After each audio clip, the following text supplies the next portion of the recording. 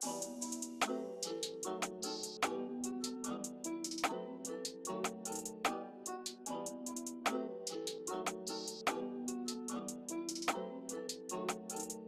in the big leagues, told her don't miss me. Ballin' like Houston, ayy, feeling like Whitney. I need a bag, bruh, send it through quickly. I'm making his dog, like I'm in the big leagues. Told him that I gotta go, dog. I'm riding the road, y'all. I think that I'm back in my bag now. So I need that go, y'all. Got hits when he throwing the fastball. Just too quick for it, peeling off like the whip orange. Seen the effort, this piss poor. I got too much, I gotta tend to. Car payments and the rent due. Told y'all that I'm 6 foot, but with the money statement, I'm 10-2. Too much that I've been through, so I put it all in that rear view. Clean money in a black whip, got old problems with the friends new. Yeah, I'm in the big leagues, told her don't miss me. Ballin' like Houston, ayy, feeling like Whitney. Yeah, I need a bag, bruh, send it through quickly. I'm making his dog, like I'm in the big leagues.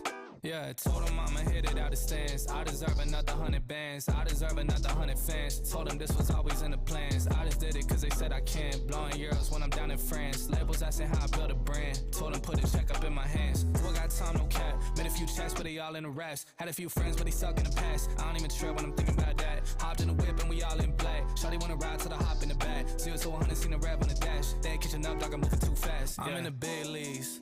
Told her don't miss me. Ballin' like Houston, ayy, feeling like Whitney. I need a bag, bruh, send it through quickly. I'm making his dog, like I'm in a big league.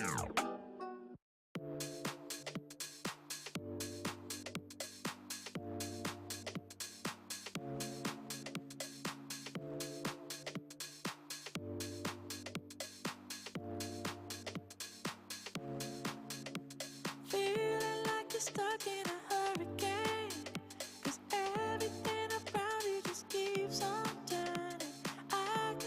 Searching for an escape. The fire in your heart, it just keeps on burning. Keeps on, it just keeps on burning. Keeps on, it just keeps on burning. Keeps on, it just keeps on burning. Fire in your heart, it just keeps on burning.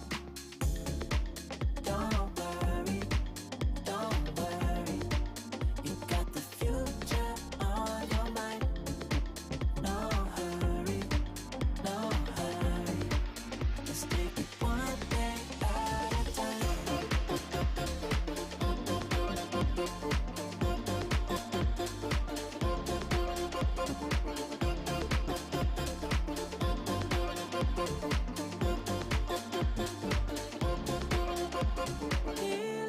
Stuck in a hurricane, cause everything around you just keeps on turning. I can see you searching for an escape. The fire in your heart, it just keeps on burning. Keeps on, it just keeps on burning. Keeps on, it just keeps on burning. Keeps on, it just keeps on burning. Fire in your heart, it just keeps on burning. Don't worry, don't worry. You got the future on your mind. No hurry, no hurry. Let's take it one day at a time.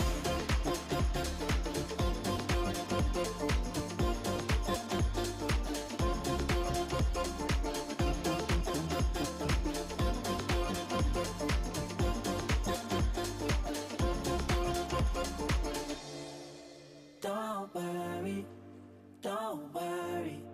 You got the future on your mind. No hurry, no hurry. Let's take it one day at a time. Don't worry, don't worry. You got the future on your mind. No hurry, no hurry. Let's take it one day at a time.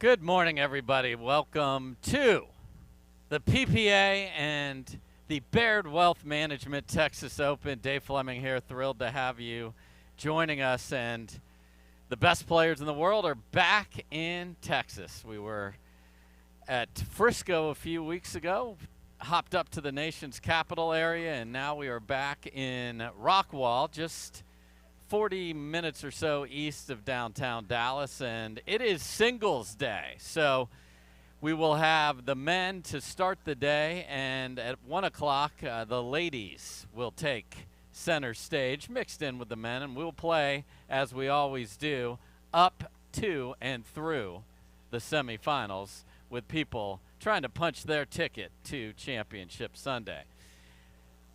What we have to start the day is a very interesting match. We've got the local favorite, Brandon French, who with Riley Newman was able to win the very first tournament of his pro career with winning the PPA Showdown at Frisco a few weeks ago. So he's got a lot of confidence.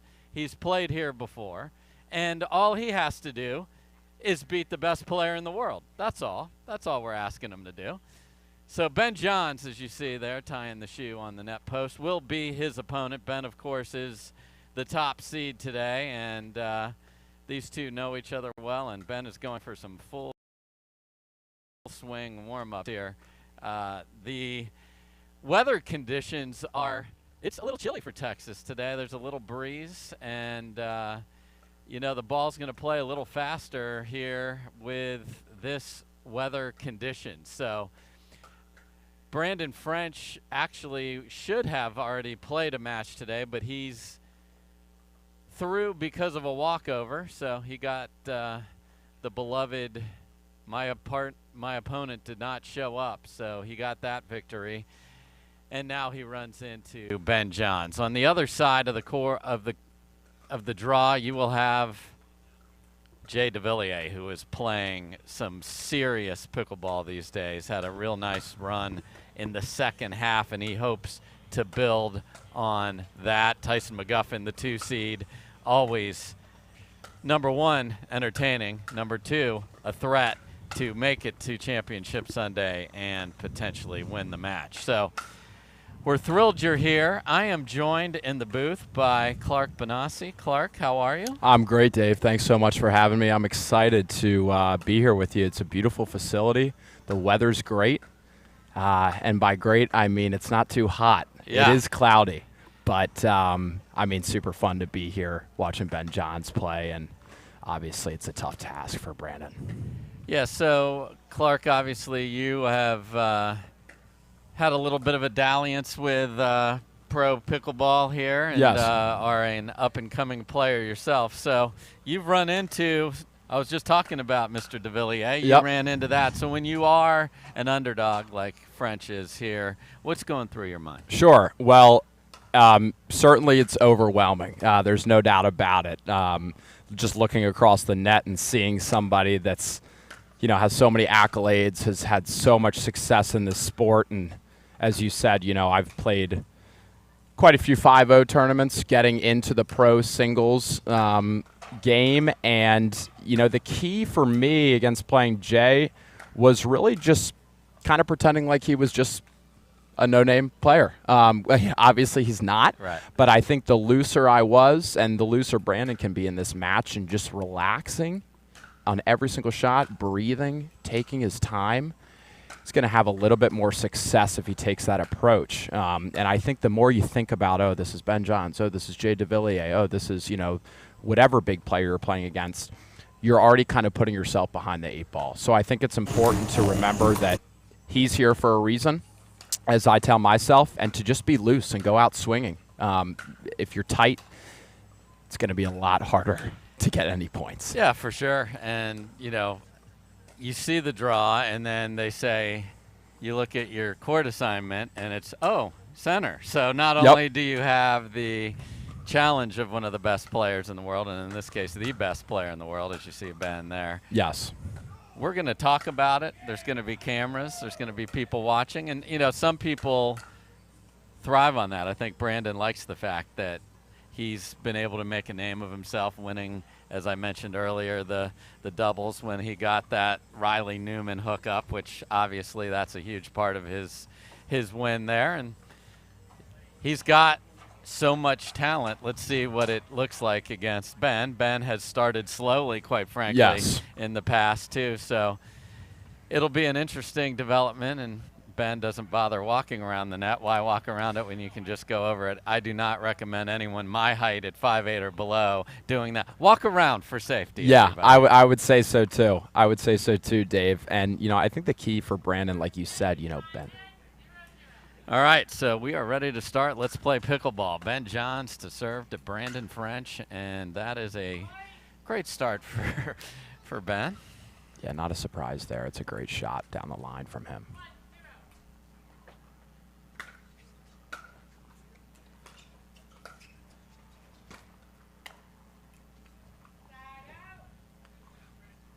French gets the ball back. He's got fans in the stands, obviously, being the local boy, and he's a lawyer, so we got lawyer ball here.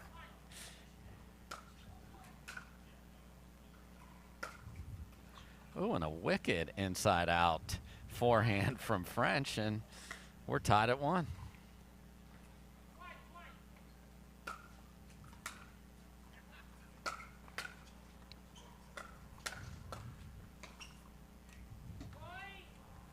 Great movement by Yes. Brandon, and I think the key for him is going to be to go for his shots early. Take the opportunity when it comes. If he doesn't make it, he doesn't make it.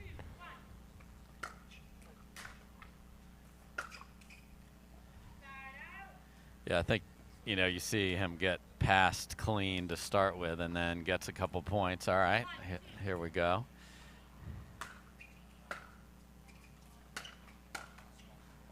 And the two-y from Ben Johns ties us up at 2.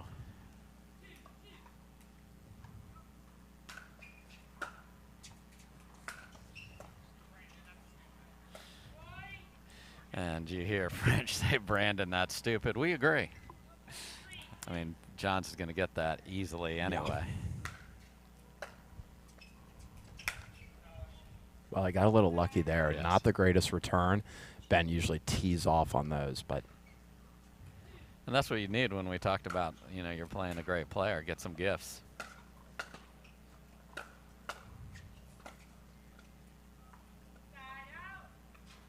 I think Ben does such a great job of really exemplifying the fact that you don't have to always hit the ball hard Yes. as long as you put it in the correct spot. He's doing that early on here.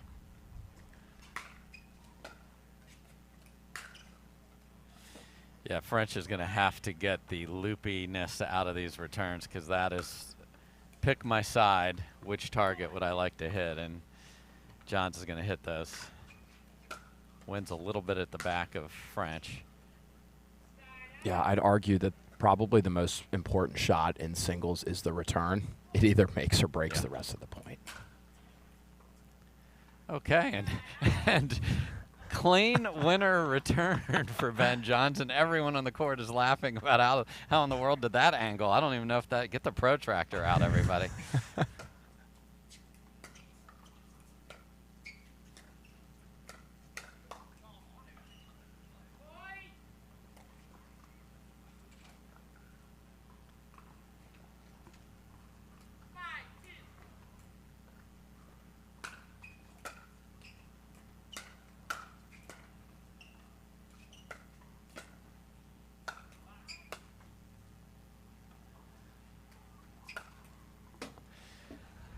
Let's be casual, Mr. French. Did he take a look at Ben there before he hit that shot? There's no doubt about it. He gave him a little. That's awesome. Yeah, the French theatrics Yes. are part of his whole ensemble, and it charges him up.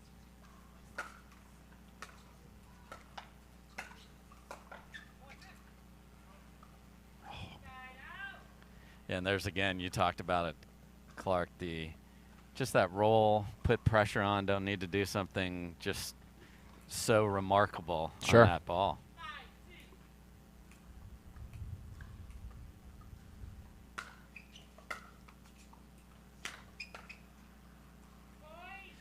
And that's an evil dipping forehand, but again, a short return in the middle of the court. Yeah, Ben is opting for a lot more drives right now as opposed to his usual drop game.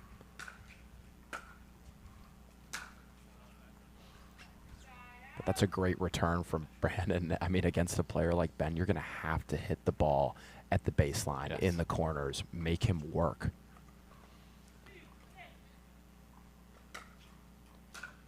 So will replay it. Angela Lumen is our great referee, calling the score for us.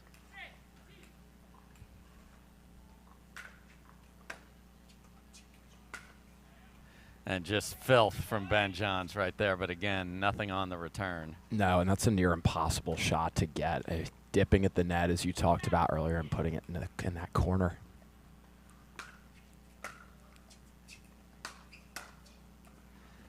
There's the reach and length of French, able to get that. He's going with that short hop return, which serves him very well in doubles to get to the kitchen, but he only has to cover half the court when that happens. So we'll see if he changes that philosophy.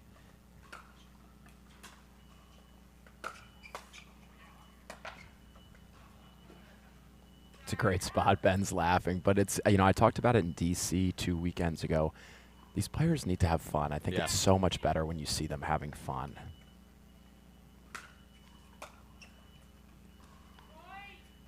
Just got caught under his feet a little bit there. Yeah, well, again, he's standing very close to the baseline, so he's given a little more room here. That's 2 big service winners in a row for Johns, and he is within 2 of taking game 1. That's the thing I've seen him also do. He's taking that big serve to his doubles game, too, and that is definitely helping him out with shorter thirds to have to hit off of a weaker return. Again, I will put it on replay. We replay the Let's here on the PPA. Yeah, Ben lost his concentration maybe there a little bit, but he can afford it. He's up big in this first game. Oh, and French talking after that one clips the tape and stays in. So it's within 5. Oh, and then the no apology there from French.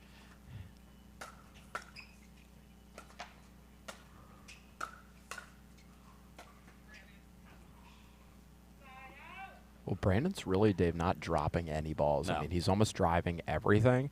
I don't mind that tactic, especially when you're fresh early on in the first game.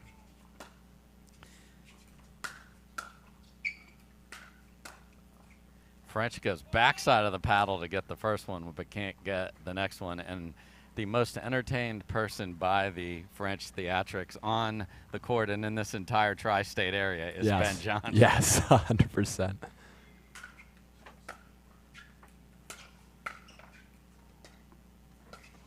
Oh, hello, Ernie. Wow. Beautiful ball from French. Let's see that again. Clark, come on. I mean, that's just too good from Brandon. What a move. Wow. And a second return winner cross court as French is leaking over to the backhand side just a little bit, but that one clipped the tape. That's how tight the angle was. Another big serve, and that is it for game number 1. So French entertaining not just the crowd, but his opponent. And Ben Johns quite happy with the score. We'll be back with game 2 right after this. Champions of Pickleball.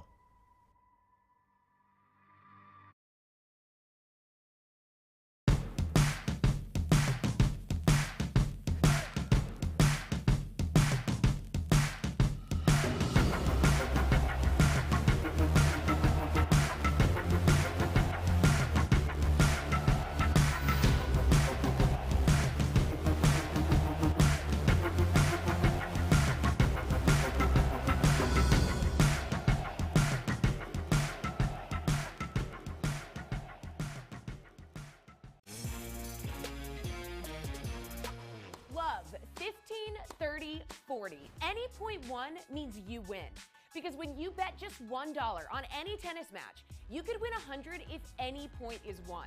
Plus, if you're not in a sportsbook state, you can take a swing at thousands in prizes in our free-to-play pools.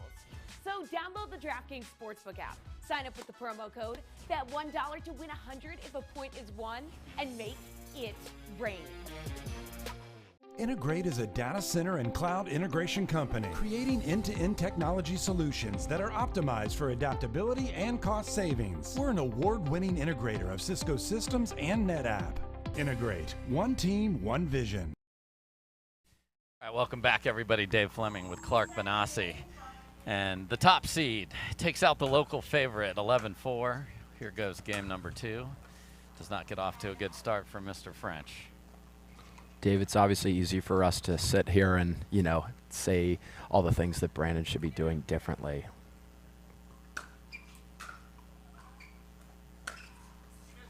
But I would say one of those things, especially in that first game, I would have liked to have seen him use a timeout earlier, stop the momentum a little bit.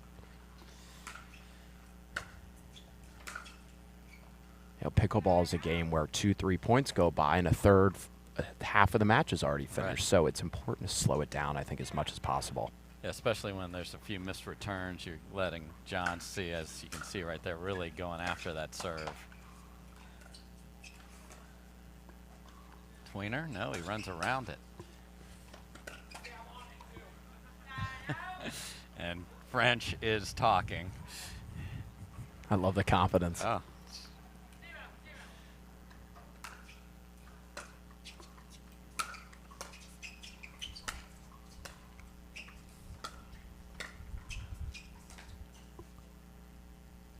And the wind is in his face, so it will not give that the love. Some nice rolls there from that beautiful Dink Star paddle that French is now using, and another of the entries into the pickleball world in the paddle space.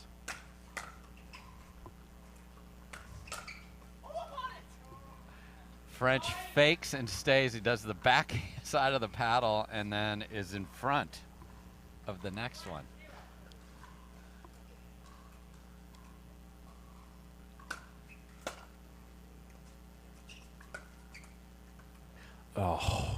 Oh my, did that?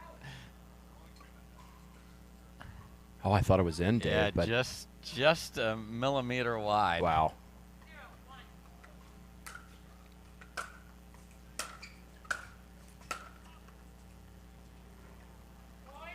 Shot by friend. That one's a millimeter in. Yeah, that's great point construction. Went down the line and then across court.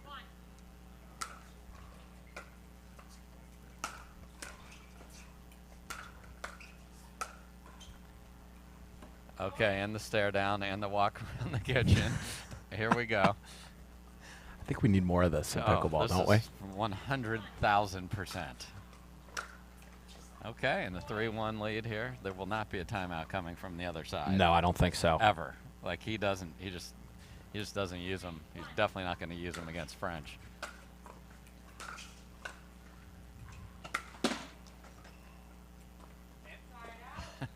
French comes flying over the video board and then inquires as to whether a ball 10 feet out was in. Sounded like it hurt a little bit, didn't it? I think it was his paddle. So that's, you know, going for your serve, missing a couple is it's in the budget. Yes.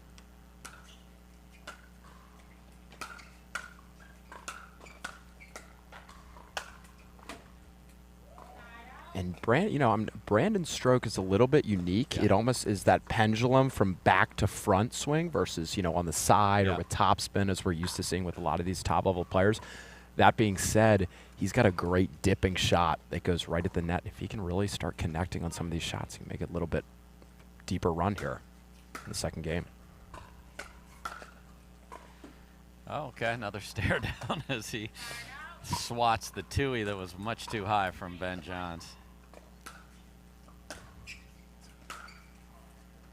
You don't see many international trade lawyers out here on center court. No, you don't. And it looks like he's promoting his law firm as well, which you'd love to see. As well, the Bra Miller folks should get. And that was a bizarre bounce. Yeah, I'd like to see Brandon maybe back up a little bit more on the return. He's short hopping a lot of them.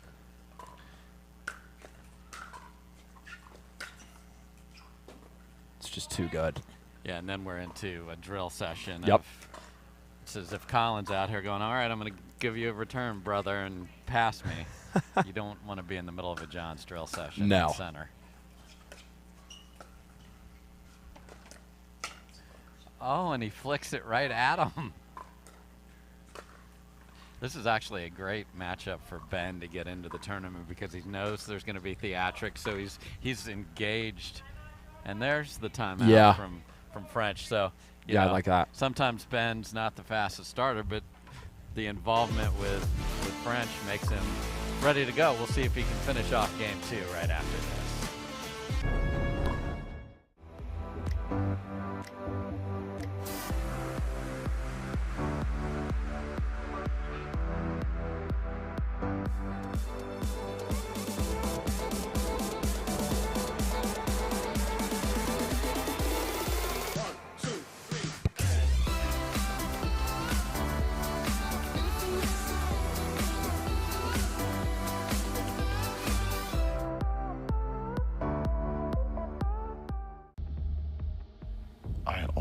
Told you.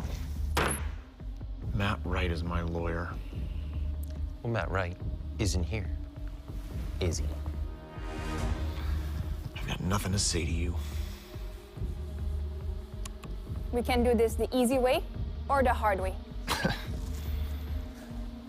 Bring me the jigsaw.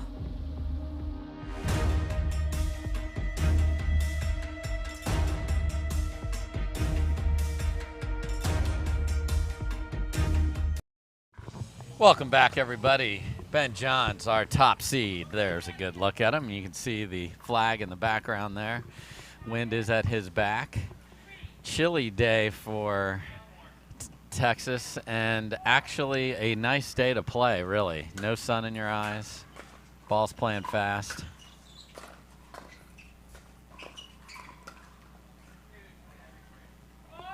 Whole lot of net action there, Clark. Yeah. And it was a great return by Brandon. Just Ben got lucky, and that's what it takes sometimes in pickleball. A couple net cords here and there.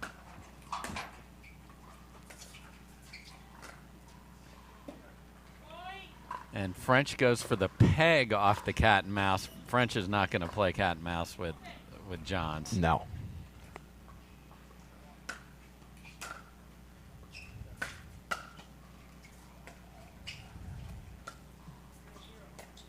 And that's why. Yep, that's too good from Ben.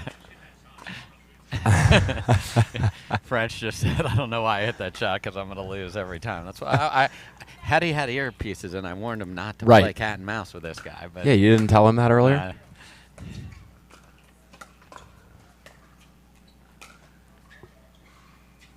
Oh, weird wind. Oh, man.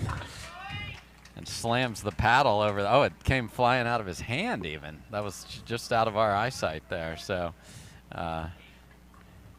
his body is really taking a beating on those advertising boards, or maybe it's the advertising boards that have taken the beating. I think all parties are damaged. All right, Clark. So this is 7 in a row for Ben. Honestly, it's great to see, as you alluded to. I mean, Ben is having a blast in his first match of the day. Yeah, I mean, I talk about it, and I'll continue to talk about it. You know, pickleball is one of those sports that, of course, is growing and has such a professional demeanor to it. Obviously, we're here on the Pro Tour. That being said, I think the most important thing as a fan, even as a commentator, as a player, is to have fun, see the enjoyment in these players' faces, because at the end of the day, that's so important.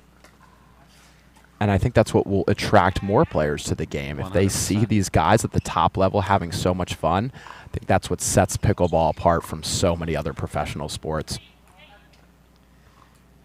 So 7-point run. Let's see if French can get back on the board. That would be no. Yeah, it was a nice knife cutter kind of slice return from Ben. Hasn't hit too many of those. He's gone pretty flat from the start, but I think he's maybe now at the point where he'd like to end this, conserve his energy.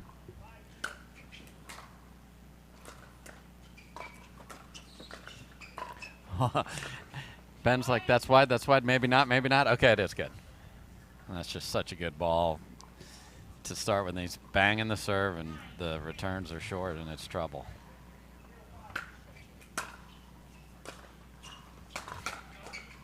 Oh, man. And that's world class right wow. there. I mean, what a guess on that first ball, but if you knock your opponent to one side, the rest of the court's open in singles. So you pick out that one spot, go the other way, you're in such a good spot to win the point. And here's a match point opportunity and a little roll. He's going to mess around. So French has a 3-1 lead in game number 2, but it is 10 points in a row. Ben John smiling his way over to the players area, and this is this may be just what the doctor ordered as it relates to Ben John's really having a big day of singles. So top seed off and running. Lawyer going to the back draw. At Baird, we offer a different, more holistic approach to wealth management. With your career, family, friends, and community, finding time for you and making sure your family's financial plans are on track can be a real challenge. At Baird, our financial advisors get it. We'll partner with you to create a unique financial plan and coordinate with your legal and tax advisors to bring it all together so you have more time for what matters most. Our new EV rental fleet is the absolute GOAT. Nice. Speaking of goats, is that Tom Brady? Yeah.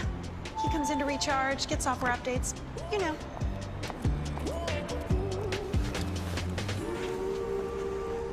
Same time next week? You got it. Cool. Let's go.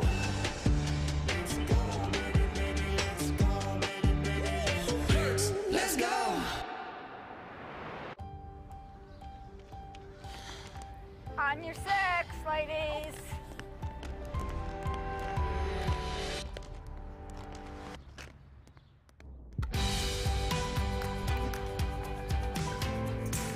The world will get back on its feet. We'll help you stay on yours. What's your secret? Oh, it's no secret. It's the expert help I got at Foot Solutions. Make an appointment at footsolutions.com. Are you looking for content? Are you looking to up your game by watching some of the best content in the game? Make sure to go over to the McGuffin Pickleball Club YouTube channel. You can check out educational videos. You can check out my vlogs with my family, or you can check out the McGuffin Show. Subscribe today to the McGuffin Pickleball Club.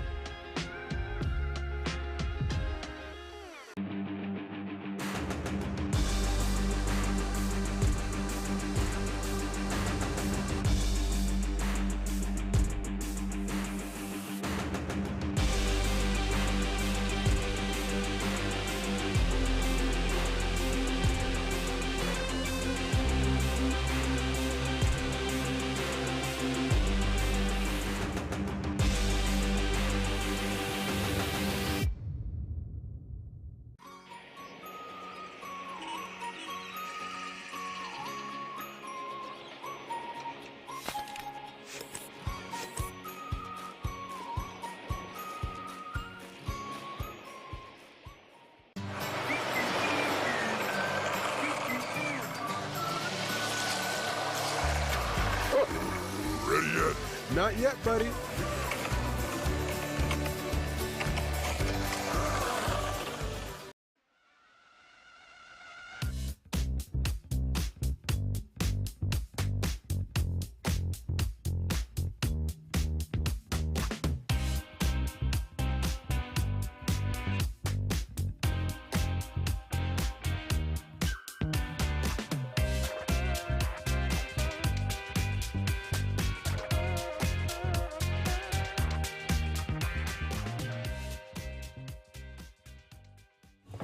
Welcome back, everybody. There is a great look at, it's an Oasis, Clark. It is an Oasis. We're out in Rockwall, Texas. This is the Baird Wealth Management Texas Open. Dave Fleming here with you. Thrilled to have you guys joining us. It's Singles Day. Clark Benassi is my partner to my left here. And, you know, Clark, we had a very entertaining first match with two players who had it was just joy, some high-level stuff. Yep. It was fun to see. So now we've got another incredibly entertaining top player. We got Jay, or as his given name, Jocelyn Devilliers, is out here. He's the 3 seed. And he's going to play somebody you know quite well, Christian Keenum, on the other side. Yeah, I'm from the Baltimore, Maryland area. Christian lives in the Annapolis area.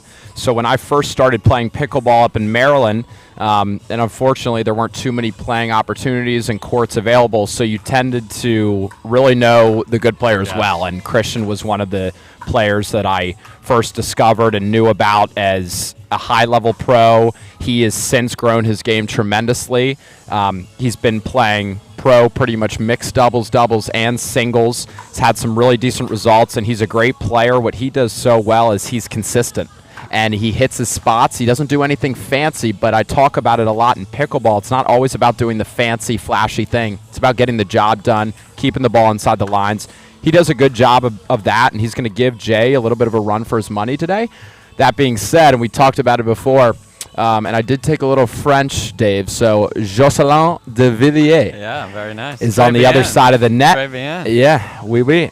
I played him at the DC PPA 2 weekends ago, and man, what a wicked one-handed backhand he has. As singles players, as doubles players, really as a high-level player, you're taught to mainly hit to the opponent's backhand. Not the case with Jay. That being said, he's strong on both sides. So either way, you're in for a really tough match. He's got a ton of reach, a ton of length. Obviously helps with his earnings, with his net game. And then he's got those drives at the baseline. So it's going to be a really challenging matchup for Christian, and excited for it. I am too. You know, I'm going to take full responsibility because the last match that Jay played last night in rec was with me. So you're saying he's ready to win gold today? I think so, but we'll see. There's a good look at or Christian get to championship Keenum. Sunday, rather. Yes, you cannot win gold today, but let's see if I was an inspiration. Let's play pickleball. And Christian Keenum comes out with a 2-handed BB winner. Yeah.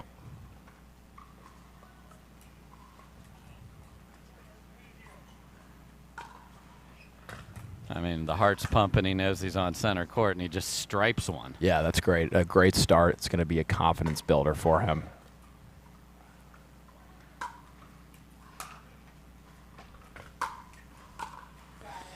And every ball needs to be swung at with that same fervor.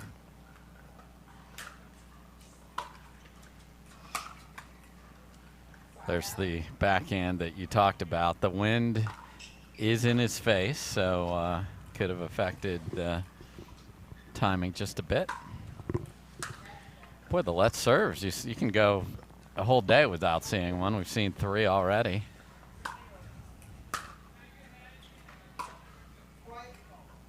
That return's just deep. Yeah, and these are really key junctures in the match. I don't think a lot of people think about it because the match just started, but he's already up 2-0, string a couple more points together.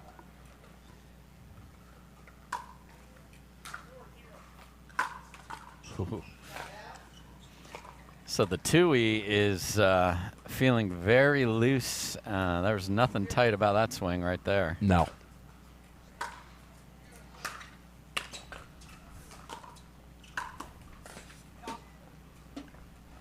And the 30 seed, Keenum, keeps the feet out of the kitchen, and look at that extension. Yeah, it's great footwork from Christian.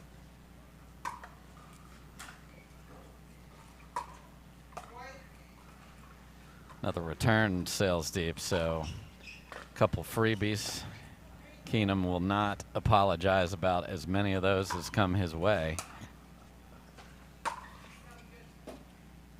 And a wicked forehand. And ladies and gentlemen, Christian Keenum has said, "Good morning, happy Thursday to you. I am ready to entertain."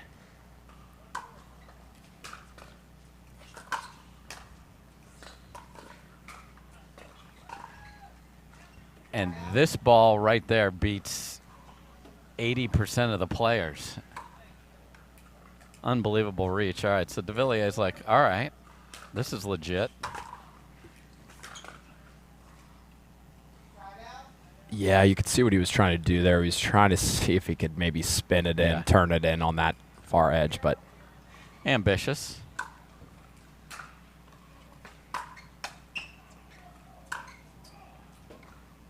A little too excited on that one. But as you said, his backhand, his forehand has been firing so far, and every shot he's missed has been about an inch away. Yeah, keep swinging. If you're worried about missing, you're playing wrong. Good deep serve by Devilliers. He's definitely going for more himself on the serve.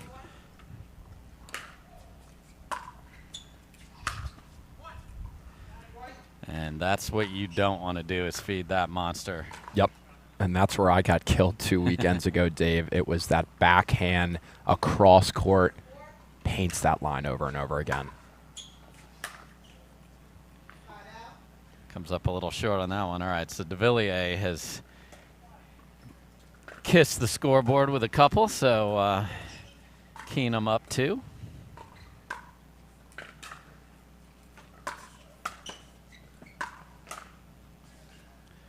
It's 2 quality balls from Keenum. 5-2 early lead.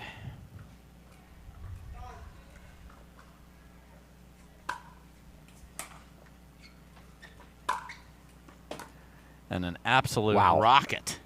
Look at this, Clark. He's on fire. I mean, we're talking, these are clearing the net by millimeters. Yeah, I want to see Christian keep his cool, keep his composure, continue to chip away here. And look at that madness. Yeah, that's too good. So he's been striping everything, and this time gets all of the left-handed roll an inch inside the line, and my goodness, 7-2.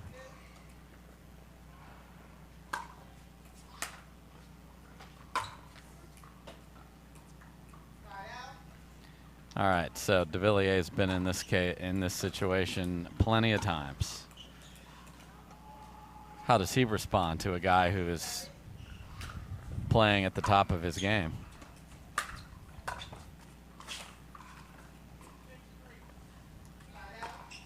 Yeah, Jay looks a little bit frustrated. As you said, he has been in this situation before, and he's just got to breathe, relax, take it 1 point at a time. Plenty of match left to be played.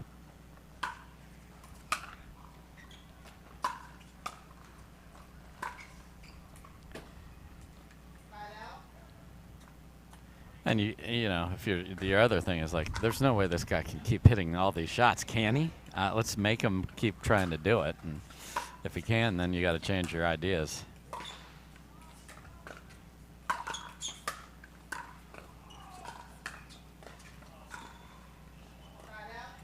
He wants that one back. He constructed that point so well, Dave. Yes, after tracking down a ball and laying it back in the kitchen, he was in command and then missed a forehand. Oh, he guessed right. Yes, guessed right, because he was in trouble, and gets the paddle tap from Keenum. So those are those points that sometimes are the catalyst. And now a missed.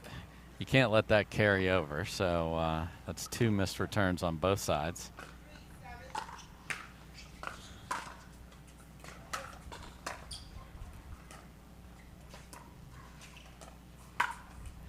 Great read by Keenum. Yeah.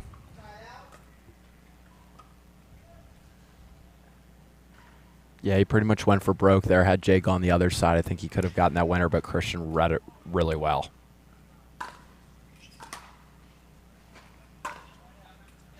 Another backhand.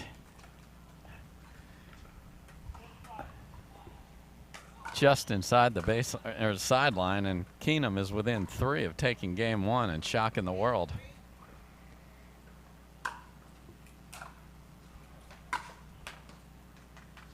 That's just too good. It may be time to not give him angles.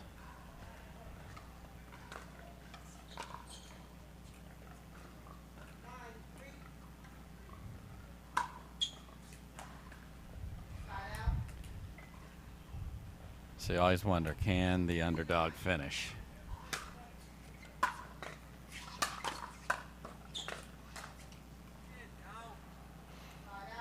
Yeah, Devilliers frustrated. That's another one. He had a similar forehand that he just needed to put down the line on his last service point. Yeah, mentally, if you can get to 10, that's a huge step in the right direction. Obviously, let's see if you can do it here. Maybe a little commentator curse. So you're going to have to send him that postcard, Clark. Welcome to the booth.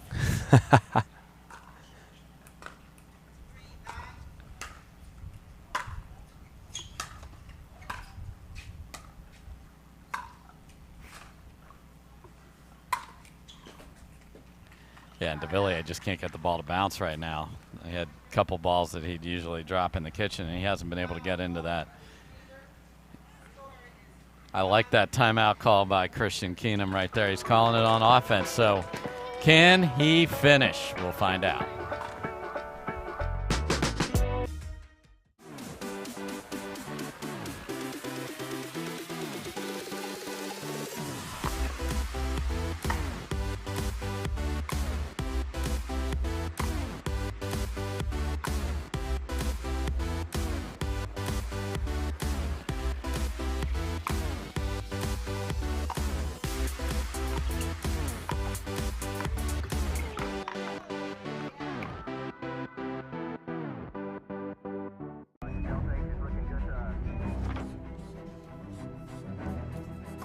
Look, if we don't figure out this gravity situation, all of those astronauts are gonna die. And the proof of alien life will be gone forever. But we've tried everything. We haven't tried everything. Bring me the jigsaw.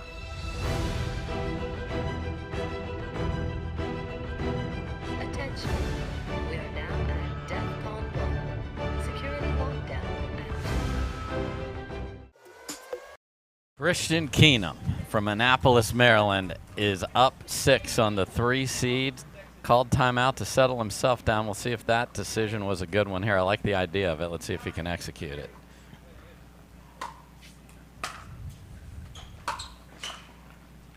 And the answer is he can. And that was a deep return down the middle, and he just went for it. And we have a game point for Keenum.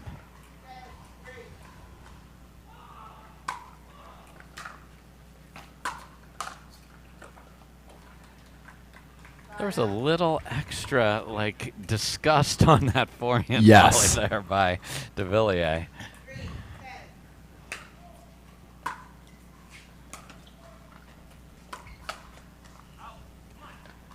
Yeah, he's going to raise his hands up to the sky there, and he's saying, what am I doing? I would like to maybe see him drop some more. Yes. He's not quite connecting on those drives. So that heart, if we had the monitor over there on Keenum, it is going a million miles an hour right now. Got a miss serve at 10-3, like that was 4 squares up from the bottom of the net, but he's still fine. Yikes. Yeah, Devilliers just not sharp. Because that's usually in a corner. Second game point here for Keenum.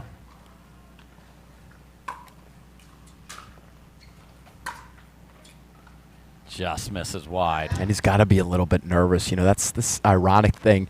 You're up 10-4, you're playing so well, and now it's harder to close it out, right? Yeah, like there's nothing he can do to slow down his heart rate over there except play a good point. There's the patented one-handed backhand. It's just a beautiful stroke. Yeah, and if Jay can get a couple points here, Dave, we talk about scoreboard pressure, such a huge mental block for a player that's up big once they start to see their opponent creeping back in.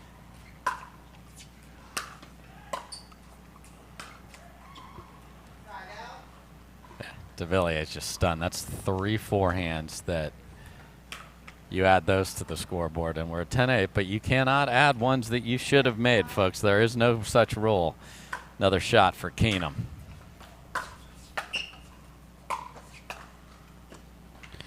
And Devilliers like, that's where these backhands are supposed to go. Yep. Where I can handle them.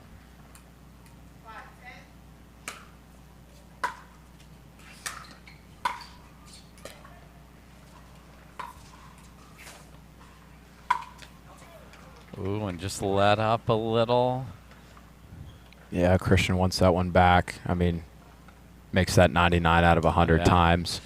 Just why did the one have to be on center court when people are talking about it and showing it, Clark? It's $1 million question, Dave.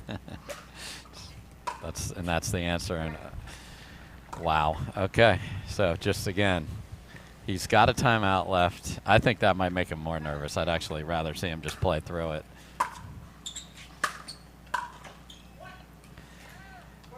And we are at 8-10. 3 game points have been saved by Devilliers.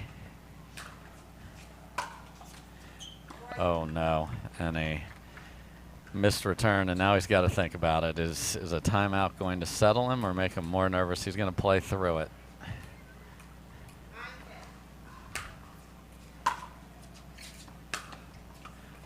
Oh, he wants that one back. Because making any ball there is probably going to cause a problem for Keenum. Yes. So now Keenum gets to swing freely on a third here.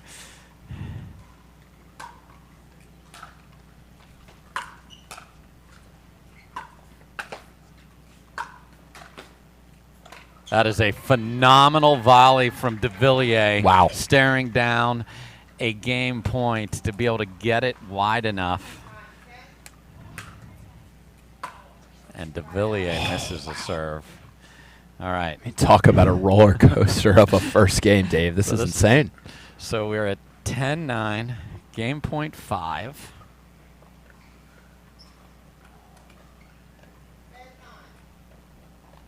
There's Keenum. And that gets it done. So this car was leaking oil all over the road, but Keenum was able to get to the finish line. I mean, that's one of those where you see a guy in an Ironman just trying to get to the finish. Well, he got there. Devilliers, will he have an answer? We'll find out.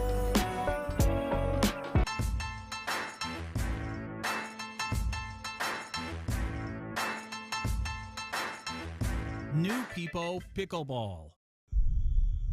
Each shot has its own strategy. Each player, their own style. Whether you dink it, drive it, lob it, drop it, bang it, or spin it is entirely up to you. But we do keep score. We recognize the winners. Podiums are earned. If you want an edge, you best work for it. Electrum. Earn your edge.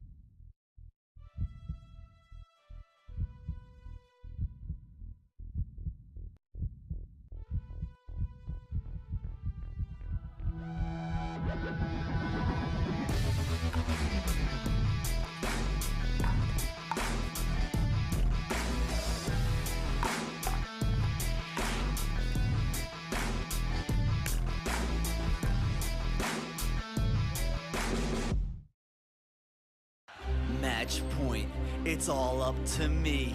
Nothing can get in my way. And when they ask, what are you gonna do next? I'll say, I'm going.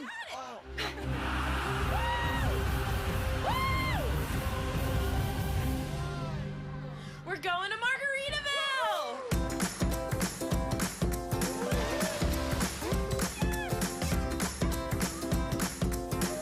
You can go to Margaritaville too. Visit MargaritavilleResorts.com.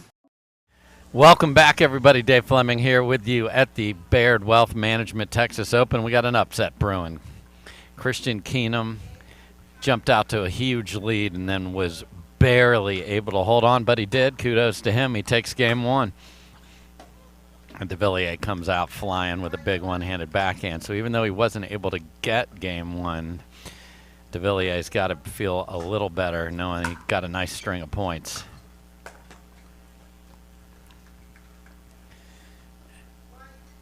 And he's up quickly, 2-zip.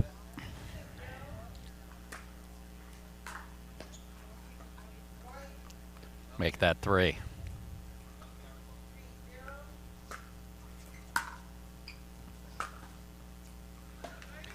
And Devilliers is off to a rip-roaring start. The backhand is on point, and 4-zip before Keenum even gets to see the ball. Make that 5.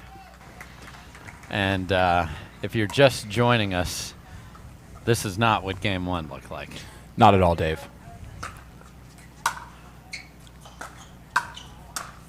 Oh my, that was the easiest ball of all of these that he had, and he cracks it deep. Yeah, I think he's still a little frustrated with himself, probably with that first game. That being said, you know, we talk about being a goldfish and having no memory in this game. You lose a point, you lose a game, move on to the next one. Absolutely. So Keenum's got to get it reined back in here. That's too good. Yep. He's loving that two-handed backhand, isn't he? The Tui is doing some serious damage today.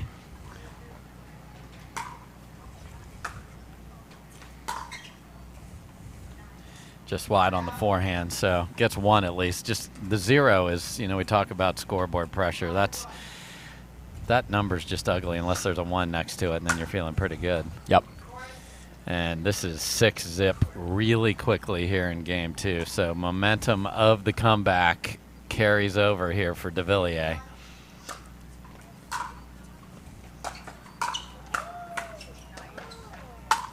Wow. It's good playing from Christian. You had a feeling a player of Jay's caliber was going to definitely make a dent in the second game. We'll see if Christian can counter that.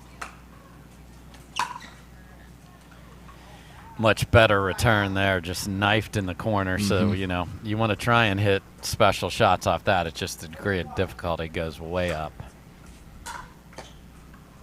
It's at least three missed returns here, and timeout is called by Christian Keenum. So Devilliers comes roaring back here in game number 2. Will he complete it? We'll see after this.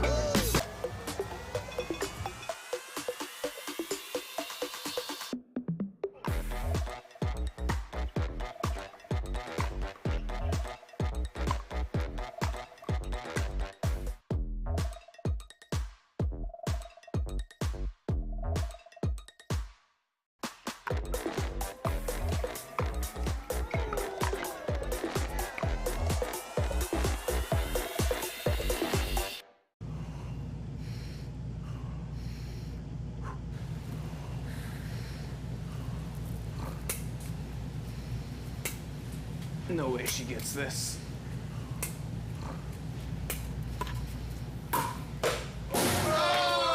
Let's go! Thank you. Thank you. Thank you. My turn.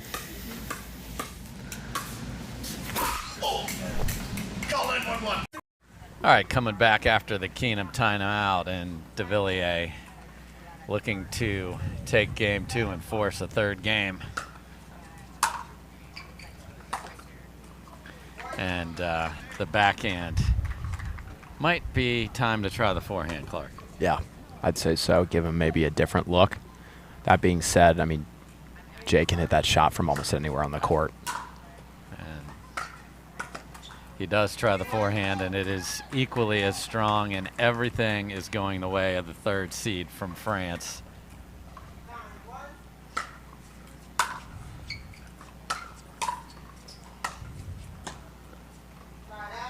Had a couple of those sitters that seemed to be the easiest winners he had a shot at here in game number 2, but still comfortably in front.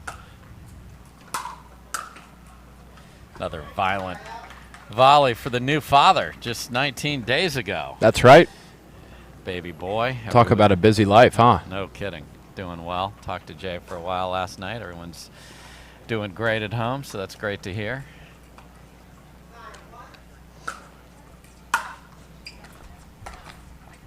Oh, and tries like a little finesse roller. Yeah, which is an underrated shot in singles. You're seeing it more and more, a mix between a drive and a drop, kind of at that T on both corners. It's a great spot to hit if you can hit it. That's an important ball for Keenum here. You know, he needs confidence himself going into game 3 if we get there,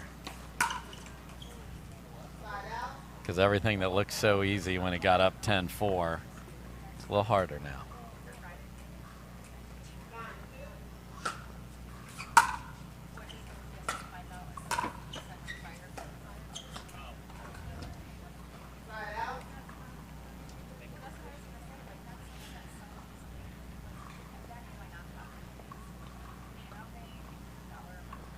sun just trying to peek through here, so this afternoon the conditions may be quite different.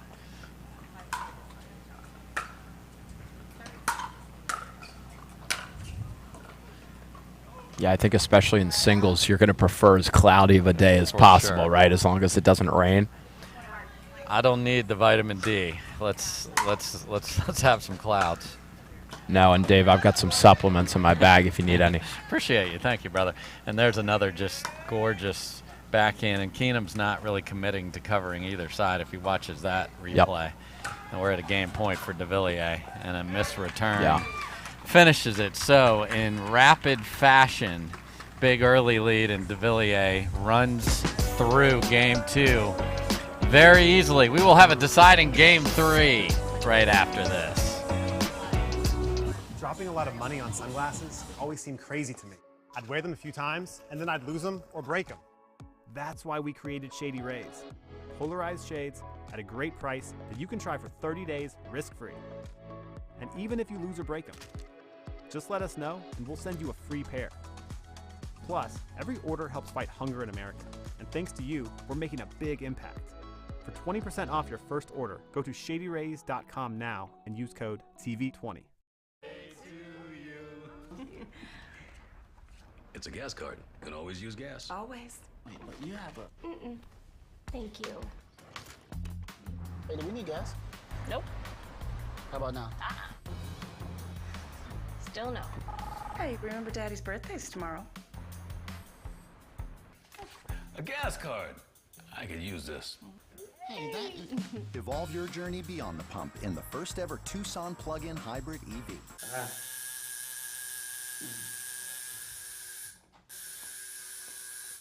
What are you guys doing? We're getting our duper tattoos.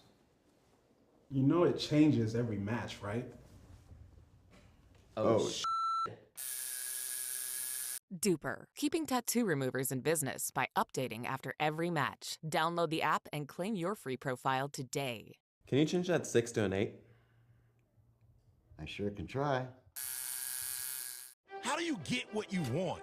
Eric Weimer, blind man, wanted to climb Mount Everest. My man crazy, but he believed it was possible. We're gonna do it. And because he believed, he became the first blind person ever to stand on top of the world. Guaranteed Rate believes in your dreams. That's why we treat everyone like we treat our own family and work extra hard to get you the lowest low rate possible. Because if you believe, you will. Welcome back, everybody. We were talking off air about maybe the side is a factor, and while we were having that conversation, Clark, without an invitation, yeah, Devilliers came over and said that other side, which he is on now, is tougher because the pace of the ball is coming a little more due to this wind that's up and down a little bit. So Devilliers will end on the air quotes good side, which is an advantage here. Yeah. So we'll see if Keenum can get off to a good start, which, if side is as important as we think it is very important. Yeah, and against a player like Jay, if you hang the ball up even an inch too high, he's going to finish it. Christian did a great job of hitting a precise shot every single time in that first game. He's going to have to bring that level here.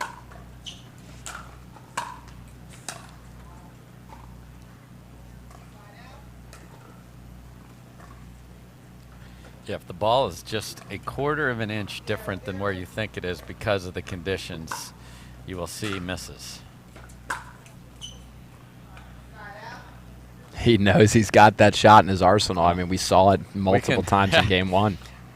We can forward him a replay of game 1 if he needs to see what it looks like.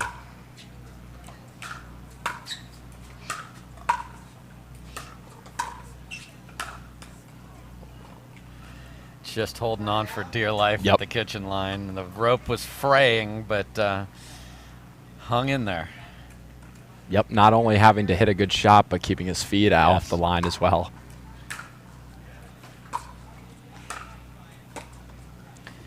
Got to thank our referees watching for those feet, Anita Johnson and Flores and Laura Smart. Thank you to all the referees.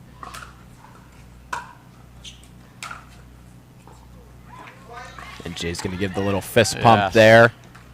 Yeah, he's like, is that staying in? Yes, indeed it does.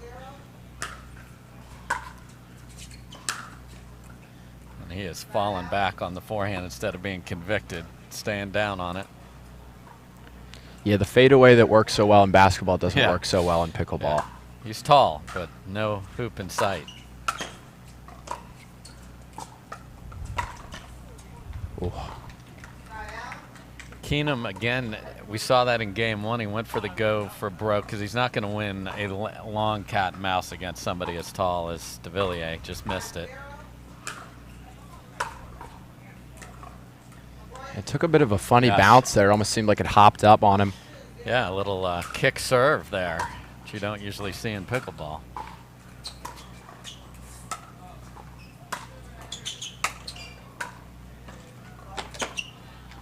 And Keenum could not stay out of the kitchen, I believe, here. Yeah, there it is, the right. Oh, yes. And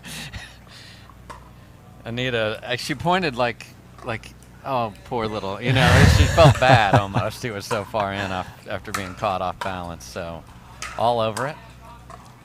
Yeah, that's too good from Christian. He's just got to tell himself, fight. Fight for every point. You know, he's here. He's made it to this third game against such a high-level opponent. Yeah, and just sort of try and virtual memory that first 10 points.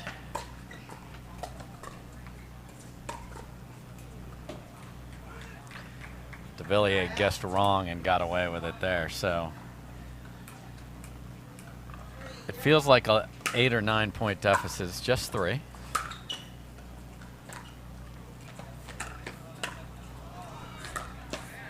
Wow. Oh, you're kidding.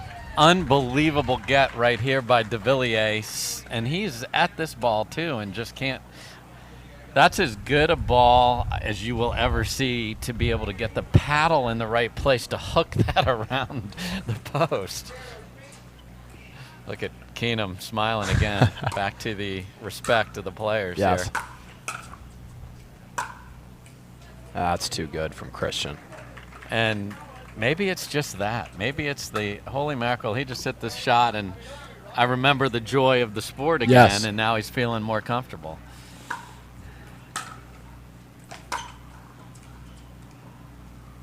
Much better swing there, though. So those last few reminiscent of game one. Of course.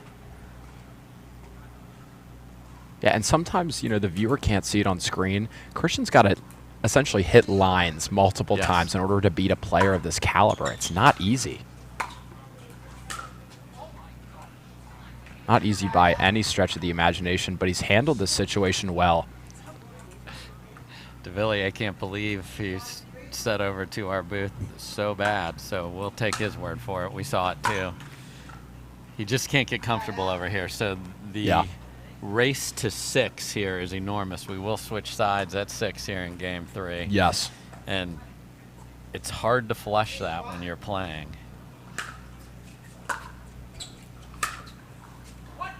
That's a beauty. Yeah. Too good from Jay. He puts so much pace on that shot. It's near impossible to grab.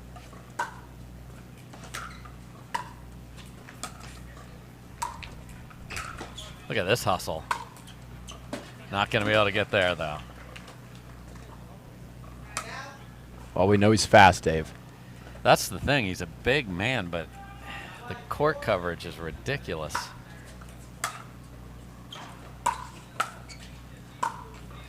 That's a tremendous volley. The Keenum ball was so close and low to the net.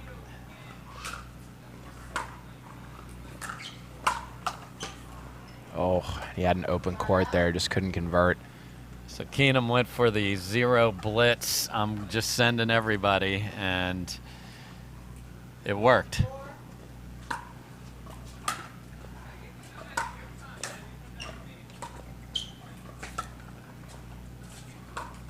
Oh no. So this is what you want to ask, what makes a pro player versus others? To not panic with that ball so far behind Devilliers and to throw it into a place where he's back in the point and puts pressure. tremendous ball, same guy. Yeah, and Christian knows that he can make that shot. I mean, again, a very high-level player. That's why he's here on the court, sharing the court with Jay. But, again, a perfect example of why it's good to miss high and make your opponent hit another shot. Yeah, the net's unforgiving.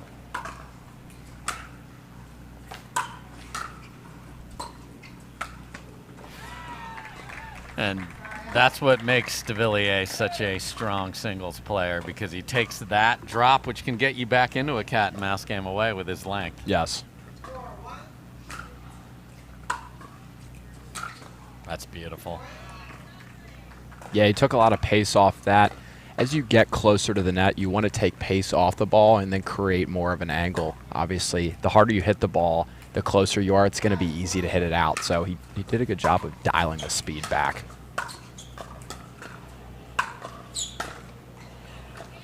Tries the short hop, doesn't get it. That could have been huge to switch at 6-1. Obviously, if he gets the ball back, he'll have a second chance at this. But this feels like a pivotal time with the ball for Keenum.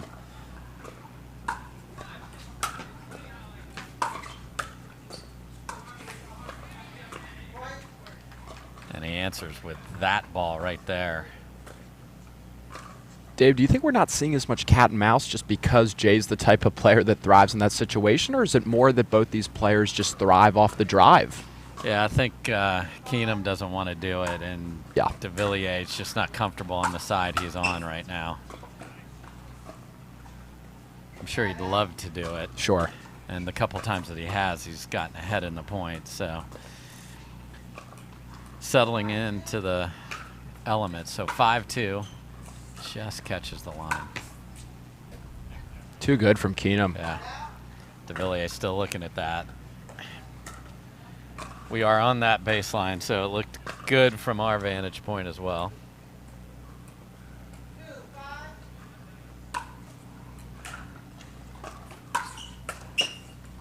What a stab from Devilliers. I mean, that is a gorgeous ball from Keenum as you see it on the replay. And that ball is going to bounce 7 times in the kitchen with all the backspin.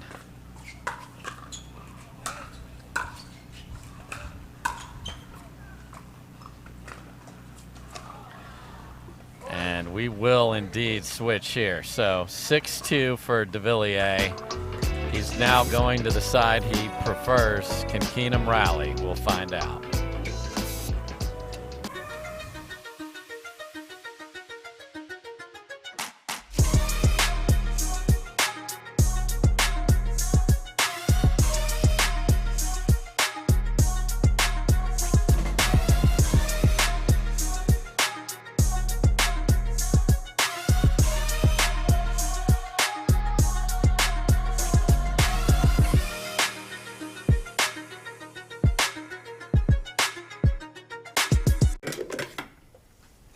Katie, could you pass me the creamer?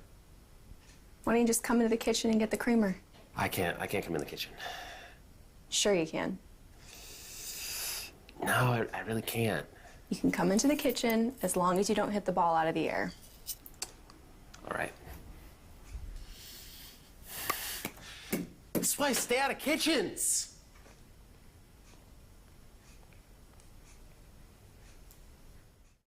All right, we are back. There's a good look at Jay Devilliers taking a little deep breath. You can see the wind that we talked about in the wind sock just over his left shoulder, just out of frame now. And he admittedly, his own words, said he was uncomfortable on the side that he got the lead on. So let's see what he's got now. Yeah, that looks comfortable. Looks like a nice, nice, perfect sofa to pull up and watch some football or pickleball. Yeah, it's hard for anybody to get a shot like that. And there's the value of the serve. So if you go for your serve, the wind at your back, it's, you know, as you mentioned, Clark, the pressure of that return. Wow. Yeah, it's like a different player. It's a different player on that side.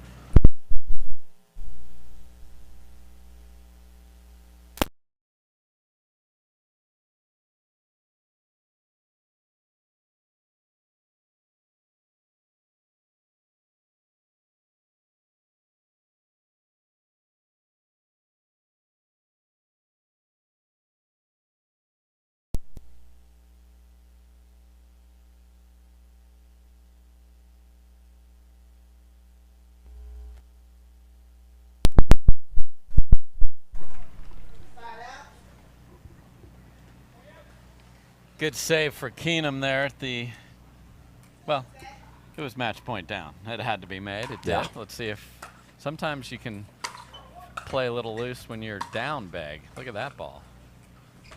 And a gorgeous ATP. All right, Mr. Keenum. And the referee stood her ground too, didn't like, she, Dave? yeah. She said, run into me if you're going to hit this ATP. Anita Johnson Flores is like, hey, I have a job to do here.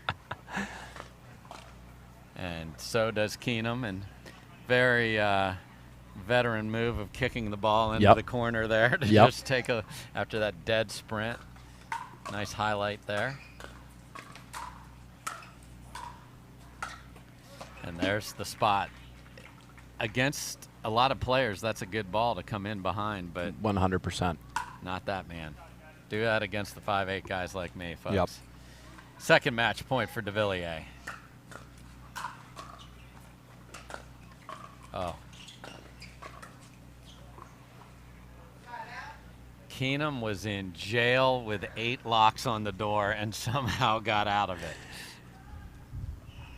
See if he can take advantage, get a couple more points here. Put some pressure on Jay.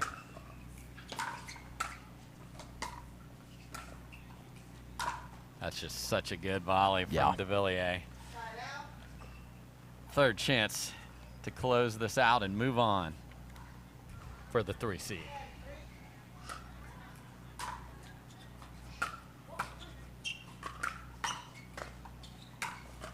And Keenum says, not right now, thank you very much. Yeah, I love the fight from Keenum. He's not going to go down without a fight.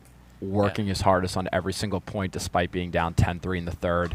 He's obviously got to be a little bit frustrated about that second game. Takes his time again. I like it.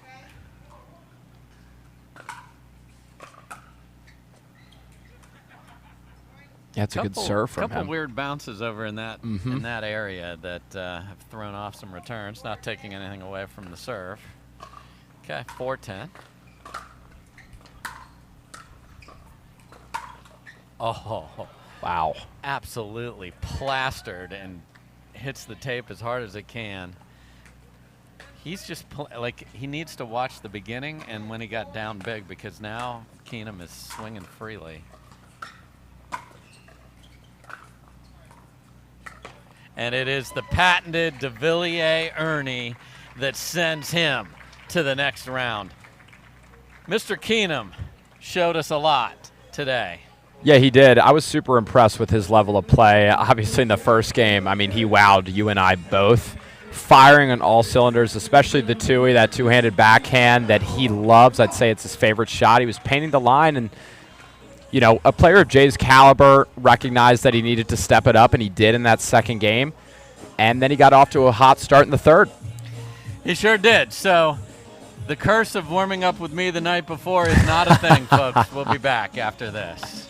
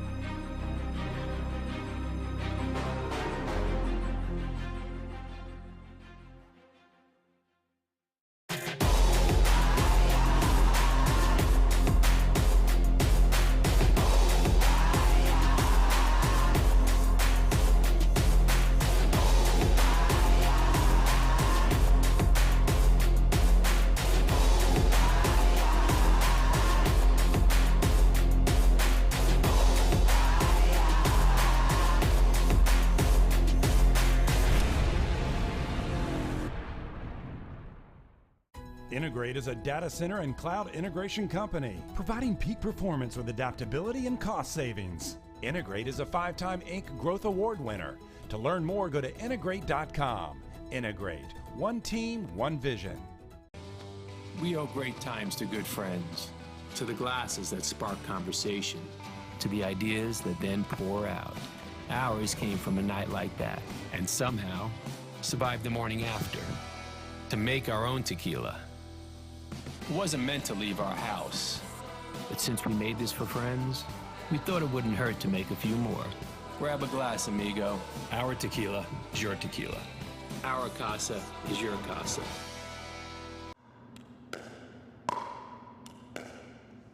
I'm gonna say she's a solid 3.5. Nah, she's definitely a 2.5. Guys, look at that forehand. She's clearly a 3.0. Guys, come on. I'm at least a 4.0. Yeah. Fair enough. Ratings don't have to be hard. Duper. Optimized for accuracy, optimized for fun. Download the app and claim your free profile today. For many of us, we just charge ahead because planning for your future takes time. And right now, thinking about your financial future takes on new meaning. At Baird, our financial advisors have guided individuals and families to achieve their goals through every crisis evolution and groundbreaking idea for over 100 years. That's the difference between thinking you're ready for what lies ahead and knowing you've planned for it. Now that's different. Discover the Baird difference.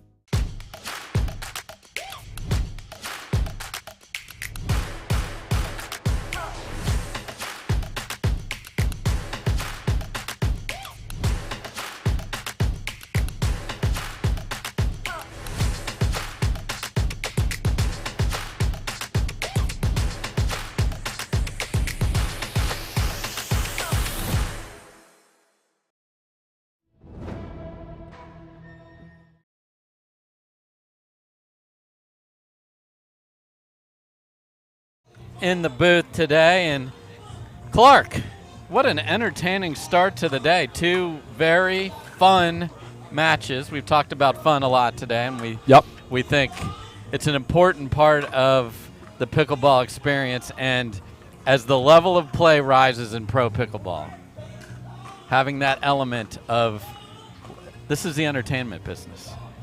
I have been very entertained so far. Yep. Likewise, Dave, it's super fun to be here in the booth with you, commentating these matches. Of course, we're at the PPA Tour. This is highest level pickleball in the world.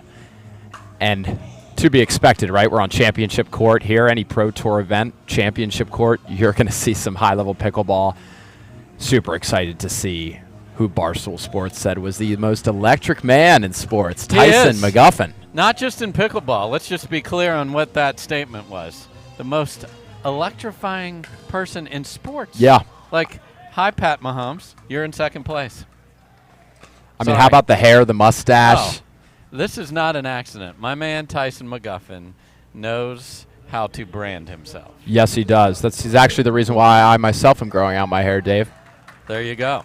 Now, he is going to be playing a PE teacher from the Austin area, Mr. Isaac Gonzalez. Welcome to the stream. There you see him. He is ready to serve. Let's play pickleball.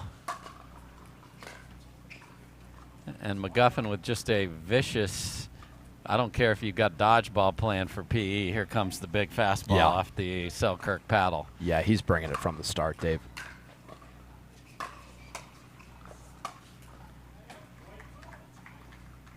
Gonzalez is a practice partner of the great Brandon Nespong. So a lot of good pickleball in Austin. And there's everything that makes McGuffin the #2 seed on display right there. Isaac himself looks like he's growing out his hair, too. I love people with some good lettuce. That's right. Let's go.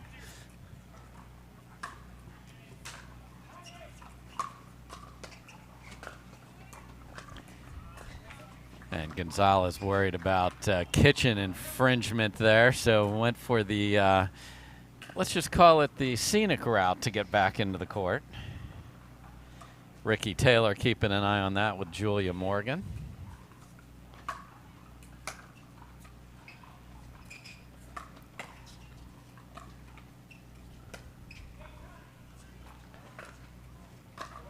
I like the idea of a lob into the wind, which is where Gonzalez finds himself. Yeah, and we talk about that too as a new kind of trend, or an old trend rather, that's coming back, is the lob. We're seeing a lot more high-level players starting to incorporate it into their gameplay.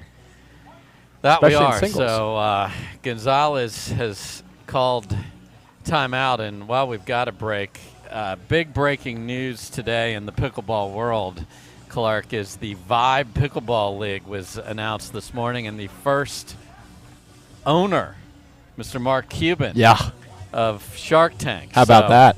Huge news in pickleball today. Lots more of that information will be coming out over the next several weeks and months. Draft in December. Other owners will be announced. Yes. And just, we talked about the elevation of the sport across the board, and this is going to be a lot of fun to see how this develops. 100%, Dave.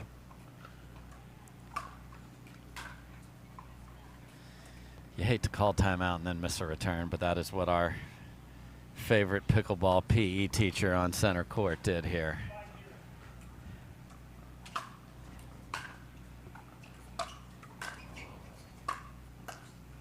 And Gonzalez won his first match, 11-7, 12-14, 12-10 in the third. Wow. So he got a lot of play in against Edberg Espinoza. So that was a slight upset. He's the 34 seed. And everything's working for McGuffin. McGuffin doesn't believe in hitting a backhand in that corner unless he absolutely has to. What's the advantage of that? No, I mean, obviously his forehand is stronger than his backhand. Most players traditionally have a weaker backhand. So if you can move your feet and get around to that forehand shot, it's going to open you up to picking out your angles a lot easier. Usually the backhand is a little bit more restrictive. You can't do as much with it. Obviously we have players like Jay that hit incredible one-handed backhands. But for Tyson, I always encourage a player of his fitness caliber, run around to your forehand if you can, as long as you're, again, getting back into space, not leaving yourself off the court too much. Yeah. He does that better than anybody, Dave. Yeah, McGuffin's feet are phenomenal. It's a wicked little serve there. Oh, all sorts of. It's a shame that didn't end better for Mr. Gonzalez, because wicked little drop with all kinds of nasty spin, and he had McGuffin off the court, just couldn't finish it. So we're at Snowman 0 here.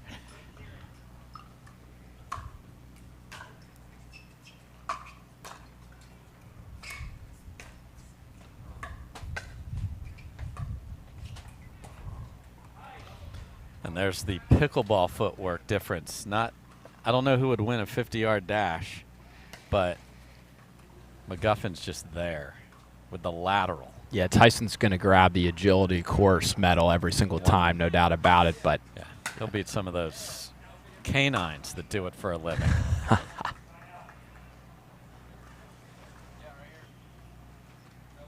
yeah, I'd like to see Isaac just maybe go for a few shots now.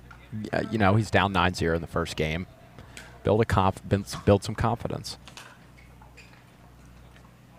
And I think, he's kind of got that, you mentioned earlier, but a crafty, kind of funky little slice shot on his forehand. The only issue with that is a lot of times you float the ball. Players like this, they'll take a floating ball and they'll finish it every single time. So, yes, and unfortunately for Mr. Gonzalez and his students who may be watching, this is a pickle point for McGuffin. Of course, means winning 11-0 if you're new to that term. And that'll do it. So the 2 seed all over Gonzalez. Now, we mentioned Gonzalez played an epic first match, so see if he can get settled in here at the Baird Wealth Management Texas Open.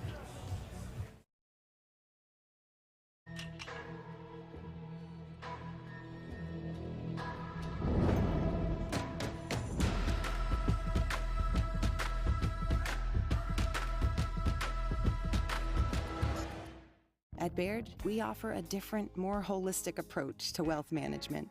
With your career, family, friends, and community, finding time for you and making sure your family's financial plans are on track can be a real challenge.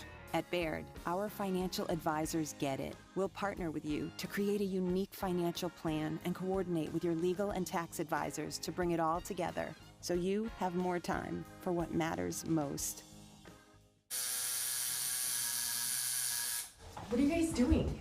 Getting our duper tattoos? Oh, cool. Hey Cameron, how's it going? Almost done. Perfect. Can't wait to see your number. Number? Duper, because ratings shouldn't be a surprise. Download the app and claim your free profile today. I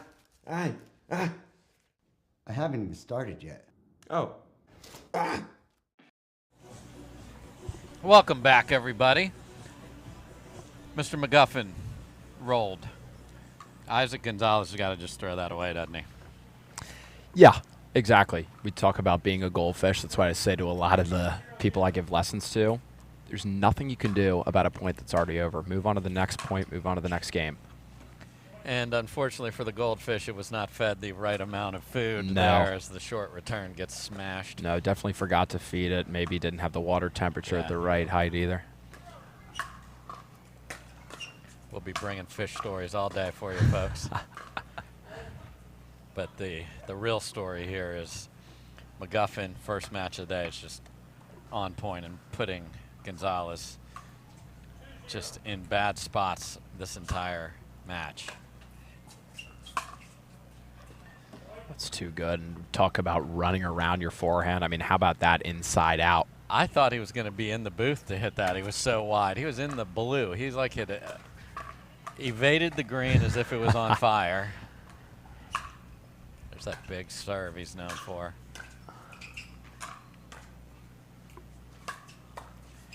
And Gonzalez just hanging on for dear life up there. And it's an intimidating position to be where you're just, it's all running downhill on you.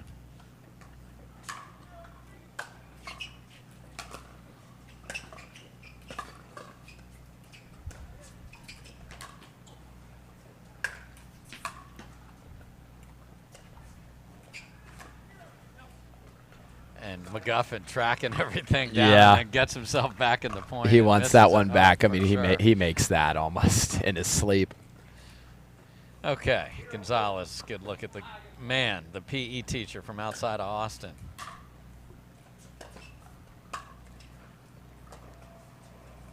And one of the few Puma outfitted players.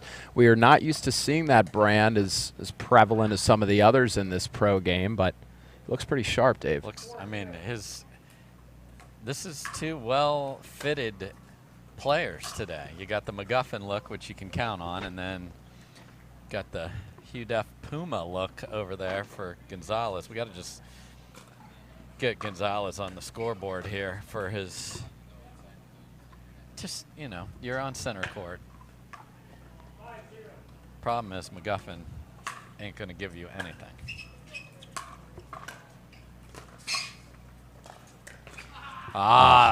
Gonzalez answers a great ball from McGuffin, and there's no one on the court cheering more for that shot than McGuffin. Yeah, and love it. you love to see that sportsmanship, just the appreciation for a high-level play. That's so good from Isaac. Great job by Gonzalez there. He told me he's a longtime point guard in basketball, so he's definitely got the quickness. We've seen it, and able to do something with the ball in trouble. So that little slice drop he's tried, and he's got the wind behind him, so making that, as you mentioned earlier, it floats a little bit, plus the wind. It's going to be hard to get that to dive.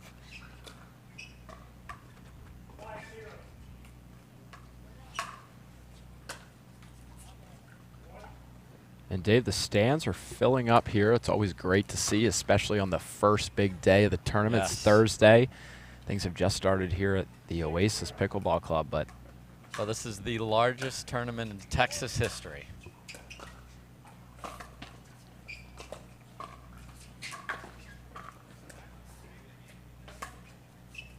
just too good. Too good from McGuffin. Tracks it down, and again, when he's in trouble, he safely puts the ball in the kitchen. A lot of people ask me, what's the difference as you move up level to level? What do you do when you're in trouble? Do you panic or do you not? No panic in this man's game. Not at all.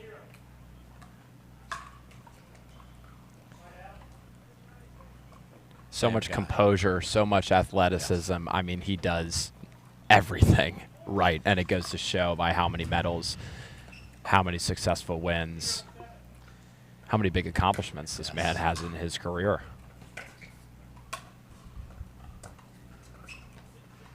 Gonzalez just can't find a point on his serve here. Still looking for that elusive first dent of the scoreboard, and he's running short on time. You know, Dave, I don't know that Isaac's hit one forehand or backhand drive. I think everything has pretty much been a drop, and especially with windier conditions. Yeah, we certainly saw Keenum ripping winners from that side of the court, and there we go. Wow. And the crowd, oh, and there's the, there we go. I love, again, having fun. He's on the scoreboard, big smile. You only see the back of Gonzalez there, but yeah, no, it's a beautifully constructed point by him. He's got that sort of little flicky serve.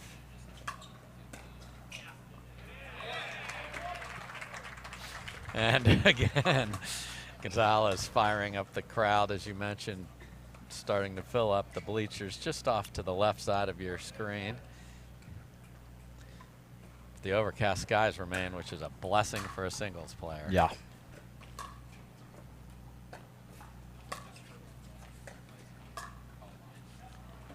Yeah, Gonzalez doesn't look interested in passing at all. Just, I'm going to drop it and play cat and mouse, and this is the master of that. Right, right. And to clarify, you know, I made a comment that he's not driving many balls. That's okay. There are some players, you know, Frank Anthony Davis being one of them, almost drops nearly everything.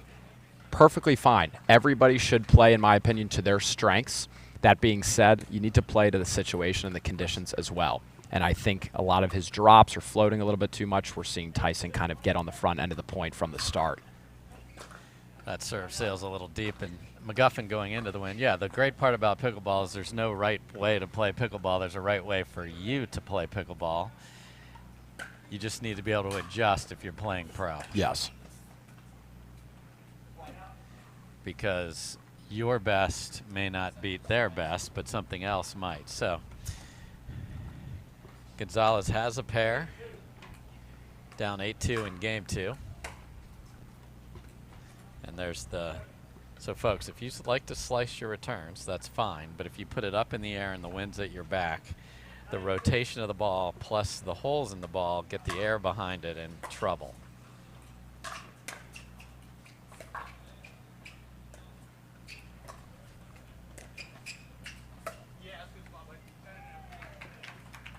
So again, sportsmanship on display here, as Gonzalez was saying. I think that was wide, and McGuffin overruled him, overruling him. So it's the double overrule. Yes. Which means they taught me -1 times -1's a positive back in the day, so we'll go with it. Yeah, I was never a big math guy, Dave. But I'll take your word for it.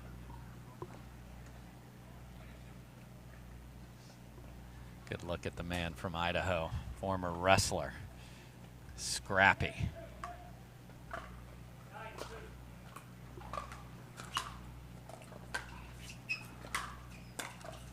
Oh, and the net says, I will help you. Yeah, he'll take that all day long. And some of this is the experience of what am I able to do against the best players on center court, the value of being able to watch this back. Oh, and a little change-up serve. Oh. Change-up serve, third shot lob combination. Seen it before, but obviously very low percentage. High risk, low reward there. Trying something different, though. We will definitely give marks to that idea. No doubt.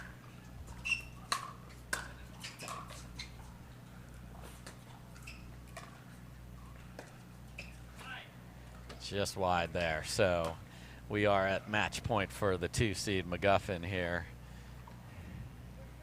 Yeah, the other thing that Tyson does so well, we talk about him running around to that forehand side, and, a viewer might say, well, now he's leaving the court wide open. Now he's not using his backhand. What he does, though, in that situation, is disguises where he's going to go next.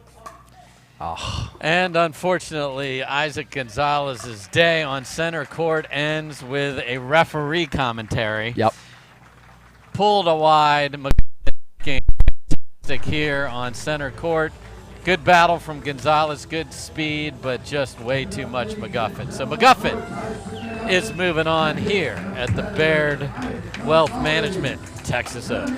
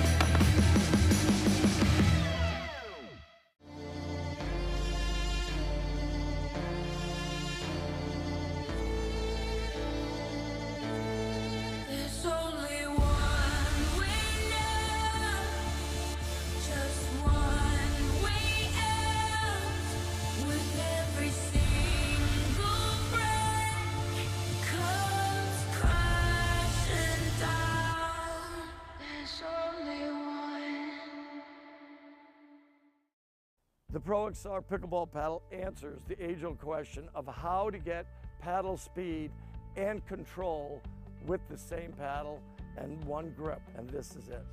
Pro XR gives you more spin, greater control, and quicker reloads on every shot in the game, because you always have that constant feel for that leverage and control and paddle speed that we're all looking for. Pro XR is the most revolutionary technology in pickleball. You don't get the moments everyone talks about without the moments no one sees. Early morning practice, late night drills, running it over and over. You don't get the crowd without the quiet. Everyone sees the glory, the medal, the podium, but every winning shot starts right here. Paddle Tech, let's go again.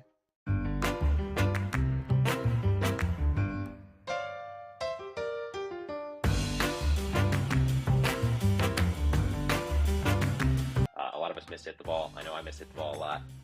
So Speak for more yourself, forgiving.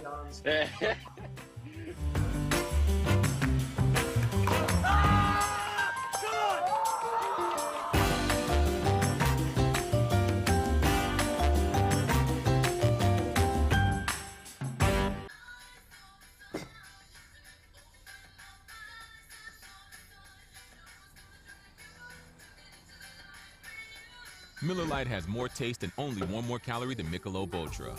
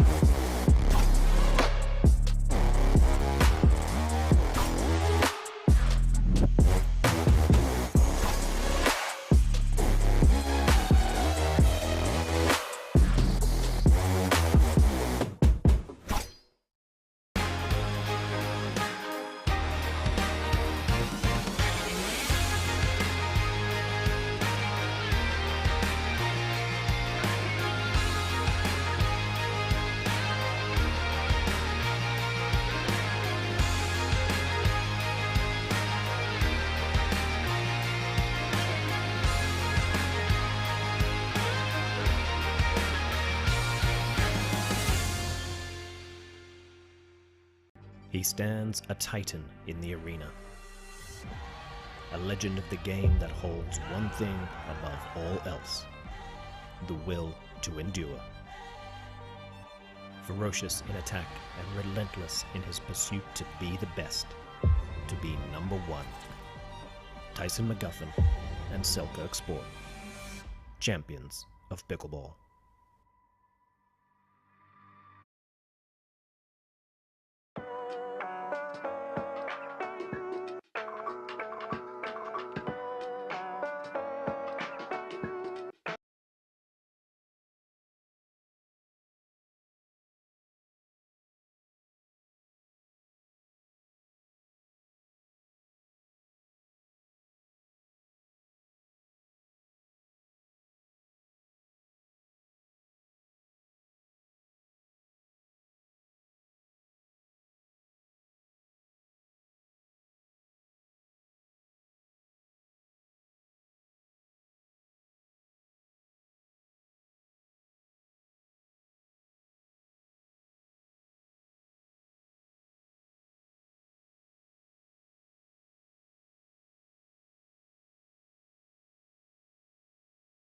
comes into this feeling good about himself. What do you think about when a lefty is on the other side? Yeah, I mean, I'm a lefty myself. A lot of people comment that they hate playing against lefties, or that they didn't realize that, you know, I was a lefty after a couple points. They are noticing different angles, and that's really what it's all about. Obviously, the majority of players at the pro level and in general are right-handed. So a righty is used to seeing similar patterns, similar angles, similar shots repeatedly. When you play a lefty, you have to adjust to their skill set, to their shot selection. So we'll see how Ben adjusts here. Obviously, Ben's arguably the #1 overall player in the world. And he's seen it. He's done it. Yeah. He's been there. He's played lefties before. So, I have all the confidence in the world that Ben's going to be able to handle this situation. That being said, as we mentioned, Ivan is one heck of an athlete. All right, let's play pickleball.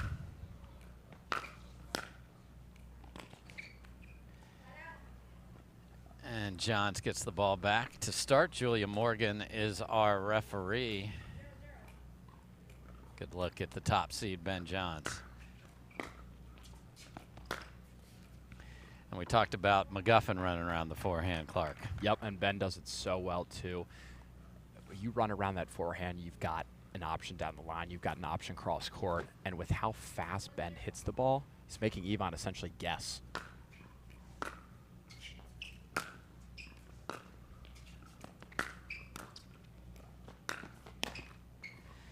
Interesting. We'll see this more when the ladies take the court, but Jakovievich chose not to come in on the return there. A rare sighting in men's singles for the returner.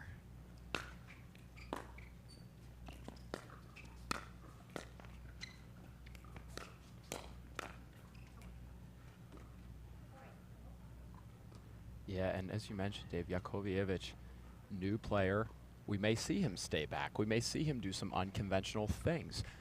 He's still learning the game, but as you mentioned, he lives in the Texas area, and I encourage any player that really wants to go pro to put themselves in a spot like Texas, California, Arizona, where you can train with such high-level players. Yeah. He's struggling on that hard approach from Ben at the moment. Yeah, it's got to be able to stick that backhand volley.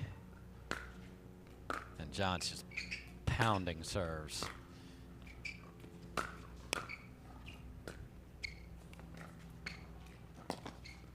Oh my, just absolute filth from Johns off the court.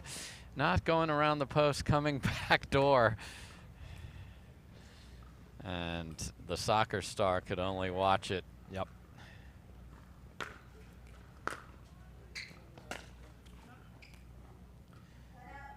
See what he's trying to do there, but again, Dave, I don't think we'll see too many drops, too much cat and mouse with the wind, with the conditions. You hang that ball up, it's going to be really hard to drop it in without giving your opponent a great chance to knock it back at the baseline. Yeah, I think where the ball is will have even more of a deciding factor on that.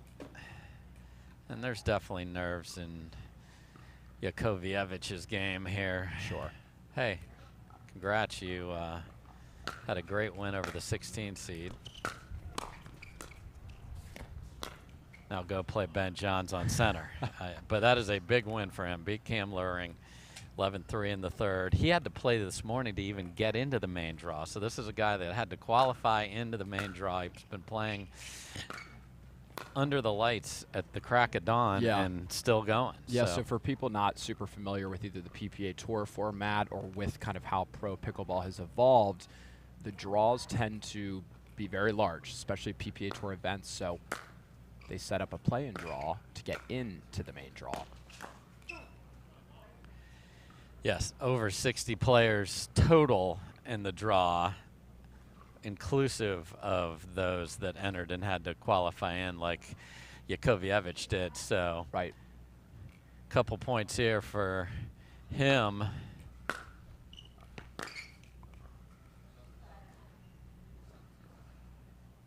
Another Dink Star player. So the Dink Star's taking over Dallas here. Yeah, we've seen 2 now on championship on center. court. So good day for them and their local Brandon players. French.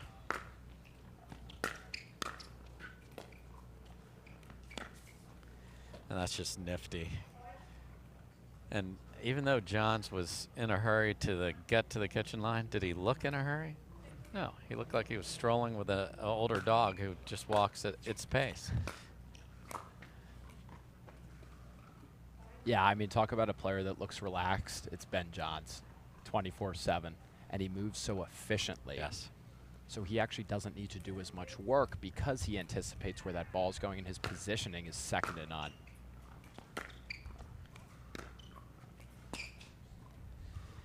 That's a good ball off the bounce there, because I think Johns will be one of the few that will try to drop it just because he loves the cat and mouse game as well. Sure.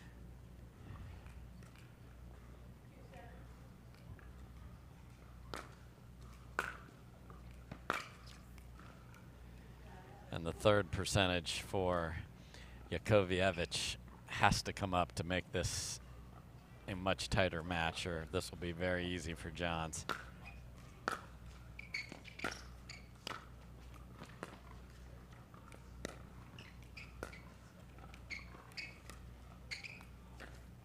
And there is that wicked backhand. He just holds it.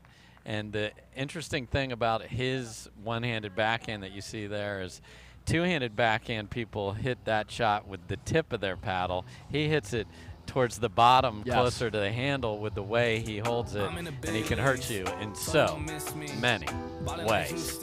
Hey, feeling like Whitney. I need a bag, bruh. Send it through.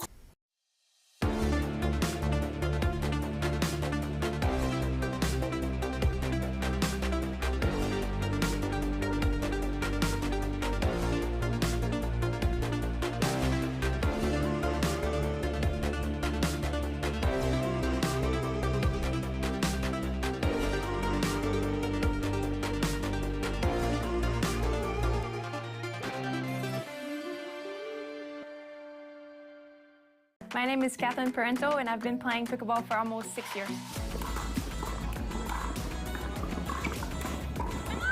I travel a lot to play in tournaments. I'm always on planes, and I see a lot of people when I travel. I need to make sure that I stay healthy. I need to support my immune system, so that's the reason why I use the Pure Wave C+.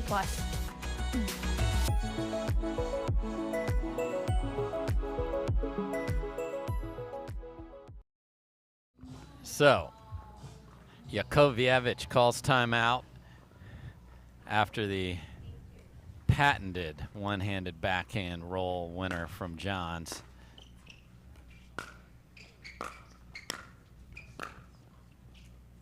And that sails wide, and when you go for the serve like Johns did there, you flip the script on the point construction. It is Johns that gets to the net, and that's trouble. Yeah.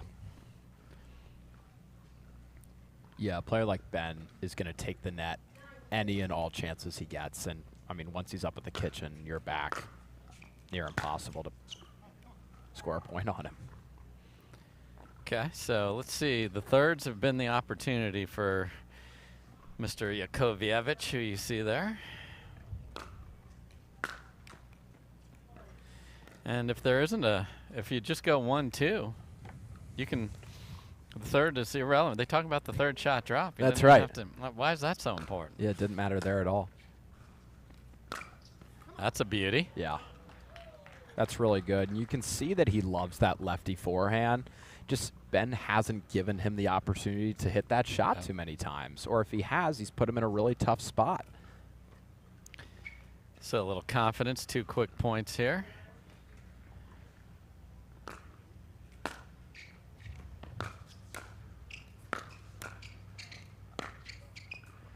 Oh, and you heard the squeaking of those soccer feet, which is an advantage, man. If you have good footwork in this sport, that is huge. Just got to roll that backhand, not over swing at it.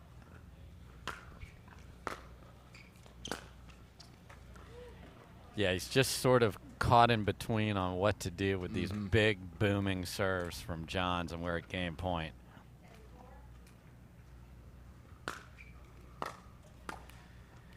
And that puts pressure on you making a return, and you're going to get misses from it. So Jakovievich had a couple of moments of brilliance there, but the top seed looking very comfortable.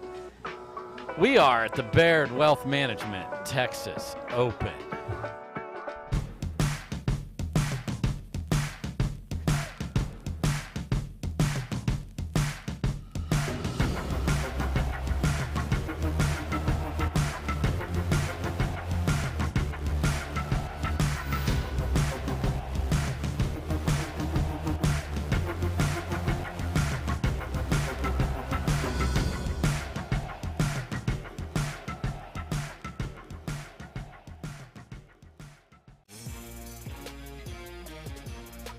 Love 15, 30, 40. Any point won means you win.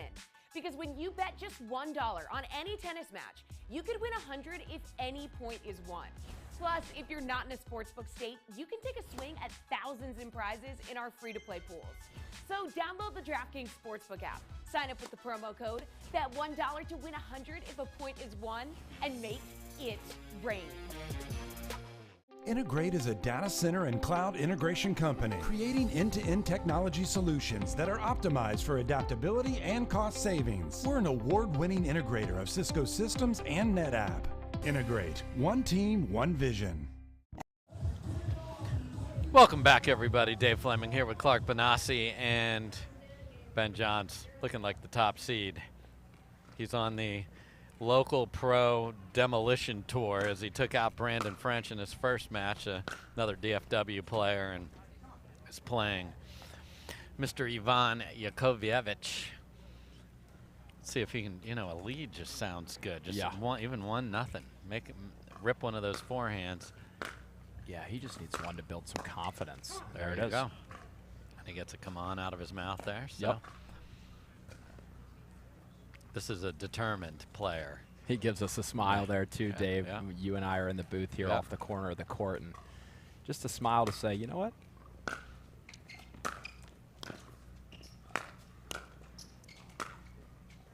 Ooh. Okay, so he gets that first point we talked about. So there's Ben Johns decked out in the Yola gear. And what a presence that company brought to pickleball this year. Just coming. Yvonne, you've already scored, brother. Come on over. There we go.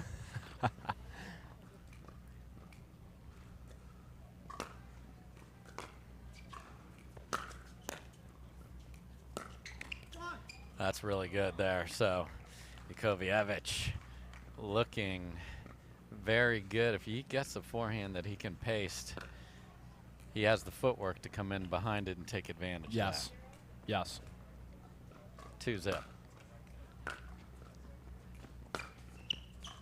Yeah, pickleball is so interesting. I almost think about it as you're playing two different courts.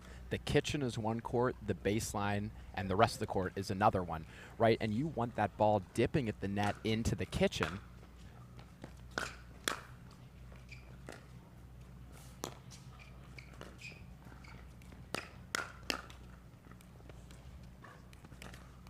Oh.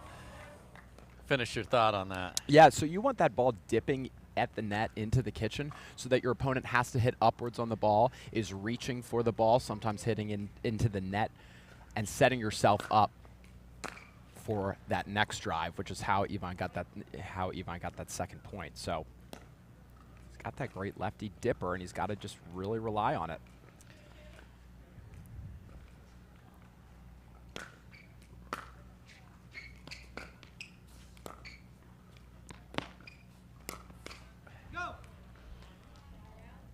So Johns is the one caught guessing here, and good job by Jakovievich to go behind him. So tied at 2, game 2.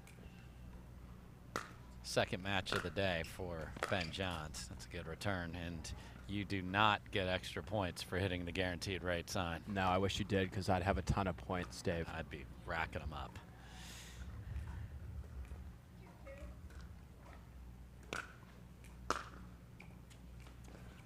You know, one of the other things we're seeing a lot in pickleball, obviously we're seeing a ton as the sport evolves, but the lead tape on paddles. Yes. You can see it with Ben's paddle. You can see it with Jakovievich's paddle. adding a little bit more sturdiness, a little bit more power to the paddle face. And getting it to play the way you want. Some people like head heavy, meaning the top of the paddle is heavier, and some like it around the handle. Right. It's the way you can personalize your paddle. There's a lot of ways to do that. Okay, so Jakovievich got off to a nice little start. Needs to find one of those forehands. Needs to make the serve.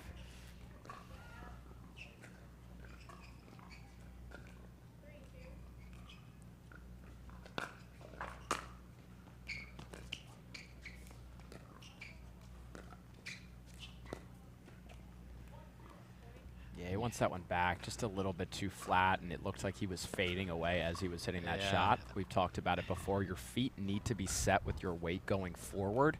Once your weight starts leaning back and your feet aren't set, you're moving around, it's going to be a lot harder to hit an accurate shot. Unlucky there as the opportunity was roped off the tape and it kicked wide because of the pace.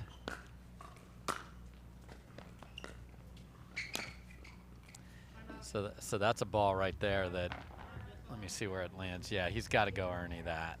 As the lefty, he would have been, and we saw Devilliers just completely take that shot away from Christian Keenum earlier. There's the Texas Open.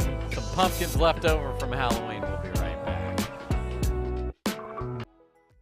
I felt like I had to always drink water over and over, but I still felt a little bit dizzy by the end of the day. But once I tried to incorporate more electrolytes in my daily life, it really helped me out. My favorite thing about the pickleball cocktail is the flavor. It tastes great. I drink the pickleball cocktail every morning to make sure that I stay hydrated throughout the whole day. It's important to drink first thing in the morning. If you wait until you play, you're usually too late. You start feeling dehydrated. When it comes to hydration, don't wait before it's too late.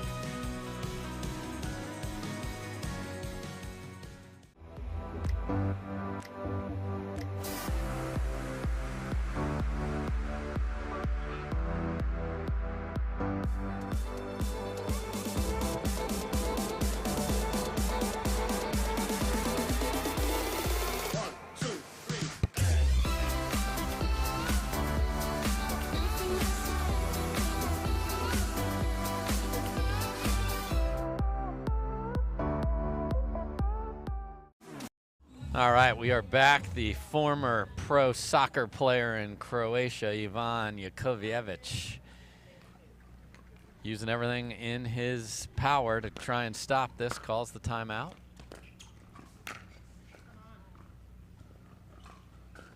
Yeah, not too well known right now, but I'm sure he will be, Dave. Yeah, nice little one-handed backhand roll that catches the line. We weren't sure on the call over there, but in there, so the timeout works for him. Yeah, I think one big opportunity for him is to hit a better serve, because John is choosing how he wants these points to start, and you just can't do that. Sure.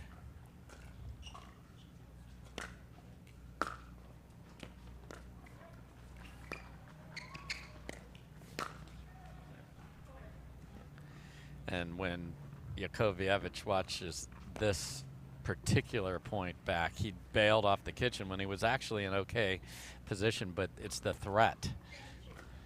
But you got to just throw the threat away and play. Ah, there's the Ernie that we were looking for. Joking with the referee too. Right idea, and I think as he gets more and more into the game, plays more pro tournaments, obviously he'll be more comfortable with that move. Just read it a tad late.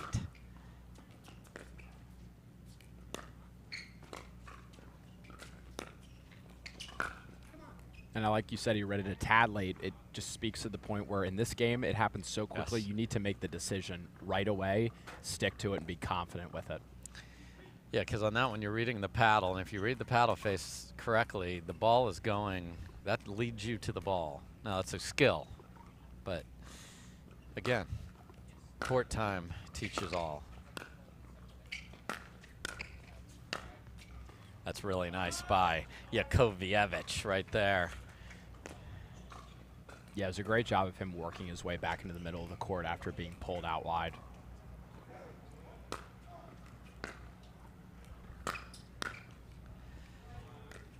gorgeous there's that forehand. dipping shot we talked about right at the net. So, couple in a row. He was pumping that fist earlier. Hasn't brought that back out yet mid-game here. We'll see if one more would do it.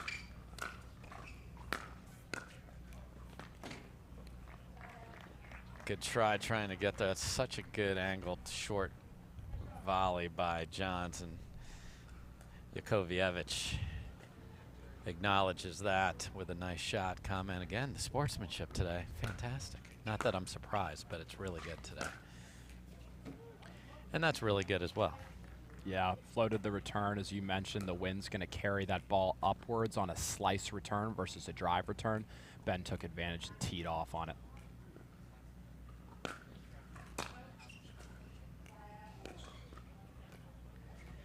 Just deep on the serve there.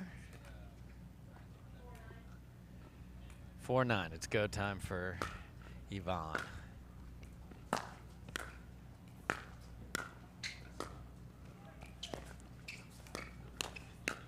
Oh, the righty. Look at this. Hangs in there and stabs it with the opposite hand and keeps it in. That's impressive. Yeah, I love that he mixed in a drop there in the right scenario. Didn't go all drive. Yeah.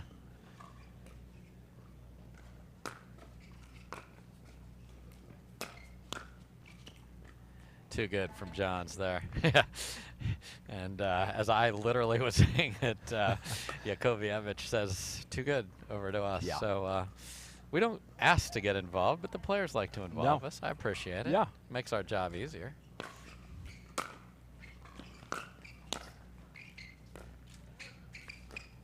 A little skitter off the line. Good handle. Oh, and Jakovievich goes back down the line there, and he yells at come on. That was well played. Yeah, and I love that he's pumping himself up. That's huge for his confidence, not just in this match, but moving forward as a player.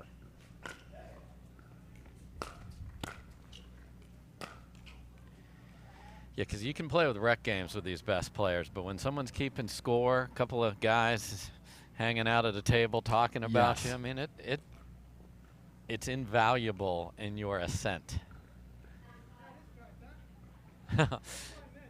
And Jakovievich is having some fun here and saying, that's why I missed that ball.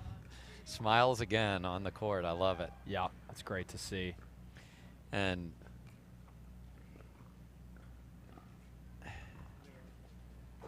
sometimes players will ask to see a new ball because if it's brand new, and rarely will a brand new ball be put in play, it will play a little different.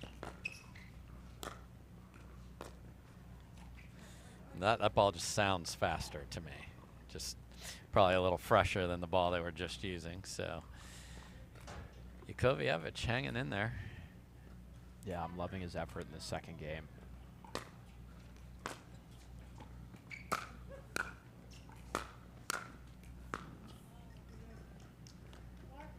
And again, Ben Johns just sticks those volleys and they end up 2 inches from the baseline, and then you just got to fight your way.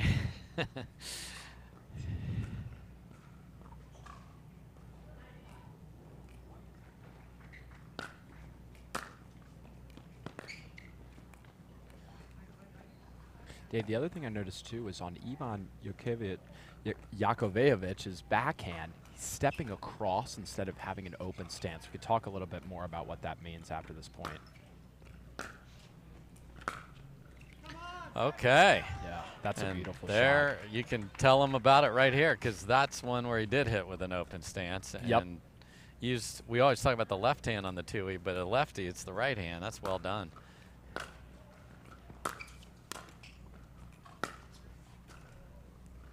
Yeah, an open stance is not only going to open up the angle for you, but it's also going to allow you to slide back into the middle of the court on that next shot, that shot off your opponent's paddle face. Oh, and after all the fight to get back within 3, it's that big Ben Johns serve, and the difference in the serving and the serving pace. So, folks, here's what we talked about earlier. Vibe Pickleball, it's coming. It'll make its debut in February. There's going to be all sorts of announcements. A lot of us played college, high school, team tennis, all of those things, and now having Vibe Pickleball come in, and it's going to be fun to see these players playing with new partners, playing against new scoring formats, all sorts of things. So it's going to be a fun vibe is what it's going to be, Clark. Yes, it will be. Can't wait to see all of the details as they come out over the next several months. So get your vibe on, everybody. Yeah, I'm super excited for it. Just a testament to how fast this sport's growing. Yes. All right, we are back. Jakovievich calls his last time out, and we got match point here. And that's an authoritative stamp on a victory right there. I'd say so. Boom. I really like what I saw from the local DFW area player. Jakovievich really fought his way into that match and made Johns beat him, and had to beat him with his best as he did on the last ball there. So we'll be back with the next match right after this. At Baird, we offer a different, more holistic approach to wealth management. With your career, family, friends, and community, finding time for you and making sure your family's financial plans are on track can be a real challenge. At Baird, our financial advisors get it. We'll partner with you to create a unique financial plan and coordinate with your legal and tax advisors to bring it all together so you have more time for what matters most. On your six, ladies.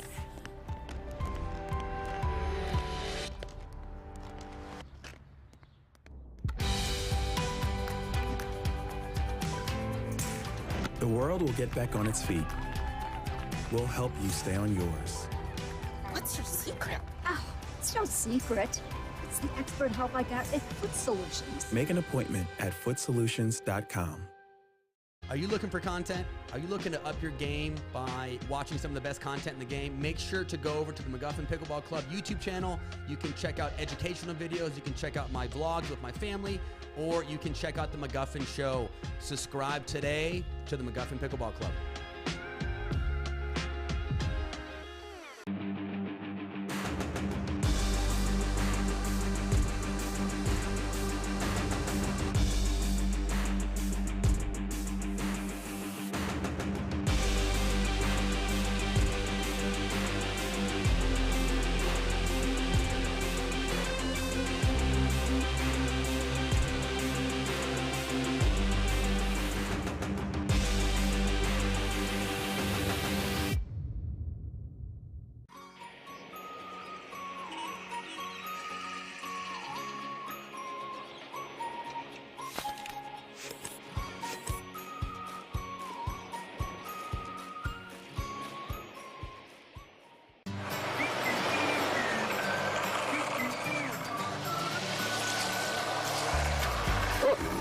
Ready yet?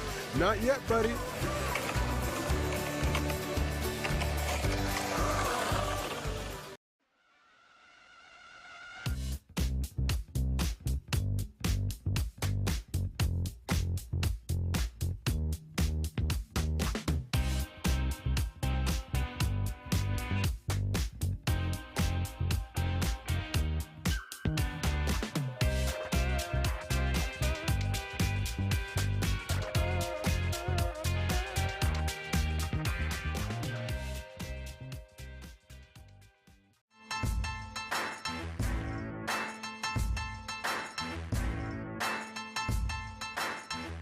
New People Pickleball.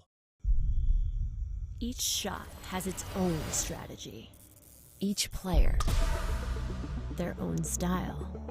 Whether you dink it, drive it, lob it, drop it, bang it, or spin it is entirely up to you. But we do keep score. We recognize the winners. Podiums are earned. If you want an edge, you best work for it. Electrum. Earn your edge.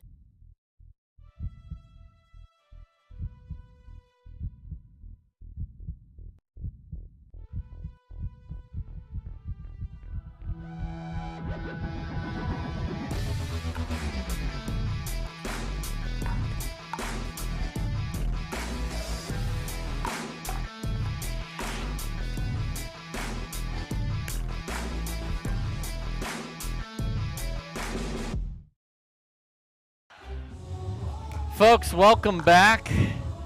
There she is, the top player in women's singles. And she is going to be a problem today. She has been a problem all year long. I'm talking, of course, about Leigh Waters, 15 years of age. And Clark, it's interesting. She plays with Ben Johns and her mom, and her favorite event is singles. It's pretty wild. I mean, talk about somebody that embodies the word phenom.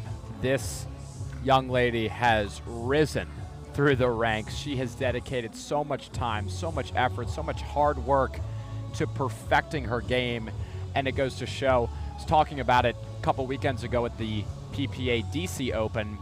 It is almost strange if you don't see her in a gold medal match, let alone grabbing first place at any tournament she plays in. All right, here we go. Maria Lopez to serve. Let's play pickleball. Okay, so Maria Lopez, local from Frisco, Texas, jumps right into the fray here, playing top seed. And you're going to see laser beams from the forehand, and then even more known for the two-way on the other side. Rolls it, hits it with pace. She is a legitimate force and will be for some time. Dave, have you seen Maria play? I have not, so this is a first sighting for both of us here. Yeah, and I'm sure the nerves have to be running a little bit for her.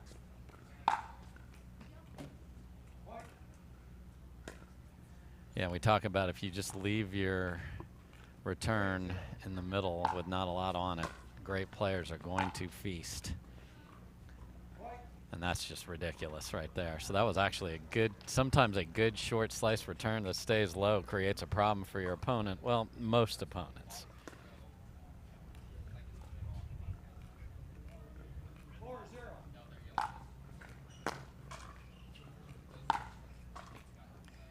Wow. Clean winner from the baseline on a great deep ball by Lopez. I'd say Leigh Waters is ready to play ball today. Yeah, well, I think what sets her apart from so many other players, I mean, obviously, it's her success. It's how good she is.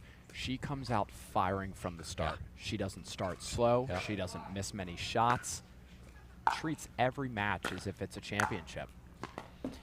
Yeah, and one of the smarter players on tour, too, and at just 15. Uses her timeouts better than most, understands the game and the angles and everything else. And while she's known for balls like that, when she is pressed to play defense, it's as good as anybody as well.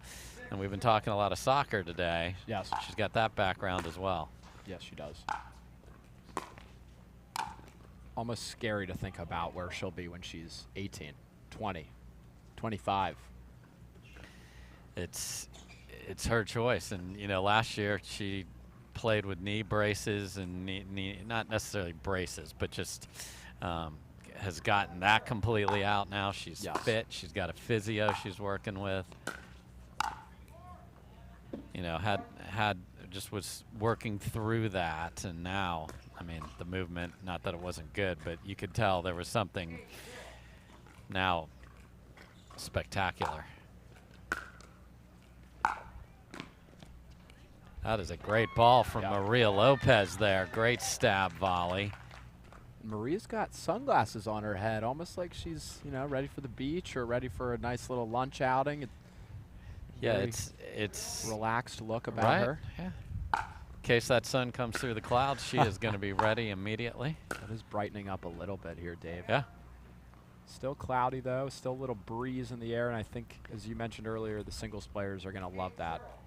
Yeah, the fact that we still have the lights on after noon here in Rockwall, Texas, a suburb of Dallas, is unexpected. Good hustle by Lopez, but Leigh is just all over it.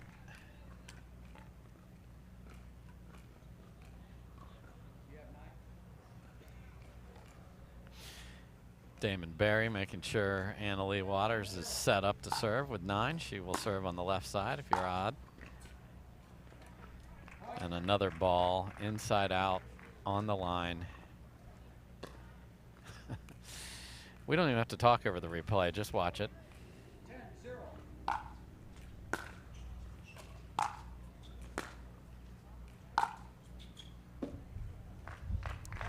And a two-handed backhand winner from the baseline, and Leigh Waters, ladies and gentlemen, as you mentioned, Clark Benassi, she is ready to go to start the women's section. We'll be back. I'm riding the road, y'all. I think that I'm back in my bag now. So I need that go, y'all. Match point, it's all up to me. Nothing can get in my way. And when they ask, what are you gonna do next? I'll say, I'm going.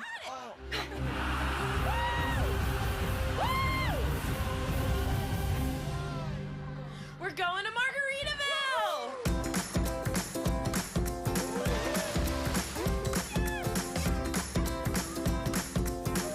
You can go to Margaritaville too. Visit MargaritavilleResorts.com.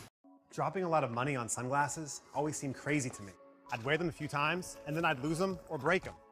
That's why we created Shady Rays. Polarized shades at a great price that you can try for 30 days risk-free. And even if you lose or break them, just let us know and we'll send you a free pair. Plus, every order helps fight hunger in America. And thanks to you, we're making a big impact. For 20% off your first order, go to shadyrays.com now and use code TV20. Welcome back, everybody. There you see Leigh Waters. Quick work of game 1.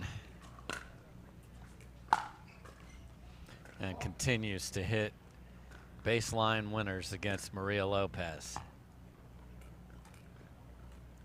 1-0.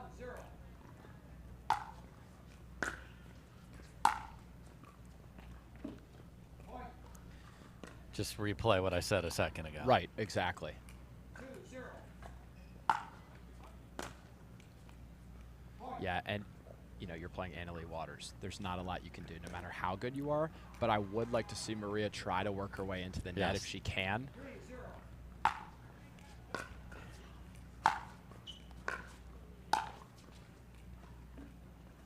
Okay, a little slice backhand gave Leigh a little problem there, so let's see if Lopez can get on the board here.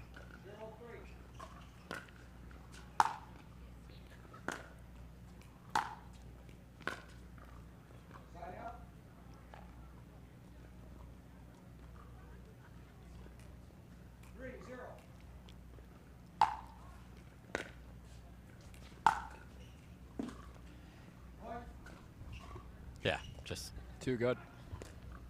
Too good. Deep serve. Short return.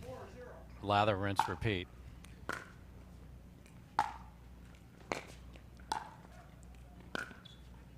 Dave, during the commercial break, you and I were talking about the pop, just the sound that comes off of Leigh or AL's paddle. It's tremendous. You mean that one right there? Yeah, that's the one you're referring to? Talking about. There you see. For those of you that want to try the two-handed backhand, takes a lot of practice, and the left hand is so critical to rolling that ball over there.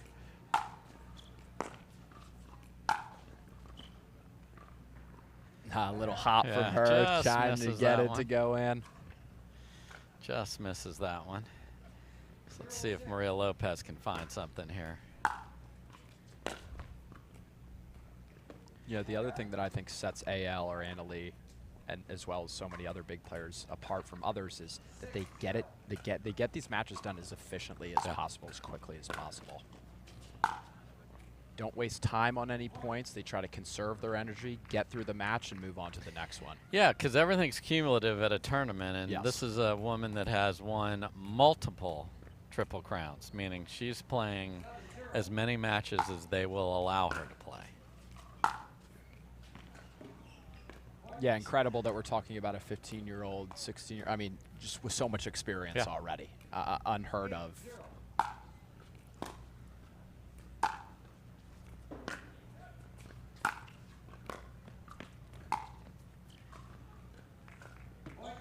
I mean, Lopez sneaks in, beautiful little skate half volley, and the reply close, just on the outside of the line, maybe. All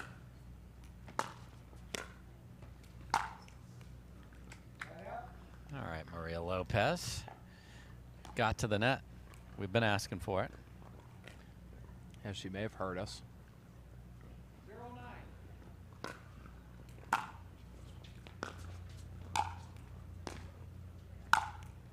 Traditionally in women's singles, we're not seeing as many players going into the net, or if they are, it's taking them a little bit longer to do so. Yep. Whereas in the men's game, it's almost always about getting your feet to that kitchen line.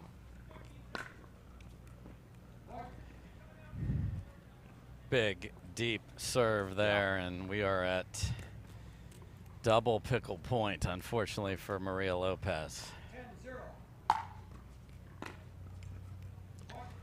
And that'll do it. So Leigh Waters shows why she's the best player in the world, and having a nice conversation with Maria Lopez after the match. Damon Barry goes through the paperwork, and Leigh Waters moving on.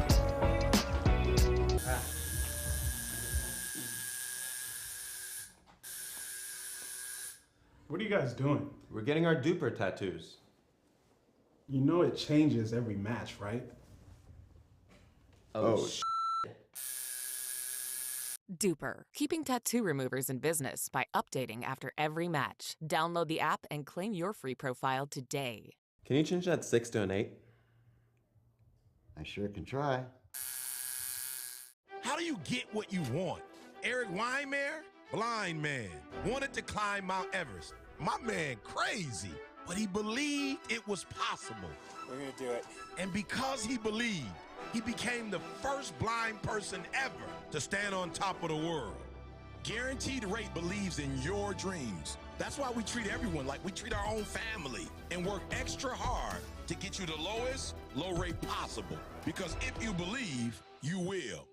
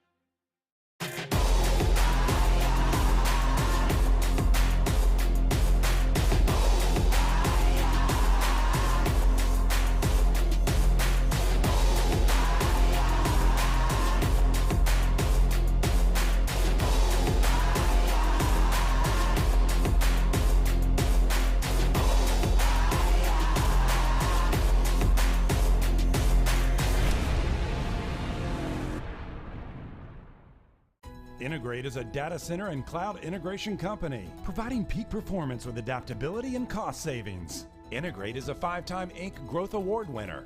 To learn more, go to integrate.com. Integrate. One team, one vision. We owe great times to good friends, to the glasses that spark conversation, to the ideas that then pour out. Ours came from a night like that, and somehow survived the morning after, to make our own tequila. It wasn't meant to leave our house, but since we made this for friends, we thought it wouldn't hurt to make a few more. Grab a glass, amigo. Our tequila is your tequila. Our casa is your casa.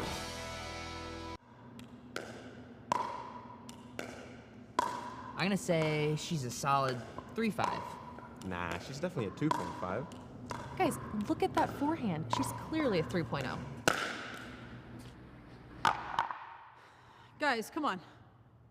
I'm at least a 4.0. Fair enough. Ratings don't have to be hard. Duper. Optimized for accuracy, optimized for fun. Download the app and claim your free profile today.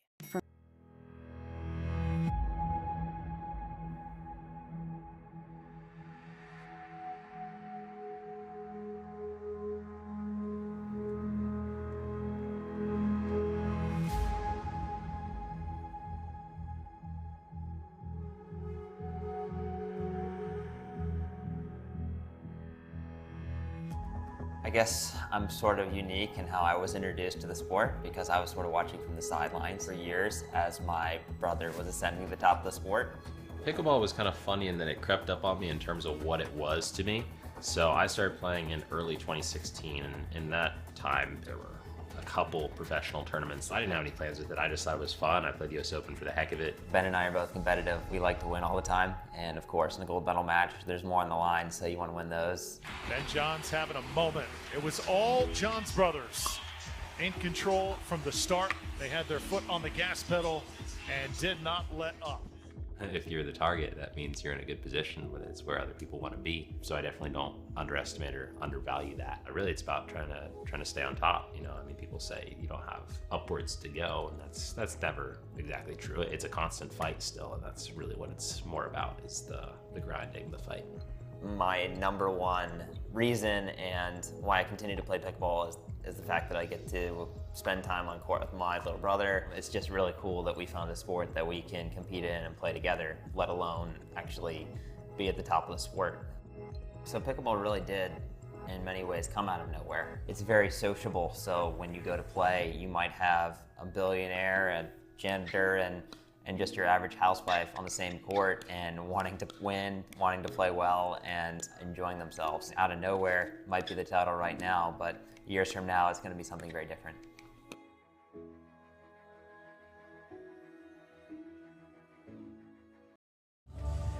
Welcome back, everybody. Dave Fleming here, and thanks for the thumbs up there. Anna Leigh Waters, Clark Benassi in the booth with me, and Clark, we were just reviewing the draw.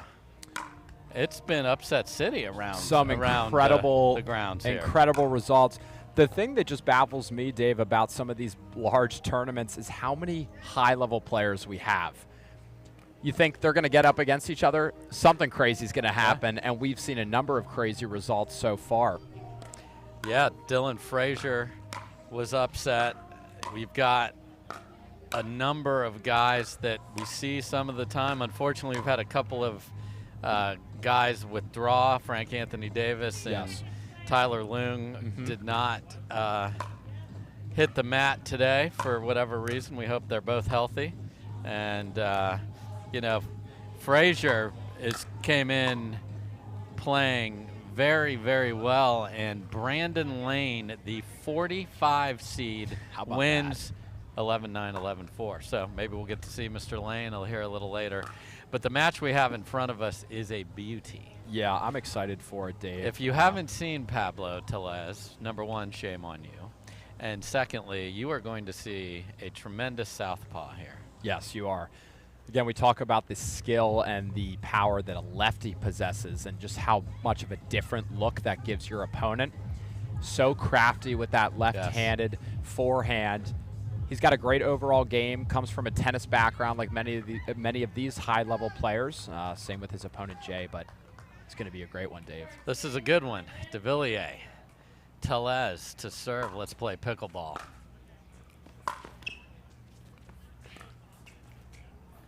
And Pablo will take every and all net cords that stay a millimeter inside the line and force Devilliers to retreat. Yeah, Pablo from Colombia, Jay from France. A really nice international matchup here on our hands. Totally love it. And, you know, we've got Lucy Kovalova from Slovakia. We just had Ivan Jakovovelic from Croatia, to name just a few. Dave, we mentioned that pickleball can be such a chess match, so much strategy and mental fortitude involved. Pablo actually likes to play chess in his free time. Yes, he does. So I love to say it's chess, not checkers. Well, maybe I don't want to play knight to rook 4 against this guy. And you don't want to leave balls on that man's forehand in the middle of the court. No. Good start for Tellez.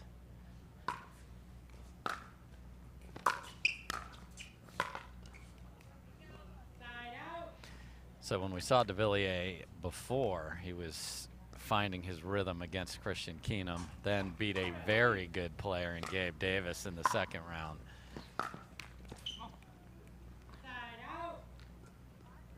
Has a fuzz or something on his. Yeah, so maybe going something on from the here? arm sleeve. Yeah. Which, you know, that's another trend we've seen in the fashion world of pickleball, I guess, is the arm sleeves that these players are starting to wear for sweat and sun protection. Some of the guys are going with tights as well. Yep. Underneath the shorts. So, you know, what keeps your body warm, comfortable. Everybody's probably a little different there. But there are the arm sleeved. His buddy from Wichita, of course, Pat Smith likes to roll one of those up. Dave, I'm going to make a wild prediction here that I think this match is going to go 3 games. Okay, there you go. Clark Benazzi's on the now going with the prediction game here in the booth, unprompted. So here we go. Yeah, there's just not a lot to separate these two guys. They both possess what it takes to make it all the way to the gold medal match. And there you see the mirror image of a lefty running around that backhand.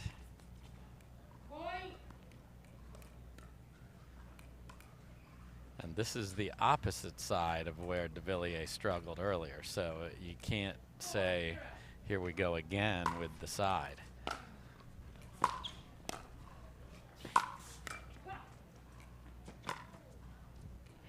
Tremendous effort by Pablo Tellez there. Just couldn't quite find it. Now in this court, you have a lot of room on the sides, unlike some center courts where you're running into a fence right there. Just couldn't quite bring that back.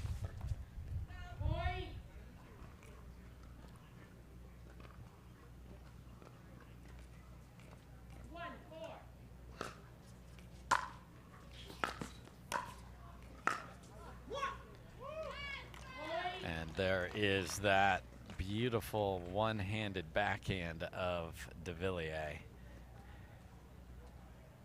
Yep, all Pablo could do is nod his head and say it's a great shot. Sometimes you just got to tip your cap even if you really don't want to, but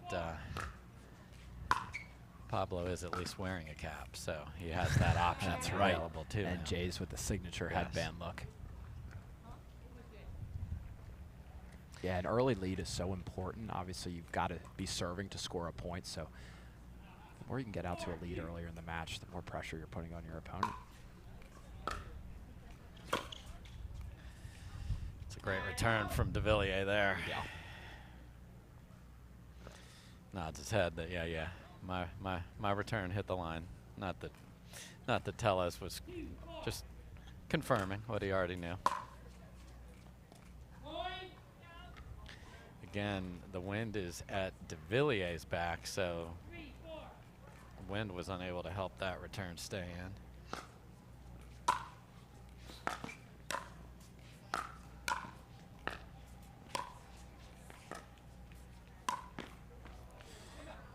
Nice job by Tellez of going, yeah, I'm going to hit it hard cross court, or no, I'm not. Yeah, and how about that footwork staying off the kitchen line?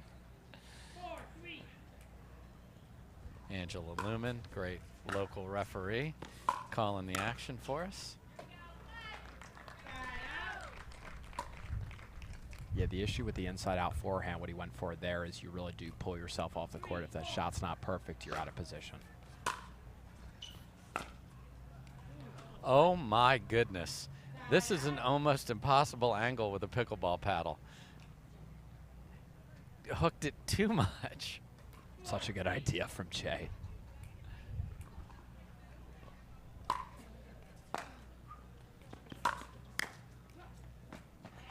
Yeah, too high on the drive from Tellez there. Yeah, and the breeze is picking up. The sun is it trying to peek its way out of the clouds now. It's an interesting dynamic we have on the court now. Yeah. Certainly loving the temperature, but now you can hear it in the microphone a little bit, the gusty part of the wind. Yes. That really will affect play.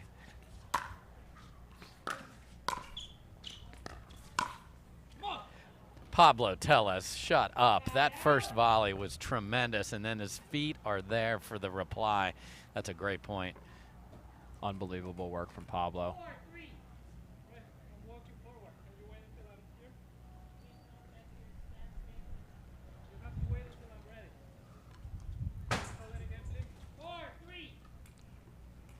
Okay, so a discussion about calling the score. Nice forehand from Tellez there. Yeah, we see players go to the towel sometimes to slow the pace of the game down. Pablo likes to at least recollect his thoughts slowly before stepping back up into that box. And just complaining to the referee a little bit that he needs a little bit more time. Wait till I'm at the line to call the scores. His request.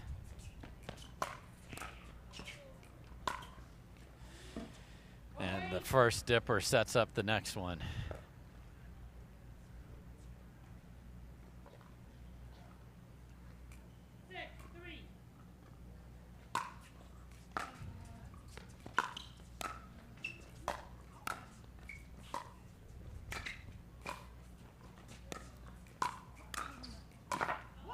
Wow. That's a great scamper from Tellez, but just too much pressure from Devilliers. Yeah.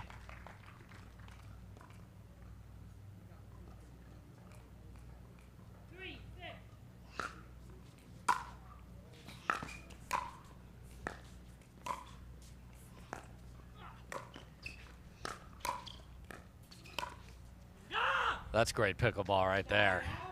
Yeah, and I love the scream from him at the end, pumping himself up.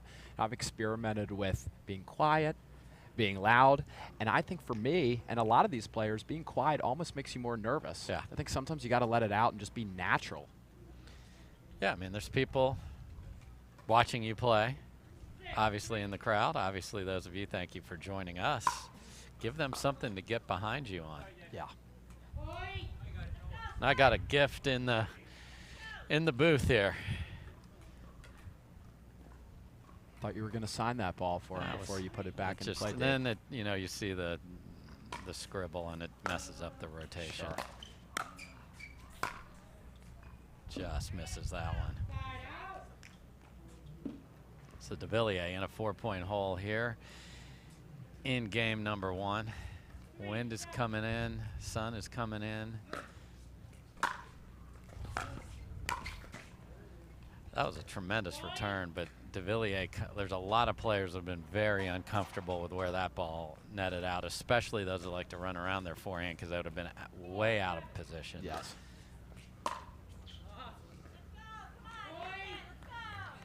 Now he's within 2. Yeah, big yell from one of the fans for Jay.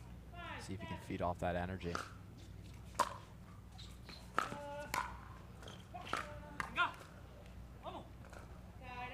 Yeah, Pablo's doing a great job of making Jay move, not allowing Jay to sit in the same spot and tee off time and time again. I think that's going to be the key for him. Yeah, his force, meaning his first volley, have been really good.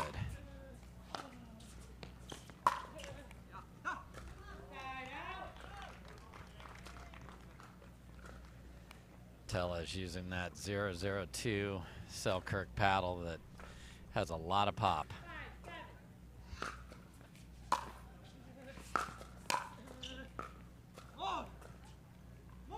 Such a strong wrist there. You know, that's the key when you're bending down for a dipping shot, which we again talk about as such a lethal shot.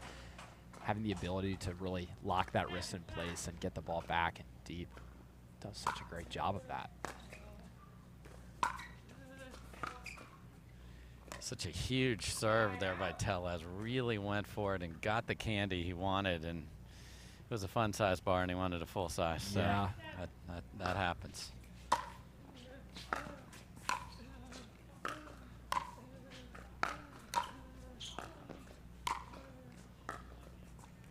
Wow, the quality on that point till that last ball was outstanding.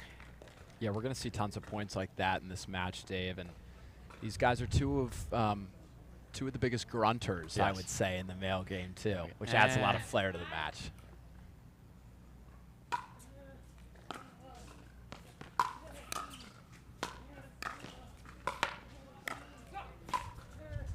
That's going to stay in and be weird.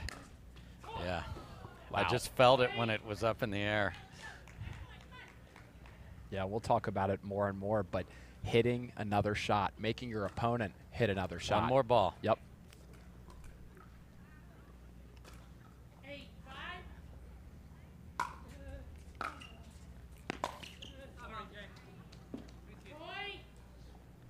And you heard Tellez apologize as he did not hit it clean, but hit it right where he wanted. So Tellez is up. Devilliers calling timeout. We'll be right back.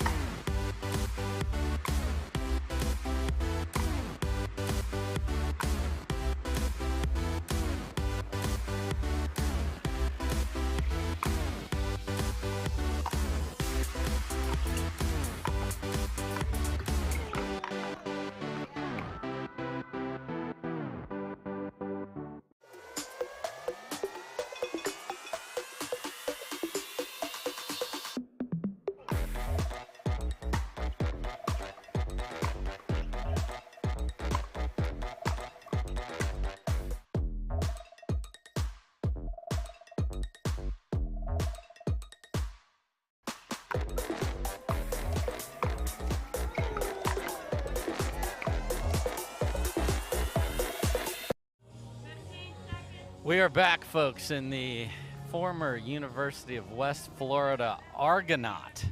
Pablo Tellez is up 9-5 on the number 3 seed, Devilliers. Wow. And just striping forehands. Yeah, you don't want to give him a chance to whack the forehand because that's what he does, Dave. Puts it in a great spot every single time.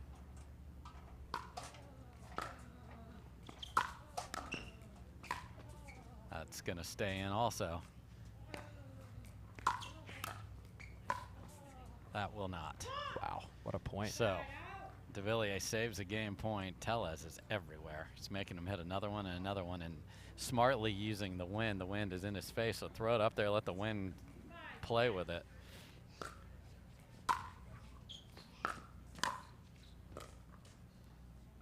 I mean, these force, meaning that first volley, are outstanding from Tellez. Yeah, they're both making each other work, but Pablo, I'd say, is on the front foot here in this first game. I mean, he's just been so sharp.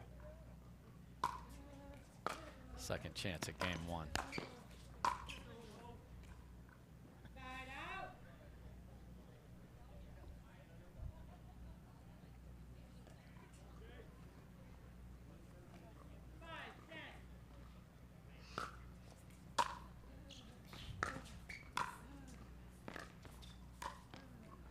Yeah, what makes Pablo so lethal, too, is he hits so much topspin. You're seeing a lot of high-level women's and men's players doing so, where they're brushing up on the ball to get it to dip down at the last second.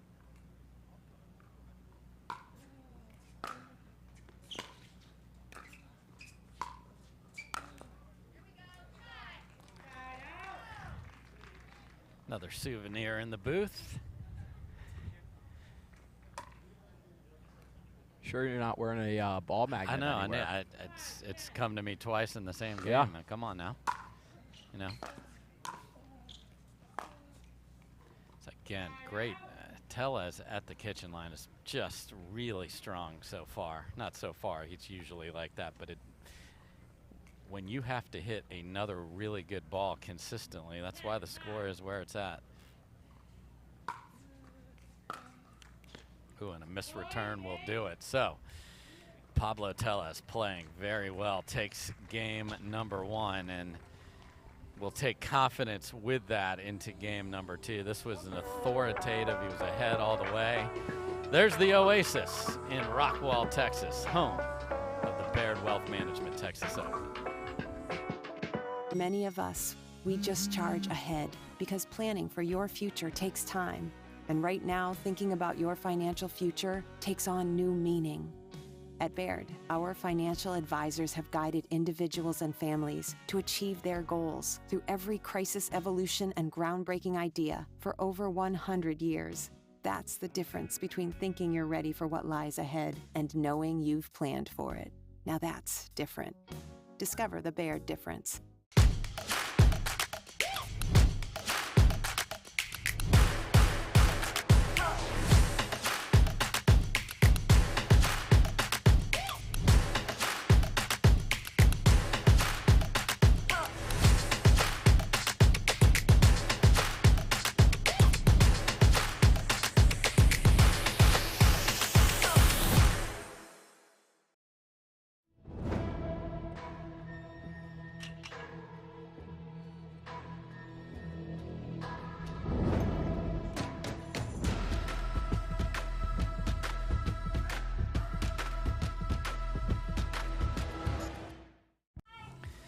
Dave Fleming back with you here, folks, and Pablo Tellez playing fantastic. Devilliers, the third seed's going to have to raise his level.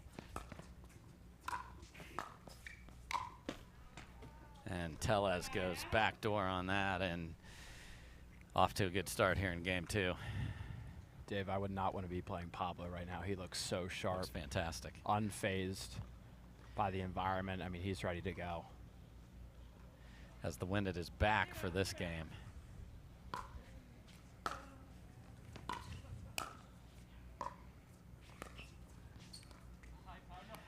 And that was one of those where I think I'd like to take out of the air, maybe not, maybe let it bounce, maybe not. Oh dear, it's too late.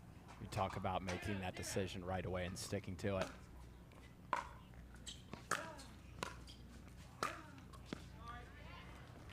Sorry, but an important sorry there for Devilliers. Just not letting Tellez get out in front as he did in game number one.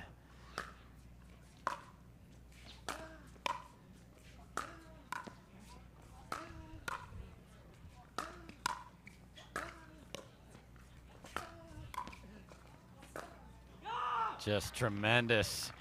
We were at the Jay Devilliers backhand clinic for a minute we there. were. I mean, I was tired just watching him, but I would have liked to have seen him maybe drop that ball. It was very low. A lot more difficult to get topspin on that ball.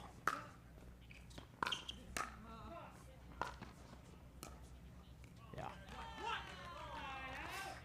It's a beautiful, again, we talk about the return and it is so critical, but you got to stick volleys when guys are hitting their passing shots with this level of precision. These two gentlemen are doing it.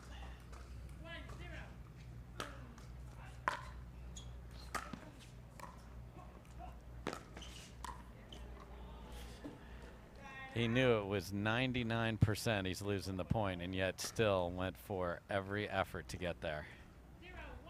You never know.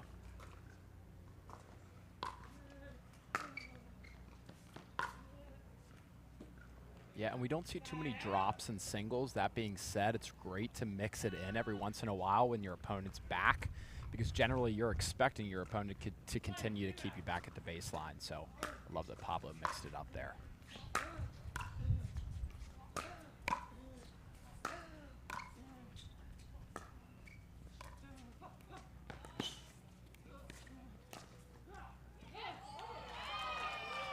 Just wide, I think. Wow. Yes, so that's in the opposite corner from where we're at, so we're just waiting for a call. Another great exchange between Tellez at the kitchen and Devilliers hitting laser beam backhands at him.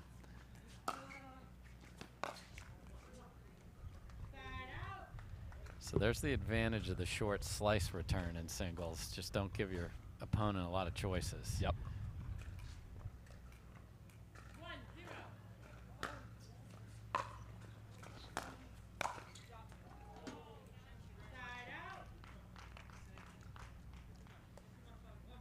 Jay's not too happy with himself.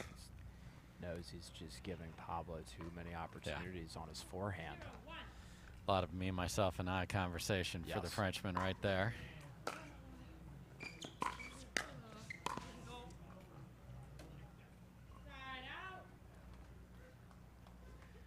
Time he made Devilliers did make Tellez play a backhand volley off balance.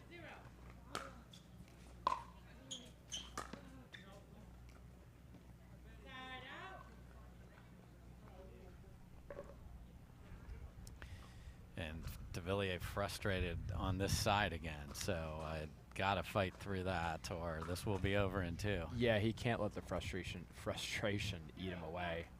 Just got to focus on the next point.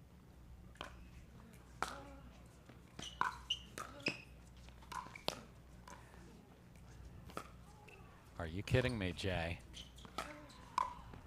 He's there. Oh, wow. Unbelievable athleticism from the Frenchman.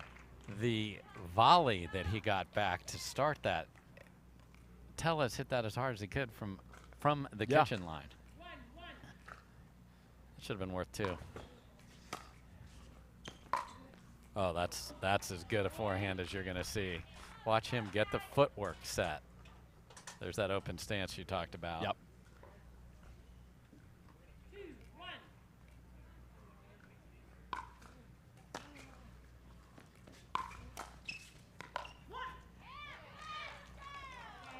Tellez had options, and Devilliers was able to handle it. The other great thing these two players do really well, Dave, and a lot of the top guys, is they hold that paddle face until the very last second in order to not disguise, or in order to disguise where they're going to go with the ball. I mean, it makes such a big difference between telegraphing where you're going to go.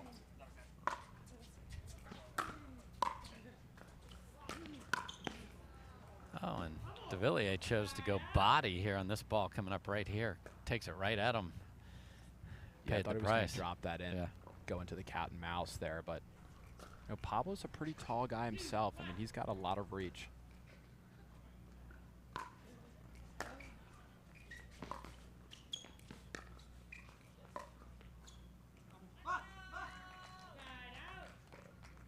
Jay's trying to get himself pumped up, and I feel like that's when he plays his best. For sure. Couple come-ons, a couple yells to himself, a couple fist pumps.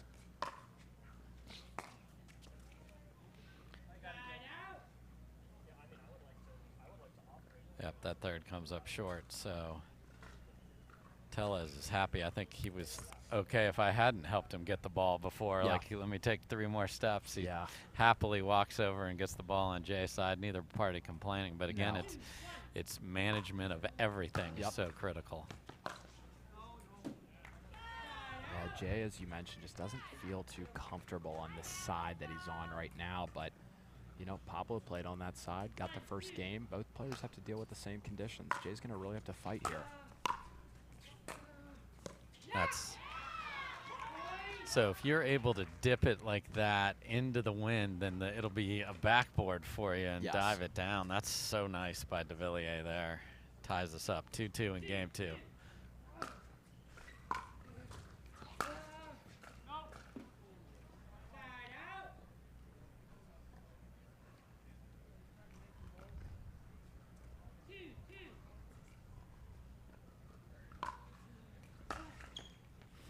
You know, this is, we talked about the local Ivan. He should watch Tellez at serve. It's big, dipping, and deep. Yeah, and the other thing that's super important, to your point, I think for any of these players making their way up the pro ranks, is to find somebody whose game they can emulate, whose game they can really watch as an inspiration to really guide themselves on this journey. Yeah, even I've interviewed Ben John several times, and he talks about taking a little something from this and a little something from that. Yes. And, you know, we are far from a finished product as a global pickleball being. Yes. Gets a cheap one there, so. And there's so much video now that you can try things.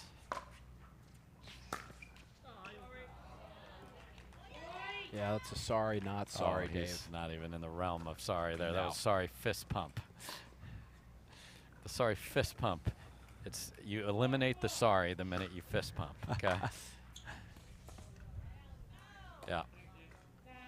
Yeah, I thought that caught the line. Yeah, he's, I mean, again, we've talked about sportsmanship all day long here in a very positive way for those of you just joining us. And yes. That ball skidded off the line. You can tell when it does that. And Devilliers was like, nope, that ball's got to be called in. Wow. Yeah, I mean, incredible athleticism. He got very aggressive at the kitchen line, kept his feet moving, attacked that ball. Such a good job from Jay. Yeah, that one-handed backhand that he loves going across court on. You know, two things. One, he's hitting into the wind. A little too difficult. The other thing is his one-handed backhand that he likes to go cross court on is actually to Pablo's to a forehand. Yep. So we talk about the issues of playing a lefty. That's one of them.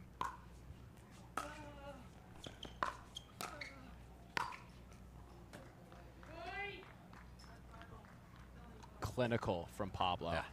I mean, he's taking all of his opportunities. And that's where that fourth, the volley was left up. You got to take advantage of it.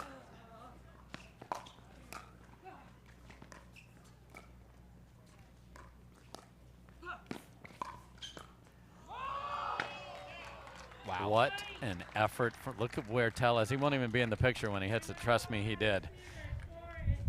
You want to talk about somebody not giving up, it's Pablo Tellez on that point. Great athleticism and a great ATP there. Devilliers got to dig deep. We'll be right back.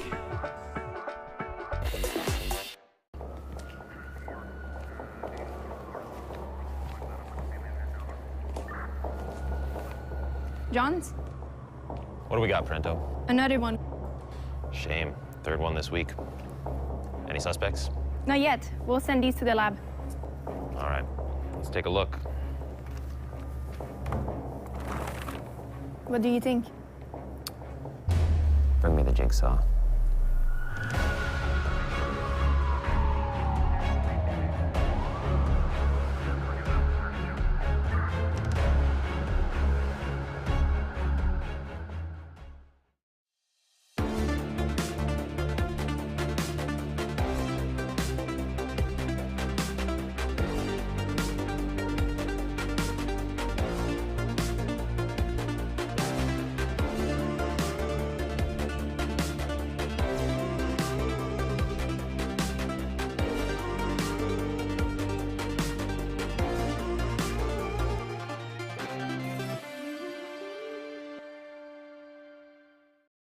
We are back, quarterfinal action here in Pablo Tellez, the 22 seed.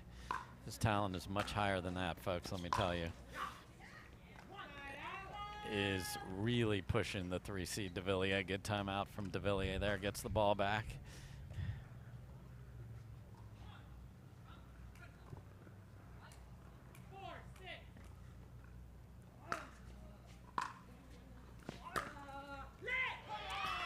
And the crowd is loving that one-hander. It's the first one he has been able to pass him with in a little while. He needed that one, Dave. Badly. Replay those here. Tellez come flying in, ready to go.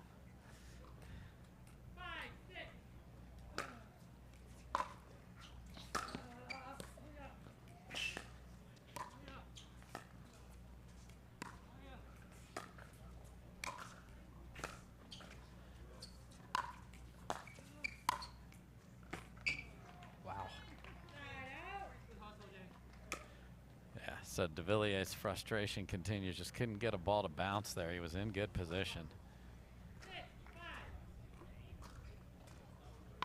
Oh, the next couple points could make or break this match. Oh, and that's the first time we've seen the 2-E in a while from Tellez. Yeah. What a well-struck ball.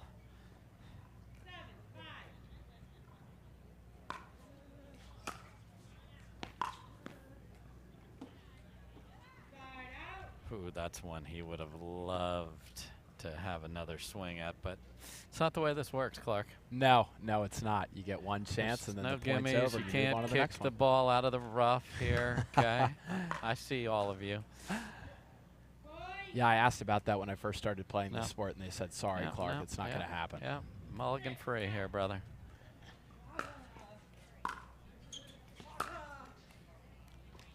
Okay, so Devilliers gets a missed return in the middle of that batch of points, and he's within one.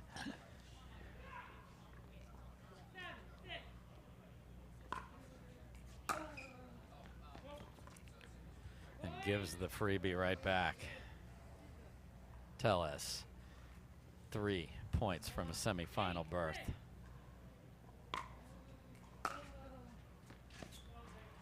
And that one also slides deep. The return is so crazy, Dave, because not only do you have pressure on yourself to hit a good return to put your opponent in a compromised position, but you can't hit it out.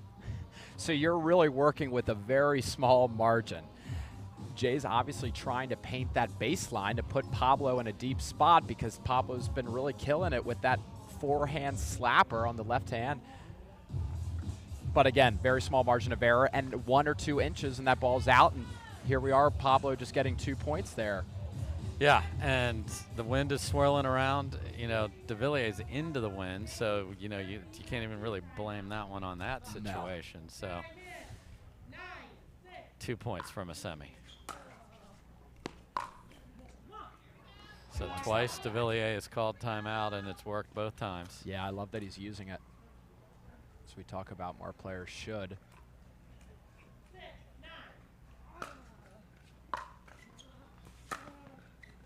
And that return was the 1 inch inside yes. the line. That's all it takes. This is a game of inches.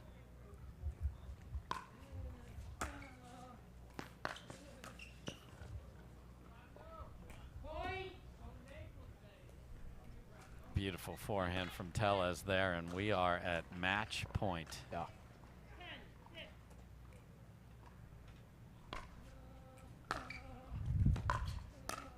And that will do it. And Pablo Tellez, impressive, takes out Devilliers in 2 straight games and is moving on to the semifinal. And Clark Benassi is out of the prediction business. Called for a 3-gamer. Yep. I'm gonna hold off on the predictions from here on out. No, we like when people put themselves out there. Keep doing it. So very impressive from the Argonaut, Tellez. He'll play later today. At Baird, we offer a different, more holistic approach to wealth management. With your career, family, friends, and community, finding time for you and making sure your family's financial plans are on track can be a real challenge. At Baird, our financial advisors get it. We'll partner with you to create a unique financial plan and coordinate with your legal and tax advisors to bring it all together so you have more time for what matters most. What are you guys doing? Getting our duper tattoos. Oh, cool. Hey Cameron, how's it going? Almost done. Perfect. Can't wait to see your number. Number? Duper, because ratings shouldn't be a surprise. Download the app and claim your free profile today. I haven't even started yet. Oh.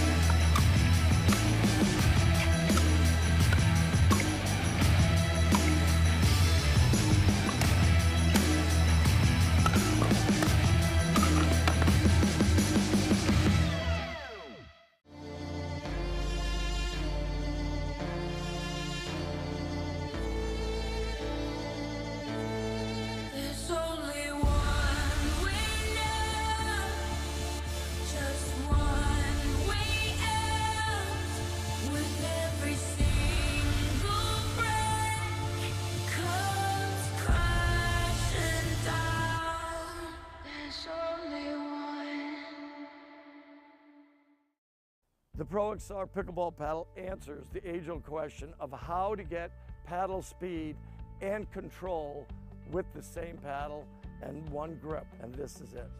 Pro XR gives you more spin, greater control, and quicker reloads on every shot in the game because you always have that constant feel for that leverage and control and paddle speed that we're all looking for. Pro XR is the most revolutionary technology in pickleball. You don't get the moments everyone talks about without the moments no one sees. Early morning practice, late night drills, running it over and over. You don't get the crowd without the quiet. Everyone sees the glory, the medal, the podium, but every winning shot starts right here. Paddle Tech, let's go again.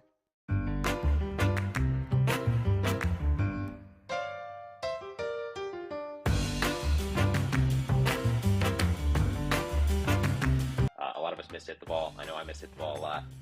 So Speak for more yourself, forgiving.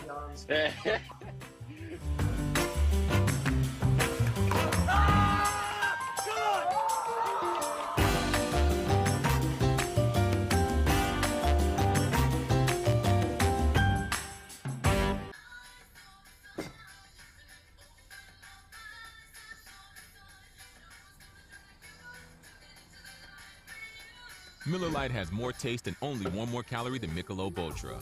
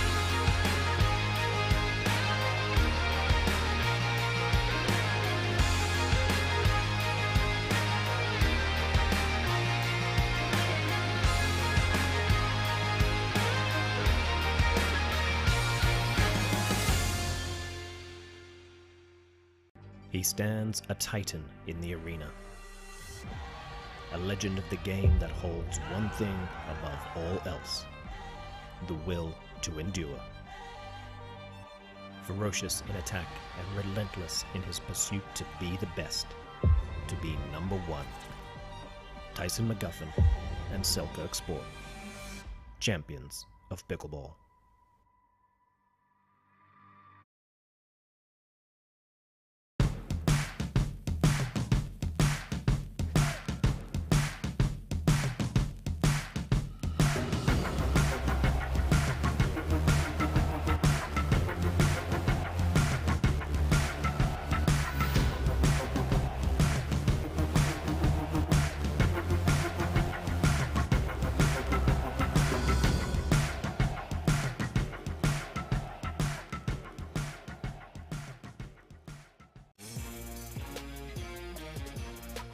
Love 15, 30, 40. Any point one means you win. Because when you bet just $1 on any tennis match, you could win 100 if any point is won. Plus, if you're not in a sportsbook state, you can take a swing at thousands in prizes in our free-to-play pools. So download the DraftKings Sportsbook app, sign up with the promo code, bet $1 to win 100 if a point is won, and make it rain. Integrate is a data center and cloud integration company, creating end-to-end technology solutions that are optimized for adaptability and cost savings. We're an award-winning integrator of Cisco systems and NetApp. Integrate. One team, one vision. At Baird, we offer a different, more holistic approach to wealth management. With your career, family, friends, and community, finding time for you and making sure your family's financial plans are on track can be a real challenge. At Baird, our financial advisors get it. We'll partner with you to create a unique financial plan and coordinate with your legal and tax advisors to bring it all together so you have more time for what matters most. On your six, ladies.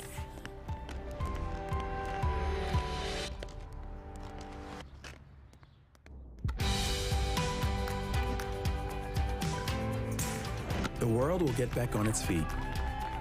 We'll help you stay on yours. What's your secret? Ow. It's no secret.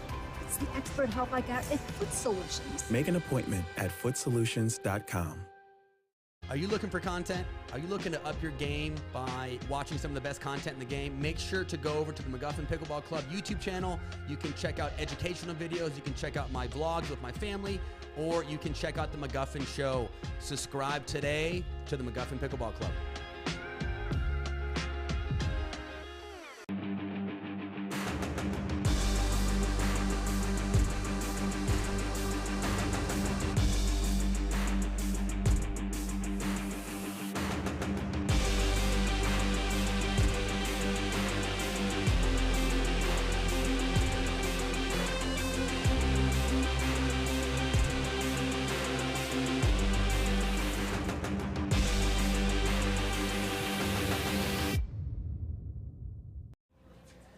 Welcome back, everybody. We are currently at the Baird Wealth Management Texas Open. Dave Fleming with Clark Benassi here. And coming up, a lot of good fun stuff. We got the Takea Showcase. That's going to be out in Newport, California. Just to be clear, there's a Newport in Rhode Island where the Tennis Hall of Fame is.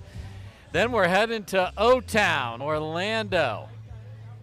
Beautiful time of year to be in Orlando, first week of December. That's played at the USTA National Campus. Appreciate Takea, the sponsor of the first one, and Hertz jumping on in a big way. And then we have quite a experience that you can be a part of. I realize it says Bubbly Sparkling Water Team Championship, and yes, we are going to have the best players in the world playing as teams. But you can play inside Mandalay Bay. You can sign up like any other amateur tournament along the PPA Tour. So what a great thing to do before Christmas. If you are out in that area, you can say, I played pickleball on the strip inside Mandalay Bay, play against people your age, your skill level, sign up on pickleball tournaments. So much fun week after week here on the PPA Tour, Clark. Yeah, it's awesome. I mean, what an experience that's going to be, as you said. Playing pickleball in Mandalay Bay. You know, it's to the point now we talk about the Vibe Pickleball League, all these different developments happening in pickleball. Every time I turn around, I think it's something else. I'm almost not surprised anymore, but at the same time, it is so fascinating. It's so great for the sport, and I think we're just going to continue to see more and more big-time developments. Yeah, and today, as you mentioned, Vibe Pickleball is the big announcement. The PPA supported league. Players like Ben Johns will be in the draft. Mark Cuban today announced as one of the first owners.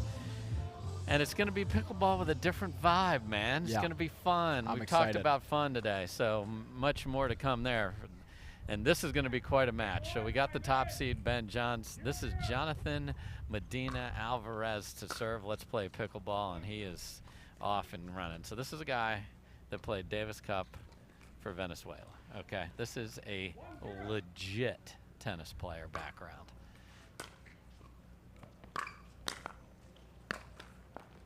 Yeah, Dave, I don't care that he hasn't played much pickleball. He's played tennis at one of the highest levels you can play at as a human being.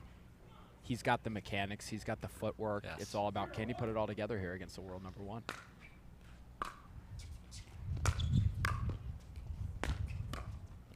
Nice hands on that volley from Medina Alvarez. Just very steady and compact on that. Just blocking in the open court, man.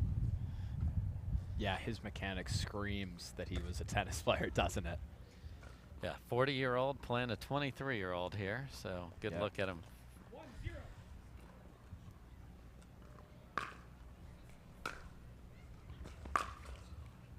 He looks like he's in phenomenal shape, Dave. And again, we talk about the threat that a lefty possesses, is giving their opponent different looks that they're not used to seeing.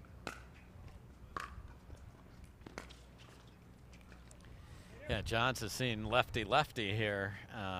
Played the local favorite Djokovic earlier, so at least has hit some balls into that pattern. Right. That's a great serve, especially with these windy conditions now. I think the more precise you can place the ball, the more compromised your opponent's going to be. Yeah, you don't see Ben off balance and sort of hacking at a ball like No. that very often.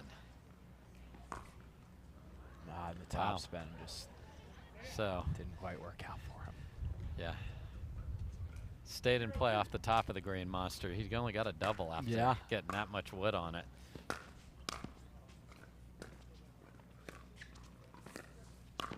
That's tremendous coverage.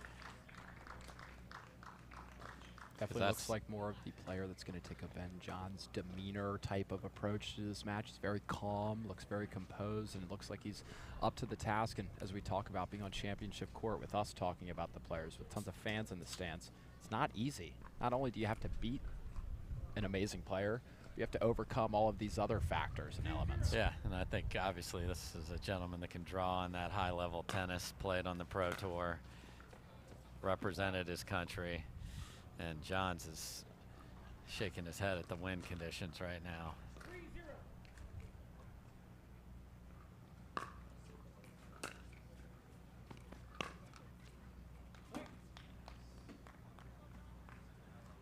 Yeah, he's got that great lefty top spin that so many of the lefties in this game have. Pablo Tellez reminds us a lot of that sort of style we saw in the last match. Yeah, so we had the lefty from Bogota and now the lefty from Venezuela here. So, again, we've been talking about the international flavor of the sport, and we don't control who they put on center court, but that they keep feeding our narrative, which we appreciate. Yes, they do. And Ben Johns needs to feed some points. Down 4 here.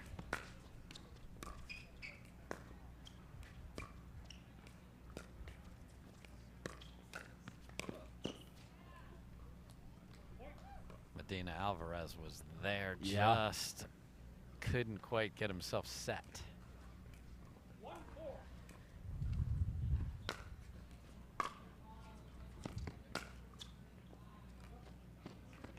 Okay, and now Ben Johns is trying some wild third shot lob into the wind that took it wide there, and that was even on the forehand side, which is a strange place to put it. Yeah.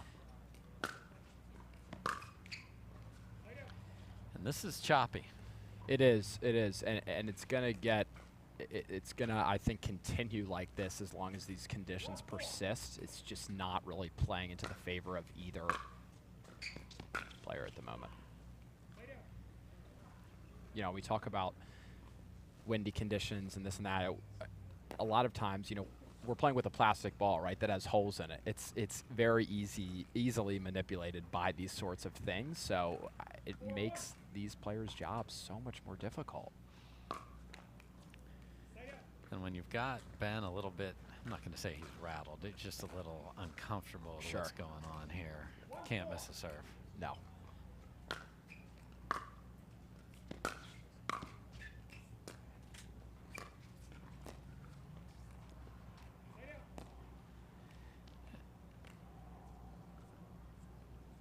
Yeah, this is just, it's scrambly and a little messy right now. Yeah.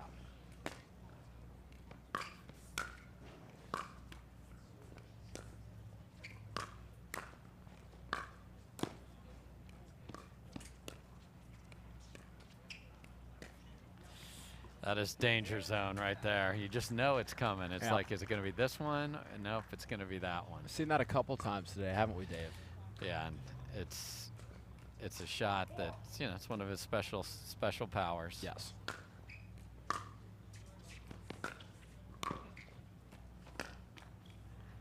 But just has not been able to do anything on his serve. Sitting at 1 still. Credit to Medina Alvarez.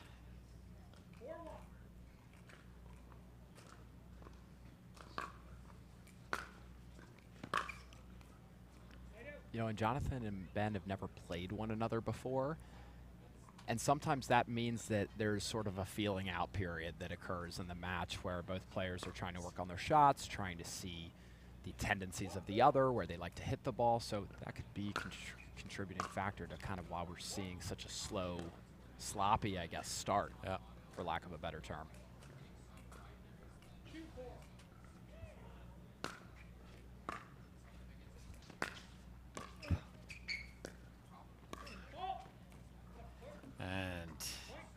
James Otto on the call there as Medina Alvarez reaching for that ball.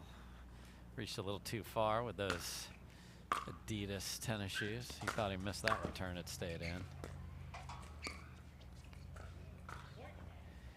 And this is a carryover from the ball that Ben made before, because now you're like, I can't just leave it there, or I am guessing and in complete trouble. So you try and do too much, and you don't even get to that stage of the point.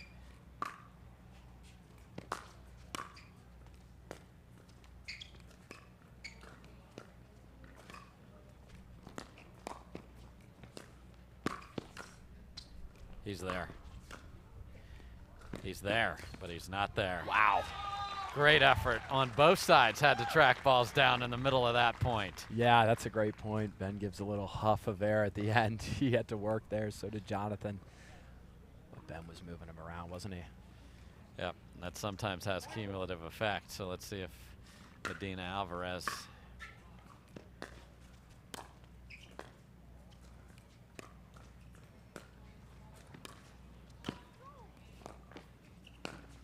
that's just too good. And a little tired on the one backhand. I'd be shocked if he doesn't call timeout.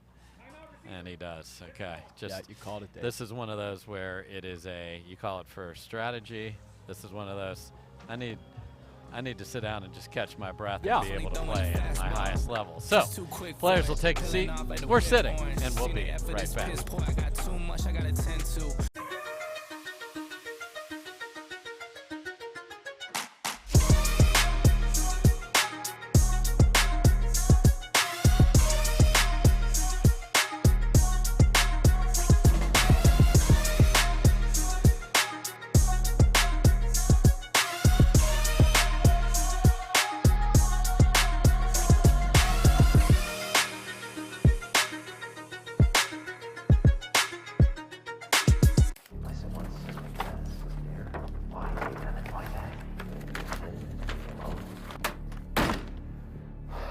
Ben, you've got to give it up.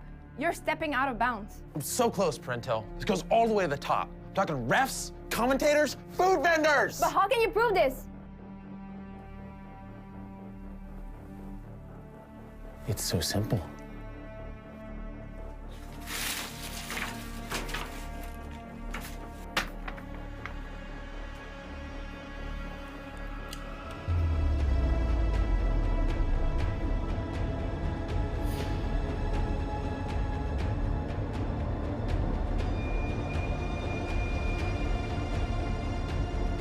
Bring me the jigsaw.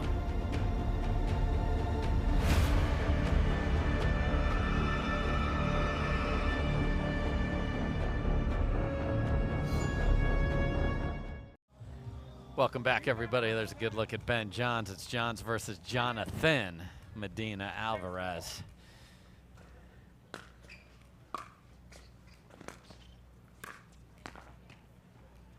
Smart timeout pays off. Just got your fitness where you want it. That's why they're there.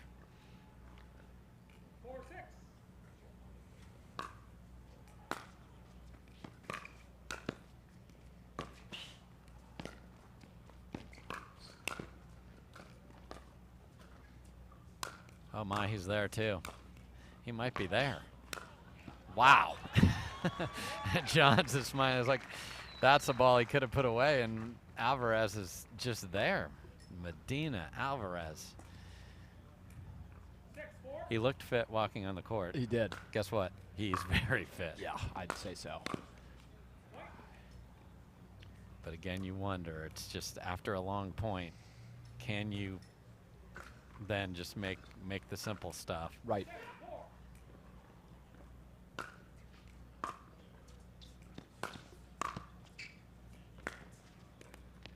Just too much dipping. This volley right here is incredible with what Johns was able to do. Yeah, and let's be clear here, we're asking Jonathan to beat Ben Johns in a match, not just a couple points. Exactly.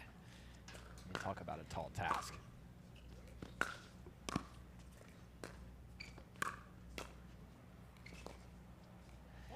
You see those tennis volleys. He's behind the kitchen enough so he can step and slice through it like a beautiful, back in the day, Sampras volley. They don't serve in volley like they used to in tennis. That's okay. And they never serve in volley here. No, they don't. Because it's illegal. But Dave, that's a great point. You mentioning that he stays a little bit behind the kitchen line so that he can step forward into his shots. Obviously, there's an advantage if you are at the kitchen line with the sense that you've closed the space for your opponent to hit, and you're closer to the net, to the ball. You're opening up your angles. However, you can only move laterally at that point. You can't move forward. So now you're having to mentally keep yourself out of the kitchen while also hitting shot after shot. Yeah, and it is one of the big changes the tennis players have to make, which is, what do I want to do? And I believe we have a little moisture on the court. It's hard to see, but I think the players are saying, hey, and of course, we don't want anyone, especially the lines, Clark, get very slick. Yes. So let's let the wind has been a factor with the equipment. Now go do your job and dry off the court. That's right, Wind. Don't just do a bad thing. Do us a good. I mean, do us all a solid and blow a little more, and let's play ball, because this actually, I think, helps Medina Alvarez, because Johns has been jerking him all over the court. Yeah. And Jonathan got off to a great start. He did. I really was impressed with his relaxation and his composure coming out here. Again, we talk about this is such a big stage, playing at this tournament in general, but playing on center court, let alone against Ben Johns. Very composed, took it 1 point at a time, but he's fallen behind here. Obviously, you're going to do that pretty frequently against a player of Ben's caliber. So we'll see if he can kind of work his way back into things. So we'll take a break. We'll ask the wind to dry off the courts, and we'll be right back.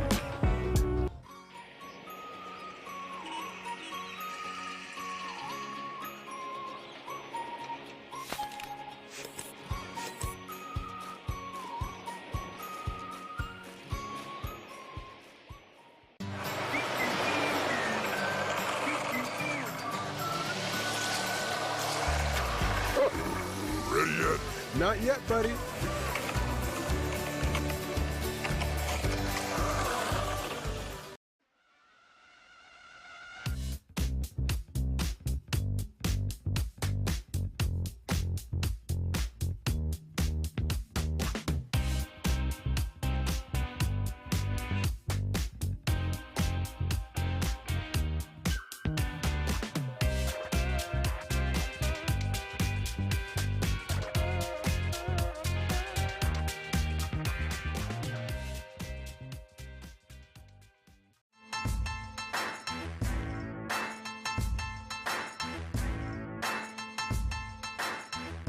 New People Pickleball.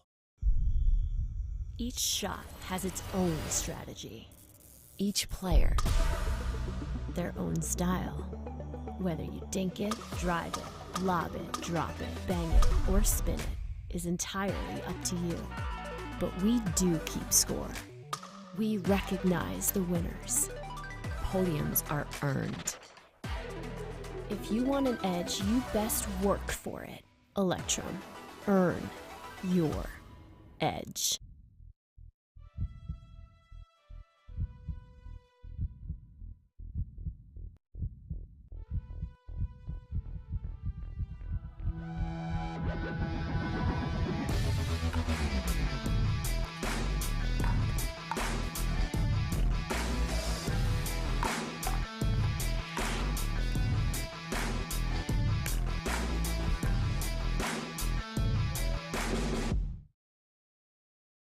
Match point, it's all up to me.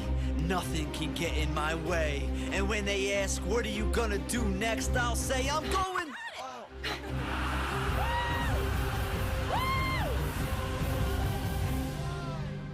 We're going to Margaritaville!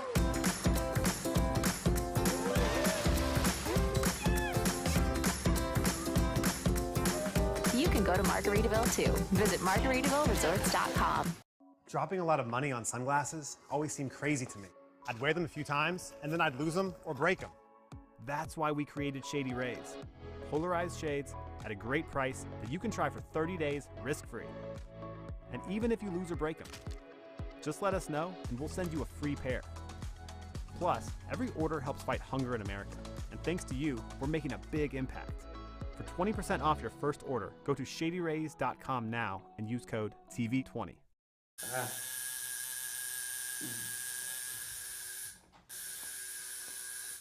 What are you guys doing? We're getting our duper tattoos.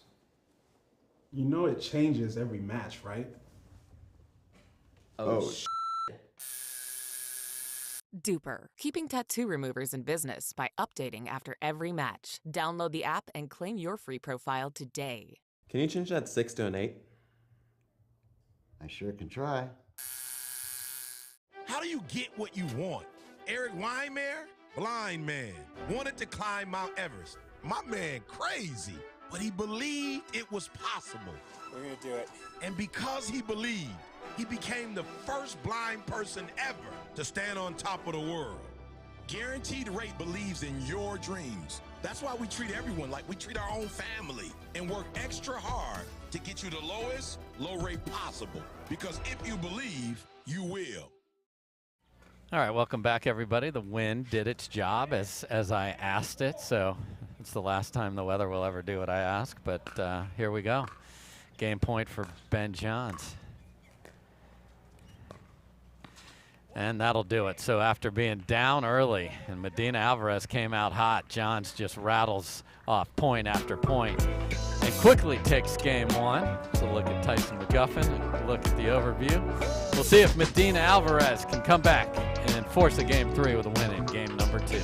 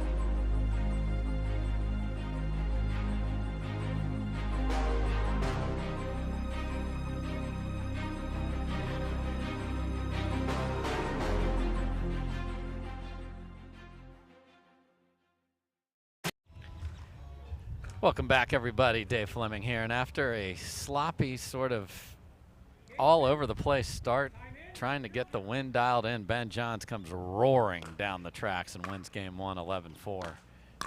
And that is a wicked forehand. Talk about hitting sides underneath. That's hitting the outside of the ball and whipping it across. So that's how you get the benefit of, if you will, strings of a tennis racket.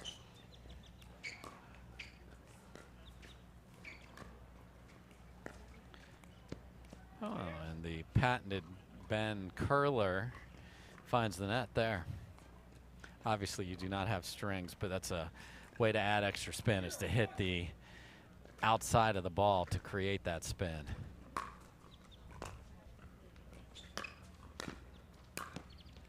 Nice play there by Medina Alvarez. If you hit a good drop or a good drive, you must follow it in singles, and he did perfectly there. So stops the rally from Johns carrying over into game two.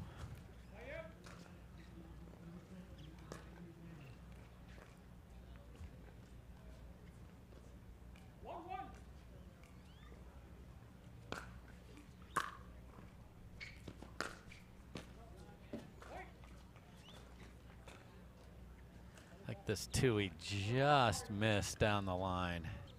Hard to see as Medina Alvarez had a perfect look at it.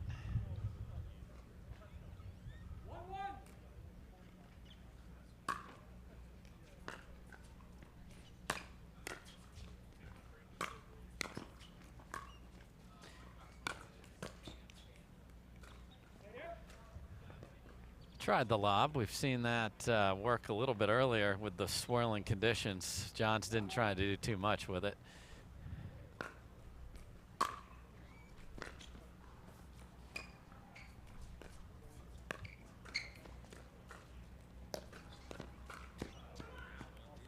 And twice the backhand side of Johns betrays him.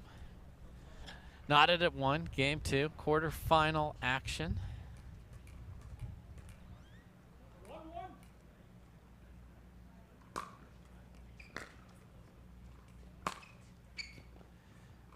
And that is a beautiful ball by Jonathan Medina Alvarez on the backhand, ropes it inside the corner.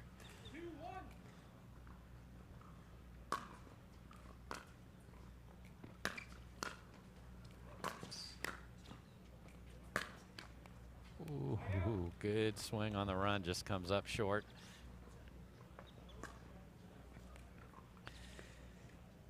Again, this is a quarterfinal. The winner will play a match that is going on right beside center court here.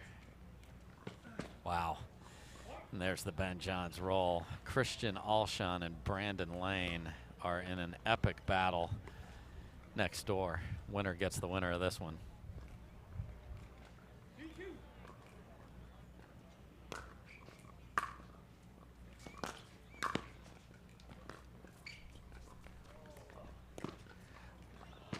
Look at that get from Chris.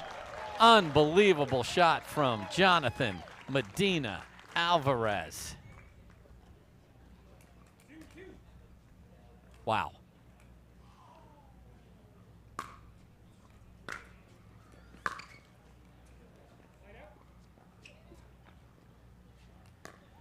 You don't see an Ernie from that close to the net tracked down very often, but it was there.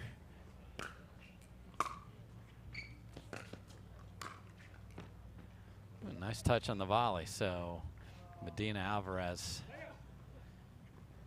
settling in very nicely here in game 2. We're tied at 2.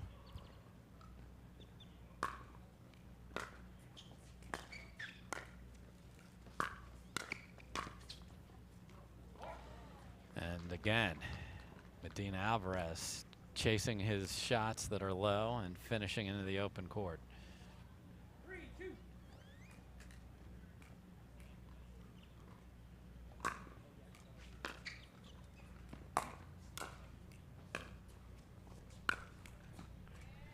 Beautiful angle from Johns there. So again, an early lead for Medina Alvarez.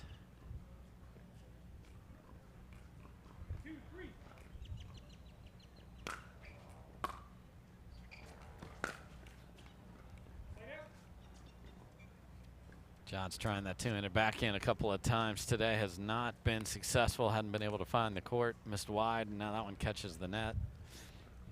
See if he continues to try to drive it. It goes back to dropping it on the cut.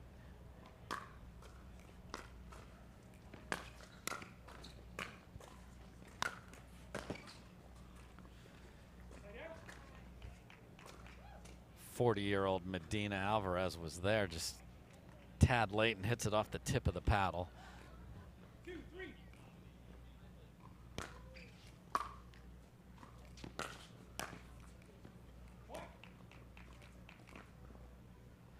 And Ben Johns staring it down, tied at 3.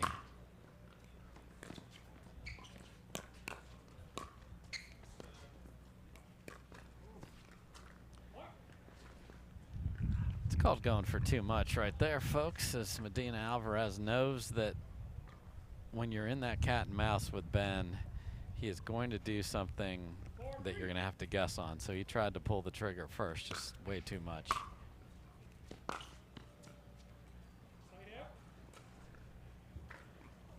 And I get another souvenir. Up, can't reach it. Almost pulled the headphones off, folks. Talking to Jonathan over here. Good-natured gentleman. Very composed out on the court.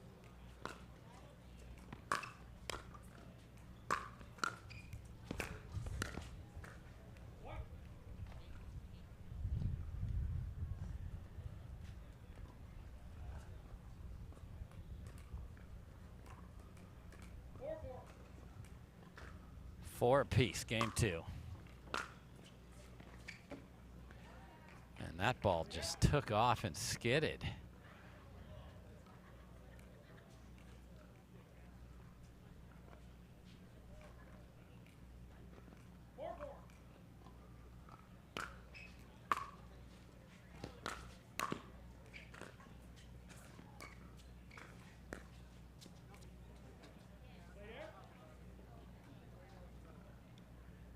So 3 backhand mistakes in this game for Johns that are uncharacteristic. This is when you got to take advantage of it if you're Medina Alvarez. And now a missed return. So Medina Alvarez creeps in front.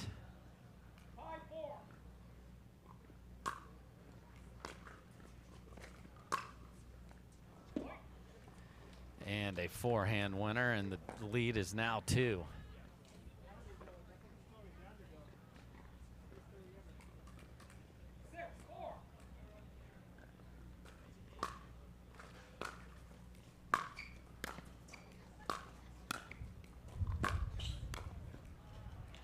Again, great scamper, and you saw just a slight change. Johns goes with a return to the backhand after getting beat with a couple forehands. Those are in-game adjustments you have to make. If somebody's hot with one side, make them hit it on the other.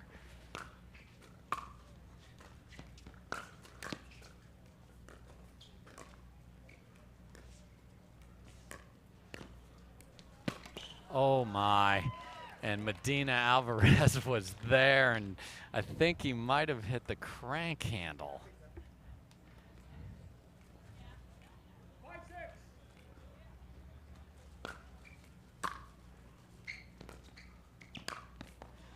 Nice finish there.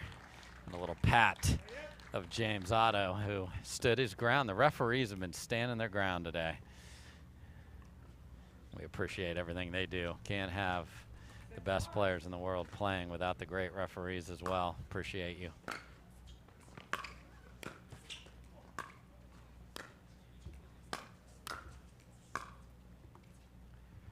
Tweener. And Johns can't believe that that ball stayed in, but it did because of the wind.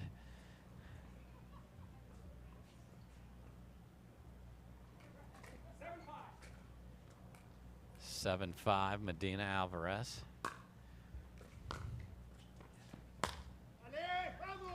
And an alley screamed from Medina Alvarez with just a blistering one-handed backhand. And he has 3 points from forcing a game number 3.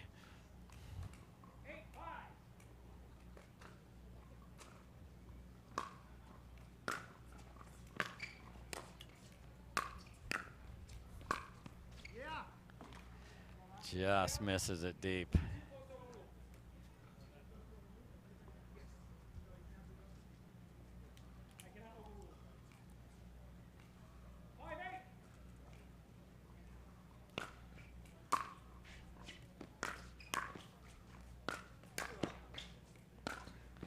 Too good from Ben Johns there as Medina Alvarez scrambling at the kitchen line. But amazing feat for 40 years of age.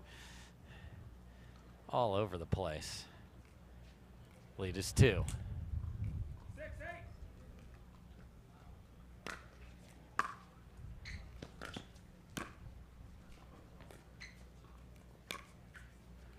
Medina Alvarez tries to go body on this ball right here, trying to catch Johns, but catches the net instead. 7-8. I'll recall the score, sorry. 7-8.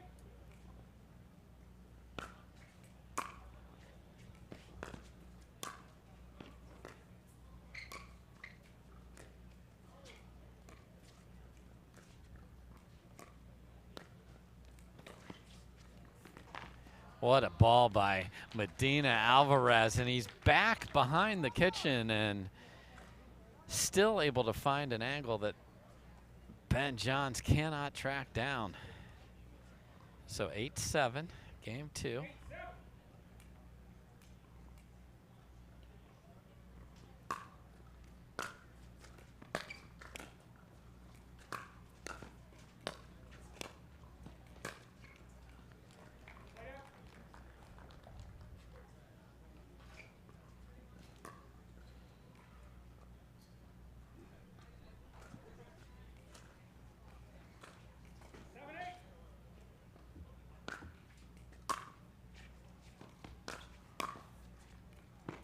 What a volley from the Venezuelan right there.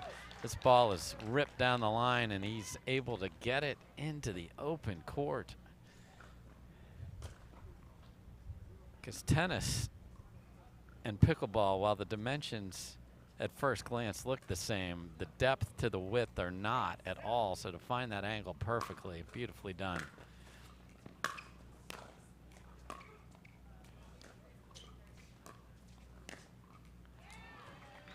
There's the advantage of being on the kitchen line. This ball is not going to bounce. You saw Medina Alvarez a few feet back. John's trying to tie it up here. Just deep on the serve. So Medina Alvarez has been at 8 for a few serves.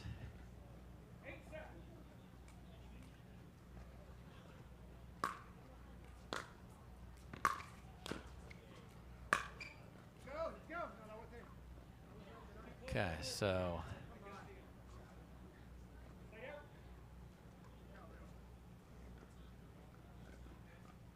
this ball we're tracking, that's not it landing yet, so ball hit the tape, we'll replay it.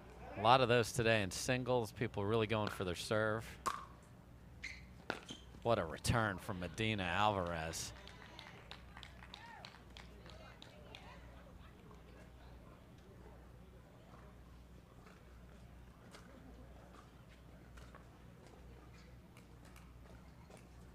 Can he get to 9 here?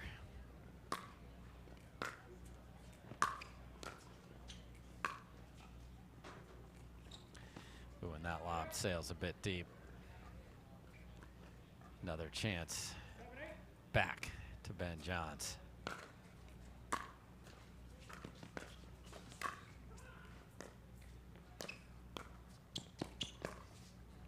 And Medina Alvarez again pulled out wide to the forehand, and he finds it a little different, and we're playing backwards and forwards here. Here we go.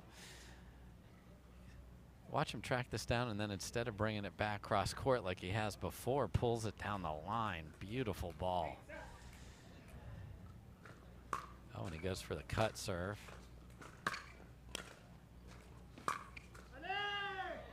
And now he has found the 9th point. Again with the forehand, deceptive, it's compact, and he's within 2 in game 2 of forcing a third and deciding game. Really playing composed pickleball is Medina Alvarez.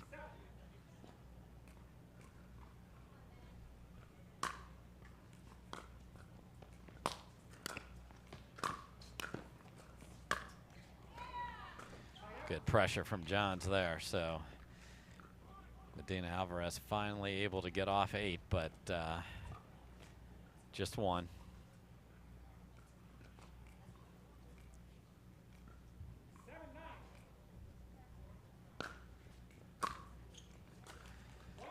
And there's a freebie that Medina Alvarez did not want to cough up there. 8-9.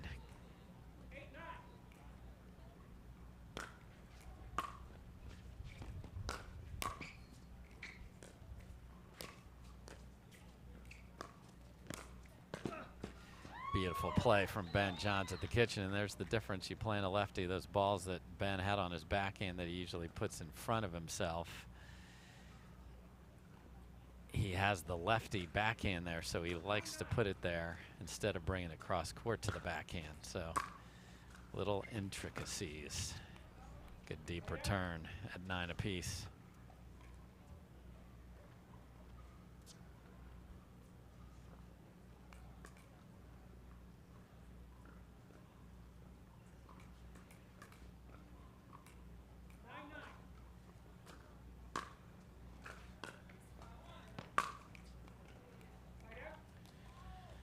Nice knifing return at 9-all, so Johns has a chance to get to 10 here.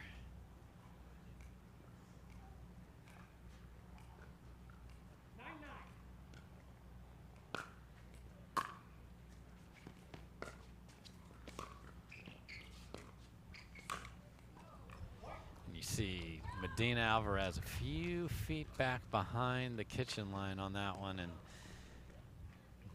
made a mistake, and we are suddenly at match point after Medina Alvarez was in very good position to take game number 2.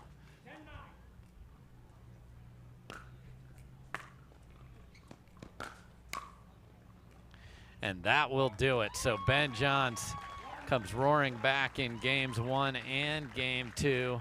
And what a match. Jonathan Medina Alvarez, you can see the immense talent that he has. We'll be back with more great action after this.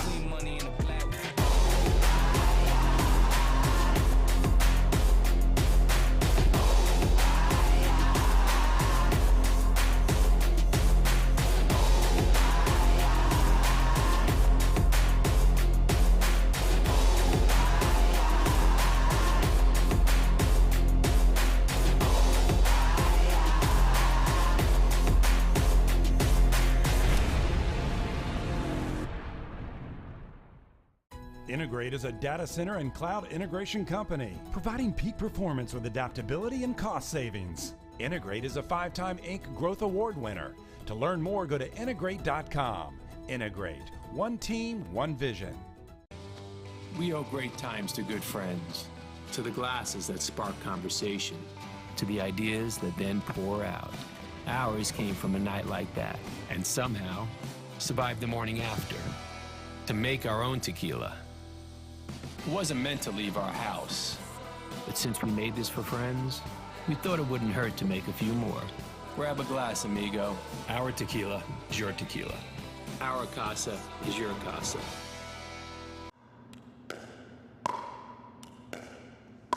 I'm gonna say she's a solid 3.5.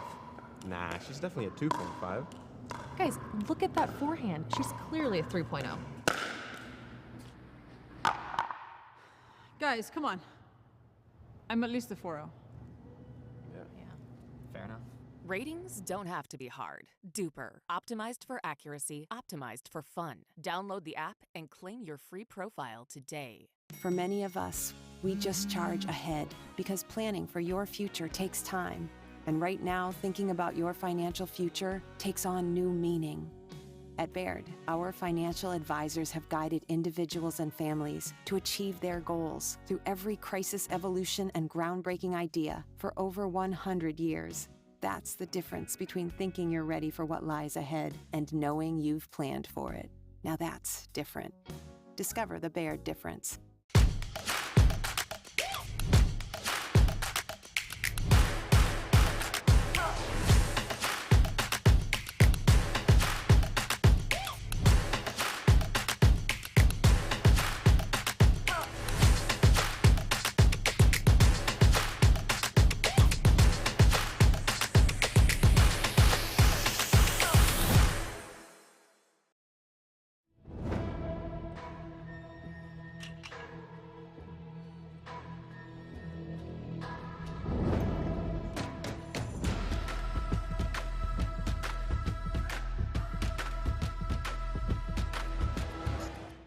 At Baird, we offer a different, more holistic approach to wealth management. With your career, family, friends, and community, finding time for you and making sure your family's financial plans are on track can be a real challenge. At Baird, our financial advisors get it. We'll partner with you to create a unique financial plan and coordinate with your legal and tax advisors to bring it all together so you have more time for what matters most. What are you guys doing? Getting our duper tattoos? Oh, cool. Hey Cameron, how's it going? Almost done. Perfect. Can't wait to see your number. Number? Duper, because ratings shouldn't be a surprise. Download the app and claim your free profile today. I haven't even started yet. Oh.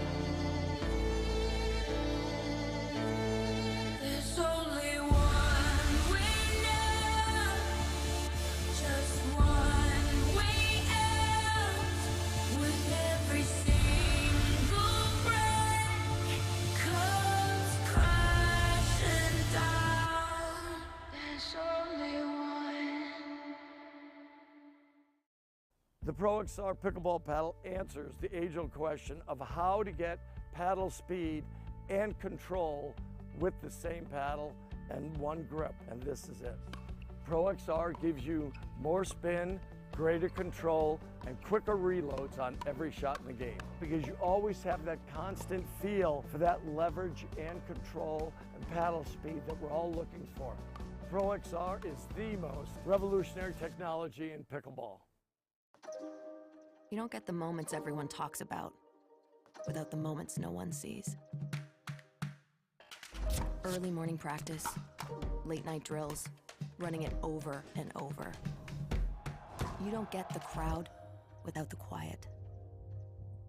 Everyone sees the glory, the medal, the podium, but every winning shot starts right here.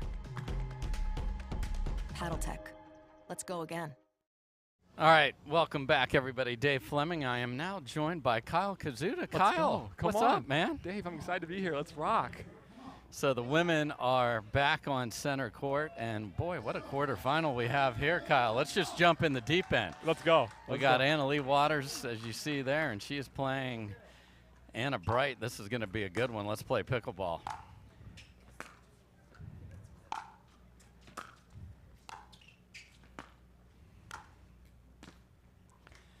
And high quality point to start with, Kyle. I mean, this is usually a match you see later in a tournament. Yeah. But we're seeing this early on. I mean, two fiery players, powerful players, two players really at the top of the game right now.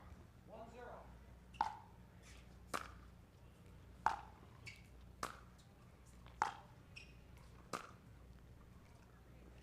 And Bright is choosing to stay back to start with here, so we'll see if that continues.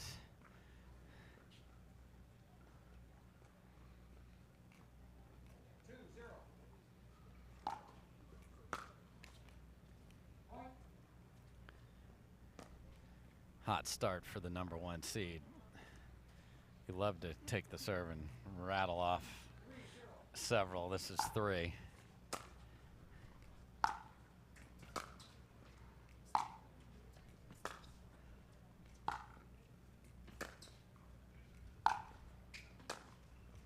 And we've got the WTA tennis finals here in the Dallas-Fort Worth area, and that's what this start looks like. Everybody at the baseline, Kyle. Yeah, I mean, I feel like you see that more in the women's game than Yeah. you do at the men's game. I think partly it can be a reach thing, but you're seeing both of them stay back a lot early in these points, as you mentioned. So Bright chooses to come in, and that does not work either. 5 in a row to start the match. Not how you want to start against Anna Leigh. No. But if there's one thing I know about Anna Bright, she's a fighter. She's never out of it.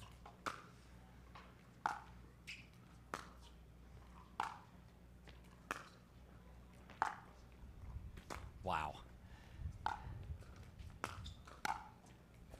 That's just outrageously good.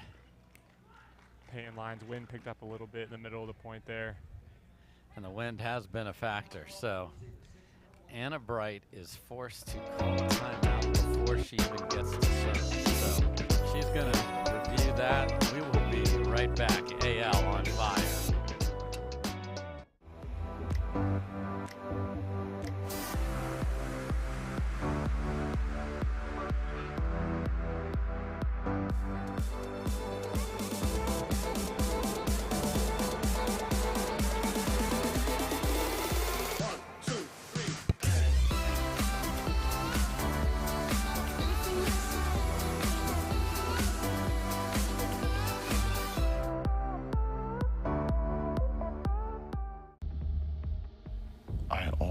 Told you. Matt Wright is my lawyer. Well, Matt Wright isn't here, is he? I've got nothing to say to you. We can do this the easy way or the hard way. Bring me the jigsaw.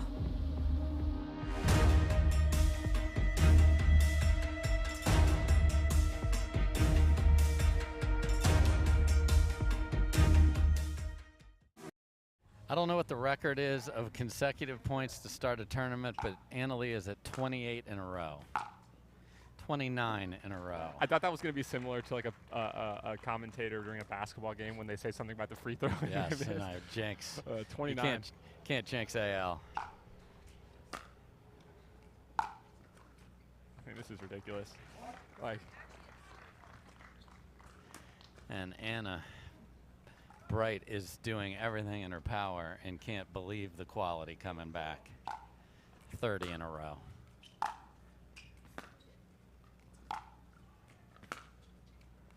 I mean, what's difficult, and I'm not even sure you can tell as much on TV how deep these balls are that AL is hitting. Yes. I mean, these things are painting the back of the line. It's tricky to pick these things up. So she wins her first round match 11-0, 11-0, and we're at 9-zip here. See her getting in there. She's there. Oh, nice. So Anna Bright will get to serve. Yeah, I mean, good point. She changed the strategy a little bit there. She got to the net, which she had gotten past earlier, right? But now she's getting to the net. Let's see if she does the exact same thing again here, if she stays back. And gets the missed return. So there's the streak is done at 31. We'll check the Guinness Book of World Records there.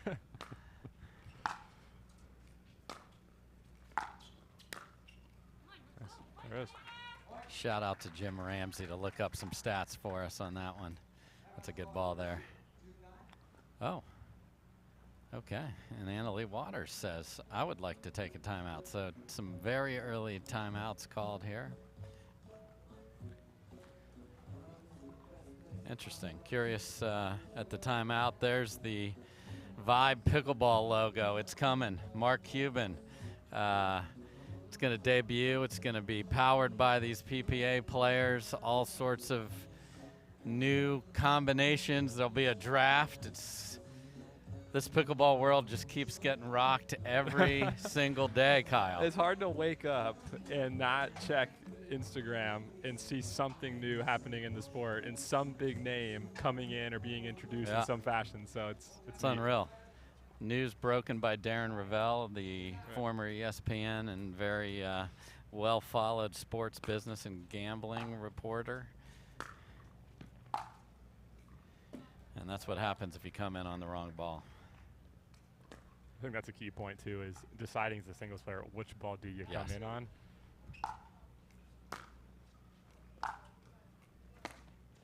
What a get from Bright.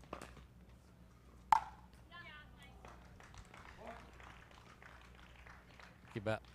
And I am winning, like, if little kids were around me for souvenirs, that's like the 8th ball I've put back in play here, People just don't in see this that. little corner. They don't see that on TV, Dave. No, they don't. Nice. Great ball there from Anna Bright Nice. On a game point. She's, as you said, as intense and determined and will fight more than anybody. Yeah, and these last few points, she's found a better rhythm. It seems like she's found some better balls to hit, some balls that she likes, some balls she could set up on, put in AL. On her heels a couple times, and we see her win a couple points, get a couple side outs because of it. Looks like we're getting a ball switch here. Or we're not. So Annalee's dad, Steven, won the egg hunt back there in the VIP section. And got it. So Anna Bright, the Cal Bear tennis star.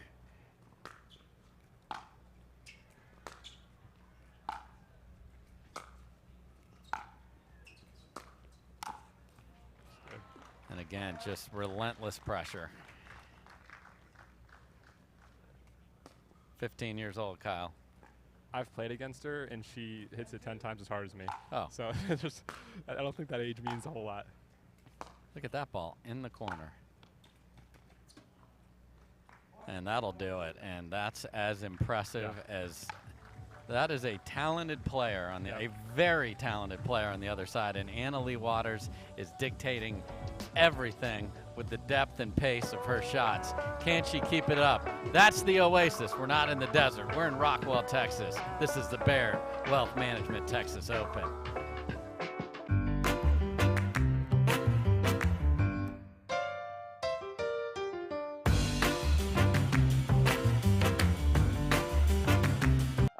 mishit the ball. I know I mishit the ball a lot. So speak for more yourself, forgiving.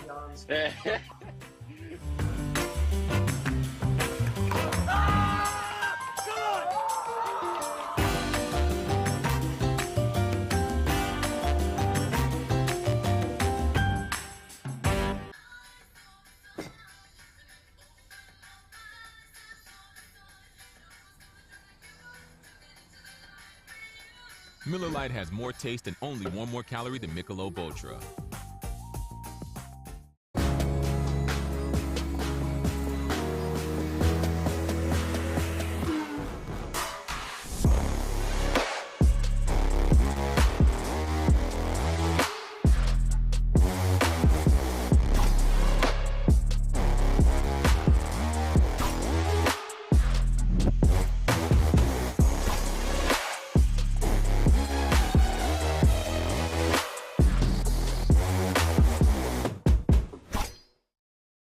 Well, if you look up juggernaut in the dictionary, it is what Leigh Waters is right now, just on an absolute tear. Let's see if Anna Bright finds some answers.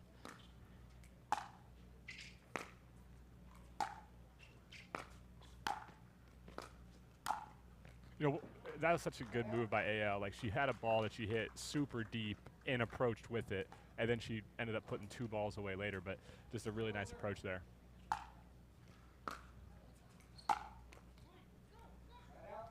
There you hear. You can hear Anna Bright. Like, come on, got a mistake. Let's build on it.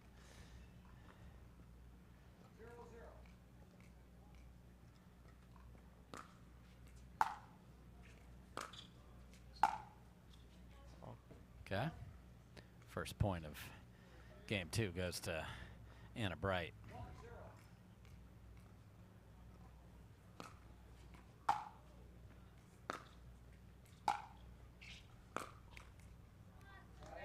And if we're going to have these baseline rallies, the wind is at Anna Bright's back, so that definitely helps if you can dial that in.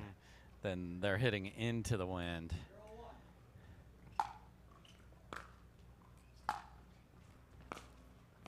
Great shots. And that's one where the wind is not your friend.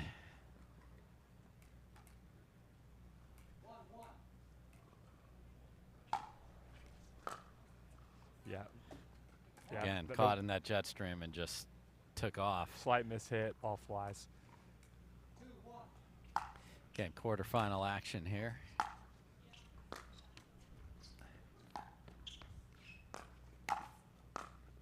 Beautiful. Beautiful.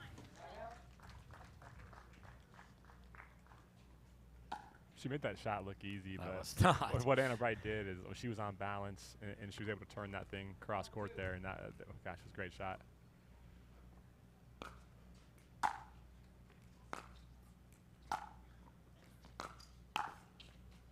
Just such a good read from Leigh Waters, and then covering it's one thing, but Kyle, she's hitting winners on these balls. Yeah, I mean, she reads that ball so early that she's already moving to cover that line in order to hit that cross with power, which she did. I mean, that's impressive.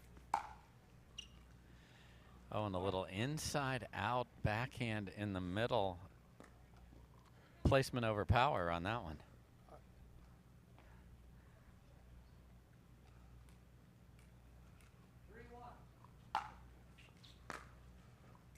Nice return, deep. And then just a little too deep on the next one, so Bright will call timeout. So a little better start for Anna Bright, but she calls timeout. So we'll wait. Hey, feeling like Whitney. Yeah, I need a bag.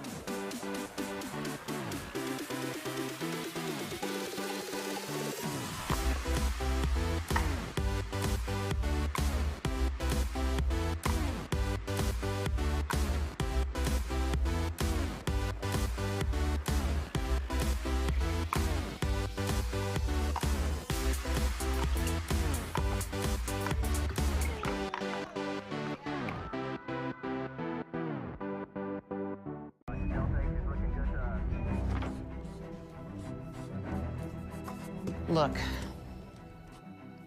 if we don't figure out this gravity situation, all of those astronauts are gonna die. And the proof of alien life will be gone forever. But we've tried everything. We haven't tried everything. Bring me the jigsaw.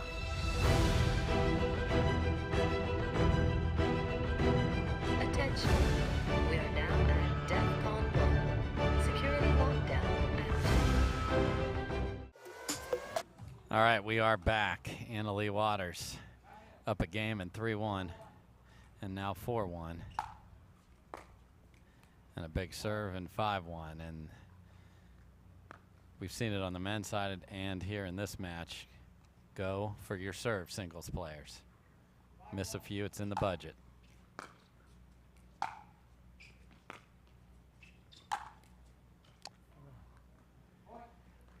Not hit too hard, but with the right amount of pace and a right amount of angle. Yeah, a ball that I tend to hit as hard as I can with too much pace and too much angle. So, what do you need to do to get to the pro level? Be like Leigh, not like Kyle, is the answer. It's good. And that is gorgeous. And this last volley, Kyle, those of us that love the two-hander, there's so much left hand in that volley. It's almost like a left-handed forehand. Yeah. More power and a bit more angle going the other way. There's that budget you were talking about. Yeah, just review your spreadsheets, folks. You're okay. Yeah.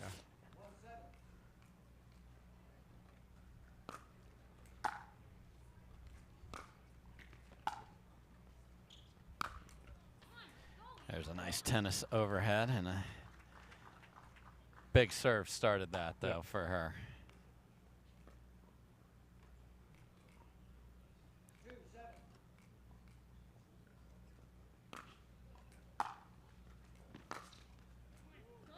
That is a beautiful two-y by Anna Bright. Not much room there. No, see if she can get a rhythm here. I mean, I feel like she feels good after those last few points. See if she can go on a run.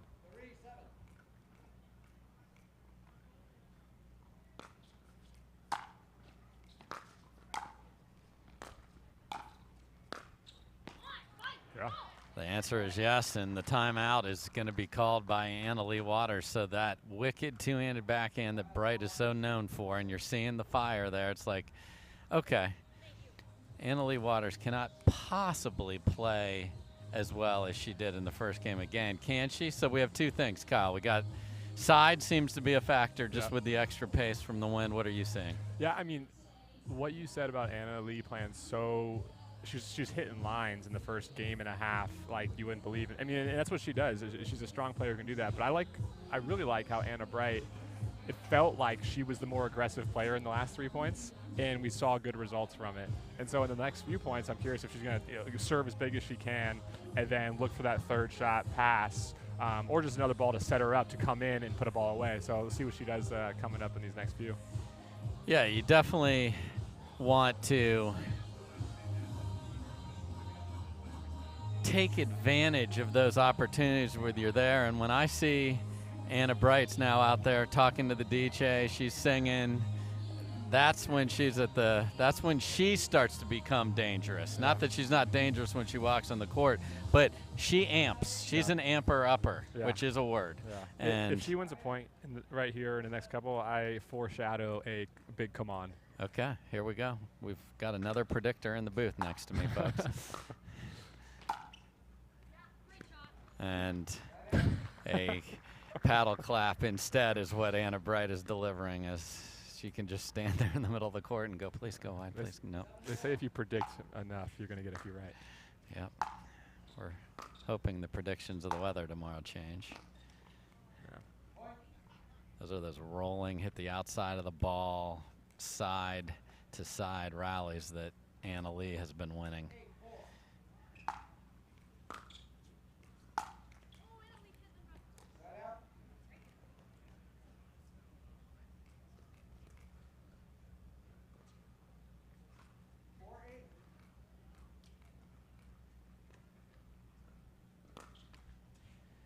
Hits the net and just kisses wide, not what Anna Bright needed there.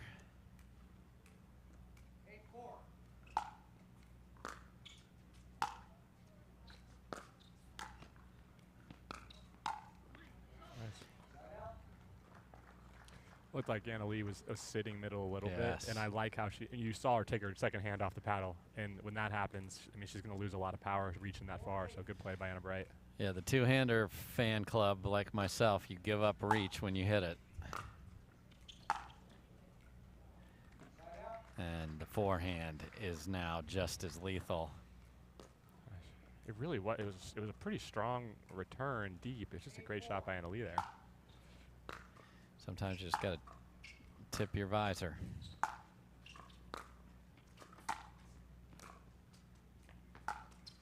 That's a heartbreaking point for Anna Bright there.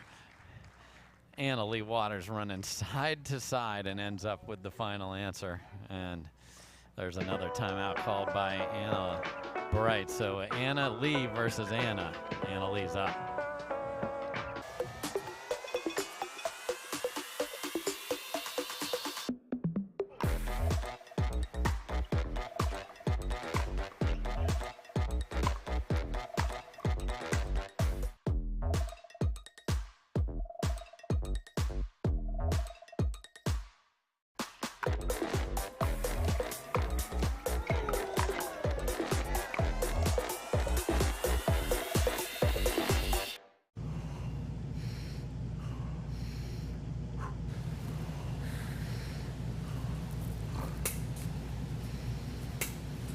No way she gets this. Let's go! Thank you. Thank you. Thank you. My turn. All right, welcome back. It's fun to feel good with the friends at Jigsaw, and it is certainly fun to be Anna Leigh Waters right now, just playing brilliant pickleball.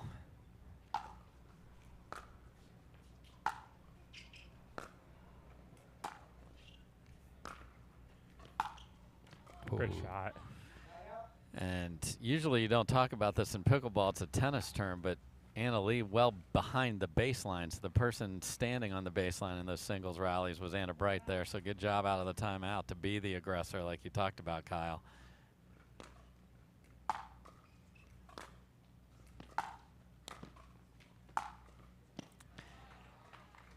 I mean, she knows right there that I got to cover the other side, but knowing and doing. Greatest distance in the world.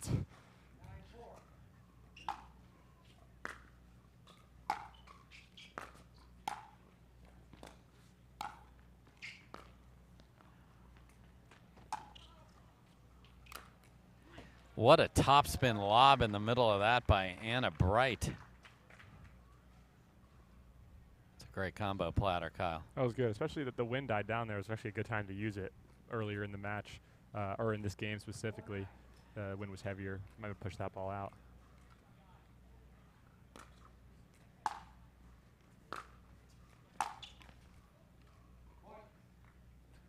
Dave, I'm not sure if we have anybody in the booth that can give us this stat, but how many times does Anna Bright twirl her paddle before she hits her serve? She is the silver medalist in that to Dylan Frazier, who is the undisputed gold medalist in paddle twirls, but it is a lot. Oh, we just got a count there from the booth of 10 paddle twirls before she actually picked up the ball there. We'll see if she can mimic that. And I think she has just under 11,307 at last count. And we got a clicker in the corner of your screen. It's probably just off the side of your screen at home. But it's everybody's got their little quirks that they do to be set. Absolutely. And she better twirl it right now or we're going to look like fools. Okay, there we go. Thank you, Anna Bright. There we go. That's ridiculous. So much left hand on this ball, too. That Yola paddle, she's able to just get on the outside of that ball and roll it.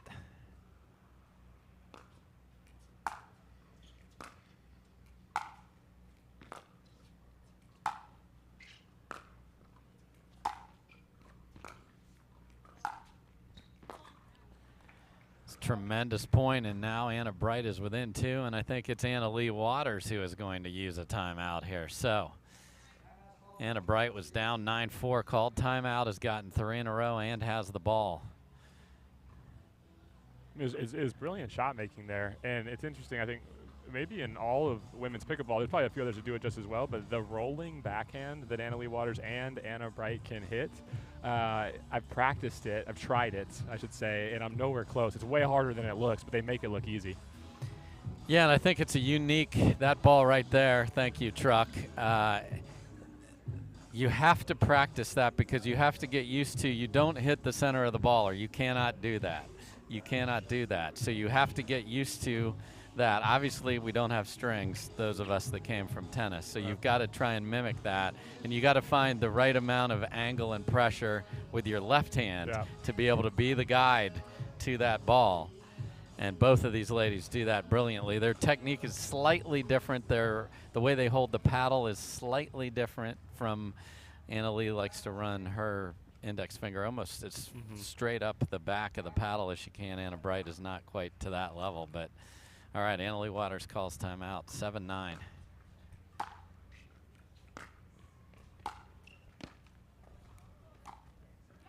And right on cue. Thank you, ladies. We talked about it. Let's put that in. I mean, look at this angle. Yeah, just like you mentioned, her left pointer finger up on the paddle, using that left hand to roll over to the side. It's really, really good.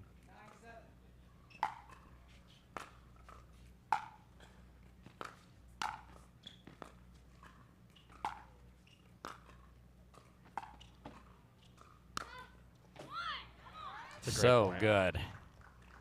So the level has risen from Anna Bright, which is making Anna Leigh try and match it to maintain her lead. So again, Bright at 7, within 2.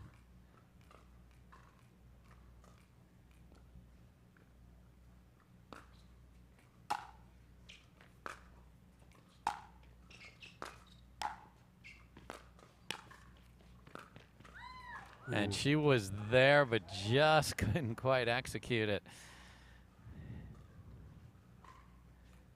After really going for her serve, that was a tremendous return. If you rewound that and saw the return Anna Leigh Waters hit. Replay the Let's here on the PPA Tour.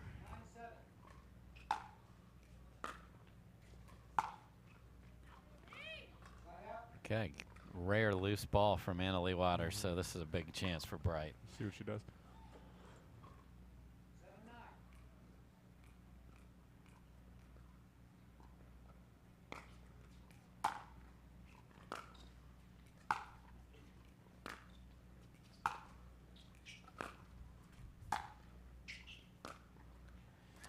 Oh, and Anna Bright had a chance to come in behind that. She got herself a short ball and didn't trust it enough.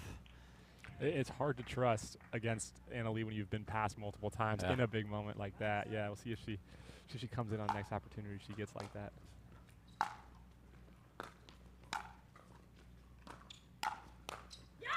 Okay.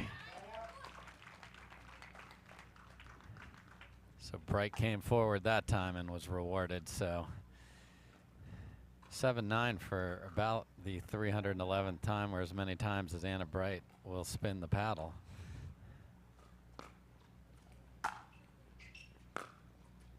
Right on the line. And the lead is now but 1. Okay, Dave Fleming, 8-9. What a battle back from Anna Bright here. Not surprised with the way she digs in and her determination. She's got a determined look in her eye right now. See what she does here. Ooh, and gets a missed return, so gets a freebie, and we are 9-9 game 2.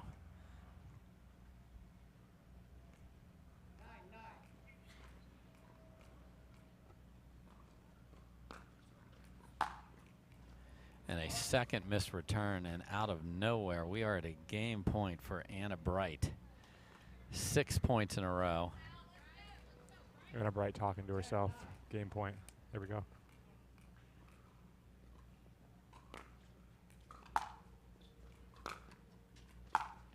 And it is Anna Leigh Waters who chooses not to come in after missing a couple returns, and an impressive second half of game number 2 by Anna Bright, and we will play 3. We'll have that for you next here at the Baird Wealth Management Texas Open.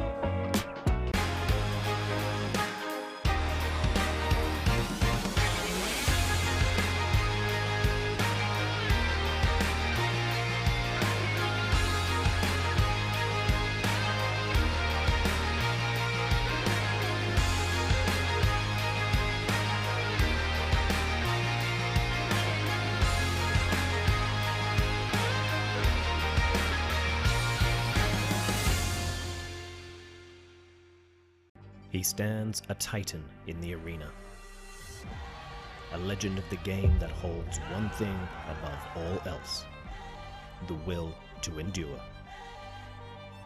Ferocious in attack and relentless in his pursuit to be the best, to be number one. Tyson McGuffin and Selkirk Sport, champions of pickleball.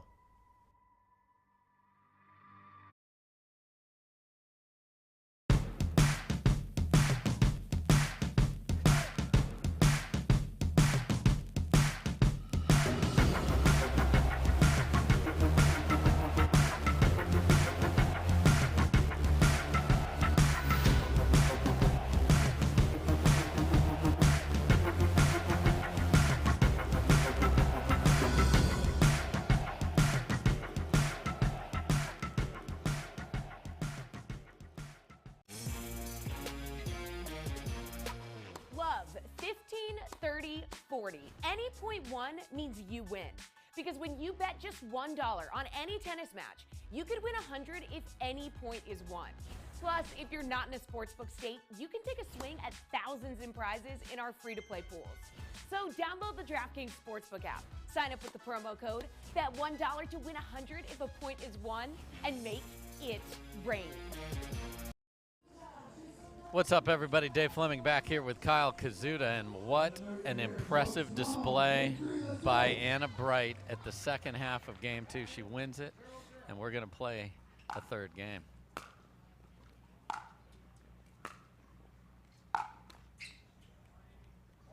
Boy, and that's like just mentally for Anna Bright to go, okay, let's keep this going. Made a mistake there. And we'll see if side is the factor, because side and Leigh Waters is on now, has the wind behind it.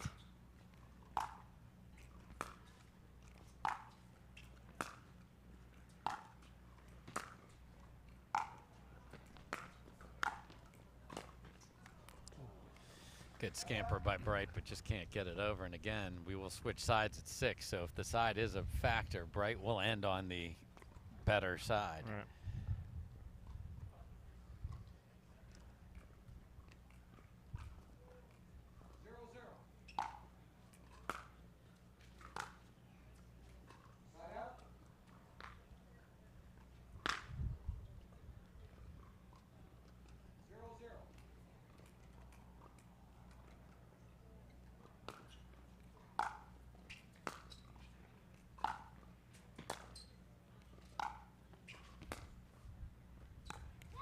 Wow.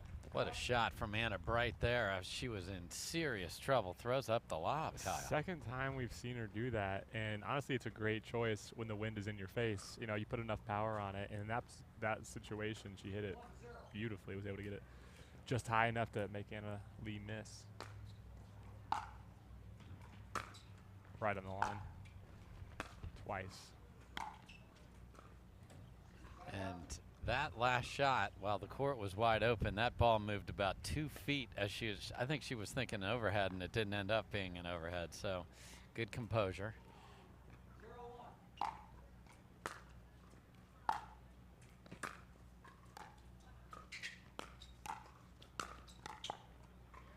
Yeah, an ill-advised drop shot in the middle of that rally.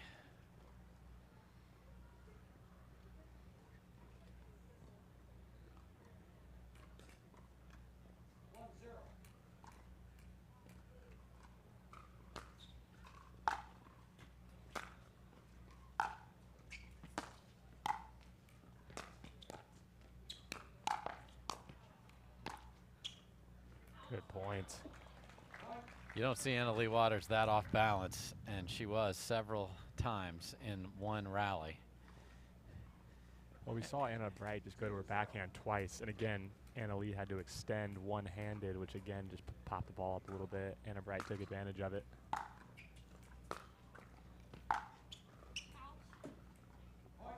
And now it is a run of points for Anna Bright that is remarkable. I mean, this is pickleball, right? You go on a massive run, you're playing your best pickleball, and 20 minutes later, you're struggling a little bit. But she's the #1 player in the world. Let's see what she does.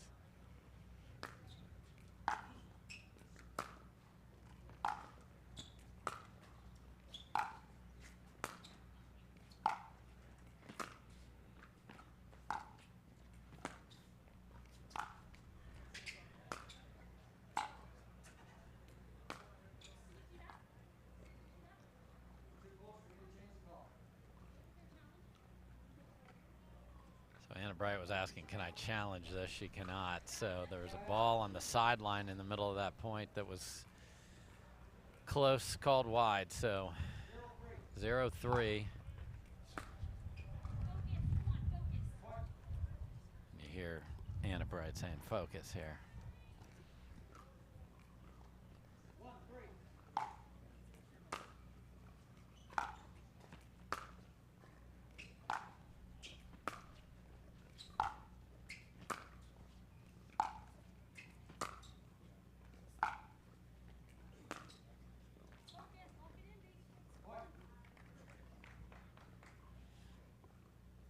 Bright encouraging herself. Lock it in. Focus.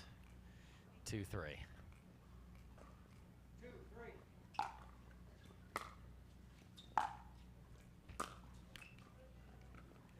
Three straight for Anna Leigh Waters. I think there's a timeout call discussion in the Bright conference room there, but they chose not to.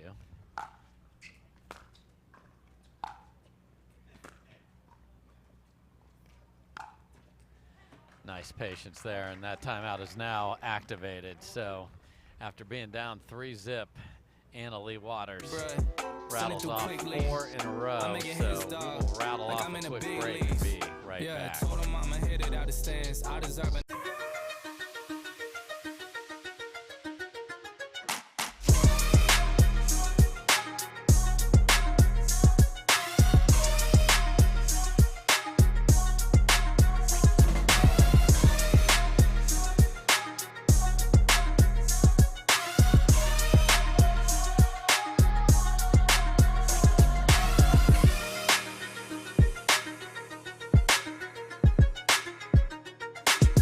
People look at the Orchard security guy and go, what a joke.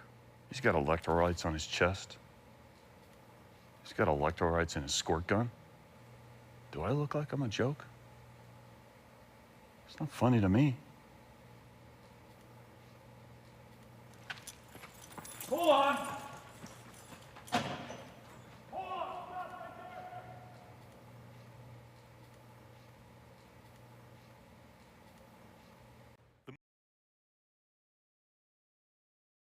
And it is Anna Leigh Waters who's on a roll here.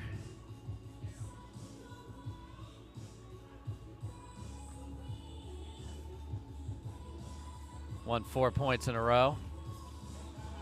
Anna Bright calls the timeout.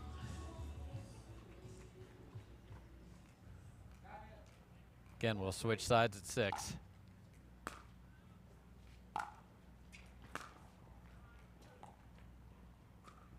Just wide there, so 5 straight. So what a game of runs here, Kyle. Anna Leigh's found the rhythm. She wins another point here. We'll switch sides like you mentioned. It'll be interesting to see what happens on that switch.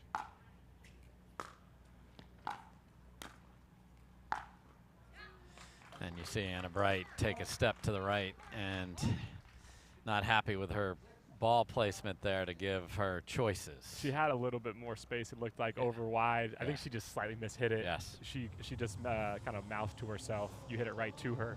I think she wanted to take that one a bit wider, but 6-3 right now. Anna Leigh Waters over Anna Bright, switching sides. Yeah, so it's going to be interesting. Okay, now what happens?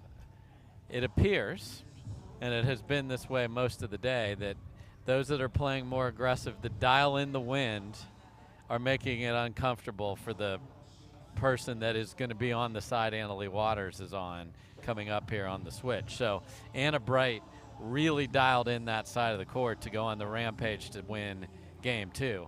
So that's what she's got to be telling herself, doesn't she? The ball's coming from where Anna Bright's going to be. They're coming harder. They're coming a bit faster. They're hitting deeper in the court. They're putting the person on where Anna Lee's going to be right now on their back foot a bit more. So I'll be interested to see if she comes in too. If she gets some good deep shots, she'll approach afterwards. So here we go, 6-3.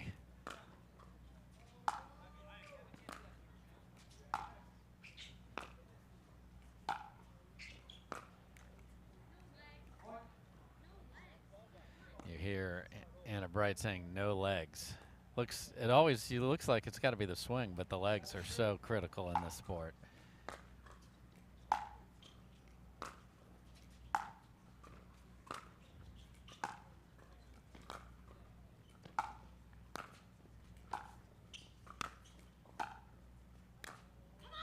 Good. There's that come on you called a little while ago. Right. So you were just a little ahead of yourself. Right, my prediction. But Bright just did what I just mentioned is she came in off a deep ball. And then she didn't win the point immediately, but she played it for another 3 points, ends up getting the put away. And gave herself margin. Yeah. So don't make a mistake when you're that far ahead in the point.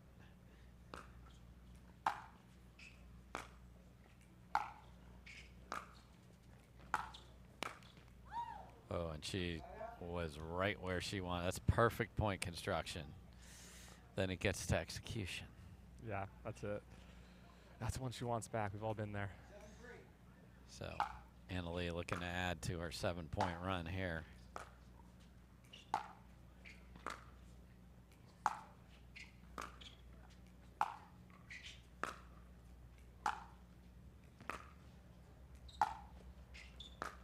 They're ripping balls right now. Full swing attacks here, folks.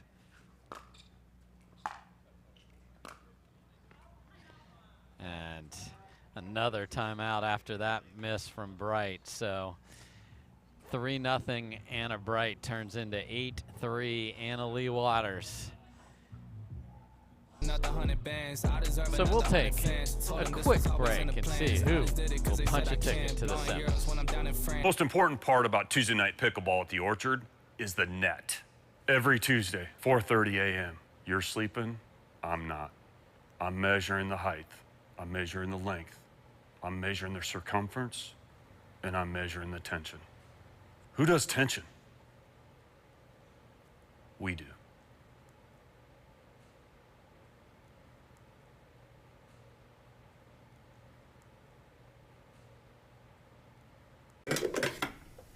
Hey, Katie, could you pass me the creamer? Why don't you just come into the kitchen and get the creamer? I can't come in the kitchen. Sure you can. No, I really can't. You can come into the kitchen as long as you don't hit the ball out of the air. All right. That's why I stay out of kitchens.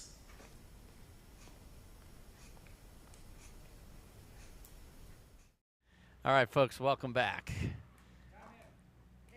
Leigh Waters, 8 in a row after being down 3-0 in game 3. Just deep on that one. Had a couple, one on each side, inquisitive.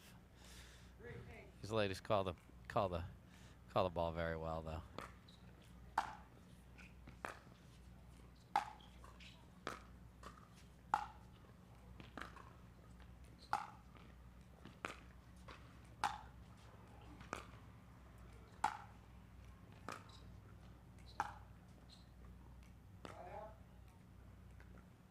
Just deep on that one from Bright. So got her steps in there, Kyle. Absolutely. I mean, they're ripping balls. They're making each other move. This is good pickleball.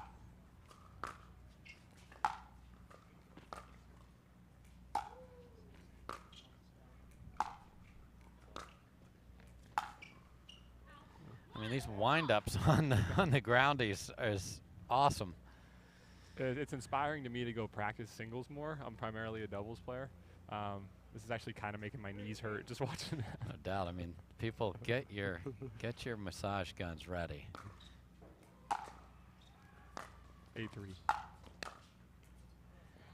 There's an aggressive point from Bright. So this is what we saw. We saw a big lead for Leigh Waters when she was on this side. Obviously, we switched to get there here, but that's what Anna Bright's got to just draw on. Winds died down a little bit as it picks back up, as I mentioned that.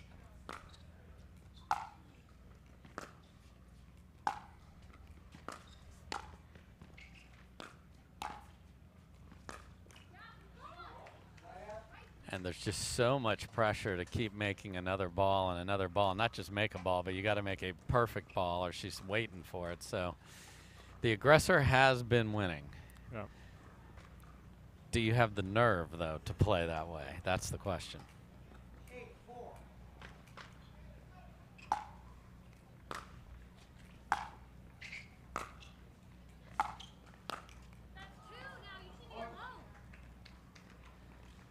So Anna Bright says that's 2. She's been at the net in a good position twice on the backhand. I like her positioning, though. Yeah, she just missed, tape both balls. Yeah.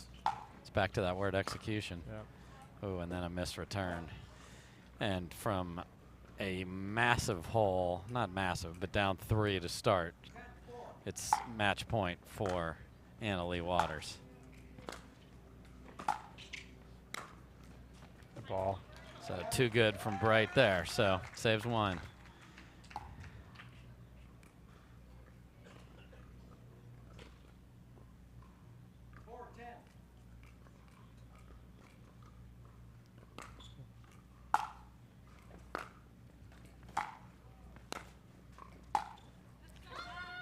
Too good.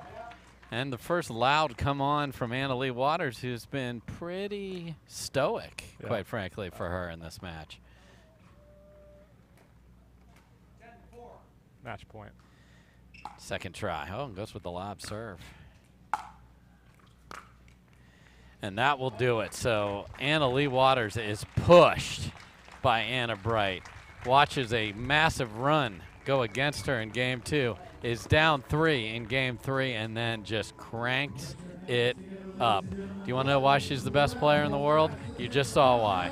Huge start, gets pushed, gets beat in game 2, is down and doesn't phase her, finds her best stuff, and is going on to the semifinals. We'll be back with the men on the court after this.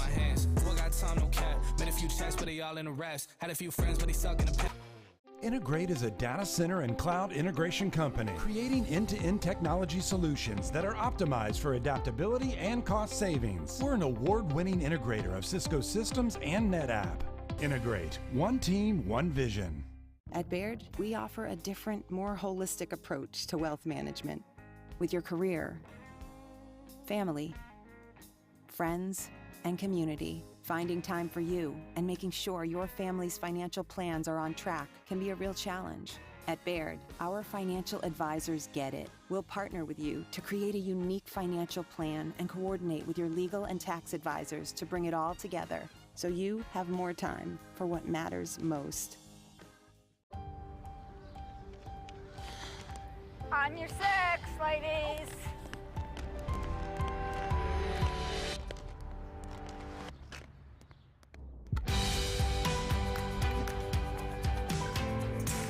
The world will get back on its feet.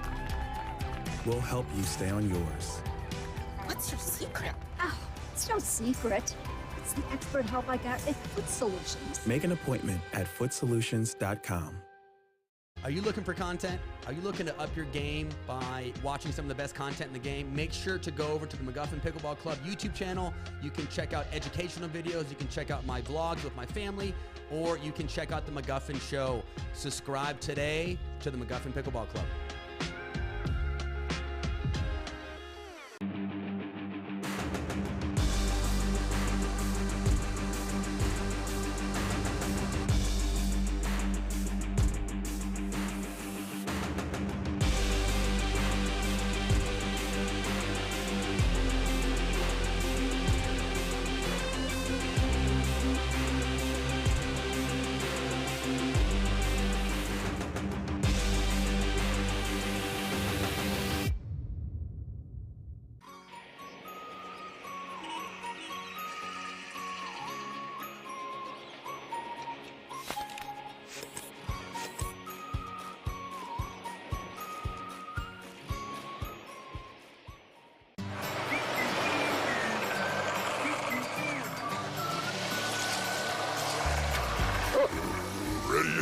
Not yet, buddy.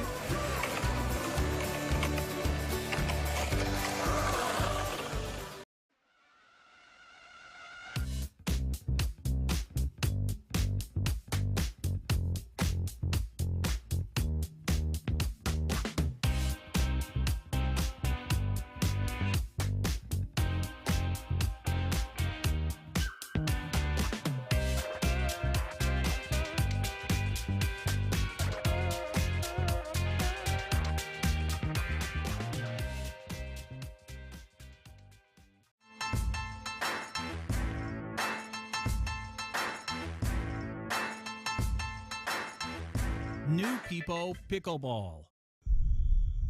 Each shot has its own strategy. Each player, their own style. Whether you dink it, drive it, lob it, drop it, bang it, or spin it is entirely up to you.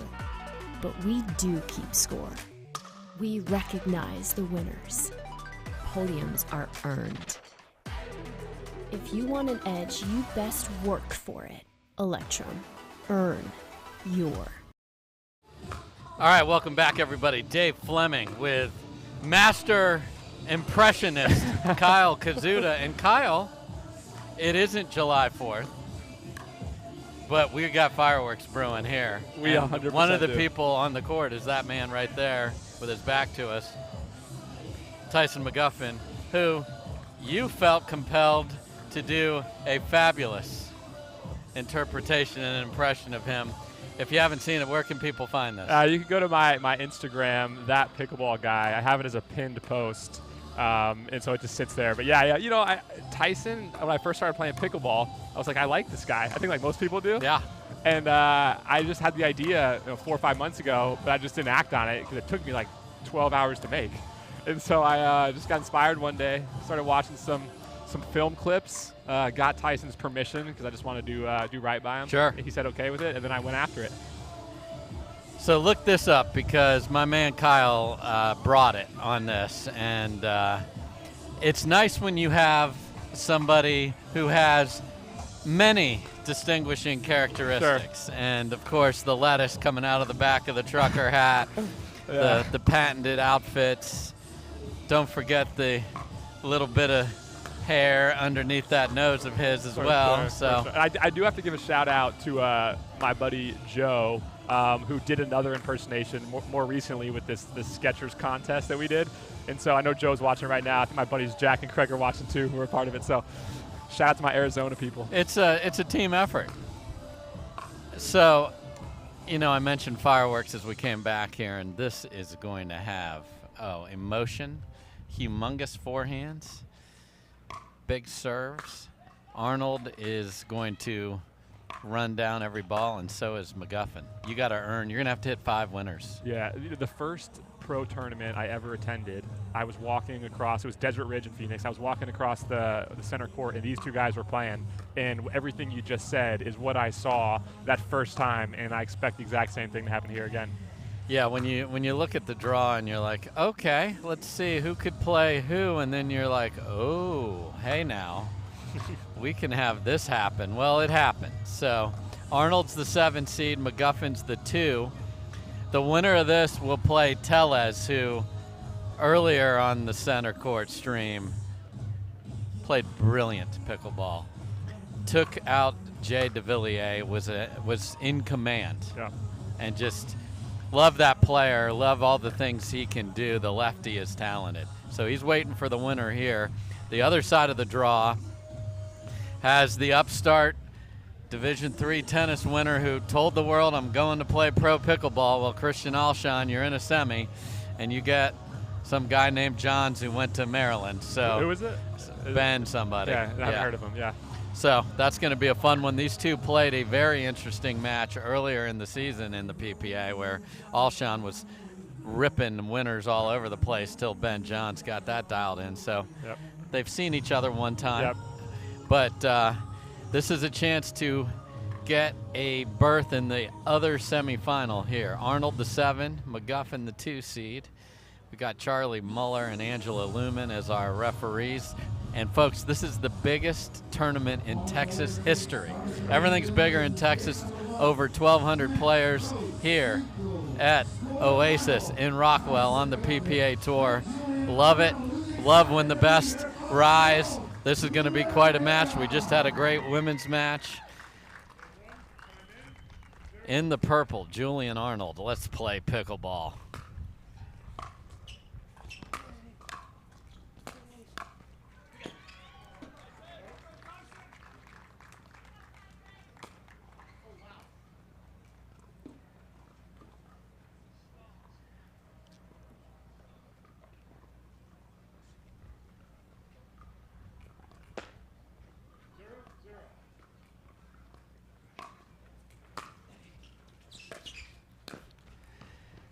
Running around. Talk about running around that backhand there.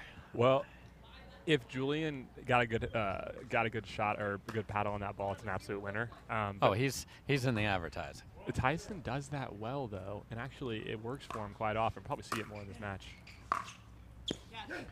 It's a great ball there, and the barking is early. So McGuffin knows he's got an insanely talented player, and I love Arnold. Always is great with the compliments of the other player, too.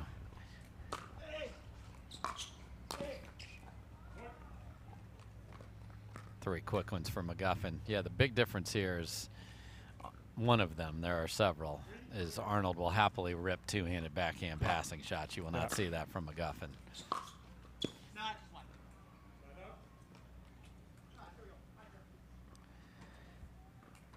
Yeah, Arnold will have a long conversation with Arnold throughout this match.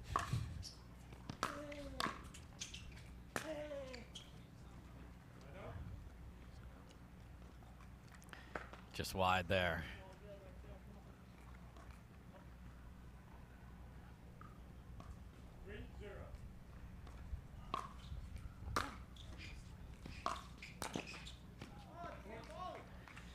And again, if you return to that corner, it's going to be one of two places, but can you tell? Yeah.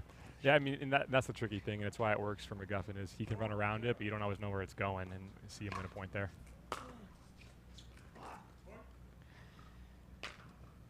Five straight for McGuffin.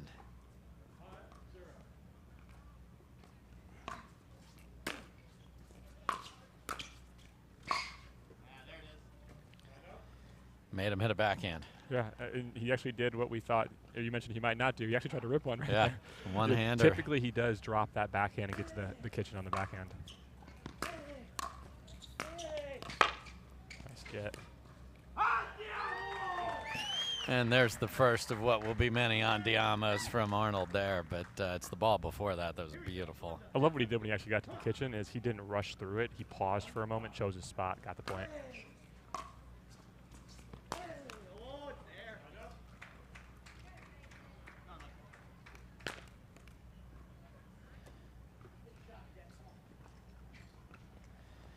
There's not a pogo stick underneath the court, folks.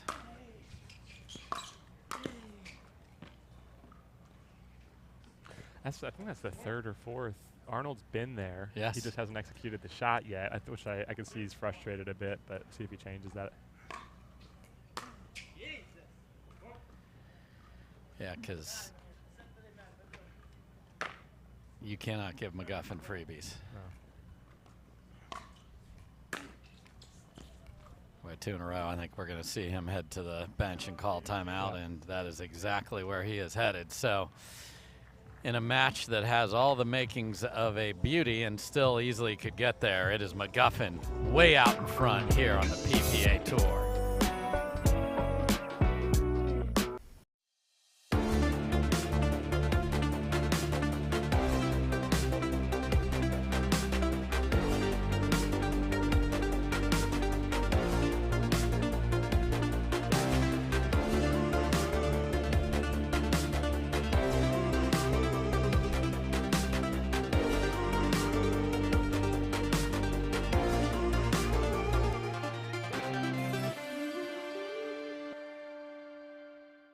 My name is Catherine Parenteau, and I've been playing pickleball for almost 6 years.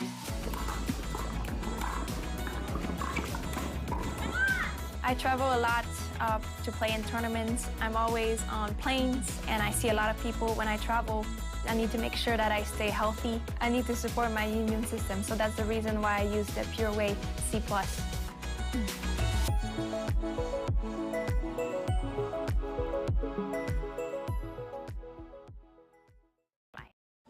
Welcome back, everybody. Tyson McGuffin looking very good here in the quarterfinals against a terrific opponent, but it's been all McGuffin so far.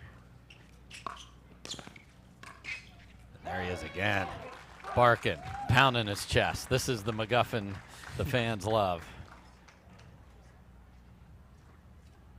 A great start. You know, the wind is also behind McGuffin Yes. right now, and so we saw this in the previous match with Waters and Bright. The person on where McGuffin is on that side seemed to have the advantage.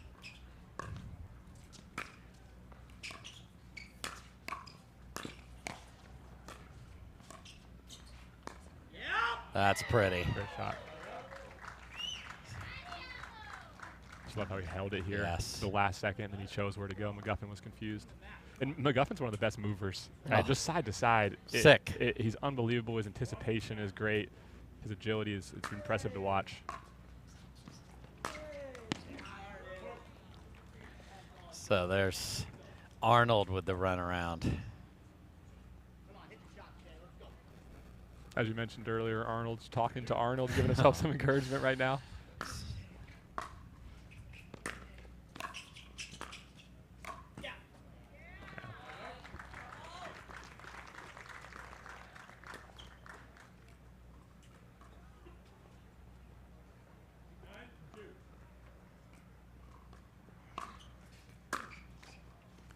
Not going to get to that one.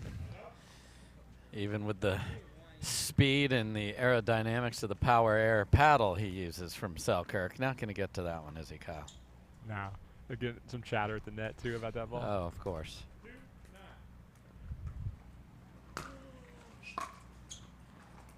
Right on the line. What a return after an insanely good serve from Arnold. I mean, that's what you want. You're like, oh, this is it. And then the ball skids off the line on the return. Like, come on, man.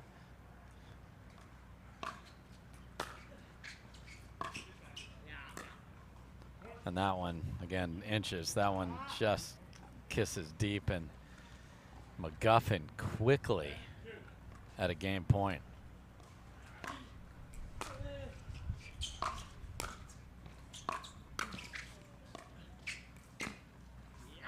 Wow. Goes body. Body with extreme topspin. Thing died right at the end, right in the line.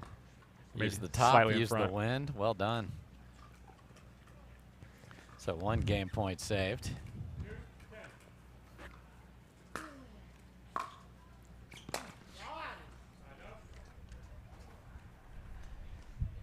And that is the ball that has been giving a lot of people fits. Something that's penetrating with the wind. Just your timing isn't right. Second chance for McGuffin.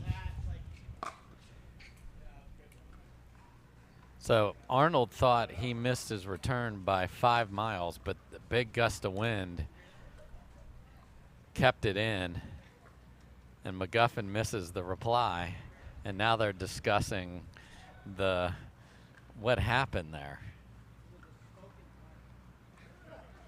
I think McGuffin's asking for a potential replay here.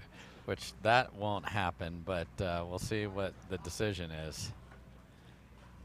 Decision is going to be made by Charlie Muller here, and I think it's going to be just hit the ball in. Oh, and okay. Julian Arnold's like, I know I messed with that. I had a feeling we had a serve miss coming there with the way that was working out. So mutual respect here. Yeah. And Charlie Muller didn't do anything wrong either there, just to be clear.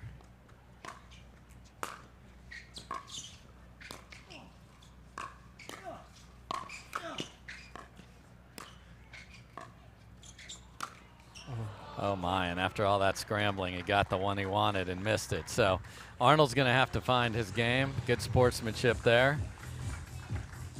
And we will switch sides. We'll see if the side is as powerful as we think it is and we have seen so far. in Game 2 when we come back. We're at the Oasis in Rockwall, just outside of Dallas. This is the Baird Wealth Management Texas Open. Edge.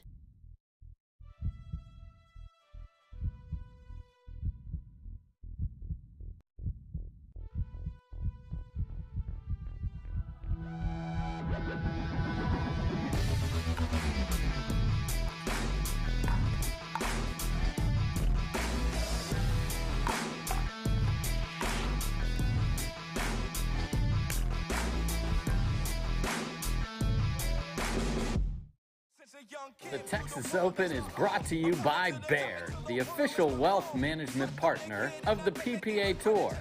By Vulcan, the official paddle of the Baird Wealth Management Texas Open. Look good, play better. By Casamigos, the official tequila of the PPA Tour. By DraftKings. Download any of the DraftKings apps and get in on the action today. Use code PPA when you sign up. By Chase, the presenting partner of PPA Women's Doubles Championships. And by Fitvine Wines. Keep it real. All right, welcome back, everybody. Tyson McGuffin, my goodness, Kyle. Impressive here. Yeah, I mean, he ran off a bunch of points there, 11-2 in the first game. We mentioned it earlier. If you're just joining us, the wind is against Tyson McGuffin right now. We'll see if that's a factor in this game. Point one would say nay. Yep. But it's just one.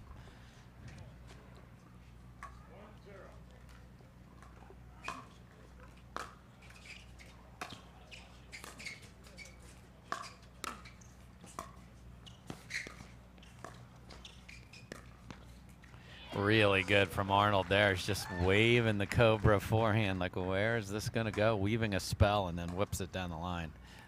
Went line twice in a row. You're thinking, come on, man. Yeah. There he is. Fight. That's too good right there. That's a laser. Just a millimeter. Right, over the net.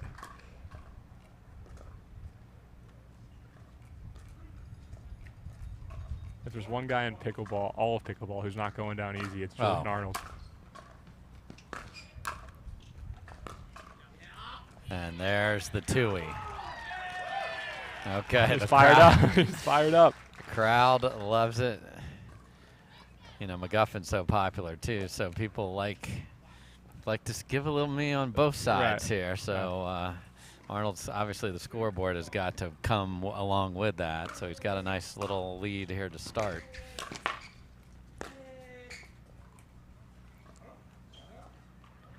Just misses that two-hander, but again, that's the style difference. You will not see McGuffin sit back there and rip two-handed backhands. That's not his game.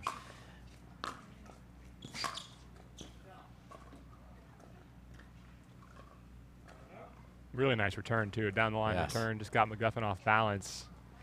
Arnold with the approach, forcing a pass, but McGuffin goes wide on it.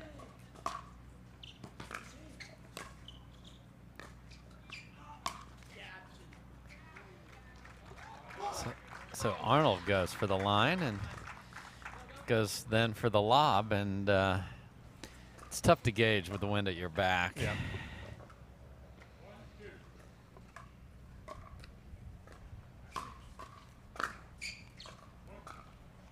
Can't happen. He's frustrated with stuff. I mean, especially in singles, is like, in doubles as well. The one thing you don't want to do is miss a serve or miss a return. Especially, I get it. McGuffin, some of his serves are really tough to return. And I think that's a carryover right there. Yeah.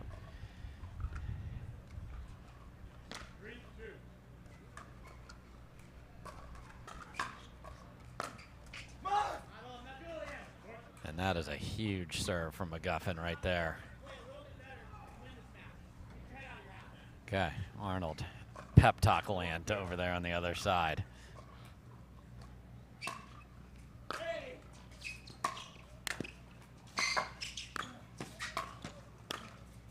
Oh my, and McGuffin was in serious trouble in this point, Kyle. Gosh, good. I mean, you just got one more ball back, one more ball back, one more ball back, and that actually happens more than you might think, right? You get another ball back, and the player on the other side might make a mistake into the tape.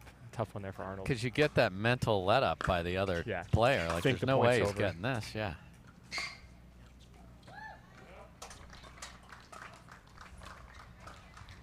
So again, a few loose points puts Arnold in a hole. Can he dig out of it? We had a non-Diamo at 2-1 and then 4 quick ones.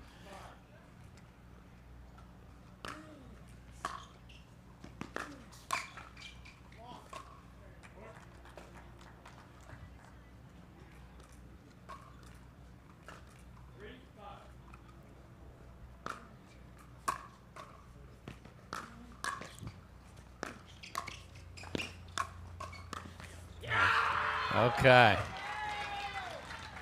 Beautiful job by Arnold. And if you want to know where the crowd is situated, look at where these gentlemen stare when the point is over.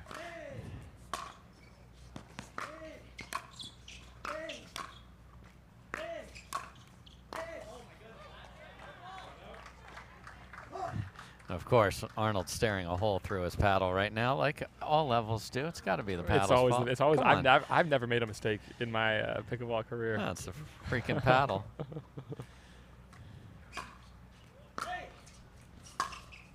That is Tyson McGuffin at his finest, and now he's barking at the crowd. I love it. I mean, that's a ridiculous shot right there.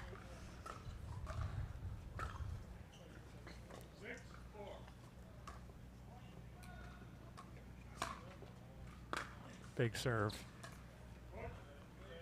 And a significant difference here. He's gotten 3 missed returns. And look at the scoreboard, 7-4.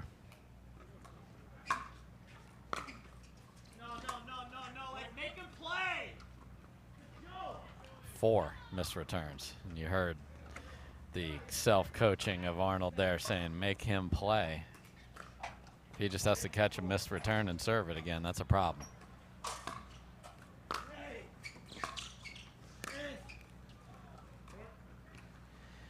And this second game is full of runs.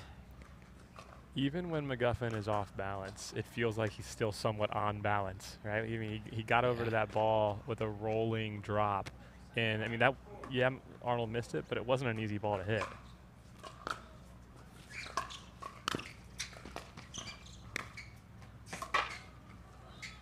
Got there, but couldn't put it back in play, so now McGuffin's run puts him way up, 9-4 here. Pablo Tellez waiting.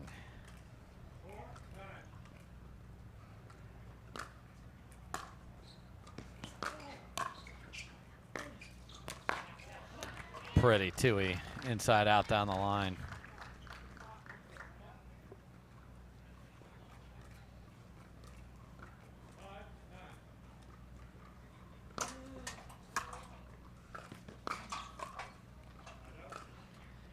And there's that mesmerizing short slice return in singles. The tricky one. It almost feels like Arnold, like he had winner coming, and then it looked like he may have second-guessed himself right before he swung.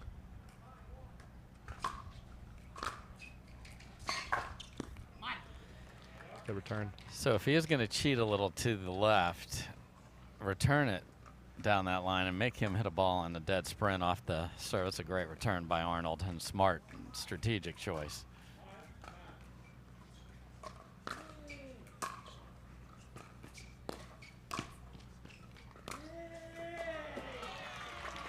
I mean, when he stripes one clean, there is nothing prettier than that forehand right there. I mean, that's just wicked. On both sides, rolling cross court. First one with the backhand, getting him off balance. Forehand for the winner.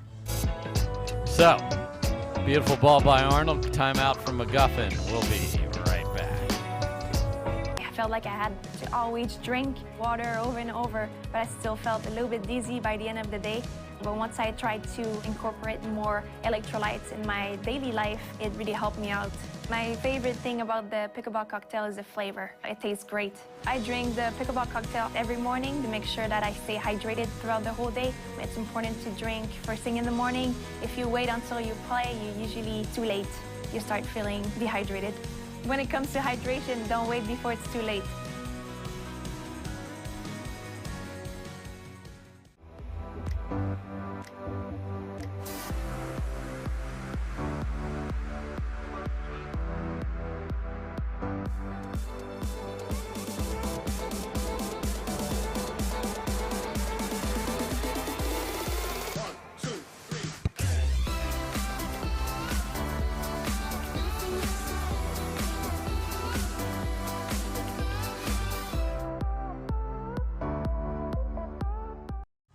All right, welcome back, everybody.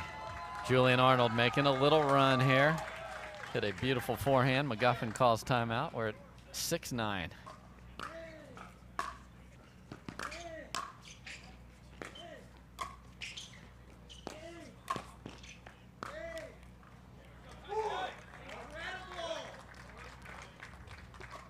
Perfect example that not much gets by Tyson McGuffin. It's unbelievable right there, because Arnold had him in absolute peril a couple times, and he got there.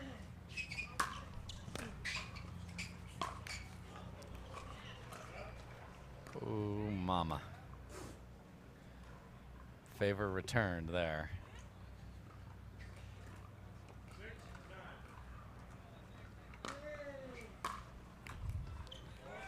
This return, you see. Arnold pumping himself yeah. up. Fight. A little skitter on the serve. It's going to sail well deep. Both players chatting away with themselves. Yeah, it is interesting to watch. I mean, you can't hear him at home. We're sitting right next to him, but both of them are, the self-talk between every point is constant.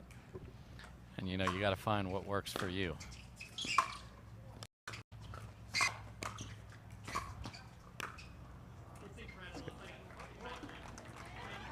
And Arnold again, way ahead in the point, in command at the line, and we are at match point. McGuffin taking his time here.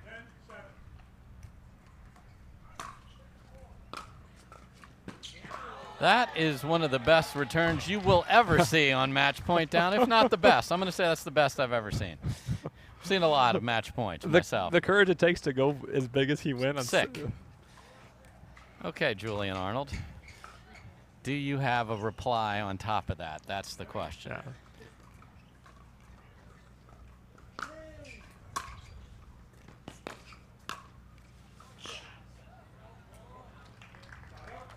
Nope, so he's going to have to stripe another one. Let's see if McGuffin gives him a forehand here or not, or makes him run around something down the middle, take the angle out of that return.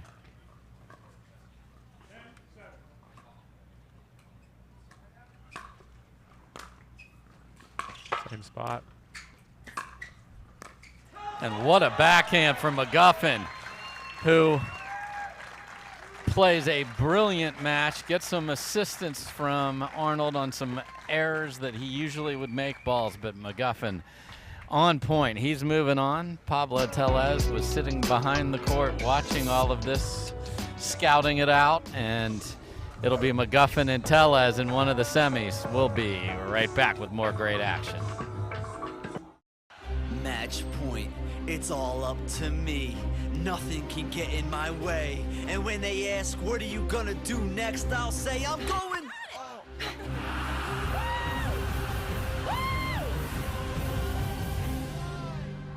We're going to Margaritaville!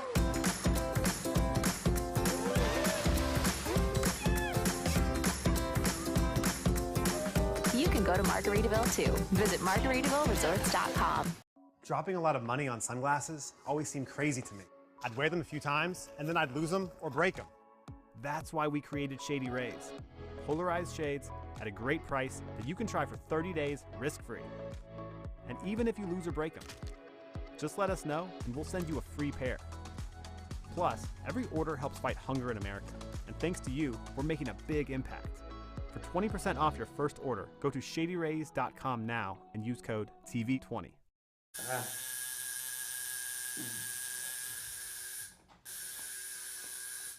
What are you guys doing? We're getting our duper tattoos. You know it changes every match, right? Oh, Duper, keeping tattoo removers in business by updating after every match. Download the app and claim your free profile today. Can you change that 6 to an 8? I sure can try. How do you get what you want? Eric Weimer, blind man, wanted to climb Mount Everest. My man crazy, but he believed it was possible. We're gonna do it. And because he believed, he became the first blind person ever to stand on top of the world. Guaranteed Rate believes in your dreams. That's why we treat everyone like we treat our own family and work extra hard to get you the lowest low rate possible. Because if you believe, you will.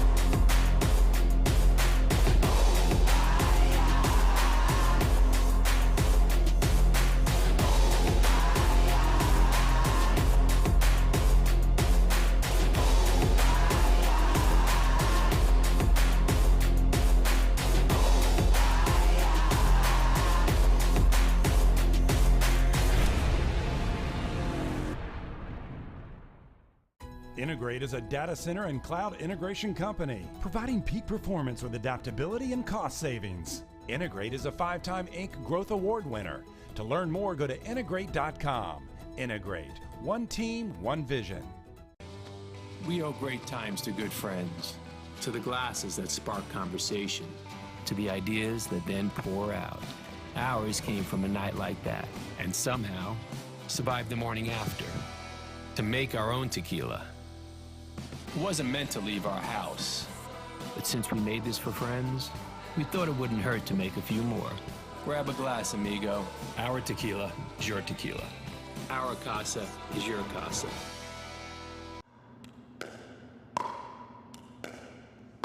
I'm gonna say she's a solid 3.5. Nah, she's definitely a 2.5. Guys, look at that forehand. She's clearly a 3.0. Guys, come on. I'm at least a 4.0. Yeah. Fair enough. Ratings don't have to be hard. Duper. Optimized for accuracy, optimized for fun. Download the app and claim your free profile today. For many of us, we just charge ahead because planning for your future takes time. And right now, thinking about your financial future takes on new meaning. At Baird, our financial advisors have guided individuals and families to achieve their goals through every crisis evolution and groundbreaking idea for over 100 years. That's the difference between thinking you're ready for what lies ahead and knowing you've planned for it. Now that's different. Discover the Baird difference.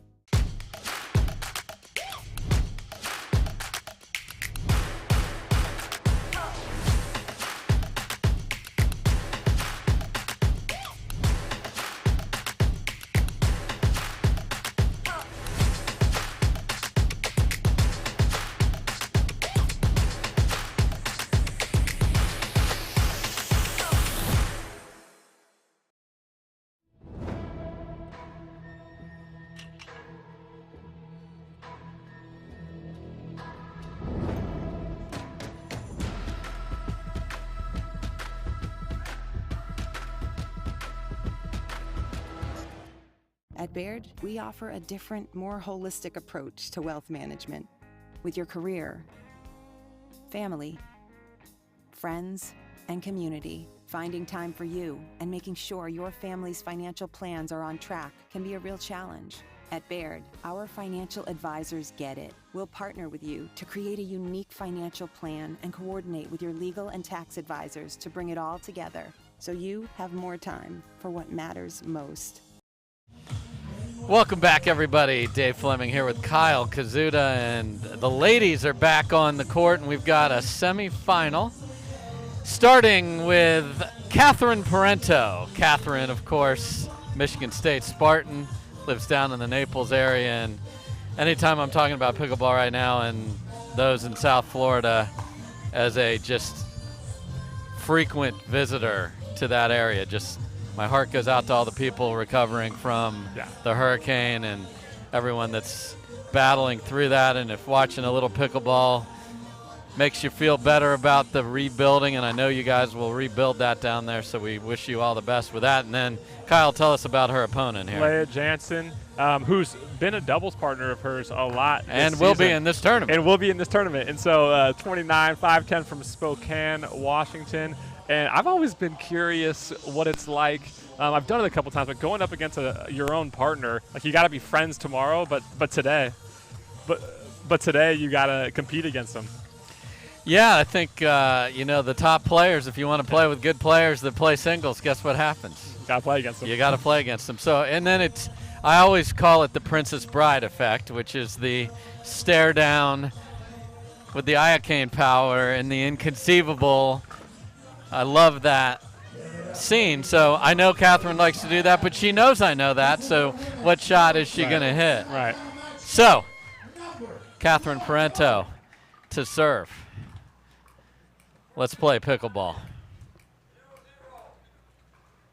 Semifinal number 1. Big serve right off the jump. Yeah, and Catherine has been serving big in singles.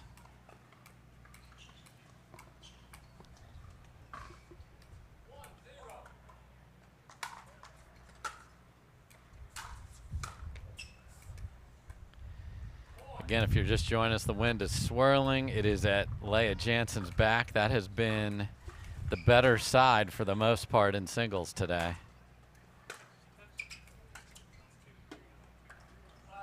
Ball may have skid there. Yes. Hit something on the court. Catherine looked at her paddle. You have to. Even though it was the ball or the surface, it's the paddle's fault still. No matter it's unbelievable. Paddles just, they need a union. Oh, that's pretty. Beautiful. Especially as Catherine hits the ball down the line and approaches to cover the line. Lea knows it, and Jansen goes cross court with a beautiful winner. There you see Lea Jansen goes through her routine before every serve.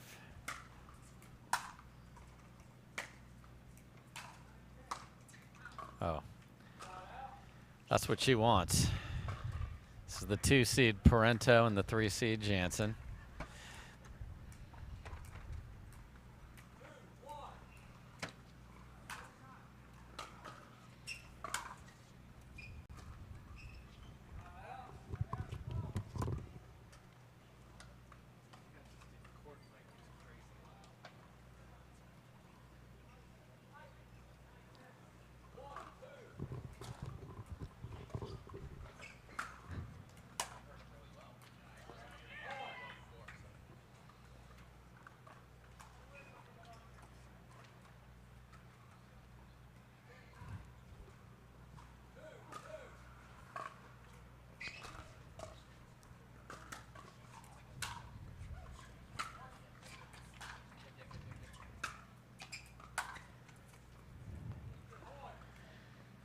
Kyle, we know Jansen will be any chance she gets coming in. Yeah, and she controlled that point. I mean, Parenteau was on her back foot a little bit. Saw Jansen coming in on that approach shot. Didn't have to hit the ball because Parenteau hit into the net, but was in control.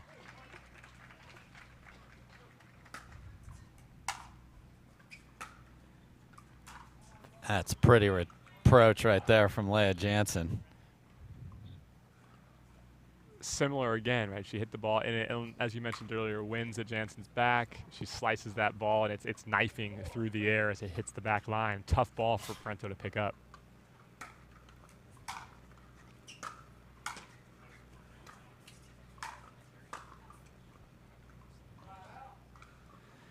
So far, again, the aggressor is leading the point, taking the advantage, and we'll see if they continue. Got to make the return, though, to get into that position. Yeah. Sail slightly long.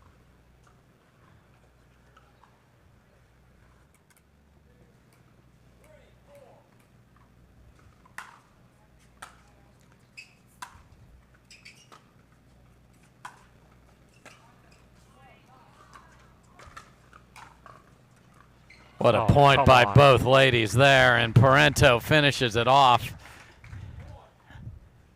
Brilliant. I mean, that was she started that whole thing with a massive serve. She was in control. The point slightly flipped on the net cord. It looked like Jansen was getting back in it, and then Parenteau with some brilliant shots.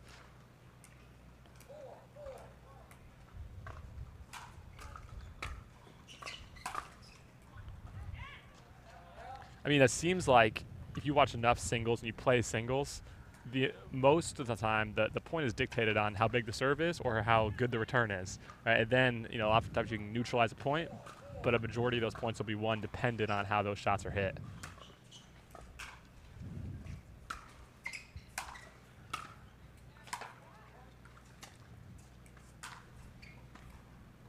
What a shot by Catherine Parenteau there after Jansen seemed to be well in control.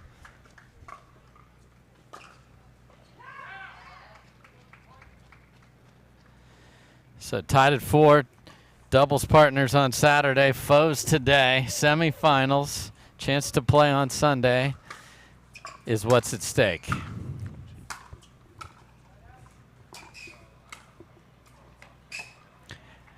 Just smart volleys from Jansen there, Kyle. She's not swinging too big either, which is something you see a lot of beginner players do. They take these massive swings to the kitchen line.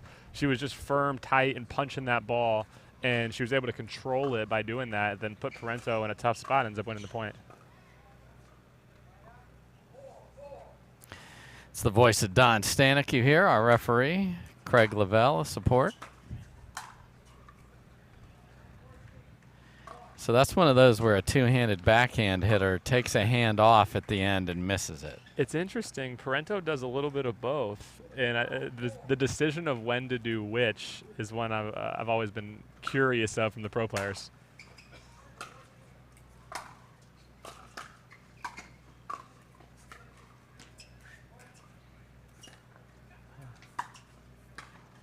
Come on.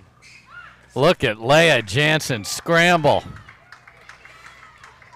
Oh, and senior pro and partner of mine tomorrow in senior pro, Rich Lopez, makes a catch in the crowd. It's good hands. Wrong sport, maybe. We put him in a baseball. Well, let's hope he has good hands tomorrow, folks. So timeout is called by Parenteau after that one. So Jansen has the lead. We'll be right back.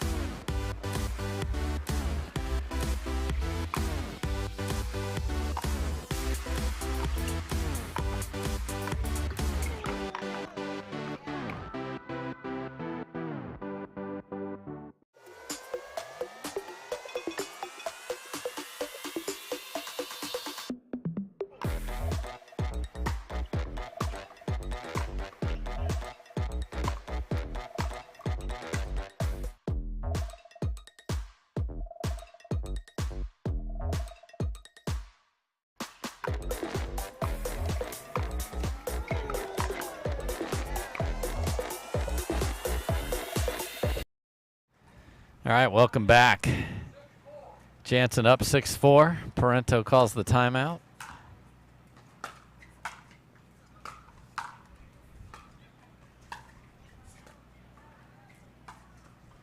Such a good ball there. And you're seeing a much different style than if you were watching earlier with Anna Bright and Leigh Waters. Yes. These two are playing a lot more at the kitchen line. Those two are playing a lot more at the baseline. Yeah, those two, the Annas were never at the kitchen line. And Anna Leigh, I apologize for the Anna.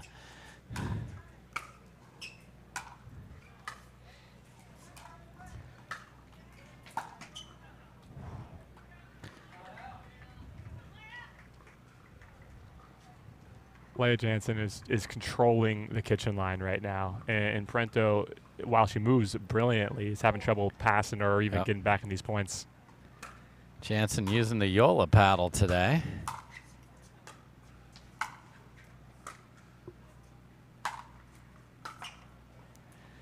Good clean overhead from the Michigan State Spartan tennis star. Great spot. Smart spot, too, versus going back at Lea Jansen. She took the wide angle to Jansen's backhand. Made it a real tough shot.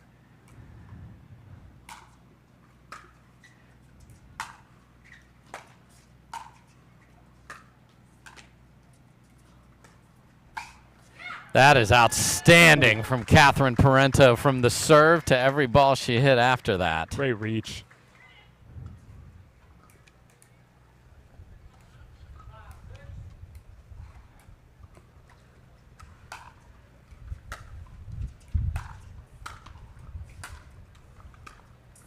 Good concentration.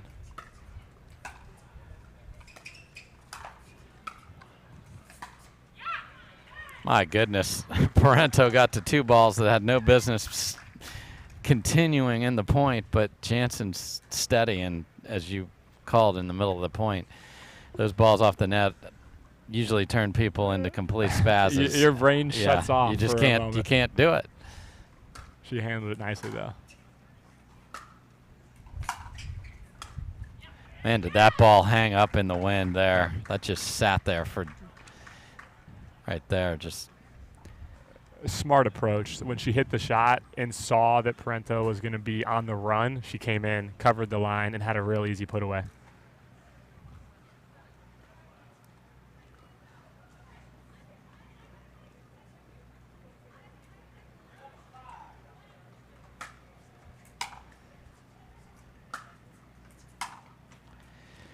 huge serve by Jansen, but a great return from Parenteau. She actually got ahead there and then rushed the approach.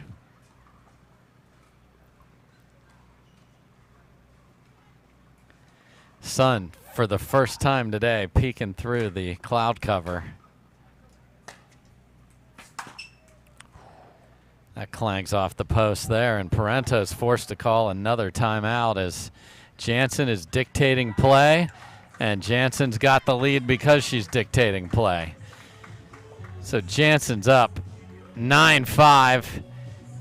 This is a look at the slate coming up. It's just nonstop fun here, Kyle. We've got the Takea Showcase out in Newport, barely away from the beach. Play some pickleball, best players in the world, hit the beach. Then it's Orlando, so coast to coast, going to Florida. That's at the USTA National Center. So pickleball, Hertz, a great sponsor. And then it's going to be crazy. Inside Mandalay Bay, the team championships. And this is an amateur event as well, folks. So you can sign up. You can play. There's festival events. Go to pickleballtournaments.com to find all of that information. But you're going to play inside Mandalay Bay. Those pickle roll courts will be there. It's going to be awesome.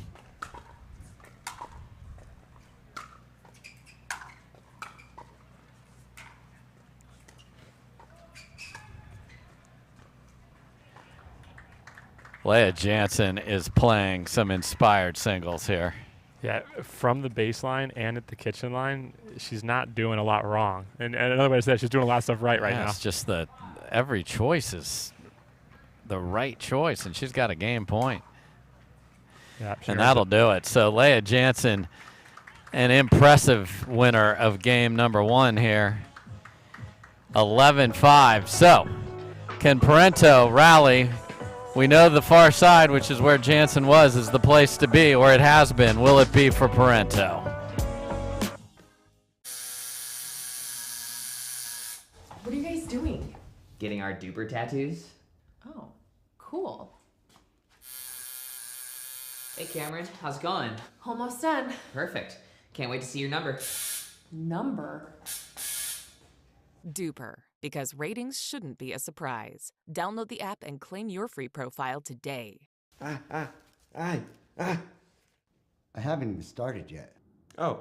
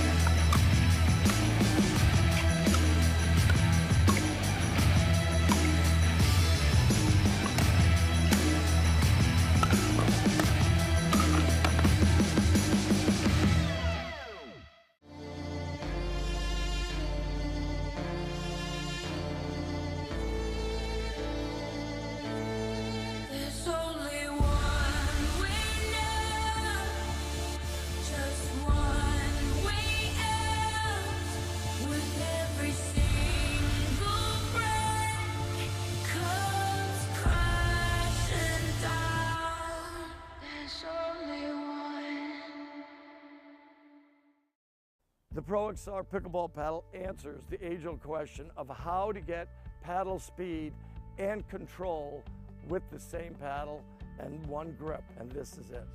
Pro XR gives you more spin, greater control, and quicker reloads on every shot in the game, because you always have that constant feel for that leverage and control and paddle speed that we're all looking for. Pro XR is the most revolutionary technology in pickleball. All right, we are back. Lea Jansen looking fantastic here in the first women's semifinal, and she will serve big. She will serve big, Kyle.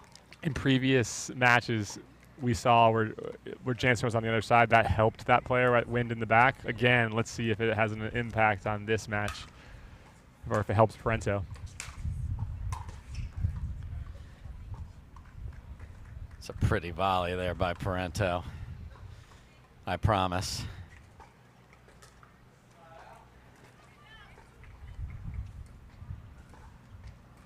Yep, sun coming out a bit, swirling around a little bit.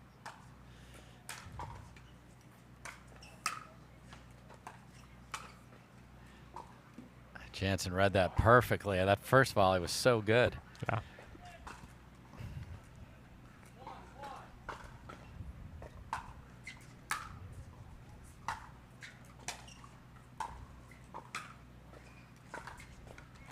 Oh, it's so good. I mean, Jansen hit a great shot, cross-court drop, to try to get up to the kitchen line and neutralize a bit, but Parenteau with a brilliant shot just to get her out of position. Yeah, to be able to play that over the highest part of the net down the line is a risky ball. And now we got Parenteau yelling. On the run. Look at the curve on that. The little twirl. Again, you don't have to hit the ball in the center. Sometimes you need to shape it. Outside of the ball, bring it in.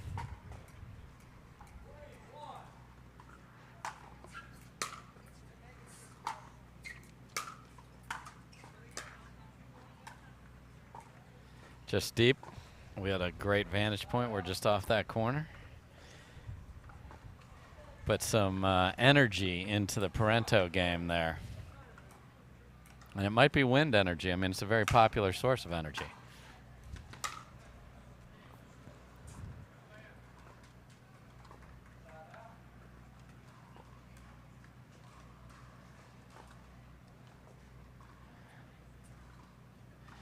And the E6 on our ball person in the corner over there is somehow got by her and is gone. So, for those of you keeping score, give that one to the shortstop.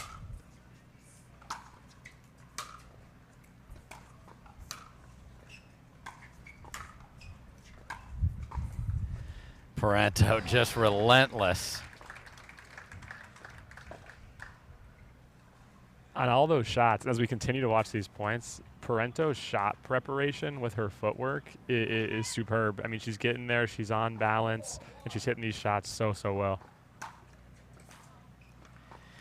Went for the big serve, just deep. Yeah, one of the things, you know, we talk a lot about what's the next level. 4-5s look like it's crazy with the feet going and not on balance and taking swings where it's off balance, and they're still hitting occasionally good shots, but these guys are just perfectly balanced, except right there.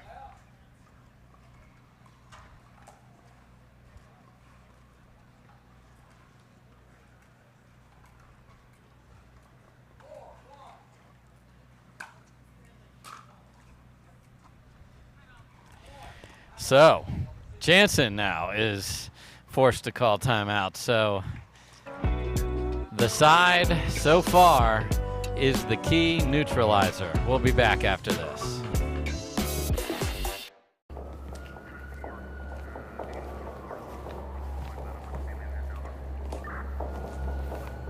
Johns? What do we got, Parenteau? Another one. Shame. Third one this week. Any suspects? Not yet. We'll send these to the lab. All right. Let's take a look. What do you think? Bring me the jigsaw.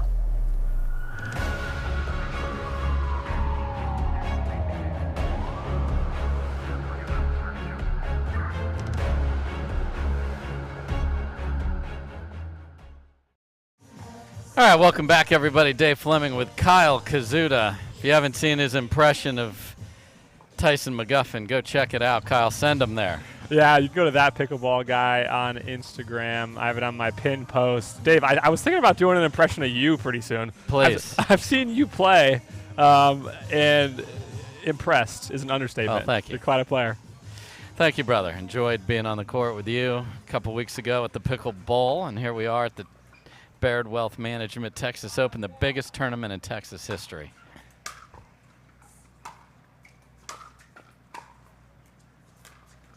Oh.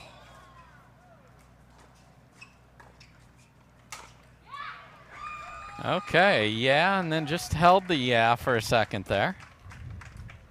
Yep. Gosh, Parenteau played that so well. Got the net cord there. Point changed a little bit. So the timeouts have been violently successful here.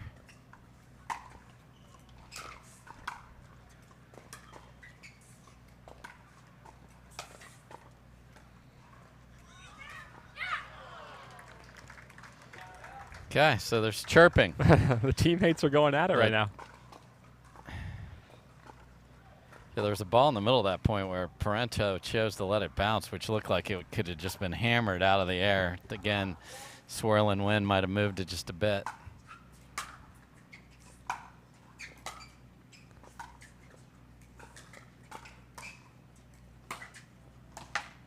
That is Good awesome shot by Jansen. Good shot. I mean, both these players are moving so well. And one of the things, I mentioned it earlier, but Jansen, as she's on defense at the baseline, she's able to drop the ball into the kitchen, and she's keeping the ball short enough in the kitchen where Parenteau can't put it away. And she gives herself one more chance, and there she goes. She wins the point. Yeah, if you can make the ball bounce or at least make them hit up, you're back in business.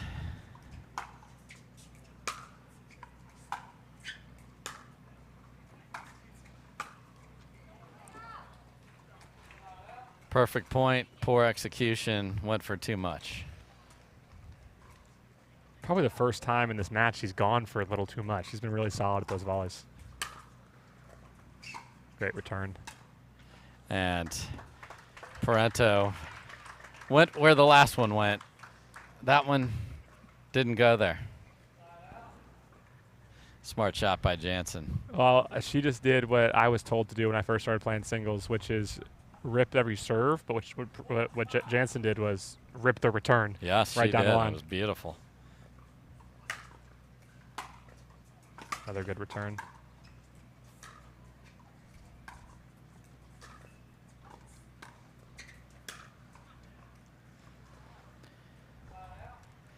Yeah, we've seen it all day long.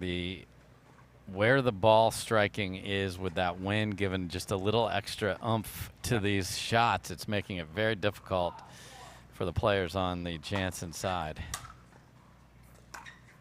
Ooh.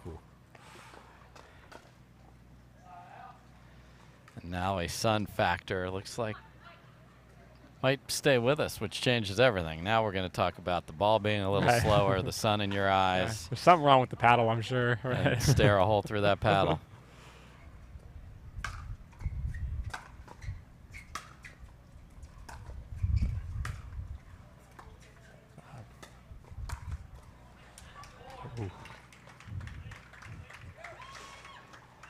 It's a chess match right now. They're both hitting really good shots, and they know each other so well and have played so many times. And it's kind of like, you know where they're going to go, but did they actually go there? Right. So.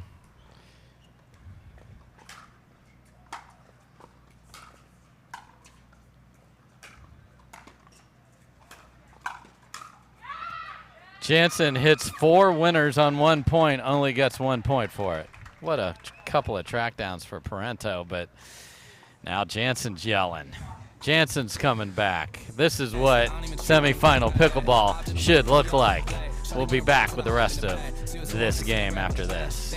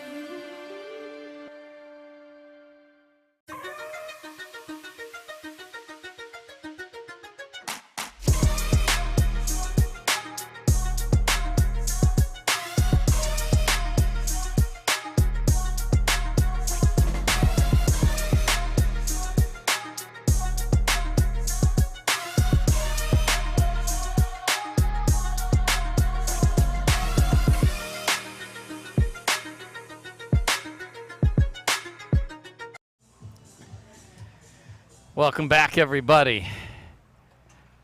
Back and forth we go here in game number 2. It's now Jansen with the momentum. Still down.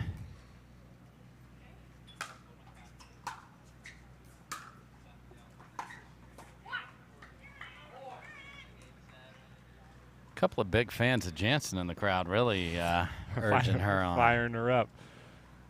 I love how big she went on that serve, right into a real strong third.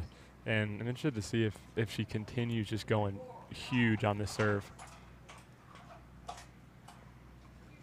It's the balance of I don't want to miss it, and I also want to set myself up for my third shot. Yeah. And you got to be if you think that way, you will miss. So you just got to go. Rip at all cost. Yes. Because she got another chance to really go. I mean, if you think about missing it, guess what you're going to probably do? Miss it. Yeah, exactly. Right, I'm taking that into my game tomorrow.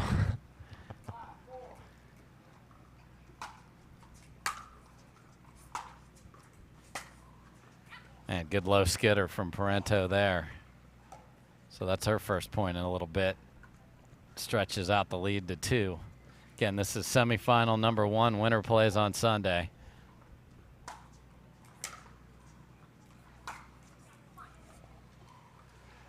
Ooh, Parenteau wants that back. It was a short return, and it was sitting pretty high. Yeah. That's typically a winner for, or if not a winner, a setup for a winner. Sets up the next one, absolutely. A lot of options there. Sometimes that's a problem. Too many things you can do.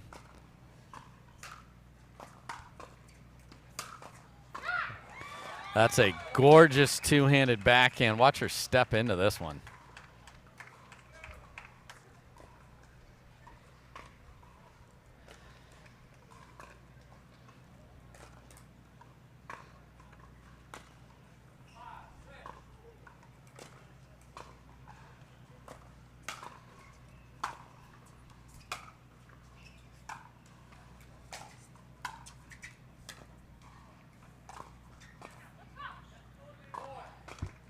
Great scrapping from Jansen, kept her in the point. Parenteau went behind Jansen when Jansen was on the run to her left, but just really great agility to turn back, recover that ball, make Parenteau hit one more. She hits it out.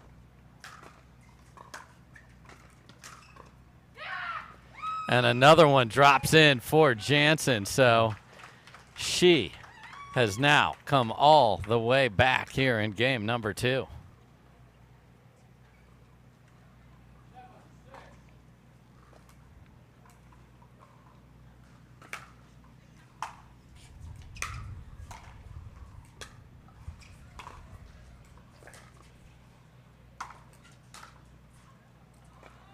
Oh my, what a get. She won't be able to get to that one though. So Jansen does not give up on the point, and Parenteau does not hammer the one chance she had, leaving the court wide open. She does get to one more ball, but that is a tough pill to swallow there, and I think we had a shoelace explosion over there on that slide. So I mean, that's pickleball. It's a 44-foot long court. It's not very wide. 20 even. Maybe Yeah. maybe 20? Maybe. It's like maybe 20-ish, yeah. You keep getting the balls. I mean, that's what Parenteau did. I mean, the ball was, it looked like it was going to be a winner by Jansen, but Parenteau tracked it down, got her another shot. So we got Don Stanek making sure he's got the score right. 8-6 should be the score. You know, I panicked earlier. I wasn't sure if it was 20 or 22 feet. That's why I'm here for you, Kyle. We're partners in crime, baby. Because you would think, oh, maybe it's half. Yeah. But it's not half. I've been saying 44 by 22 for a long time. So, so I'm not going to forget this moment. If Kyle's taped to court with you folks, that ain't how wide it is, just so you know. That's a beautiful backhand pass by Parenteau there.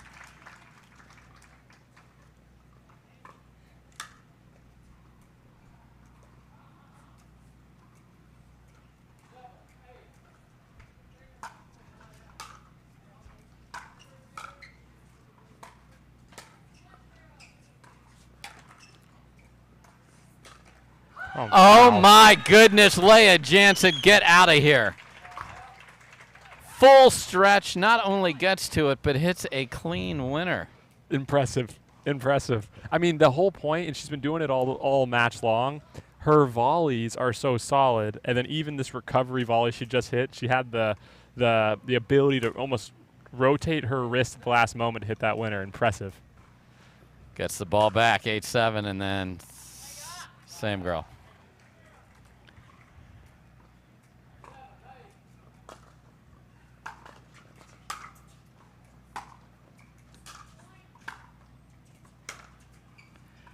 Ooh, and it skips off the tape and stays wide, and it is Snowman on the board for both players. 3-point race for game 2 now.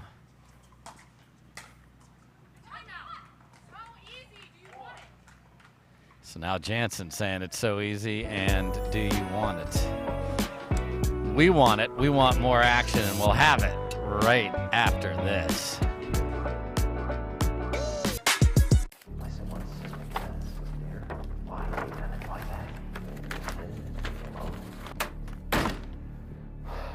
Ben, you've got to give it up. You're stepping out of bounds. I'm so close, Parenteau. This goes all the way to the top. I'm talking refs, commentators, food vendors. But how can you prove this? It's so simple.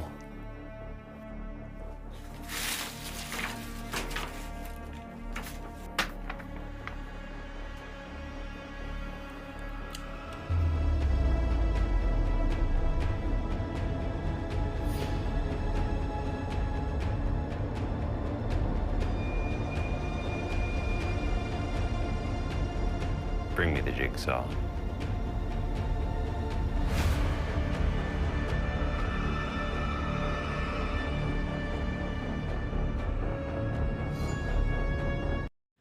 All right, this game continues to ebb and flow.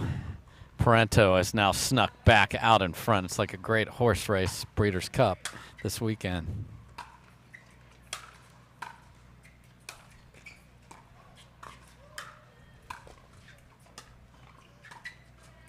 That's so good from Parenteau right there.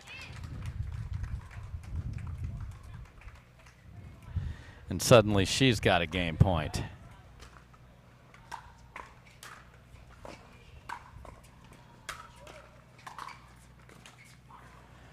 And Jansen followed up a perfect drop, but then lost where that ball was going to end up for paddle contact to get the ball back at 8-10.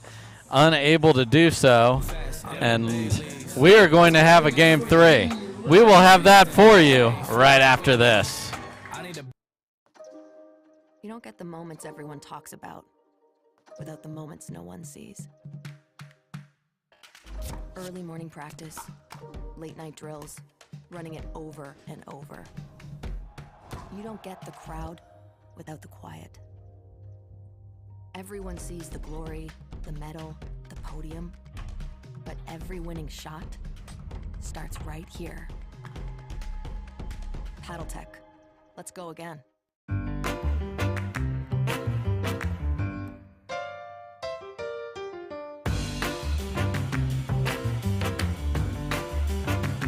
A lot of us miss hit the ball. I know I miss hit the ball a lot. So Speak for more yourself, forgiving.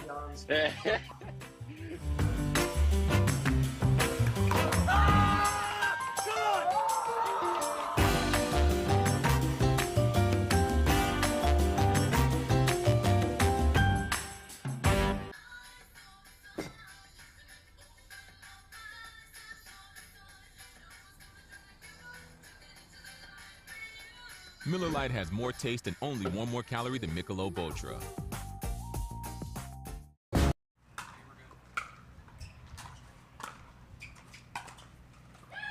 What a first point for Catherine Parenteau. So again, the side that Jansen's on has been the way place you want to be. Parenteau will finish there. So getting a point to start is huge.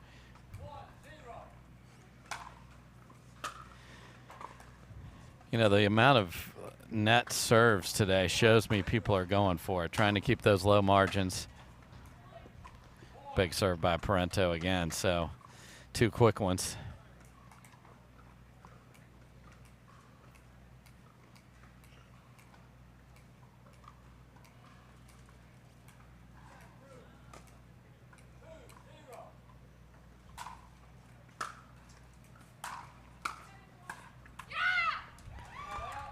Okay, yeah, and a little ball kick there. All right, I'm all for it. I think they both want to win this one. Desperately. It's my hunch. And then we got a partner up on Saturday, kids.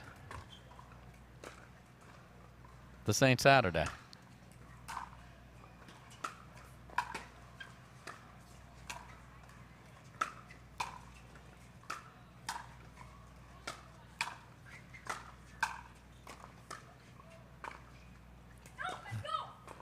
Nice. Okay. I mean, good play from both. Parenteau, if you're watching this, she's just moving side to side so well, anticipating where the ball's going, and she's really putting some pop back on those volleys.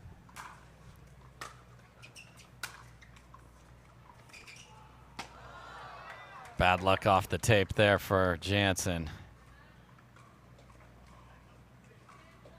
It's the right shot, just sometimes that's tough again in that panic moment where it kisses off there.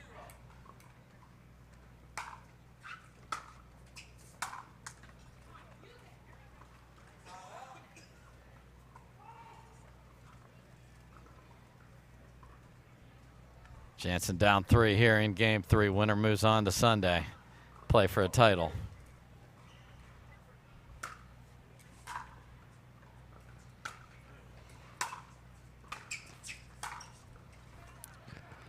Tricky one. The return was so short right off the bat. Jansen came in, had just an easy ball, put it in the back corner. So Parenteau was on defense there right from the moment of that return.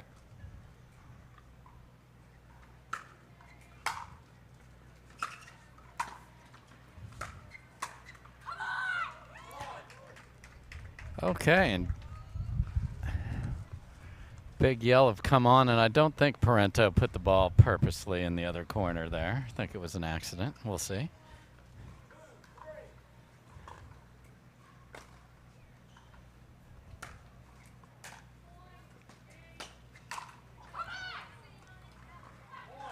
Parenteau right there.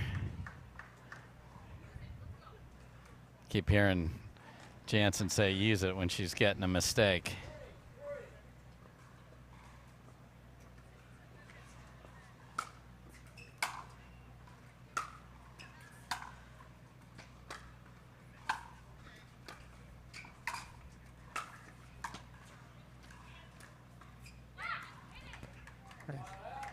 Boy, interesting shot selection there, Kyle, by Parenteau to bring her into the net. I actually don't hate it. I think she just left the drop slightly high, you know, and then gave her a ball that the outcome was a little higher than I think anticipated, or intended, I should say. But you're right. Jansen is good at the kitchen line, and if you have her back, maybe keep her back. So at 3-all, gets a missed return from Jansen. Again, we'll switch at 6.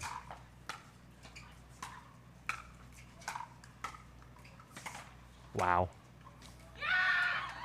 Just on the line for Jansen after this ridiculous stab from Parenteau. I mean, 2 incredible backhands. The backhand by Jansen and the ridiculous backhand get by Parenteau. That point was won by Jansen more than lost. Yes. Yes. For sure.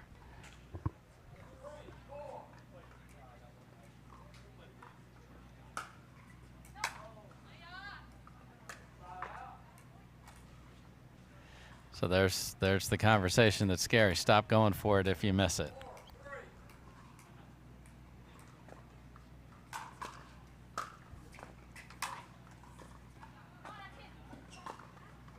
Okay, so that ball was called wide by Jansen.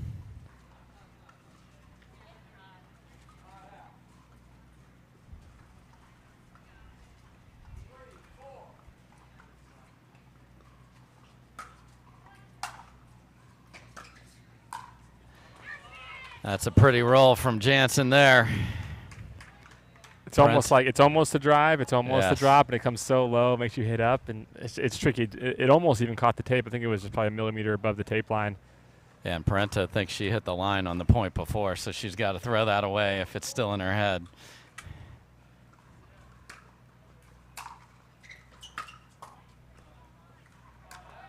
Parenteau talking to herself. She's fired up. Game 3, we're going to switch at 6. Yeah, this is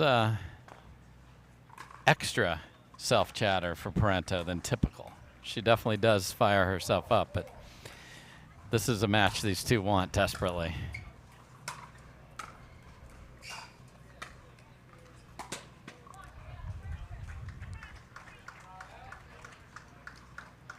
Tough to make that low on the dead sprint.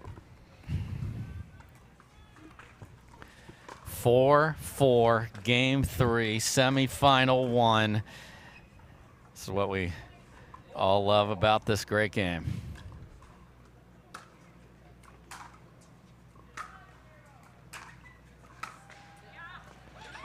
It's the second time we've seen it. Parenteau's getting caught 2, 3, 4 feet behind the baseline while Jansen's at the kitchen.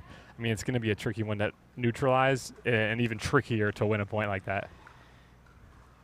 Yeah, if it doesn't bounce, you are so out of position, your host.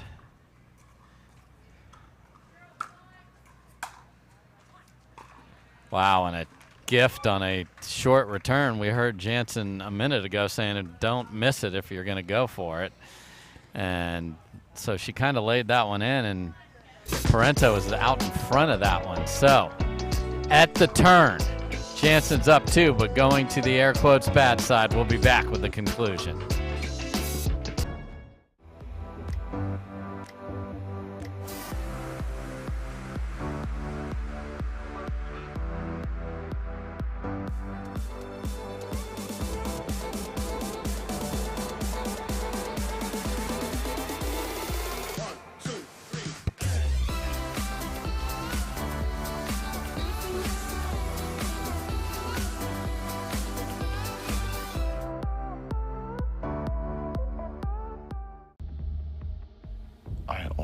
Told you.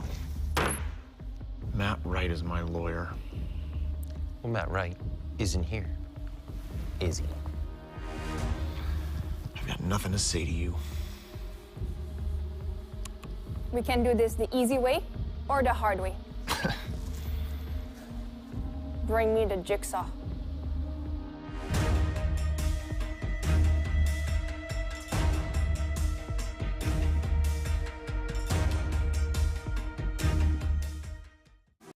Welcome back, everybody. Epic match. That's the way we like semifinals to be. There's some loud exultations after each point. That's a big word, Dave. They're checking each other out, and they're going to play together on Saturday. So here we go. Jansen up 2.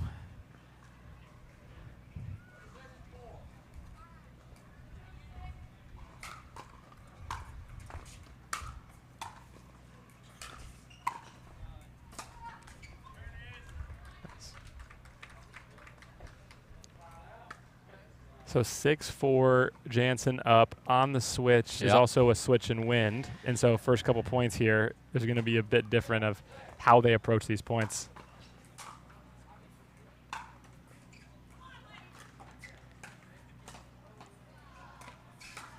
Remarkable get from Lea Jansen. She was even encouraged mid-point by a fan there that said, come on, Lea. And it worked. It worked. It was like a Mario Kart speed boost that just got you to go a little bit. Yeah, hit the B button. Come on now.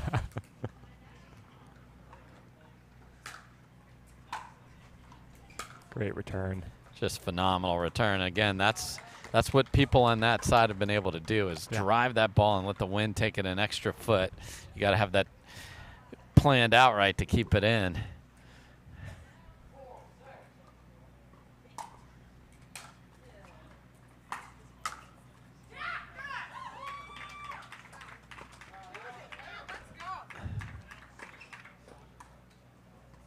And, you know, crowds feed off the emotion of the participants in front of them. So if we get more yelling, you'll get more clapping. It's a reciprocal relationship.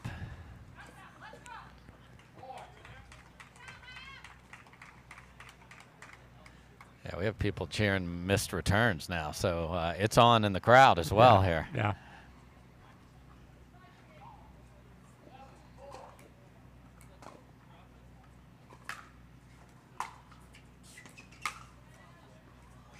What a get. Go. Not going to get there, though.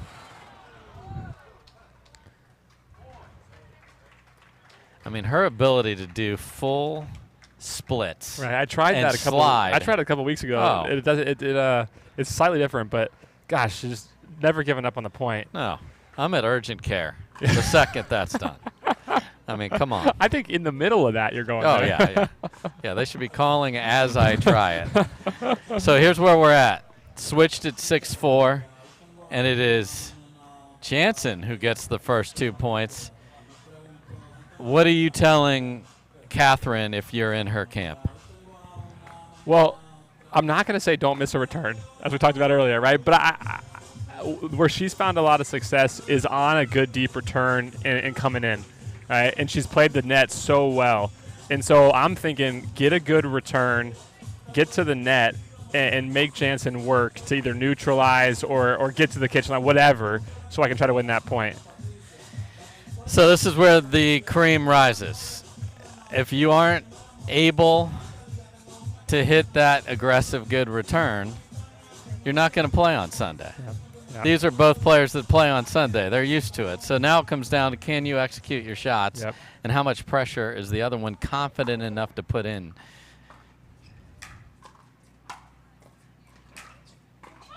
And that's just too good because I think all parties went for it. That was a good serve. That's a decent return, and it's just too good on the reply.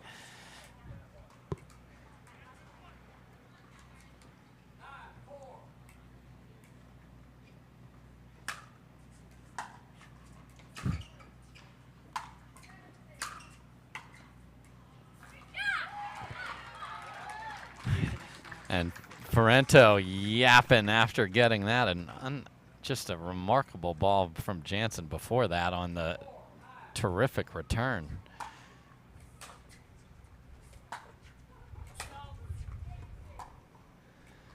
Little deep. That's the negative part about the jet stream. It will push it deep as well. So another chance to get to 10 here for Jansen.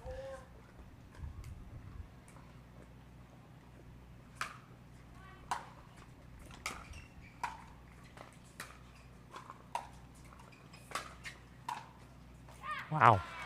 So Jansen tries to play a tennis point and goes topspin lob midpoint, and that does not work out. Good slap there. That was a tricky, tough shot that Parenteau just hit for the winner. A bit off balance with a slap cross court.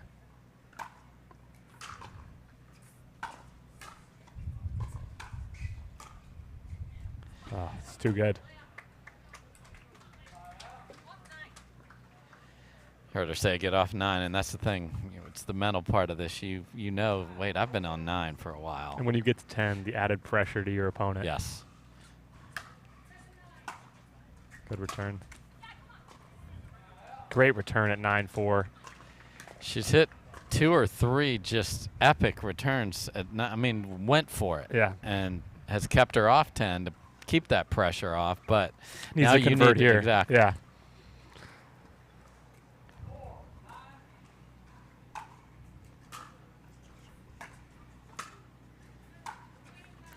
Wow. There's the first one. She's going to mount a comeback. That's a great place to start. Dipping roller.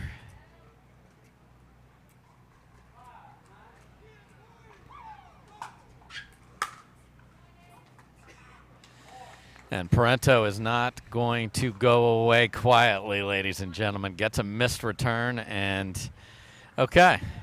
9-6. Kyle, we've both been in both sides of this situation, so now I'll put you in Lea Jansen's camp. Switched at 6-4. You're up 9-4. It's now 9-6. You yourself said get off 9. Yeah. Didn't. What are you telling Lea Jansen if you're coaching her up here? I'm thinking the same thing. I was thinking I'm going to get that ball back. I need to get a good return. That's the first thing I'm thinking. Just hit a solid return. And again, the same thing I mentioned earlier that Parenteau is doing well, which is getting to the kitchen and playing at the net, is one of the same things that Jansen's done really well in this match, which is her volleying and her ability to move Parenteau on the return. So I'm just staying present, focused on this one shot to this one point to get the ball back before I think about anything else. Are you picking a spot for the return here? I'm going down the line. Okay.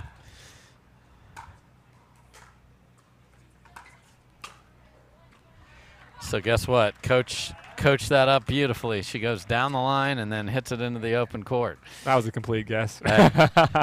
Hey, good call, Kyle. So here we go. Another chance. Convert.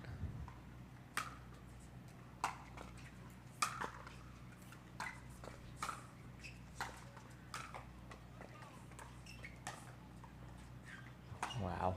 Oh, my goodness. Catherine Parenteau looked like she was letting that ball go and then realized that's going to be in and then stripes a two-hander. Can we talk about the setup for a second? The forehand roll and then Jansen's incredible get to Parenteau. You like you said, like, am I going to go get that or not? I don't have words for it. I'm stumbling right now. Wow.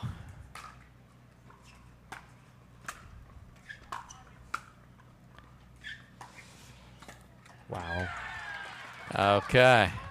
Jansen's cut floated a little high, gave Parenteau time to get to that ball, space to think, and then she rolled it cross. So 9-4 is now 9-7.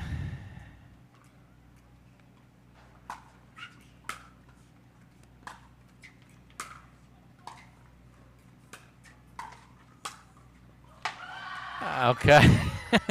And the decibel levels are going up as well as the tension. You said it earlier. Both of these players they played on Sunday multiple times, and they've been in this position. And so who's going to close it out?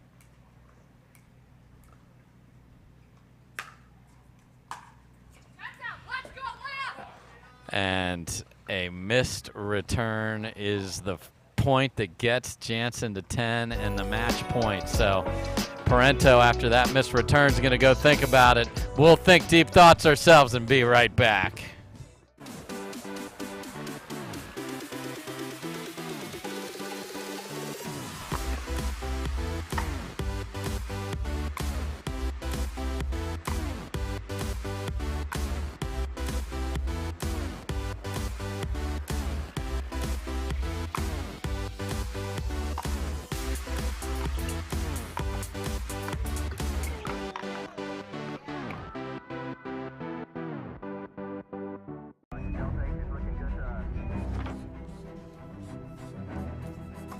Look, if we don't figure out this gravity situation, all of those astronauts are gonna die. And the proof of alien life will be gone forever. But we've tried everything. We haven't tried everything. Bring me the jigsaw.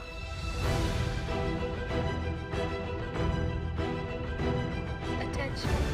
We are now at DEFCON 1. Security lockdown active. All right, we are back, and it is match point for Lea Jansen. Ooh, another big return. I mean, the nerves to rip a return on game point, impressive. It's so much better than floating it and having them hit a winner, though. I mean, it's Right. hard to think that way, Yeah. though. Most people don't think that way because it's so hard to have the courage.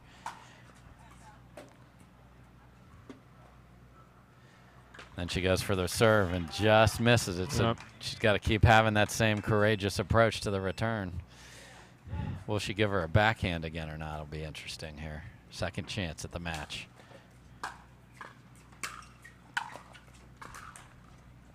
Oh, the wind holds that in.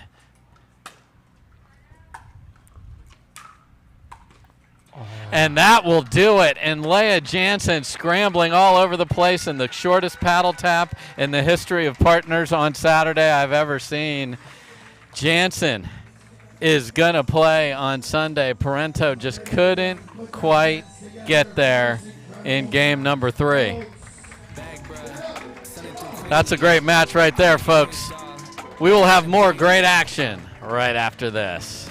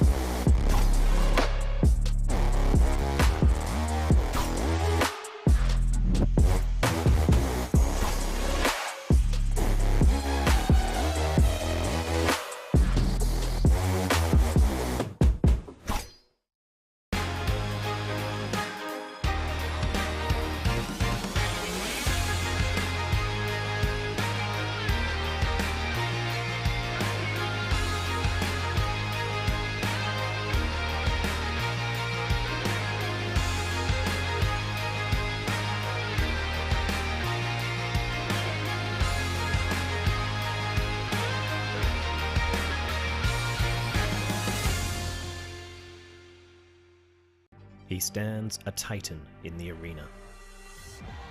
A legend of the game that holds one thing above all else: the will to endure. Ferocious in attack and relentless in his pursuit to be the best, to be number one. Tyson McGuffin and Selkirk Sport, champions of pickleball.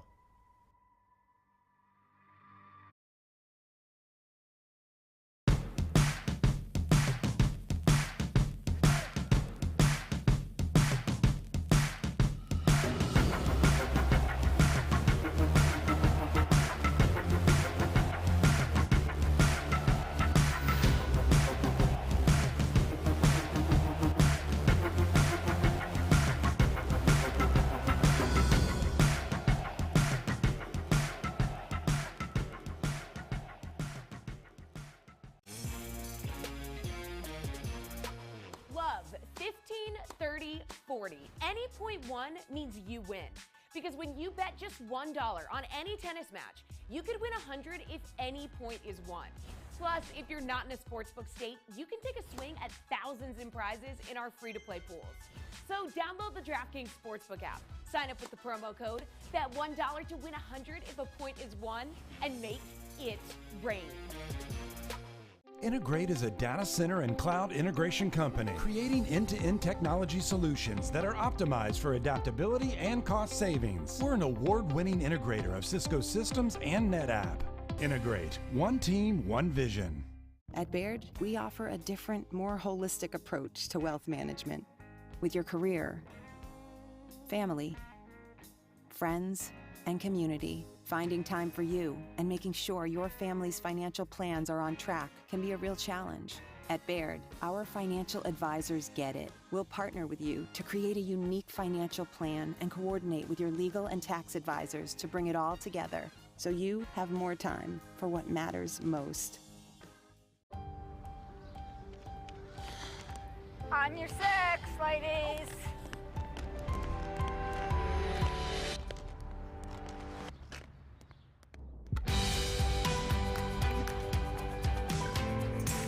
The world will get back on its feet. We'll help you stay on yours. What's your secret? Oh, it's no secret. It's the expert help I got at Foot Solutions. Make an appointment at footsolutions.com.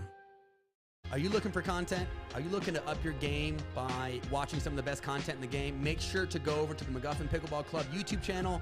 You can check out educational videos. You can check out my vlogs with my family, or you can check out the McGuffin Show. Subscribe today to the McGuffin Pickleball Club.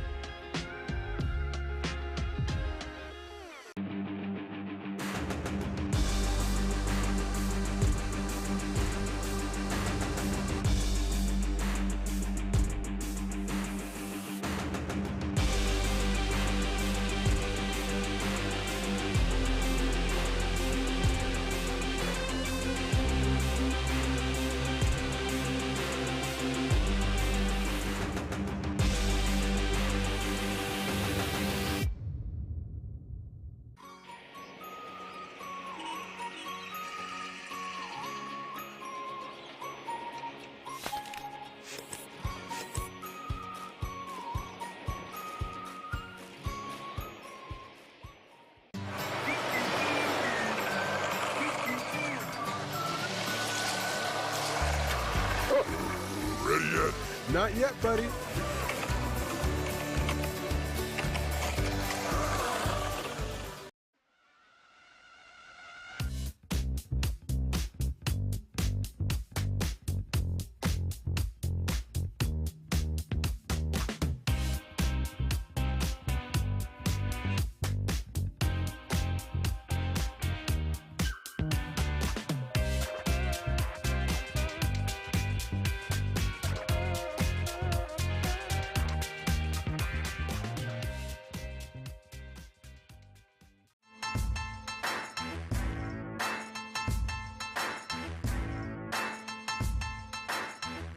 New People Pickleball. Each shot has its own strategy. Each player, their own style. Whether you dink it, drive it, lob it, drop it, bang it, or spin it, is entirely up to you. But we do keep score. We recognize the winners. Podiums are earned. If you want an edge, you best work for it. Electrum. Earn your edge. Welcome back, everybody. Dave Fleming here, and now we've got the men on center court, and it's Ben Johns and Christian Alshon. Christian Alshon, a very decorated college tennis player who said, I'm turning pro, made a big announcement about turning pro. Highly successful at the University of Chicago, and is now coming for the pickleball world. This is the second time they played. Alshon had an amazing start to their first time they played against each other. Was not able to finish the deal, but this is going to be quite the match. Alshon is obviously very familiar with all the strokes that one needs, and when you're coming over from tennis, singles is where you typically have the most success. That is certainly what he has found. And then he's here in a semifinal in a large tournament, so playing well today. Ben Johns ready to punch what he hopes are 3 tickets to the Championship Sunday slate. Alshon has been spending a lot of time practicing with the Waters in South Florida. And Ben Johns, the Maryland Terrapin graduate, is now a Texas resident down in Austin. So in his new home state, Christian Alshon to serve. Let's play pickleball. And that would be a massive forehand to start for Alshon.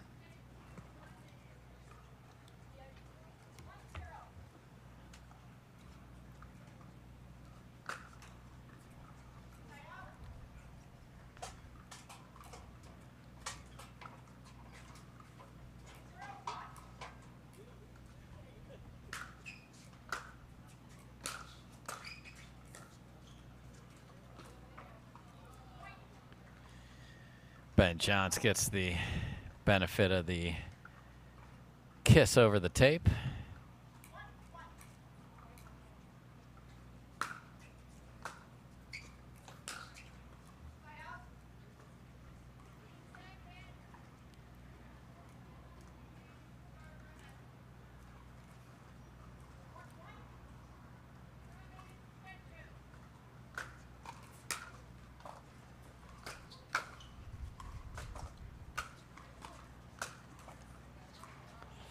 And now Alshon gets the benefit of the tape. That seems fair. The other semifinal will show us Pablo Tellez, who took out Jay Devilliers, and Tyson McGuffin.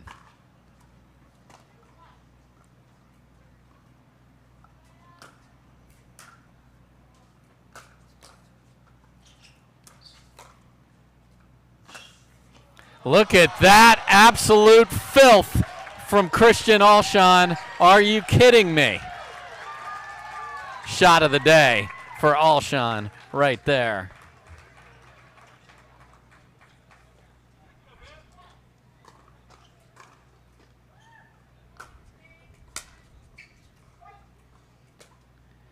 Now a big serve.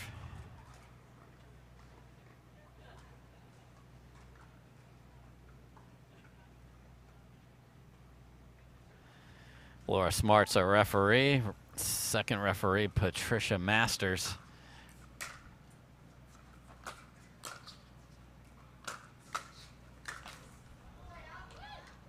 Alshon right there.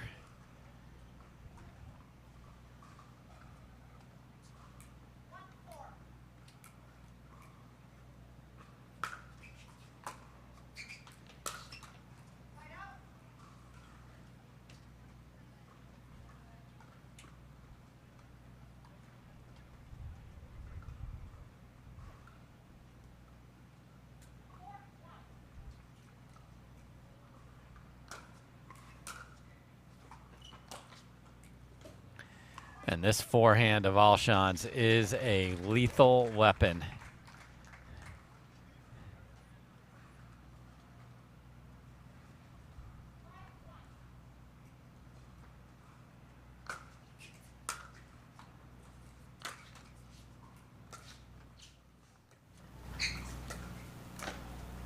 What a play by Alshon, and he is putting together a highlight reel here in game number 1. Keeps himself well behind the kitchen line, and that reach and that height is a major factor. Alshon up early.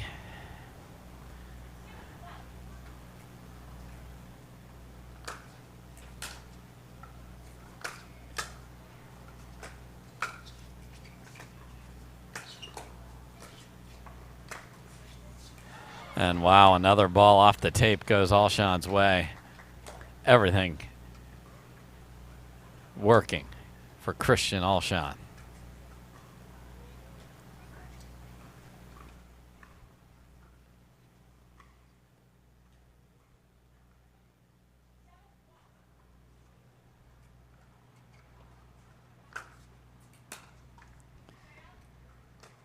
Goes for the big serve.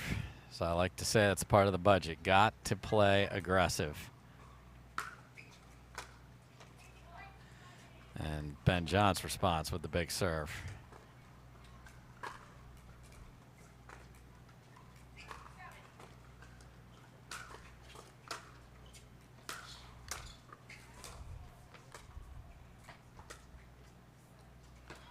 Wow. Net has played a significant role here early on in this match as both sides have benefited.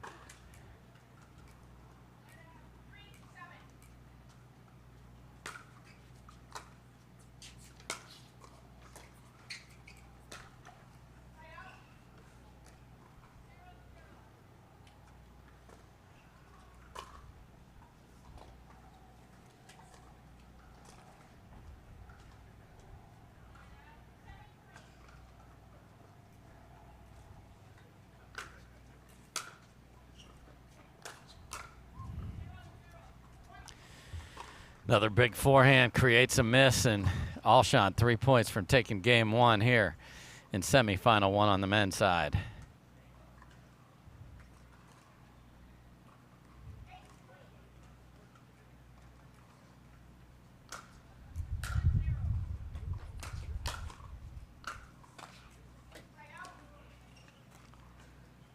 So that sails deep again. Wind at Alshon's back.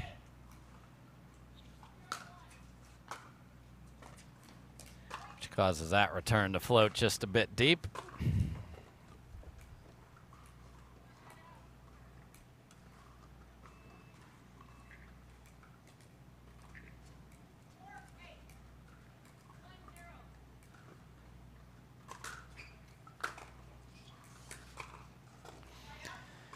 That's a solid deep return from Alshon there. Puts Johns under pressure, can't make the third.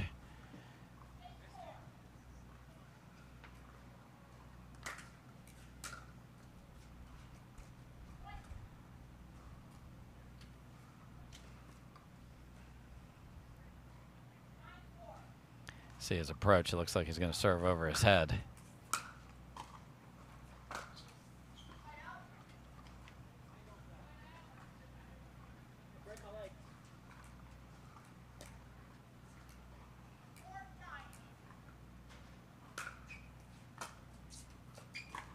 Wow. Net continues to have an impact.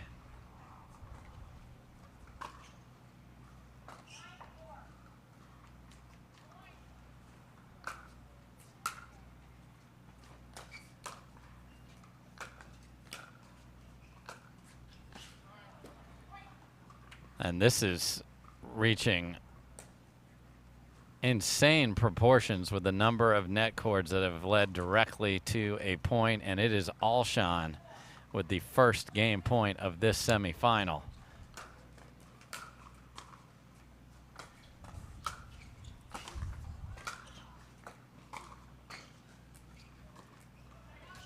All players thought that that ball was going to sail deep on the return. It did not, so Ben John saves one game point against.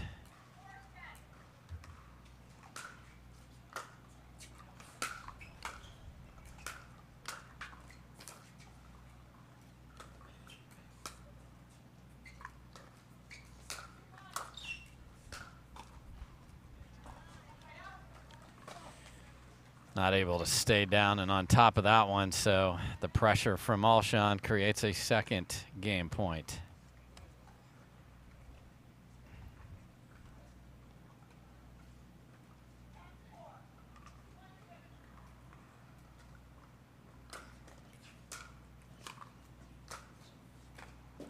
And that one just kisses wide, and thought what an apropos ending that would have been if it stayed in. Net taketh away there.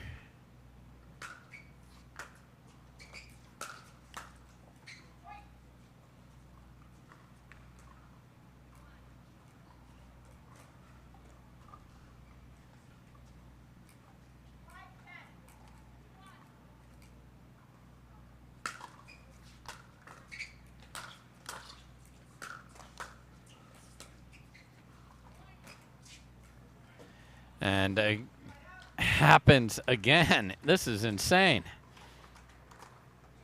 Third chance for Alshon.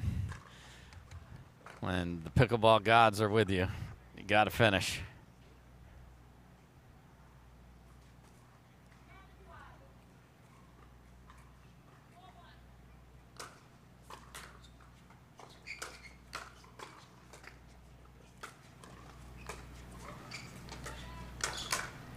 What hands by Ben Johns right there as Alshon was ready to tap paddles, and Ben said, no, we will play on.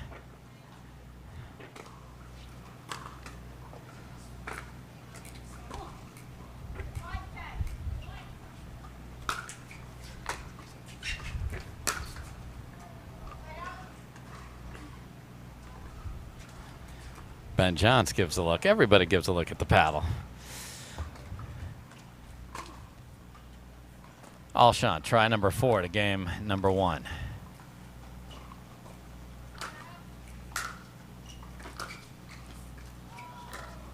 Oh my, and Ben Johns got the kiss for the ATP that he's going to make most of the time as it goes wide enough, but hits it too far. So, upset brewing.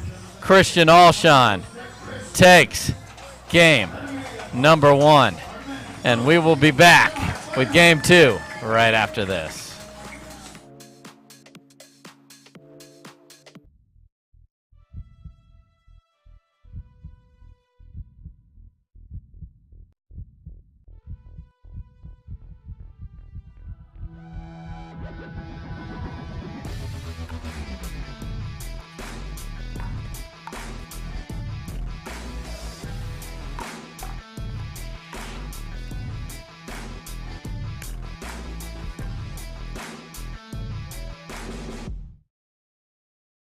Match point, it's all up to me.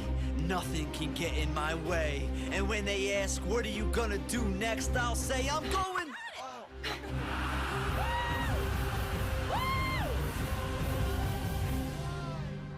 We're going to Margaritaville!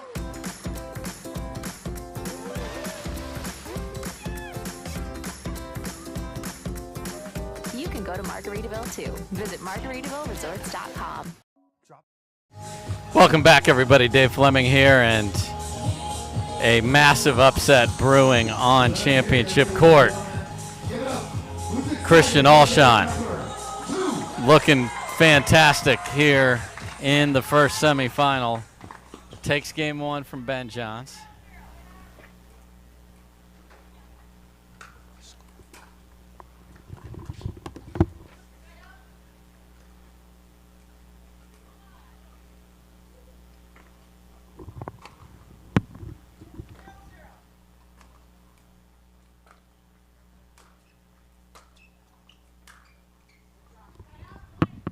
And again, the pressure that can be put on a player from the side Johns is on has been the theme today. Can that continue?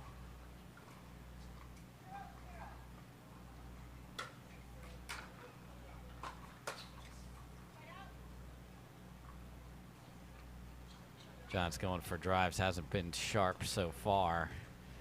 And the Alshon forehand has been the difference, plus a couple of ridiculous highlight reel shots.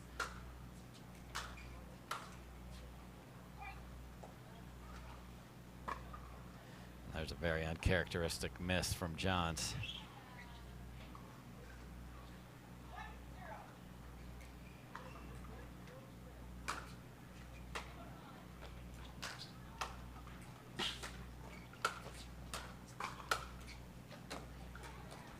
Ben Johns with a deep breath there, as he did not hit any of those volleys clean at all there, but got away with it.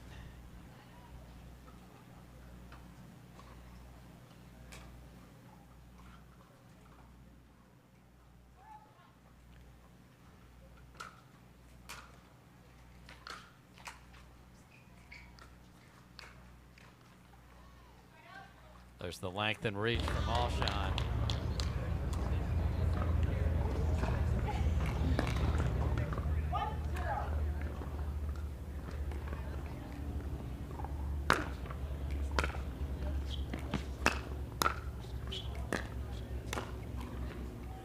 Good finish from Johns there. So he's got to decide, am I going to return in the corner and make him run around the backhand, or am I going to make him hit a forehand on the run by going down the line? Chose to go down the line there. That worked well.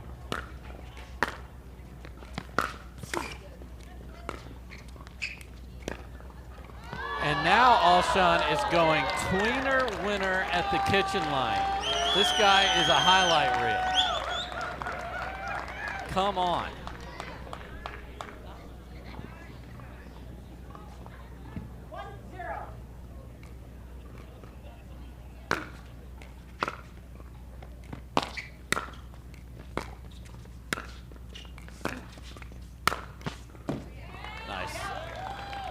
Pressure from Ben Johns there, so the momentum from the tweener at the kitchen is quickly dissipates, and Ben Johns is back to business in the kitchen line and ready to hit a big serve.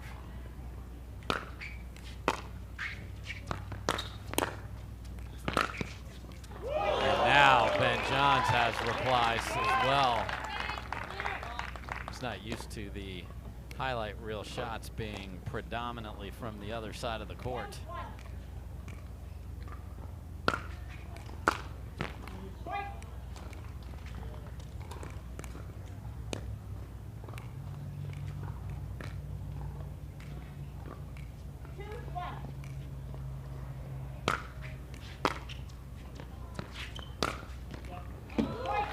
And Alshon floats his return, and that gets absolutely pasted. We're at 3-1.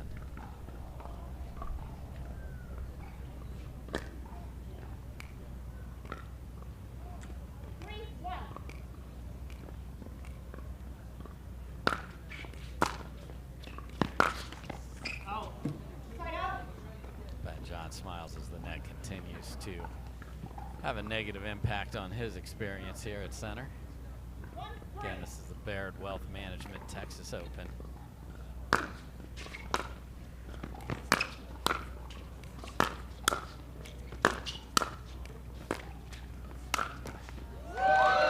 Finish from Ben Johns as he jumps the corner, and Ernie's a winner.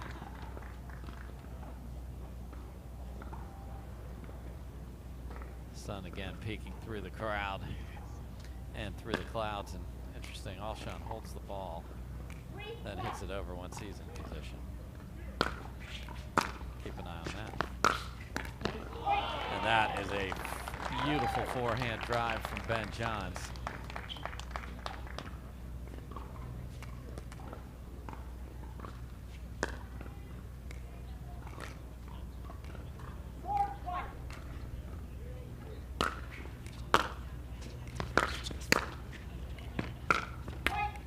Wide on the volley there for Alshon. We'll see if timeout is in the offing or not. Seems to be walking back to the corner.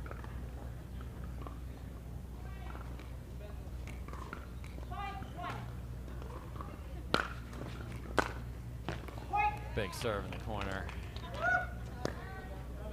And Alshon does indeed call that timeout a point later. So Ben Johns, after dropping game one, is up 6-1. Game number 2, will he be able to finish?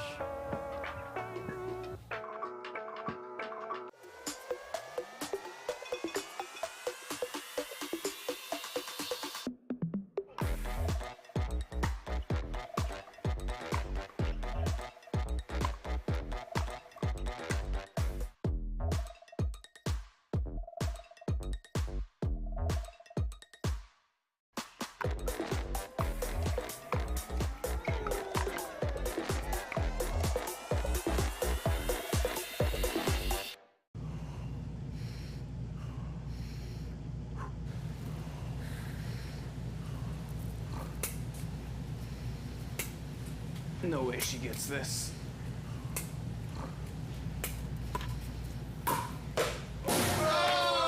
Let's go! Thank you. Thank you. Thank you. My turn.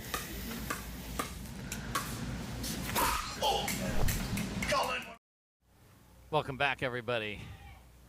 Ben Johns drops game 1, but is up 5 in game 2. And goes inside out off the tape, and finally, he's thinking to himself, the tape was my friend. It's a great ball.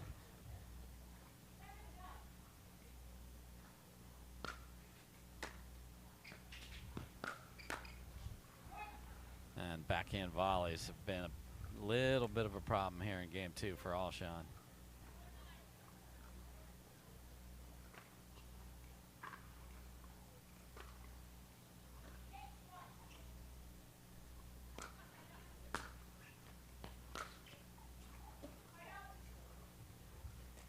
Johns with a big swing and a large miss there, but stretches out the lead 2-7.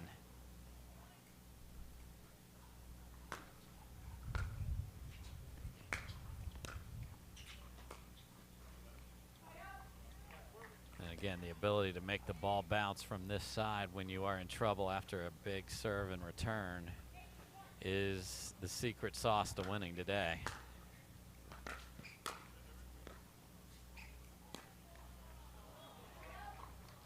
Little compact rip there from Alshon. Johns is guessing late to it.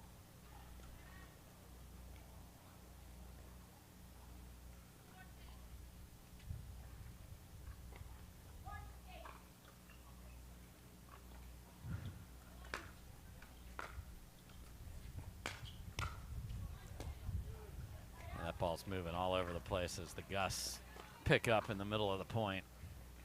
As a player, you have to fight through it. You know, there's win for everybody.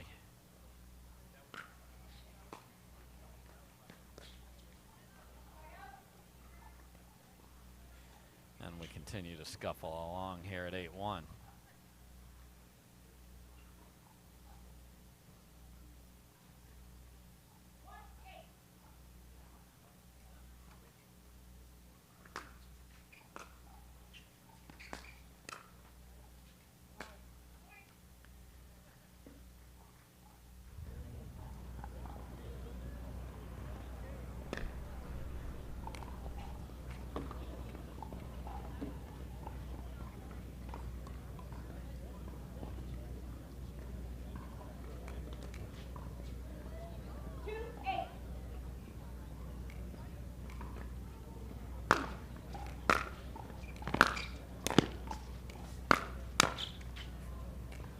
Alshon again will much rather rip that forehand, and it is heavy. Gets him a couple here, within 5.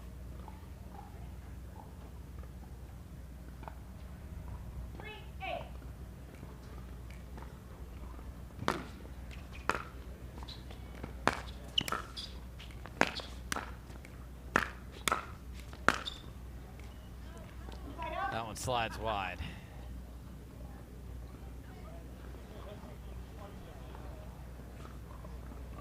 So two very stoic players do not stoke the crowd, so they are enjoying it, but the highlight reel is what's getting them going. Get a little groan for the missed serve there.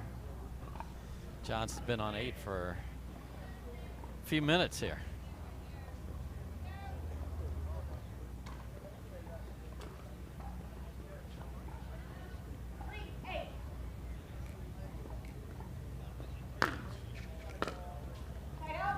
Favor is returned by Alshon. Favor he did not wish to return.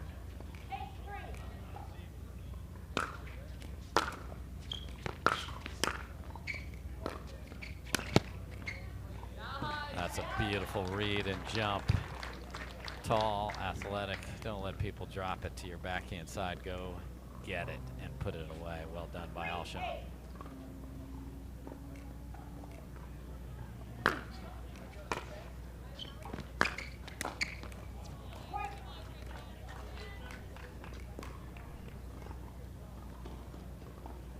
dipping forehand paying huge dividends.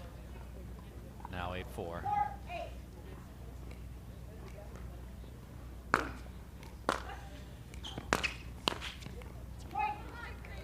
now 5-8.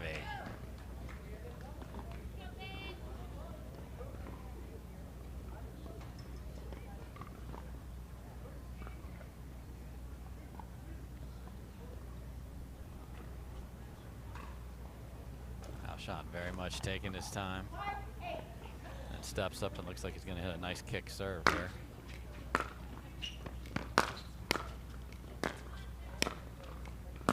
Another tweener.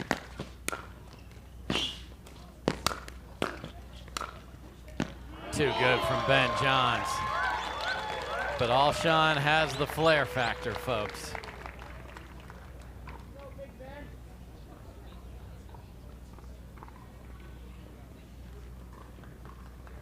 Okay, we had a hard time hitting the relay man on the getting the ball over, but Johns has it. Let's see if he can come up with something here. He's been sitting at 8.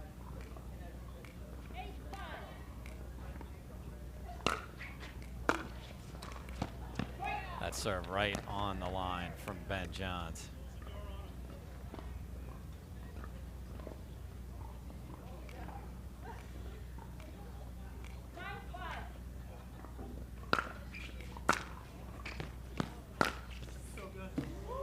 And that is an absolute rocket from Ben Johns, and he is now sitting on a game point. Alshon will use that second timeout. He called one at 6-1. He calls the next one at 10-5. So, Alshon took advantage of an impressive forehand, using that wind at his back. The University of Chicago tennis star who's hit the pickleball world by storm. See the crowd bouncing around again. As mentioned, this is the largest tournament in Texas history, over 1,200 players. We're out at Oasis, which is in Rockwall, Texas, just east of Dallas. And fans are loving this effort. Alshon putting on a show. We've seen tweeners. We saw a ball. He sort of hit behind his back for a winner. But it is the steady, relentless game of Ben Johns that has been the difference here so far. And if indeed Johns takes game 2, he will have the advantageous position to end game 3 on the side he currently stands in. Another tweener. That one does not work out, and we will play 3, folks. So Tweenerville has worked. Tweenerville has not worked. But we will be back with the deciding game 3 and who moves on right after this. Spending a lot of money on sunglasses always seemed crazy to me. I'd wear them a few times, and then I'd lose them or break them. That's why we created Shady Rays. Polarized shades at a great price that you can try for 30 days risk-free. And even if you lose or break them, just let us know and we'll send you a free pair. Plus, every order helps fight hunger in America. And thanks to you, we're making a big impact. For 20% off your first order, go to shadyrays.com now and use code TV20.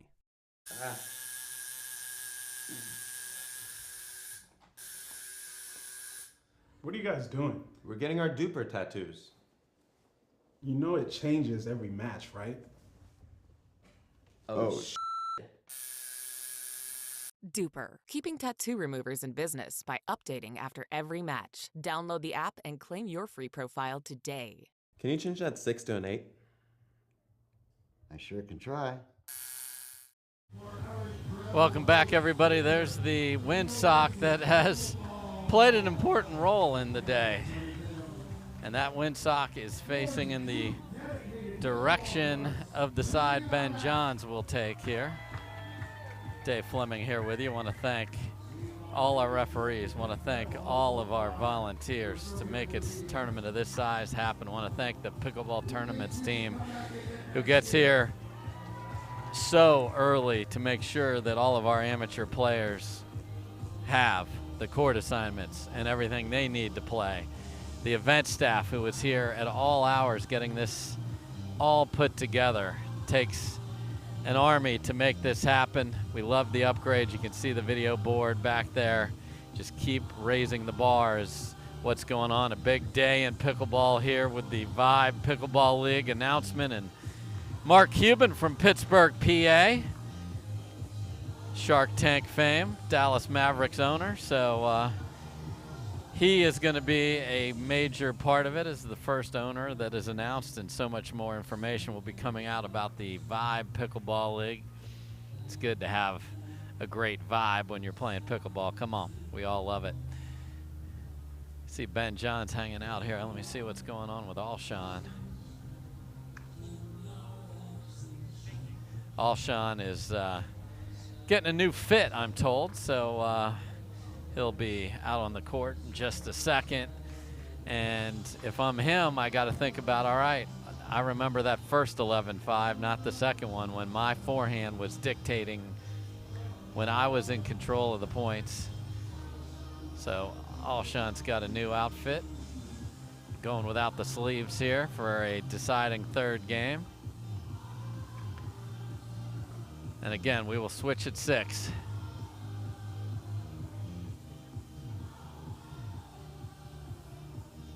It's actually been a good day for temperature here in Texas. From not too much heat, the sun has been a minimal factor. It's just peeking through the clouds again now. So Alshon will serve to start game number 3. Winner is playing on Sunday. Tellez and McGuffin is the second semi. And the first serve of game 3 goes deep.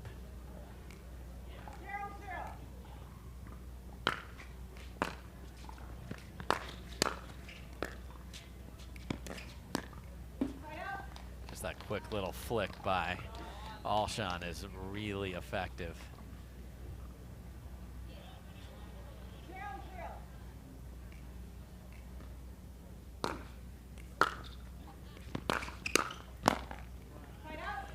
Nice punch stuck volley from Ben Johns there, so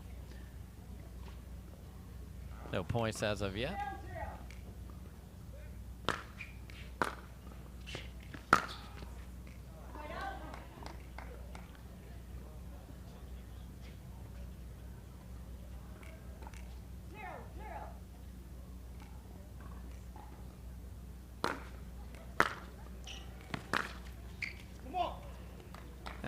A behind the back paddle clap from Ben Johns for that forehand. So Alshon gets the first point of game 3.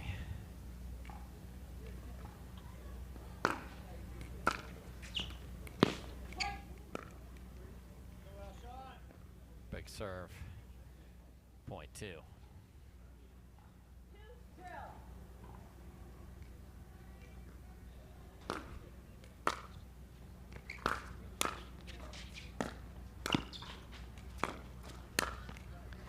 Saw the ball before that. Ben Johns trying to find a backhand with the volley, and it is perfectly placed, so he gets the next one that is a much less lethal side for Alshon.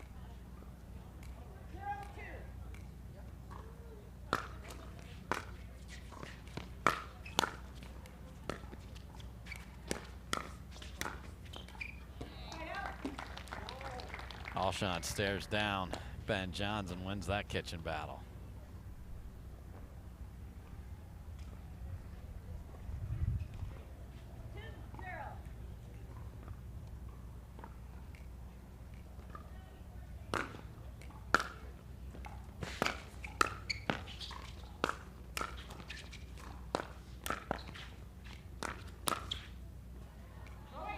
You hear and see the footwork that Alshon is requiring to be able to keep hitting forehands, and he does. 3-zip, game 3.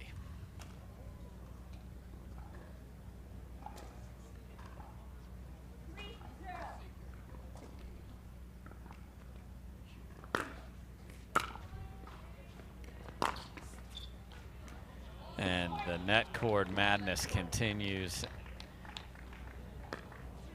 4.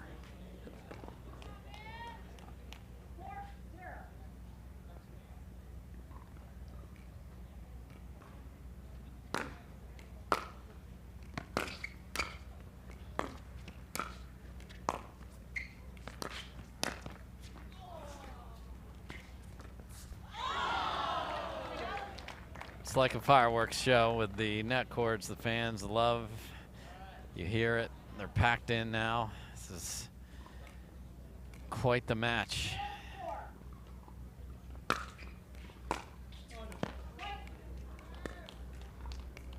Okay, first dent in the armor of Alshon in game 3, a missed backhand cut return.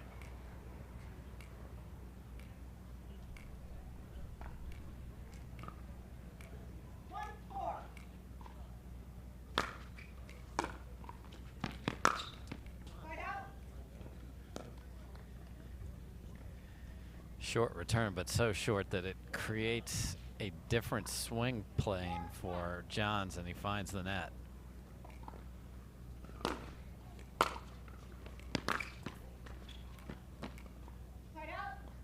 That's the margin Alshon's going for. I mean, the amount of balls that are hitting the tape are not surprising considering the way he is going after it.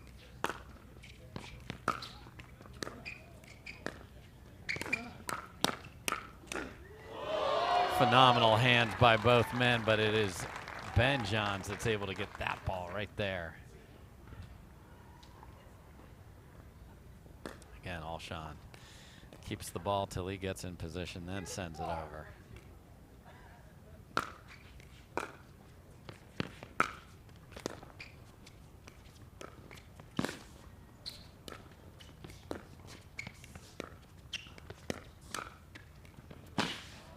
Unbelievable get there, but Ben Johns is waiting, and Alshon has immense paddle skills that you can obviously see, but it's the length and athleticism to track this down. But Ben Johns will happily play cat and mouse with him at the kitchen line.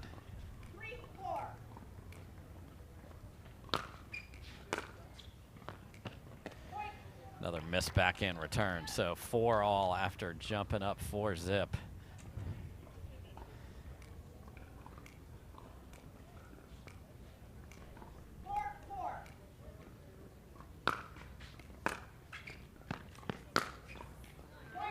And another deep serve to the backhand, gets a short return. And Alshon chooses to call timeout. Again, you're in that, do I wait or do I not, when you know you're going to switch sides at 6 and get a free one. So Alshon's got to not remember that he was up 4 and remember that he's only down 1. It's a tough thing to trick your mind, but it's what he's got to do here. Get a good return. You would expect it to be directed, and he would seem to prefer to cut that backhand, as many of the top players do, and give that momentum up to the kitchen. We got fans dancing in the stands here, having a great time. Again, this is the Baird Wealth Management Texas Open. Just keeps getting bigger and better every year.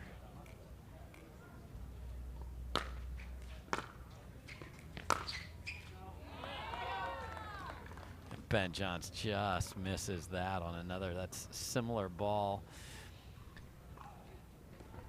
Short backhand return and just missed it. So a couple of those have not gone his way. Let's see if Alshon can tie it at 5.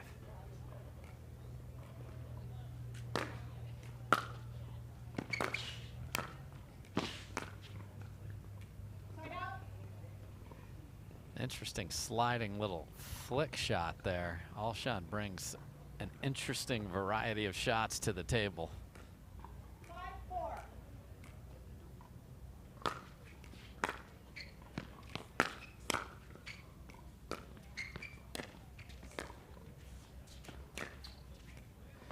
Goes for the big swing, and that's well out. Yeah, Alshon thought he made it, but that was 2 or 3 balls deep, if not farther. So we will switch. Ben Johns is up 2 in game 3.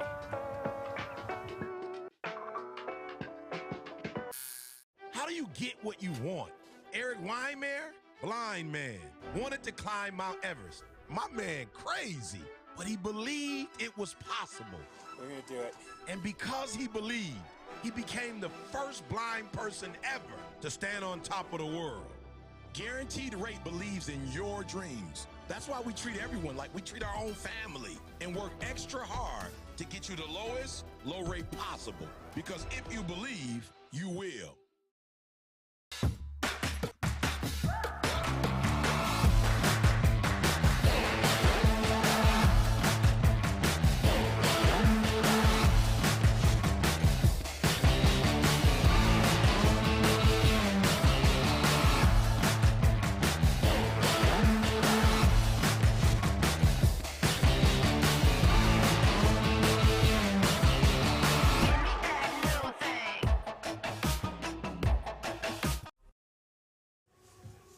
Okay, welcome back, everybody. We have switched.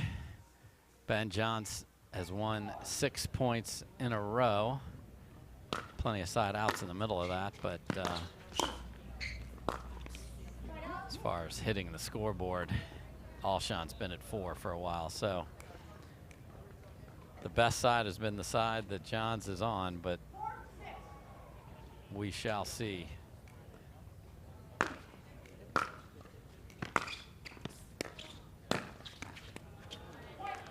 Ball off the tape, and then Alshon just kept coming. And when you have the size and length that he does, it doesn't take too many strides. Like the Alshon soccers that ball up to him every time.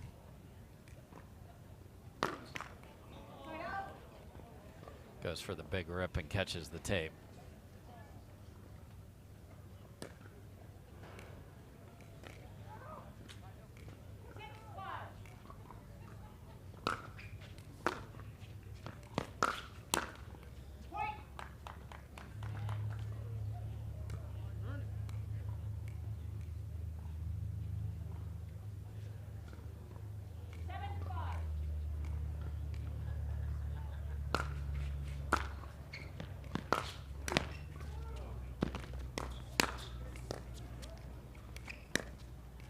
Wow, and you saw Alshon shatter those feet in the midcourt trying to get Ben on the fake after that stab volley, and ends up being way behind in the point, but wins that rally.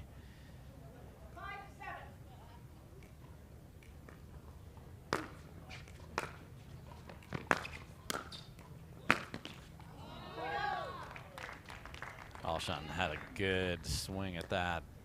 Obviously pulled wide, but unable to get that over.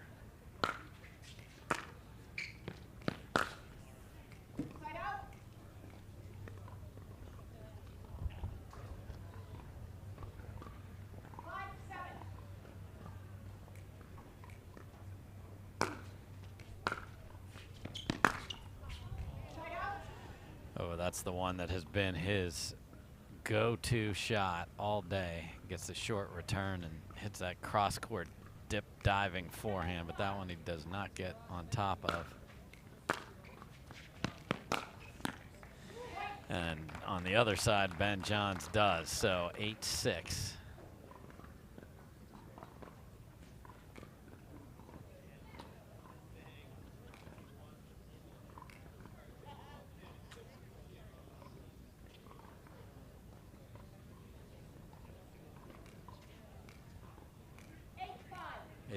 Excuse me.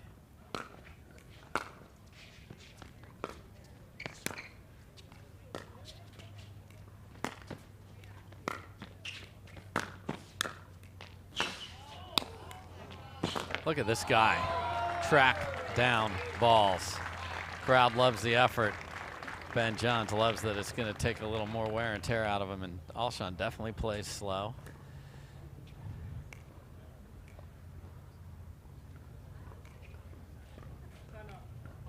And chooses to call a timeout here at 9-5. So this battle continues on. Alshon's using all of his timeouts.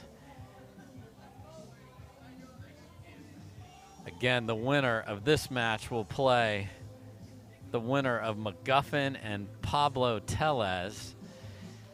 The women's semifinals shape up as this. Lea Jansen has already made her way to Sunday with a energy-filled, charged-up match that we saw before this one, taking out her partner on Saturday, Catherine Parenteau. So Lea Jansen will face the winner of Salome Devidze and Leigh Waters. So that's the other semi in the women's side. So 2 more semifinals here for you today. Ben Johns doesn't need to go sit down. He's just bouncing the ball, ready to play. Alshon taking his time, called the timeout, and as well he should.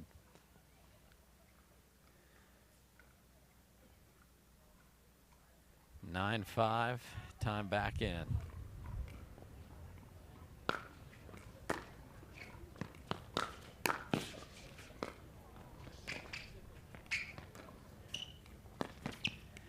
And another tweener winner.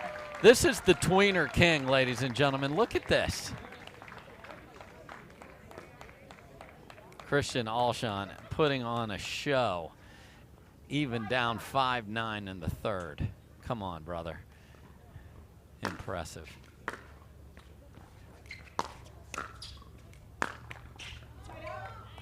Unable to follow up the circus shot, though.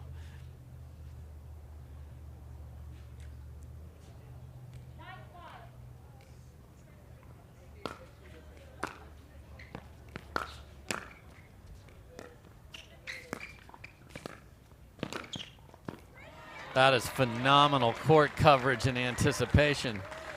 Alshon is going to make Ben Johns earn it if he is going to be the one moving on. So down 4.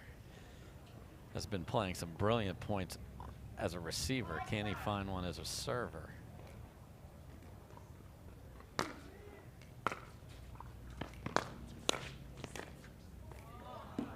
Just wide.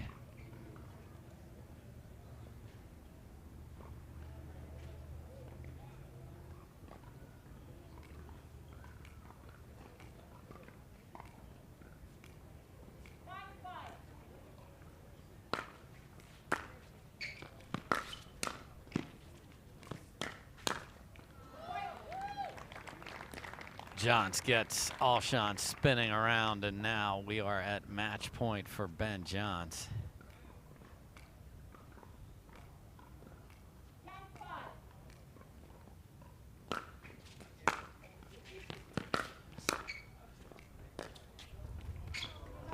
Comes up short, so Alshon still has a chance, gets the ball back, but he's got to go now.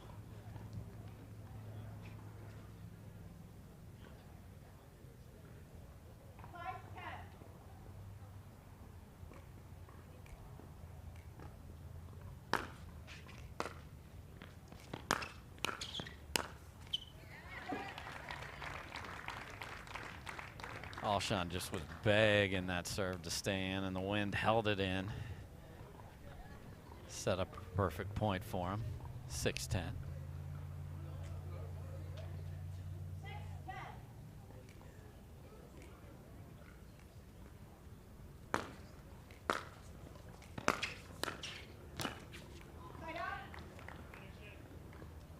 Tough ball there for Alshon, and Ben Johns has match point number 2.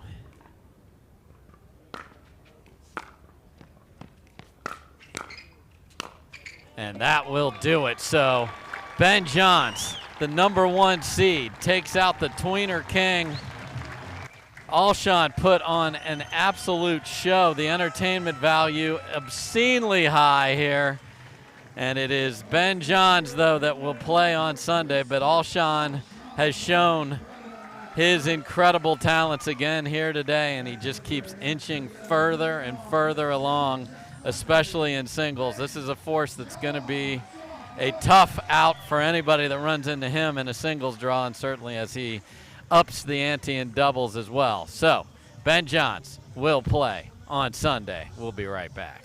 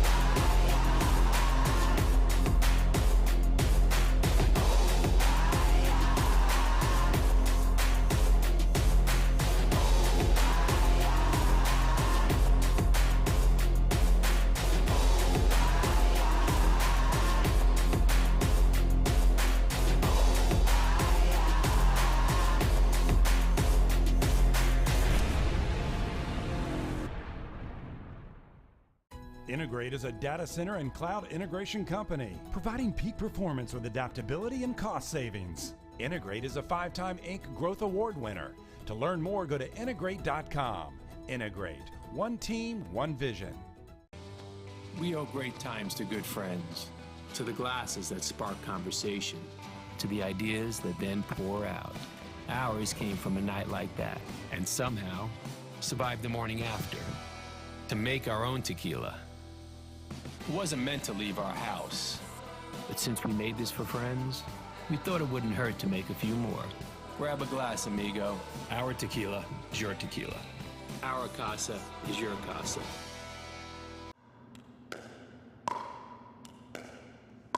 I'm gonna say she's a solid 3.5. Nah, she's definitely a 2.5. Guys, look at that forehand. She's clearly a 3.0. Guys, come on. I'm at least a 4.0. Yeah, fair enough. Ratings don't have to be hard. Duper. Optimized for accuracy, optimized for fun. Download the app and claim your free profile today. For many of us, we just charge ahead because planning for your future takes time. And right now, thinking about your financial future takes on new meaning. At Baird, our financial advisors have guided individuals and families to achieve evolution and groundbreaking idea for over 100 years. That's the difference between thinking you're ready for what lies ahead and knowing you've planned for it. Now that's different. Discover the Baird difference.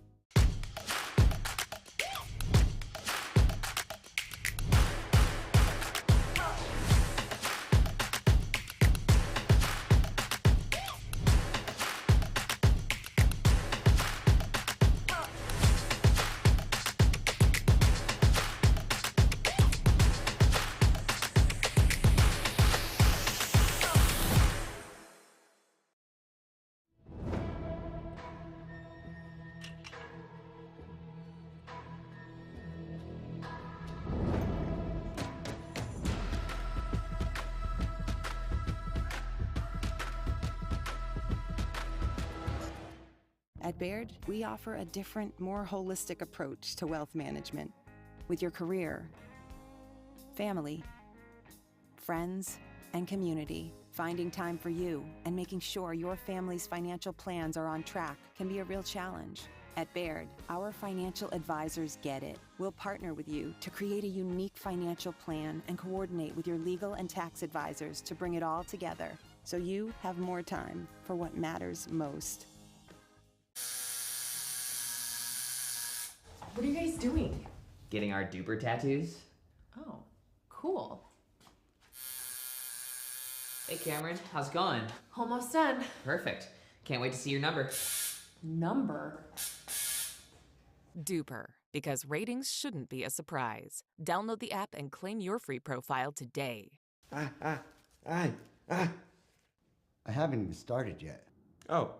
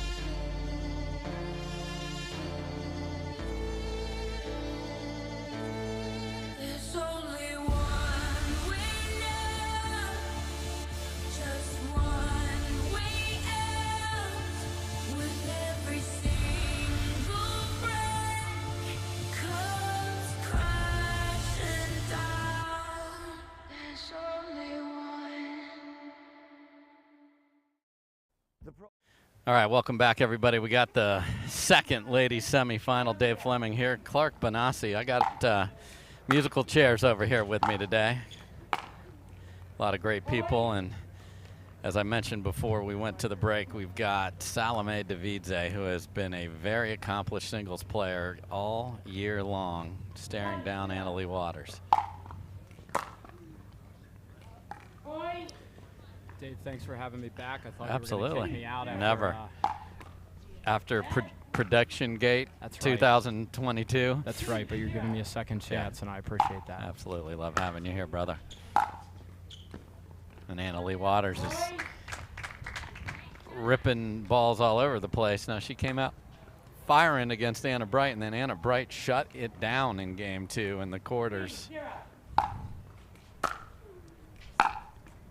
forcing a third game. So Anna Leigh has been very comfortable on that end of the court. And Devidze knows she's got to go for that serve. Yeah, but talk about someone that's come on the scene. I mean, Salome, in the last year and a half, unbelievable playing. She gives her all on the court every single time. Yeah, we talk about Devidze, very accomplished tennis player.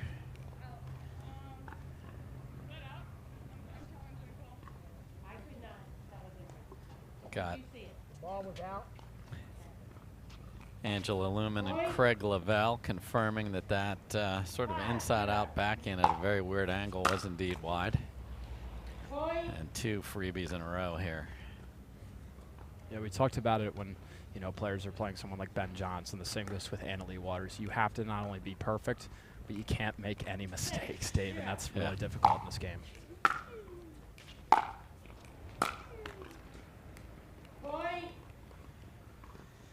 And again, the pressure, especially with that little extra MPH on that side of the court. 7-0.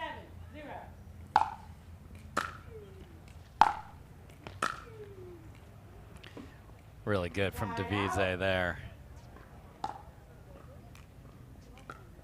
It's a nice cross court winner. She's going to have to put together a few of those. Gets rid of the ugly 0, so on the board.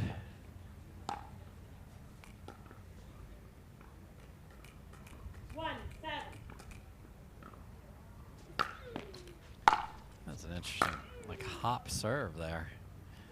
Got to keep an eye on that there, Clark. What was that all about? Dave, I don't know. That's a good question. Yeah, that I don't know the answer to. Okay, it's piqued my interest. Let's see if it happens again here after the miss serve from AL. Oh, Salome's a fighter, Dave. She's going to fight to the last point in this match. 7.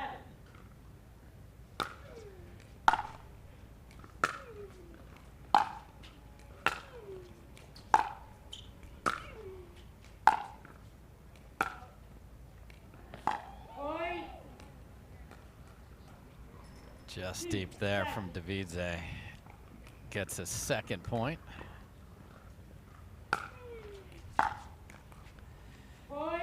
Another missed return, so Leigh Waters, no stranger to calling timeouts. No, and I like it from her. She's not letting it get away from her too quickly. Yep. She's obviously got the... So we'll be right back right after this.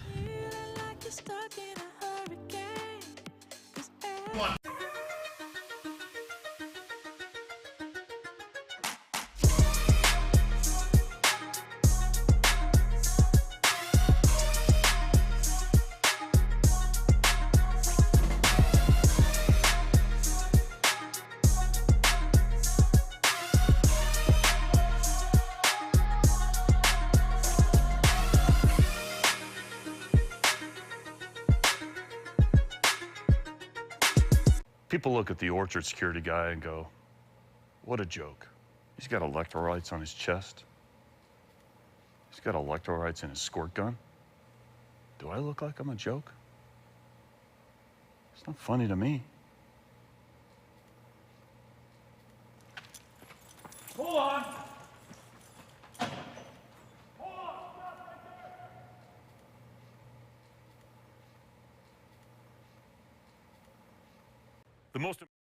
All right, welcome back, everybody. This is typical of the Leigh Waters approach to pickleball, and it is a smart one. I don't care if I'm up 7-3.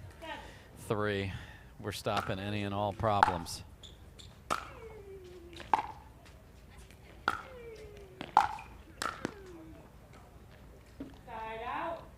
Good approach for Devidze. I just got to stick that volley.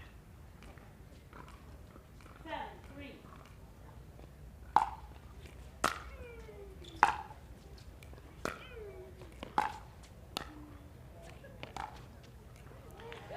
Probably not the right shot selection with the speedy Anna Leigh on the other side. No, I'd say you want to keep her back as much as possible, Dave. 8-3.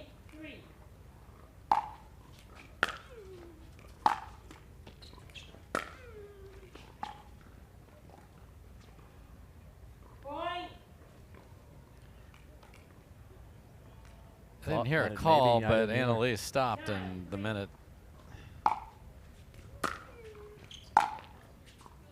Another good return. So 9-3 game 1, semifinal 2. Winner plays Lea Jansen on Sunday. 3-9.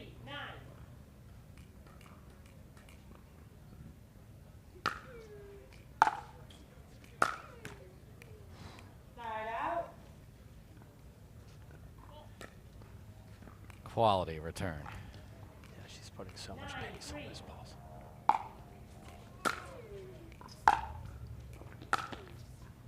The one thing that I really admire about Salome, and of course Anna Leigh does it well, is keeping her weight forward on her shots. 10-3. Anna Leigh game point.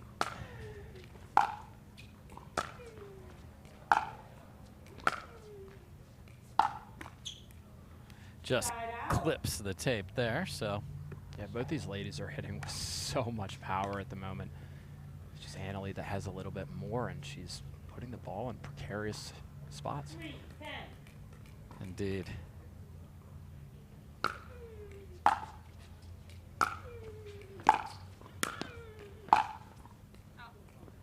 Just wide. Nice swinging two-handed volley. So a lot of the two-handers like to just keep rolling with that. Standing way wide here is Devidze on the serve. That's going to sail well out with the wind at her back. I don't know if that was a tactic, but it set her up really well for that shot. I don't know if she anticipated the shot down the line from AL.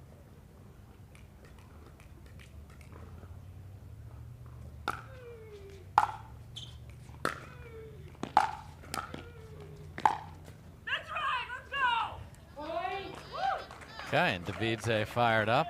I like it. Another souvenir for me. Yeah. How many is that today? 10? I'm 10 or 11. It's unreal how many balls have come to me here today, and AL has had enough. Calls timeout. When you hear your opponent screaming, it's time to stop that. We'll stop. Be right back. Important part about Tuesday night pickleball at the Orchard is the net. Every Tuesday, 4:30 a.m. You're sleeping, I'm not. I'm measuring the height, I'm measuring the length, I'm measuring the circumference, and I'm measuring the tension. Who does tension? We do.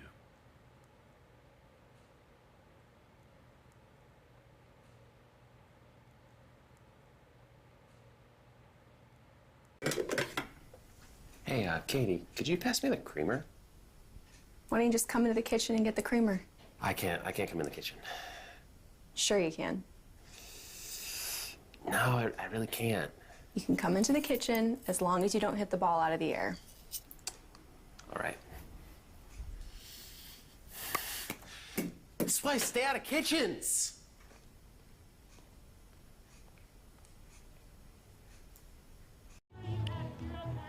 All right, folks, welcome back. So it is Leigh Waters who has already had a game point, who has used all of her timeouts here, Clark. Yeah, I like it.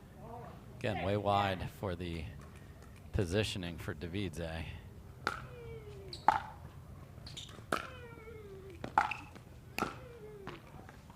And I like that. A lot of people just walk out, serve from the same spot every time. Man, you got angles to find, and if you think that sets up the point better for you, do it. Sure.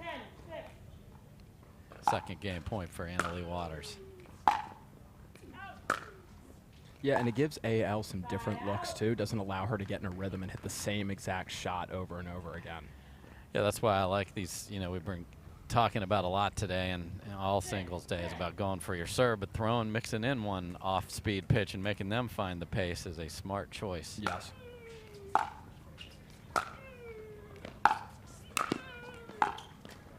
Too good from Leigh Waters, and a come on. Devidze was in a good position there, just didn't do enough with the high volley. 10-6.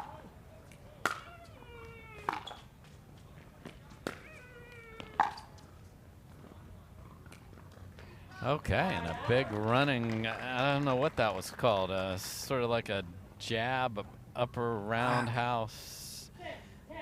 You know, I'm going to have to think of a name for that. Yeah, we need one. Yeah. Because it was definitely not a fist pump. But again, whatever can pump her up, Dave. Oh, yeah. I mean, this match is, you know, seemed like it was maybe out of her hands at the start. She's right back in it. Within 3 now.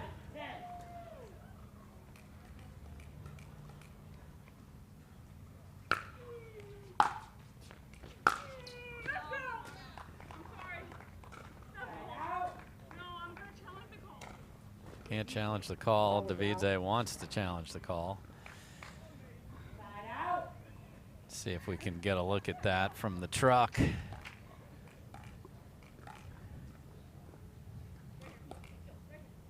Another chance for AL to close out game 1.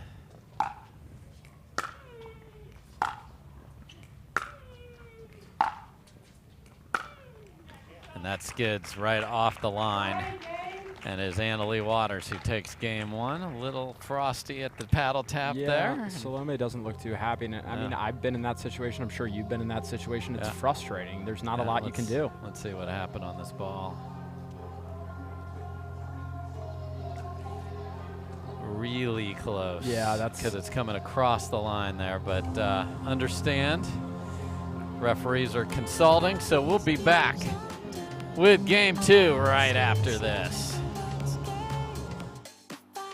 OXR pickleball paddle answers the age-old question of how to get paddle speed and control with the same paddle and one grip, and this is it.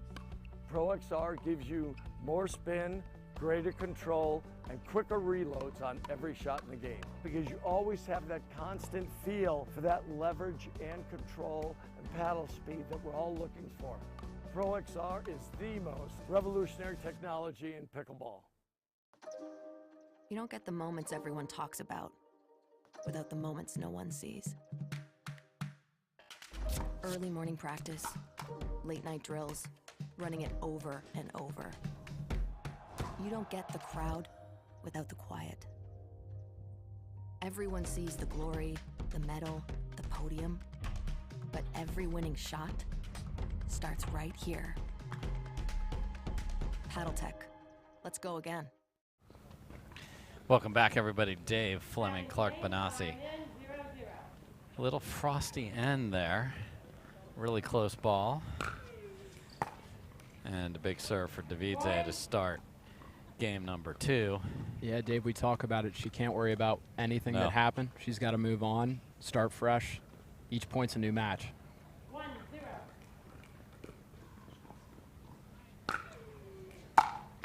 Boy, weird bounce there.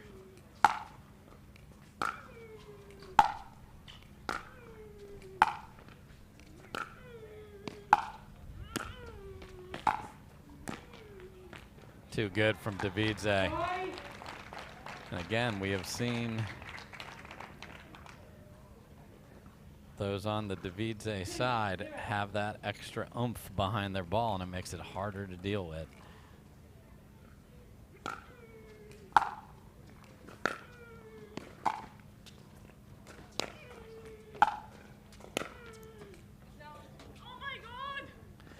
Okay, now we have another concern on a line call here.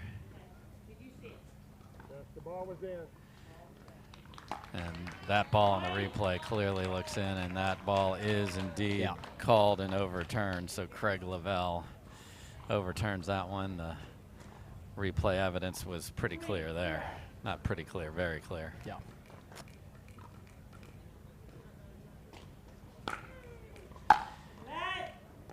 We will replay. Salome's got to use this to get fired up. Absolutely.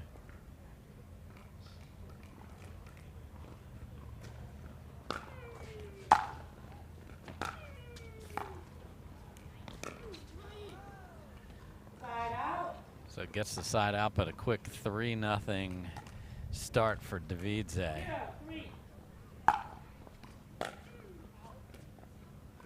Can't do that, though. No, in pickleball especially, it's so important against, you know, an opponent like AL. Keep your foot on the gas. 1-3.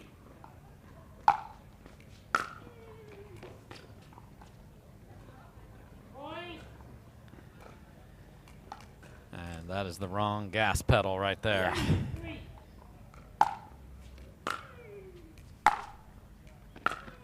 What a get. That is a tremendous point on both sides, and sometimes the other player's just a little bit better. Yep. Right on the line in the corner for Leigh Waters. She's erased the 3-zip deficit. I mean, talk about a high-level match. Both of these players are just leaving their hearts out here on the court, Dave.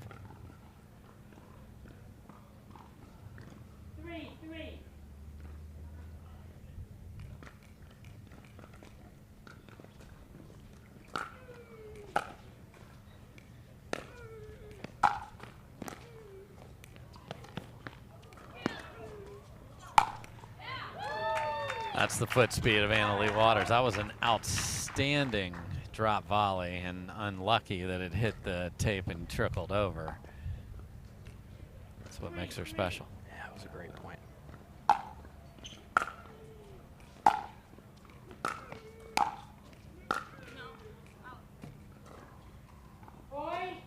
A little early call there from AL. It looks like both ladies are fired up still, Dave. Yeah, we're involved in something here. Yep.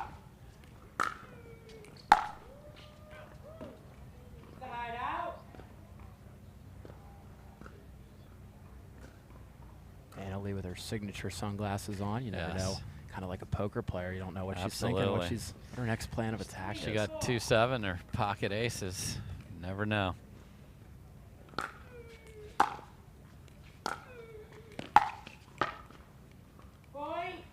Good deep ball there, and you don't see Leigh off balance like that very often. No. Even when she's on the run, she usually gets into a good hitting position.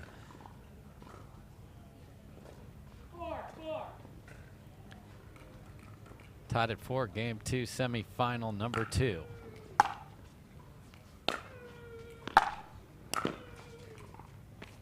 And Devidze takes the two-hander but keeps it in front of her. That's a tough ball to hit because the left hand wants to drag the paddle across your body. Right.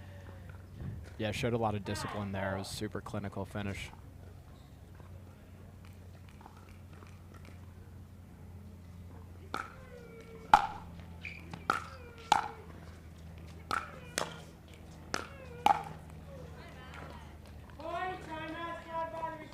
So a kind of disgusted timeout call there from Leigh Waters. So Devidze up 2 in game 2. We'll be back with the conclusion.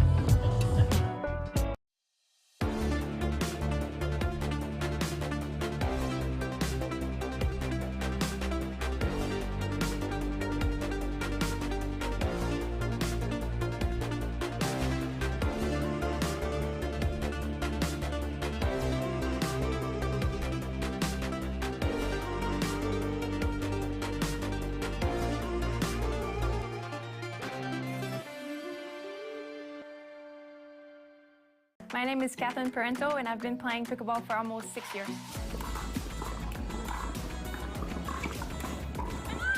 I travel a lot to play in tournaments. I'm always on planes, and I see a lot of people when I travel. I need to make sure that I stay healthy. I need to support my immune system, so that's the reason why I use the Pure Whey C+.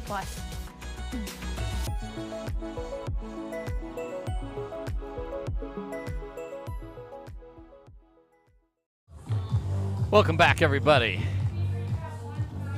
Had a little contentiousness in this one. Yeah, I like it. I think that's what pickleball needs sometimes, Dave. Yeah, so Devidze up in that level. It's up 2.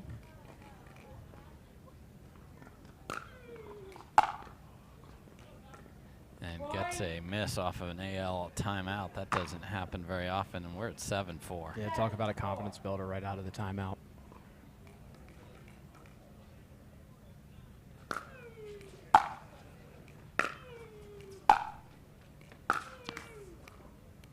What amazes me about how these two ladies are playing, Dave, is it looks like it's their first match. I mean, they're both fresh. They're both giving it their all at the semifinals right now. Yeah, Devidze slowing the pace down here a little bit. Yeah. Now, unlike the men's draw, just to remind everybody, haven't played 5 matches or 6 matches, so but they do look like they could play another 4 hours if it was necessary. And why not have a 57-55 in the third?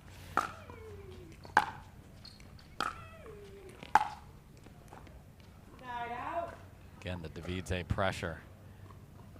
And Leigh Waters can't find that neutralizing ball to bounce and then get back in the point right now. 7-4.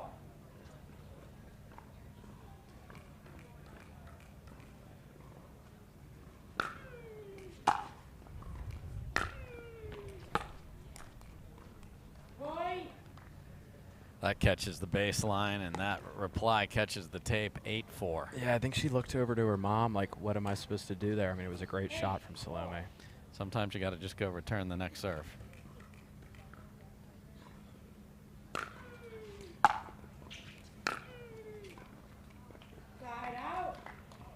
All right, just wide there. So does Anna Leigh have a run? We've seen it all day long.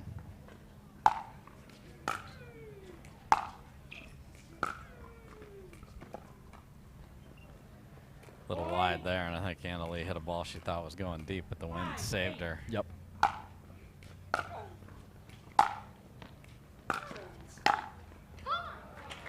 And there's a come on from Anna Leigh, and we're at 6-8, and it's Devidze who's seen enough. So back and forth battle. Devidze has reached in front. So Clark, if you're in Devidze's corner, what are you telling her?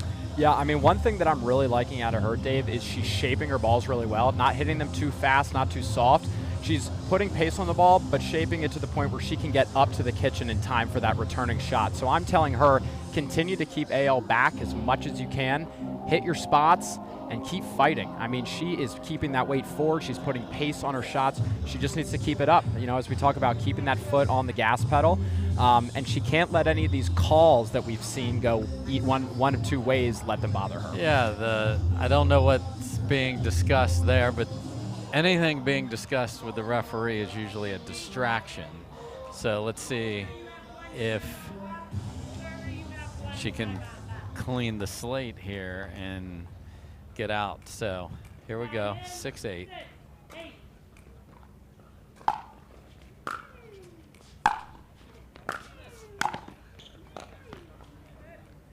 There were 3 balls in that point that cleared the net by fractions of a millimeter. That's why these two ladies are so good.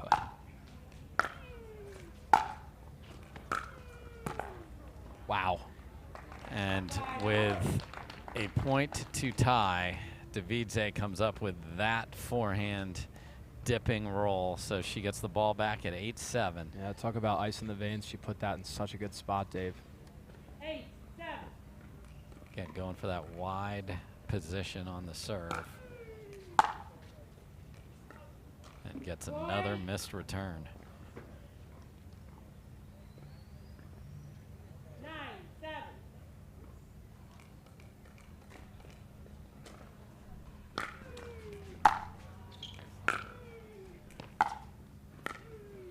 That's a gorgeous volley from Devidze right there. As the ball that Anna Leigh hit looked like it would be good, and boy, to hit a tennis-type ball with the volley, with you step forward and keep your foot out of the kitchen, which she did. Well done. So Devidze will have game point when we come back. I felt like I had to always drink water over and over, but I still felt a little bit dizzy by the end of the day. But once I tried to incorporate more electrolytes in my daily life, it really helped me out. My favorite thing about the pickleball cocktail is the flavor. It tastes great. I drink the pickleball cocktail every morning to make sure that I stay hydrated throughout the whole day. It's important to drink first thing in the morning. If you wait until you play, you're usually too late. You start feeling dehydrated. When it comes to hydration, don't wait before it's too late.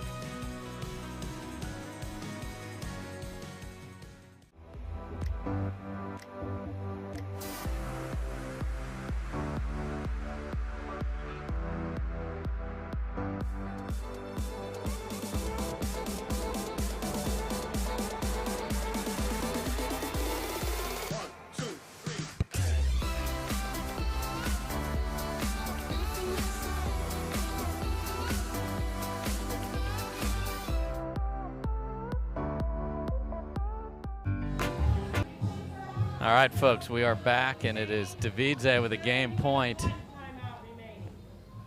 Time in 10, 7.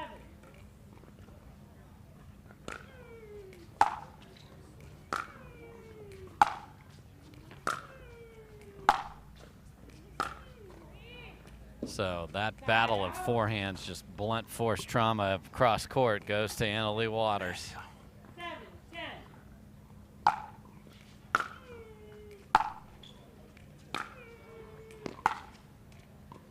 Side out. Just outstanding. Salome's hitting the ball ferociously at the moment. She wants this second game so bad. 10, 7. Try number 2.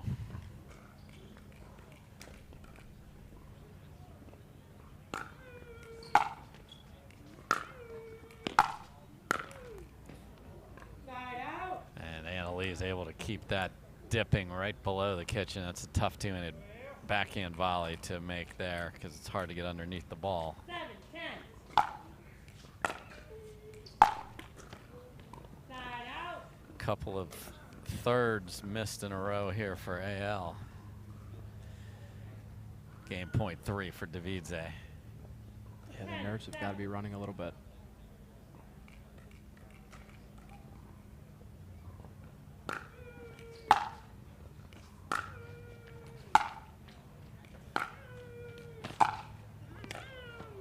And that is too good from Salome Devidze, and she has forced a game 3. So Anna Bright forced a game 3. AL was able to get through it.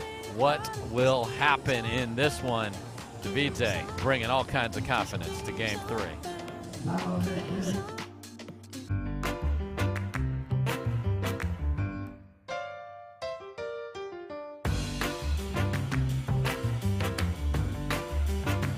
A lot of us miss hit the ball. I know I miss hit the ball a lot. So Speak for more yourself, forgiving. Ben.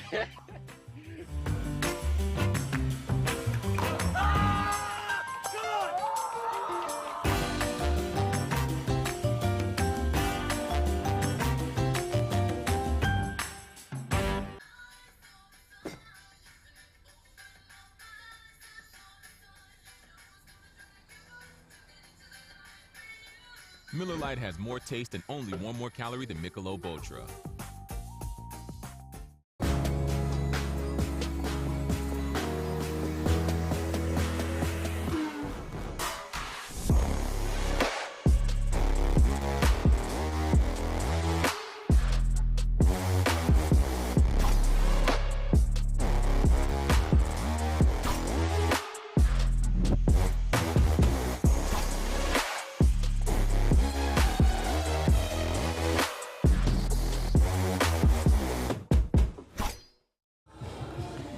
All right, folks, welcome back. Another 3-game thriller here.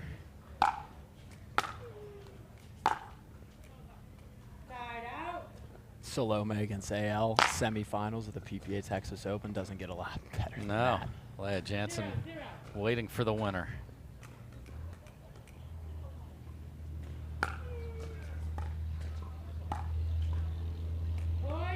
And look at what we have here. The angled serve. Waters thinks is going to go wide and lands on the line and has to eat it.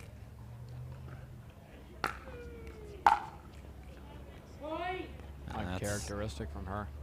Just 2 absolute gifts here. Inching up to the holiday season, but not usually our first week in November. No.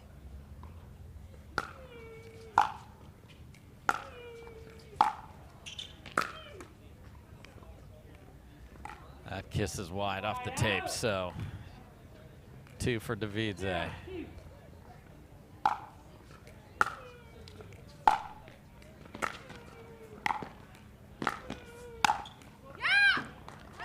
Okay. So much like we saw in the first women's semifinal, the volume came up as we got closer to the finish line, Yes. and that gets the crowd involved. So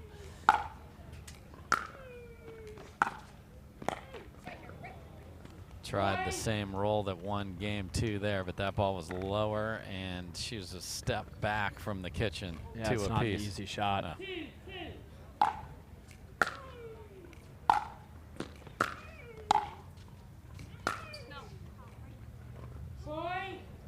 So the pressure, and I'm not saying the mental pressure, but the pace of pressure from Annalie is amping up.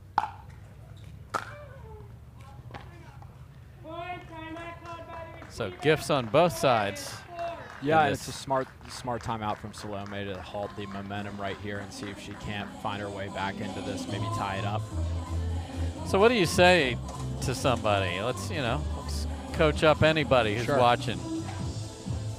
It's big. It's the semifinals. You've played well today. Both sides have missed returns here in game 3. What do you say to somebody who's given a couple of gifts to their opponent? How do you not let it happen again? And also, how do you not let it dominate your mind? Yeah, well, that's the million-dollar question, Dave. I mean, it's obviously easier said than done, but it's so important to just let it go. And I think that's hard for the human brain to let something go when you're disappointed, frustrated. But in this game especially, the match can get away from you so quickly. So the more you can reset your mind and reset and rely on the skill that you know you have, the better you're going to be moving forward. Again, easier said than done. So channel your inner Disney and Frozen and Adina Menzel and let it go, That's baby. right. Here we go. Great serve. Wonderful drop volley from Leigh Waters there. And that's what it's going to take to win points now. 5-2.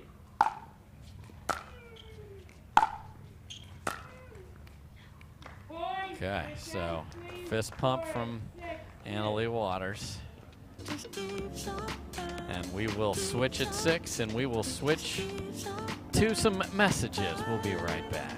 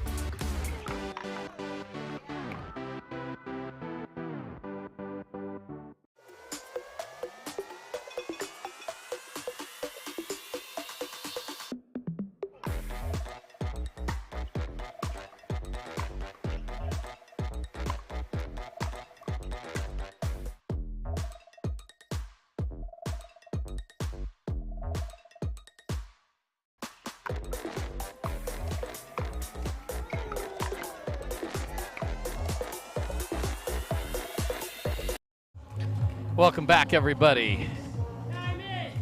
We have switched sides. This is the second semifinal, and Lea Jansen awaits the winner. And there's that little extra MPH. She didn't get clean and is late on the inside-out forehand. Yeah, we'll see if Salome can claw her way back into it here.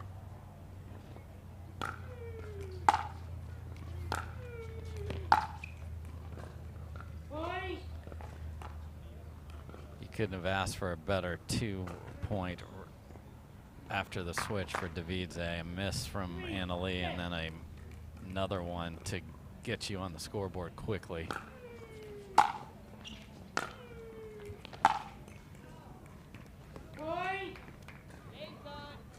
It's a nice spot from Salome there on that line. Made Leigh work. It's the only way you're going to beat her. Make her move, make her work hard.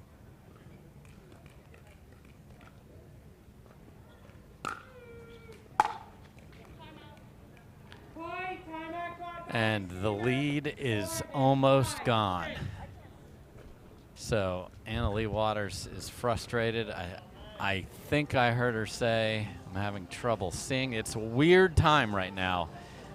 In fact, as I look at the court, I see lights on other courts, but not on this court. No, it's weird. We were stuck in clouds for a while. Right. Then the sun came out. And now we're in this weird sort of evening dusk. Yeah, we're in the glow environment. So we are wondering what's going on with the visibility situation here, but it is definitely, and again, that's conjecture, but that's what I think I heard Annalie say. Sure. Yeah, and the lights aren't on, obviously, on championship court, but as you said, we've got lights on the outer courts.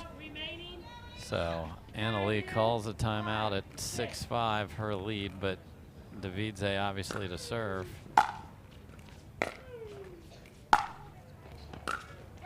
Boy, that return was not hit clean at all and just snuck over.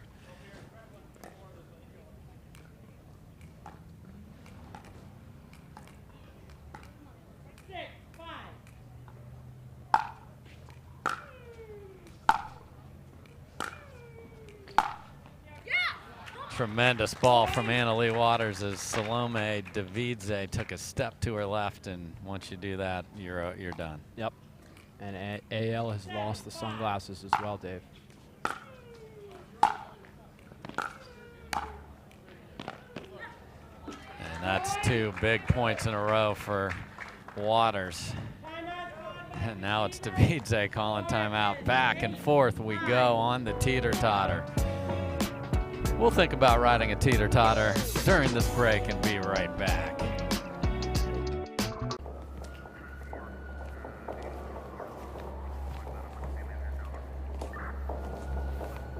John's?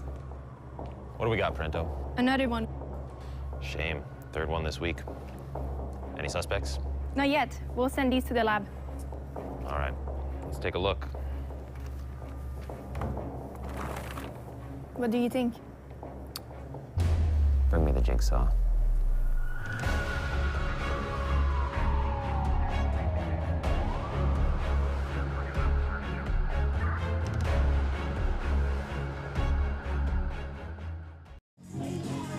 All right, folks, welcome back. Dave Fleming, Clark Benassi, and back and forth.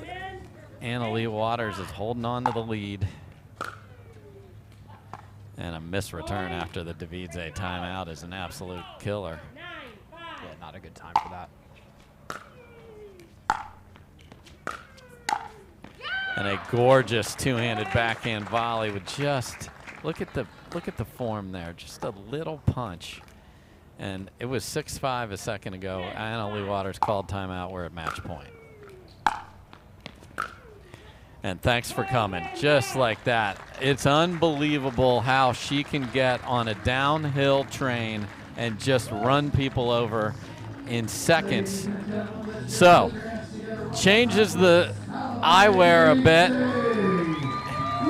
And Devidze really pushed her. Anna Bright pushed her before, but it's Leigh Waters again who's going to play on Championship Sunday. Impressive finish to that match for her. She and Lea Jansen have had their share of battles in the finals before, and we will have another one. The men, the final semi of the day, will be next. We'll be right back.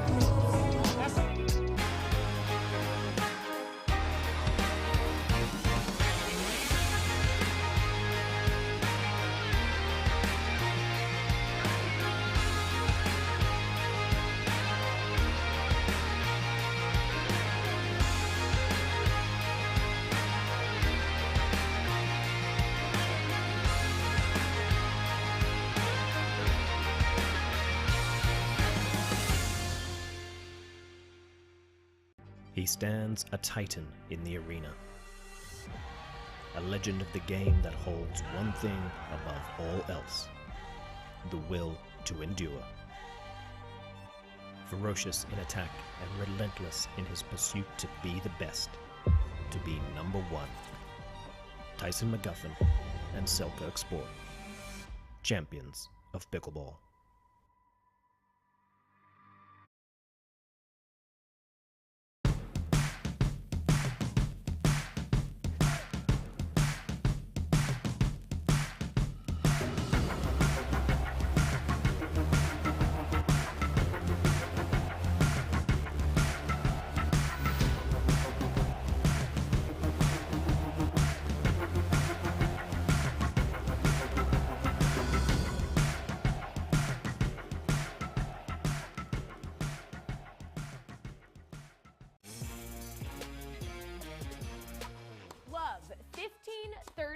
40. Any point won means you win.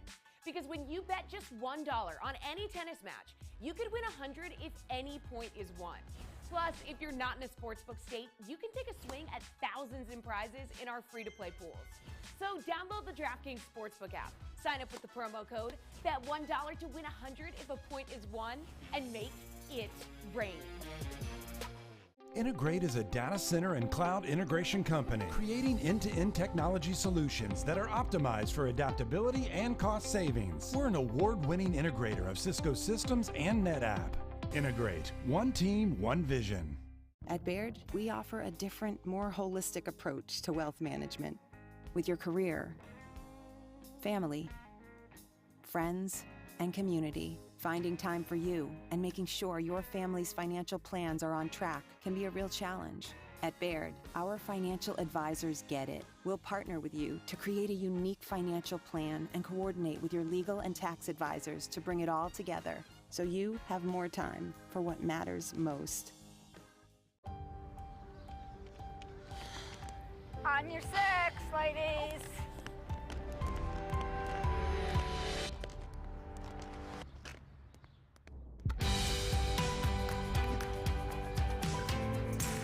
The world will get back on its feet. We'll help you stay on yours. What's your secret? Oh, it's no secret. It's the expert help I got at Foot Solutions. Make an appointment at footsolutions.com.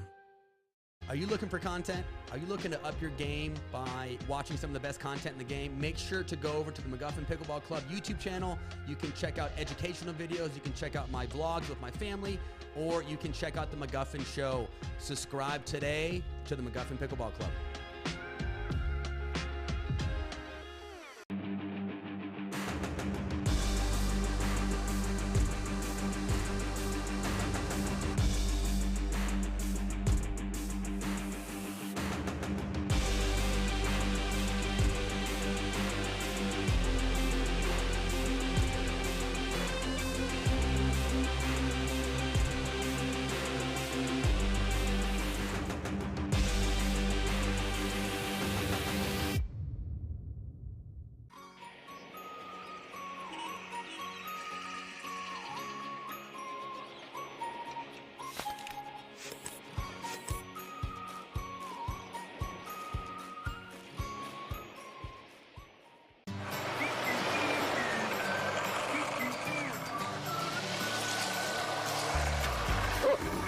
Ready yet? Not yet, buddy.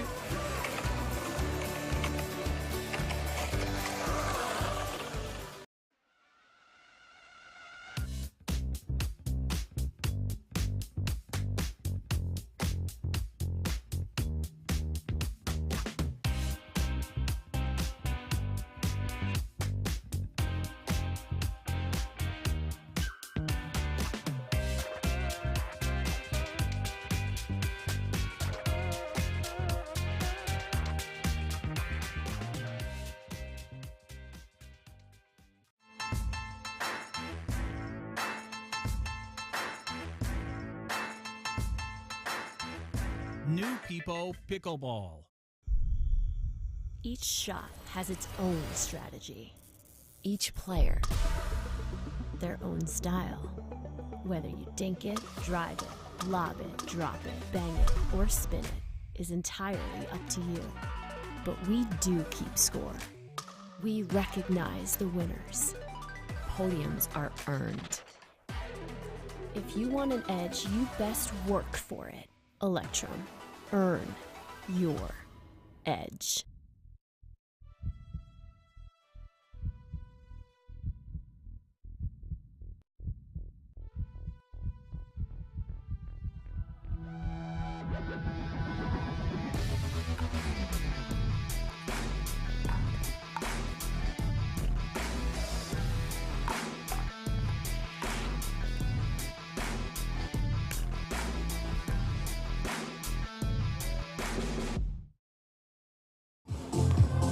Welcome back, everybody, and on your screen is the big announcement of the day.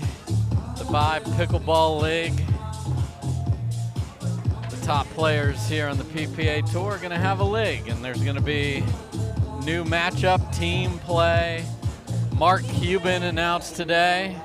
As a Pittsburgh man, it's nice to see a Pittsburgh guy that has obviously had an unbelievable career in life, and Dallas Mavericks owner. We're here 40 minutes east of where his Mavericks play, Shark Tank, and I know he is going to be great for that, and it's just really exciting, Clark, to see everything that's happening in the world of pickleball. I mean, it's incredible, Dave. You see Mark Cuban and all these big-time guys getting involved, but we've got a great matchup here as well, don't we? Yes, so let's get the focus where it needs to be, which is the semifinals. Pablo Tellez to serve to Tyson McGuffin, and McGuffin is having a conversation with the DJ.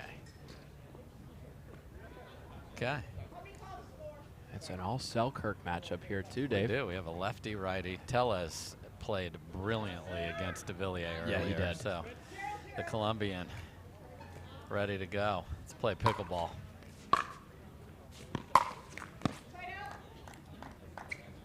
Look at him race up to get the ball off the missed forehand. Yeah, I love it. A lot of energy. Laura Smart is our referee.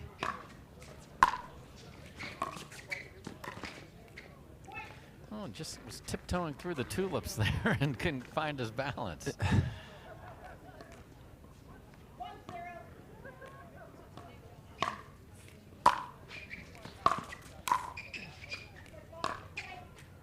And the tulips bit him again. Yep. So not set at the kitchen is Tellez, excuse me. I heard Tyson complaining about the advertising board behind Pablo's. I don't know if they turned it off or blacked it out a little bit for him. That's 4 quick points for McGuffin. That's how you want to start this match. And Pablo's got to find something here.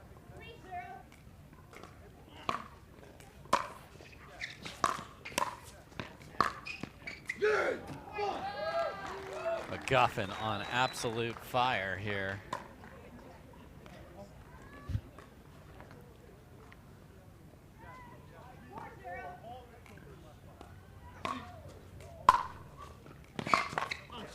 Good return from Tellez. Yeah, I think McGuffin with the new video board, you see it there, looking for just a more neutral pattern back there.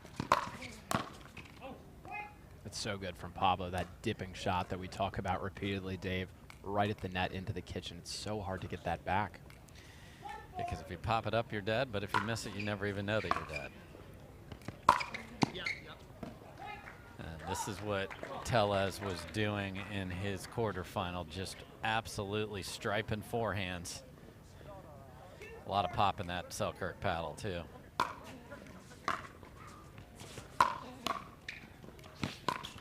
Oh, my. Similar to Tyson, Pablo likes to run around that forehand as much as he can, and I mean, it shows how successful it can be. So we got mirror images of each other. Yep.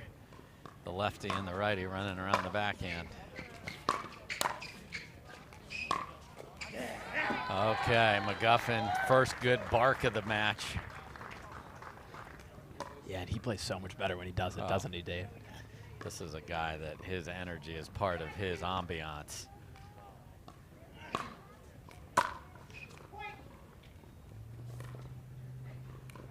Yeah, Tellez played so clean earlier. Couple of mistakes here.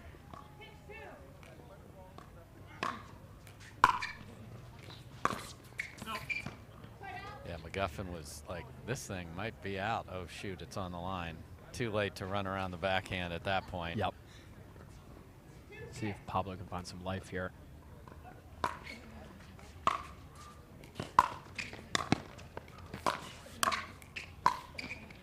I could stay in with the wind. It does.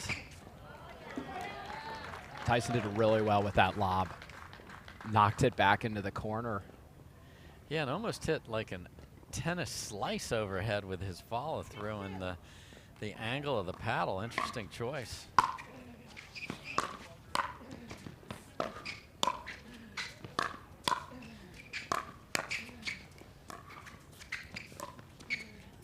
That's a great ball from Tellez after the forehand barrage from McGuffin. Dave, that's called ice in the veins right there. That's awesome. Again, McGuffin took just, if you take one false step against these guys, it's over.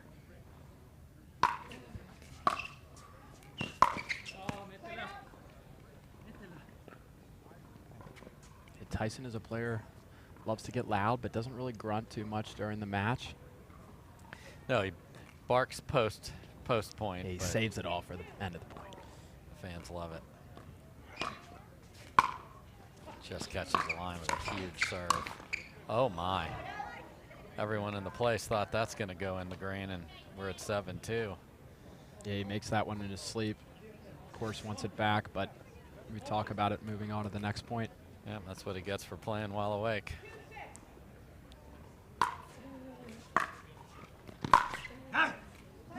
Great return.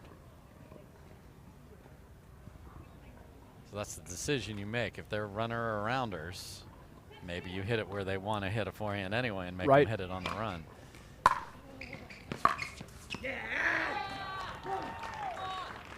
And Tyson McGuffin has all his forehands working.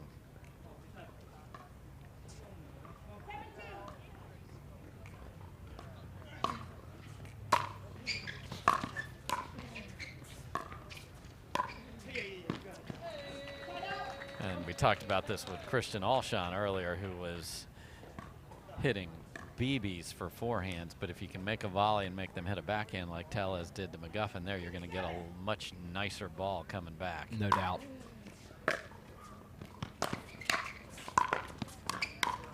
Ooh. Nice little firefight at the net there.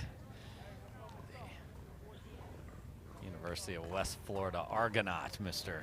Tellez.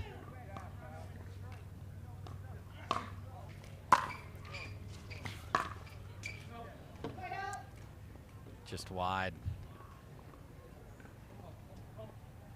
And we may see Pablo start to slow the pace of the game down here. I haven't seen him go to the towel too much, but certainly wouldn't be surprised.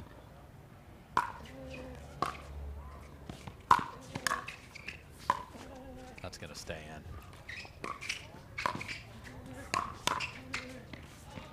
Wow. McGuffin with the unbelievable track down, and then right there you think he's got it. I mean, unbelievable back and forth. At one point, Tyson's on offense, Pablo's on defense. Then the roles switch. They switch again. It's why the people love the pickleball. Yes.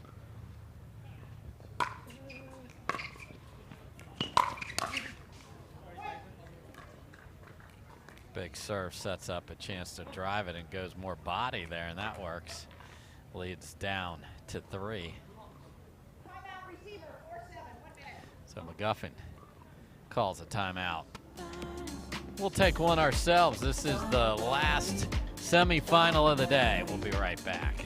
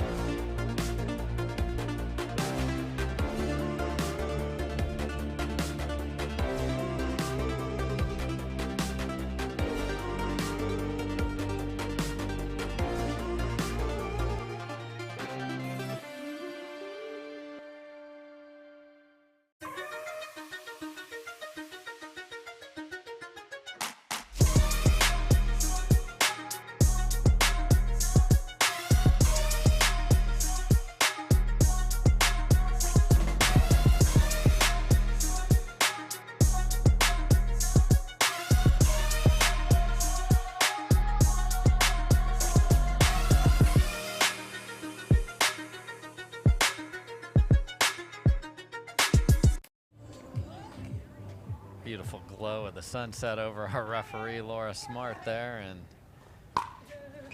Tellez trying to keep the run going, and McGuffin calls timeout and then misses the return, but Tellez has been going for the serve within 2.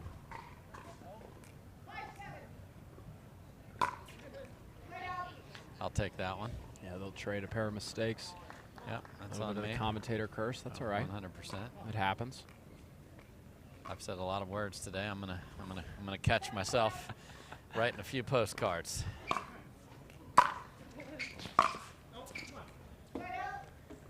He had such a flat return there off of Tyson's serve, and really didn't allow Tyson any time to set up nicely for that shot. It's tough to time that well on this side of the court. So impressive from Tellez. McGuffin just not set there. I think he was thinking forehand, and it is 6-7, everybody.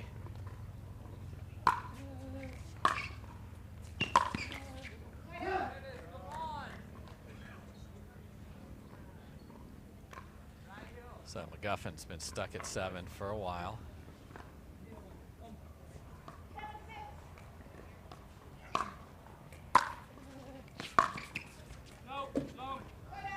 Singles is such a mental battle, Dave. You're having to manage your emotions, manage your thoughts, reset after every point. These two are doing a great job of it so far. McGuffin goes for a paddle change here, so you don't see that, but off camera, got that checked in. Can't just switch out your paddle without checking in with the referee, make sure it's all good, and it is. One of those new Selkirk beauties. That is really good from Tellez. Yeah, and Dave, he took a pace off of that ball. He needed to, otherwise it was going to fly out. There's just not enough court to work with. Yeah, that's one of the magic differences. The tennis court is not as narrow of a rectangle as is the pickleball court. And Tellez has come all the way back and now has the lead. If I was that ball, I'd be in a lot of pain right now. Yes. He's getting pumped up, firing himself up. Yeah, so another timeout from McGuffin. Paddle change, staring at the paddle. I really like what I've seen from Tellez of maintaining his poise when he was down and gave a few away. You know, we talked earlier, and you yourself tell the crowd why you might bring a couple different paddles out to the court based on the conditions. Sure, I mean, you know, I think a lot of singles players at the top level nowadays opt for a poppier paddle with more power because it gives you such an advantage. That being said, if the conditions, you know, maybe aren't favoring you, maybe your opponent is hitting a really hard ball and you almost want to slow the pace down, maybe you opt for a softer paddle, something that you can, you know, use to successfully drop the ball into the kitchen. So it's all about kind of finding what's working for you, and if it's not working for you, you know, I'm not opposed to them switching it up. So let's see if McGuffin continues to fight his equipment.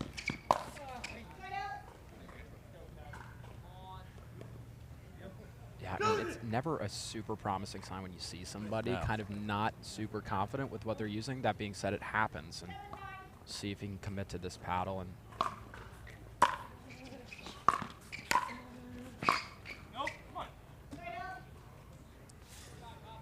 just a lot of confidence teaming from Pablo at the moment. Sure.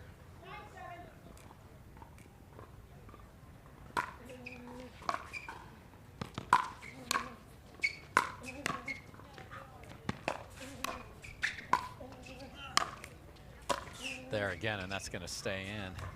Oh my. And I'm telling you, McGuffin missed this ball. He badly missed this ball, and it ended up being a winner. That's why he waved. Yeah, the miss hit sometimes really works out for you, Dave, and it did there for Tyson. I think he needed that one with what's been happening in this first game. Yeah, he has over-apologized for that swing.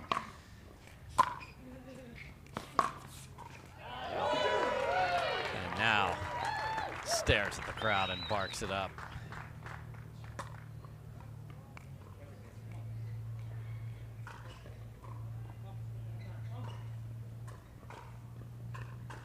Oh, look at those eyes. Those are focused.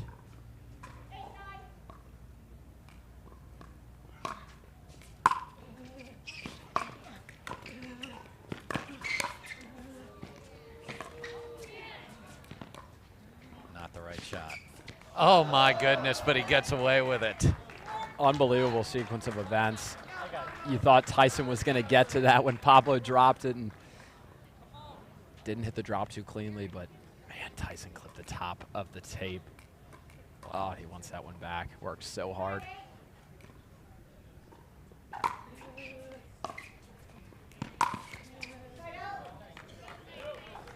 Got what he wanted, short return off a big serve, but can't capitalize.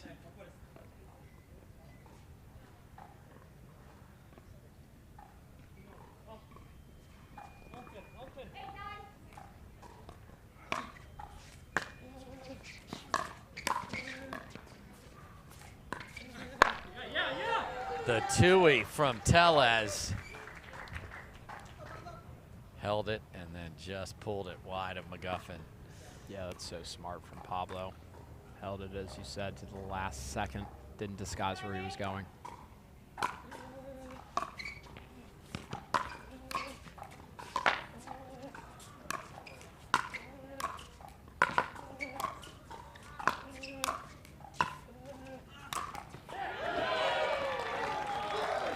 Tellez making him work, and he's saying to himself, just get one good one, meaning get something to drop so you're back in it. Dave, I'd fancy to say these two gentlemen will be very tired at the end of tonight. Yes, because somebody's going to be done and somebody's going to have a lot more to play. So at least 2 matches if you lose this one and then win the 15 that gets you to the bronze. So winner's done. Either way, they will sleep well, to your point.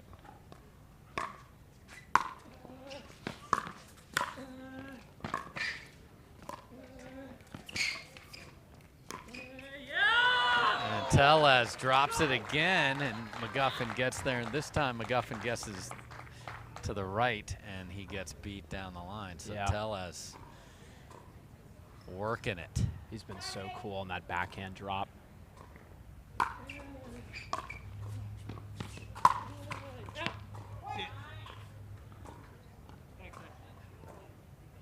McGuffin asks if that was seen. Kind of a knowing it's in kind of a position, and Tellez has a game point.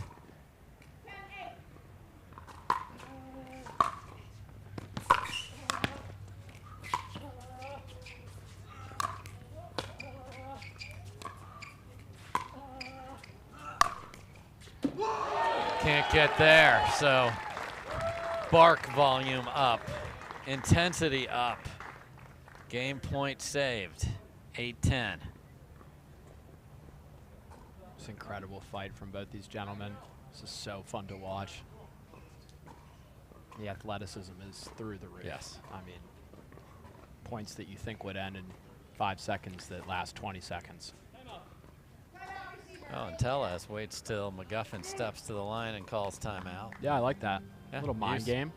Use it all. So there Sure. you see McGuffin earlier this week practicing. We'll be right back.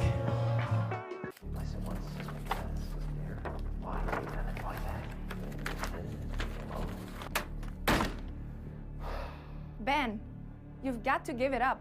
You're stepping out of bounds. I'm so close, Parenteau. This goes all the way to the top. I'm talking refs, commentators, food vendors. But how can you prove this?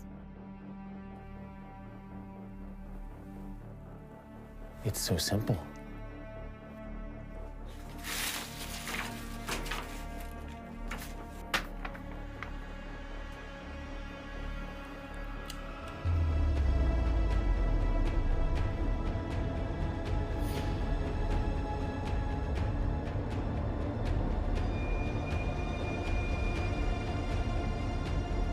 Bring me the jigsaw.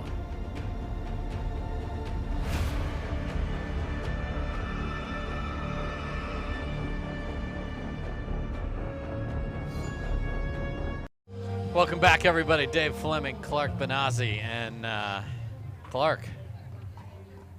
Game point saved. McGuffin's got the ball back. How long can he keep it? Wow. And he's within one after a blistering forehand. And there's just something about pickleball just looks a little nicer under the lights, doesn't that? It does. Such a good look. It does, and the stands are packed. The weather is perfect at this time of the day. Yeah. These two gentlemen are putting on an absolute show. Second chance so for hard. Tellez.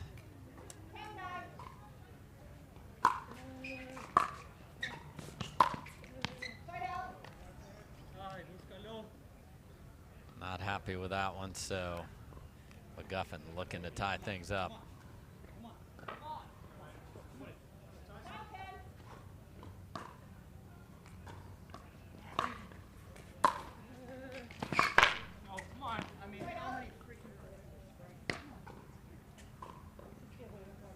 frustrated McGuffin there. Felt like he had a good chance. Yeah, you don't see that a lot. He's, not happy with himself, Dave. But again, keeping his cool and moving on to the next point is important.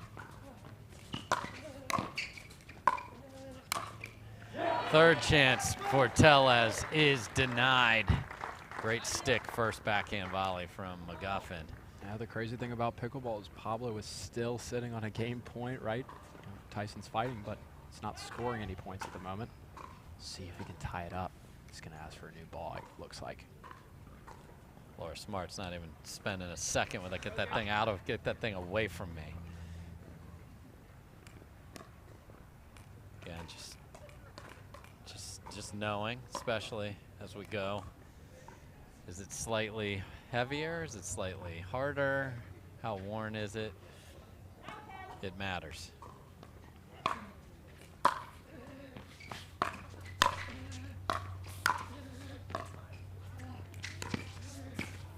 And again with the two-y on the exchange as McGuffin's coming in. Yeah, I mentioned it earlier. Tyson's looking to drop to Pablo's backhand. He's been ice in the veins on that side. So good. Fourth point.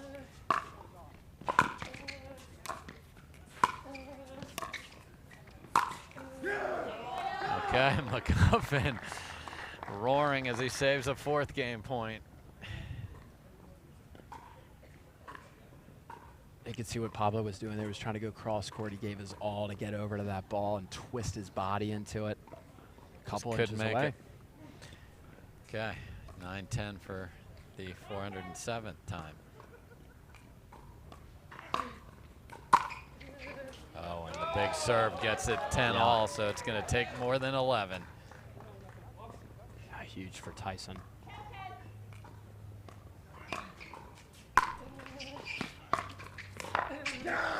And that is another beauty on the inside out runaround, and it is McGuffin who now has a game point here in game number one. What a battle.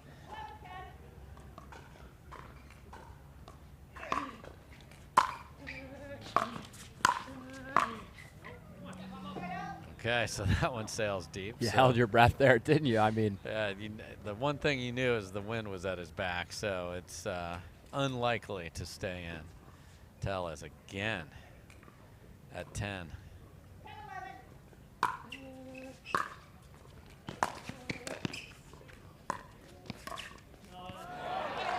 Haven't seen Tellez just push a ball like he does on that one right there all day. A little safe. Yep.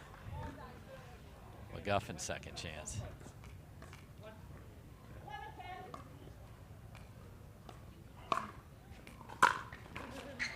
Wow, and that will do it. So McGuffin saves 4 game points, wins it on his second, 12-10 in game number one. What a battle. Semifinal number 2 will rage on. Will McGuffin close it out in 2 here at the Oasis? We are at the Baird Wealth Management Texas Open. Match point, it's all up to me. Nothing can get in my way. And when they ask, what are you gonna do next? I'll say, I'm going.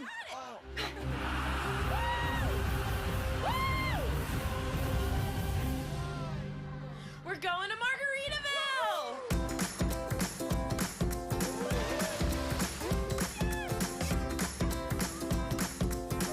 You can go to Margaritaville too. Visit MargaritavilleResorts.com.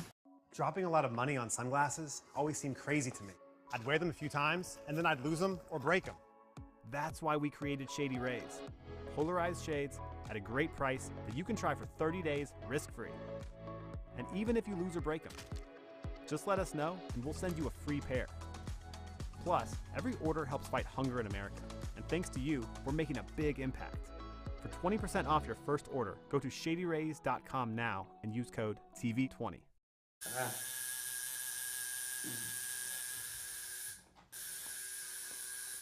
What are you guys doing? We're getting our duper tattoos. You know it changes every match, right?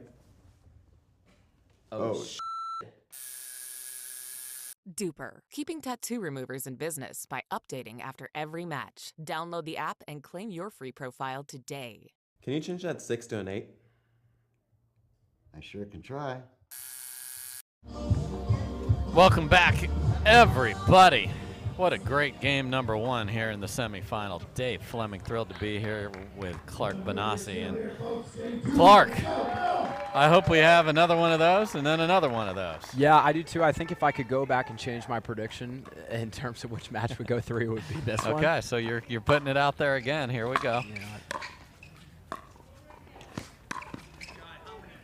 And McGuffin says how many times he's dropped it to the backhand, and 4 for 4, Tellez has beaten him. Yeah, and Dave, I hope you brought your earplugs because now we're on Tyson's side.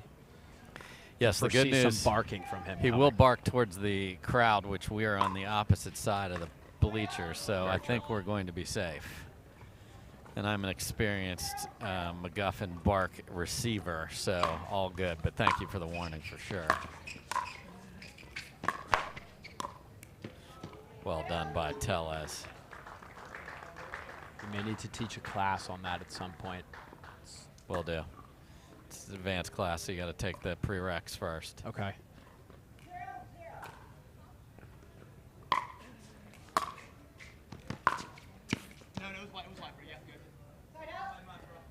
Just missed on the forehand spinner.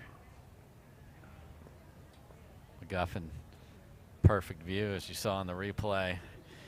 The ball flight looked like there's no way this could go wide, but it just kept curving wide and missed by half an inch. Right.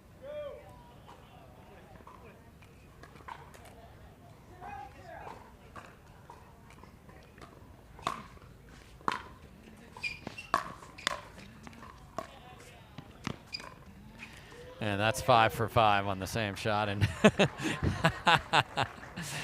McGuffin does a pantomime of having his pants down and just pulled him back up. That was beautiful. Might be the first time I've ever seen that, Dave. That's a good ball with a thumbs up from McGuffin.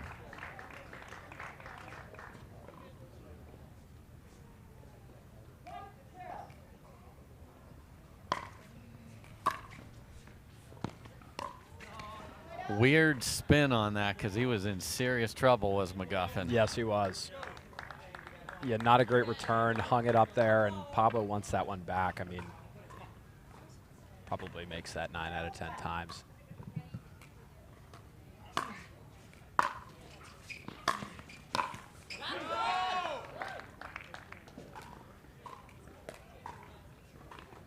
The McGuffin faithful urging their man on.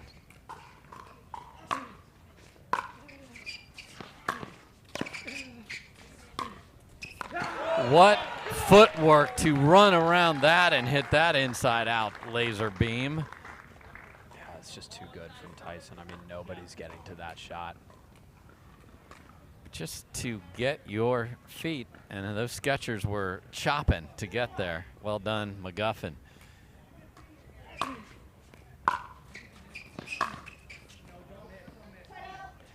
Tried to go for it again. Had the ball he wanted. Yep. Too much inside out there. And there's the pants being pulled back up. Thank you, Truck. Well done.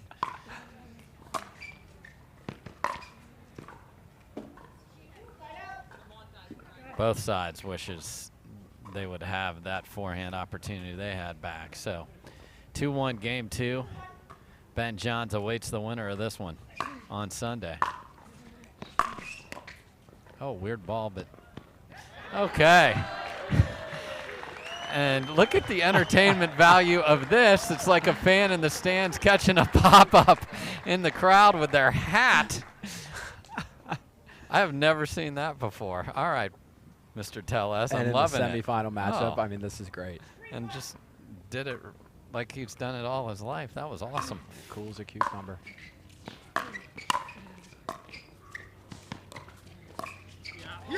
So there's McGuffin. This time you see he drops to the forehand side and does not have to pull his pants up after that one. No. He was the one that read that well, and that belt was tightly secured. Yeah, so he put his big boy pants on for that one. Did indeed. So McGuffin feeling great. We'll be right back.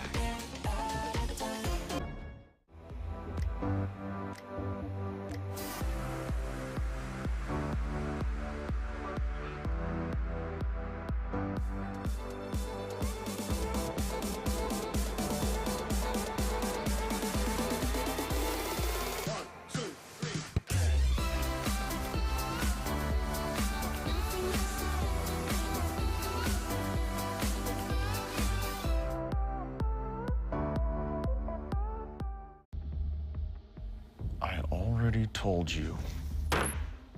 Matt Wright is my lawyer.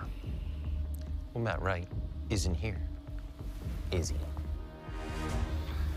I've got nothing to say to you. We can do this the easy way or the hard way. Bring me the jigsaw.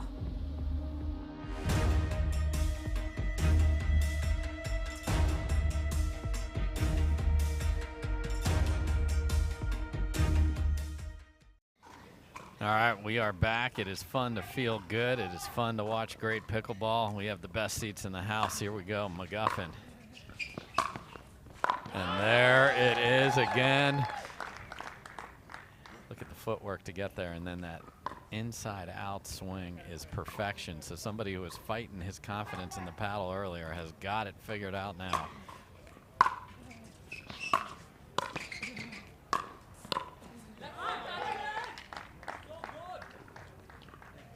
What happens too when he makes so many of those inside outs, now Pablo's a little worried. Is he going there again? And then Tyson can actually go the other way. So huge advantage to really hit it on all cylinders. If your opponent is guessing, you are in a great spot. So McGuffin up a game and 6-1. One serving 6 here.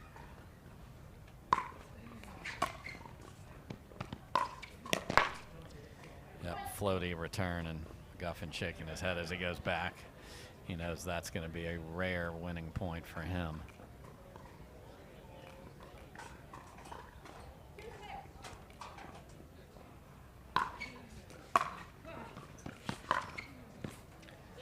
That gets another thumbs up from McGuffin.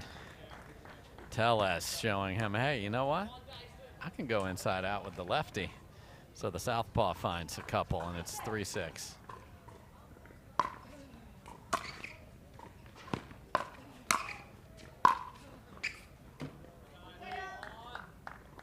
Too much on that one from Tellez.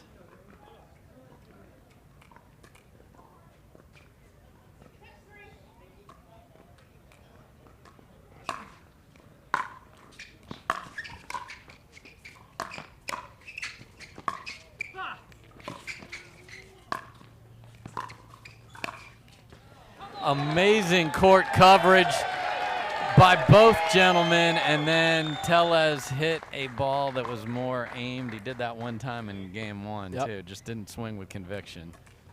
Defense to offense, Dave, in a matter of seconds. I mean, so good. Too good from Tyson.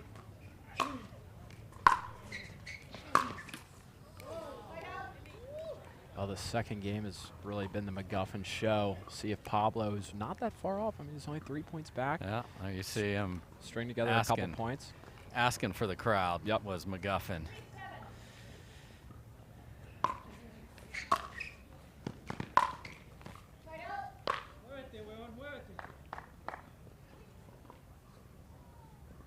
I don't speak Spanish, so I'm not sure what he said.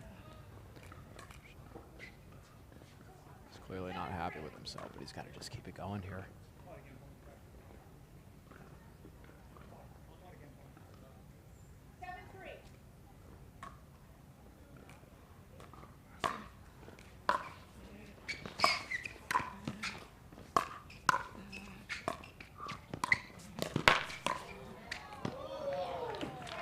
Six for 6 on the ball that is dropped to the Tellez backhand.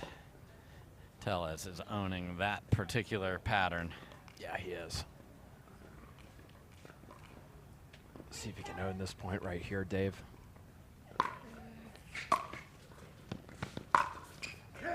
Great deep return. So great, and I think it even skidded off the line.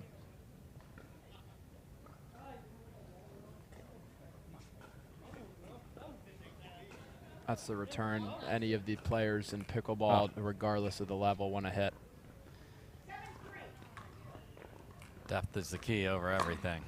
And that one really hopped up, and Tellez could not get on top of it. 3 points from a date with Ben Johns on Sunday.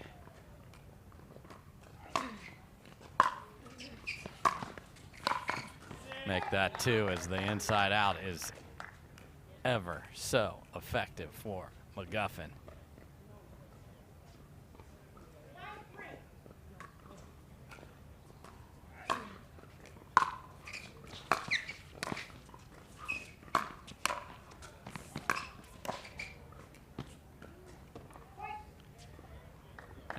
does just kiss wide. Yep, just out, and we are at match point for McGuffin. Quickly.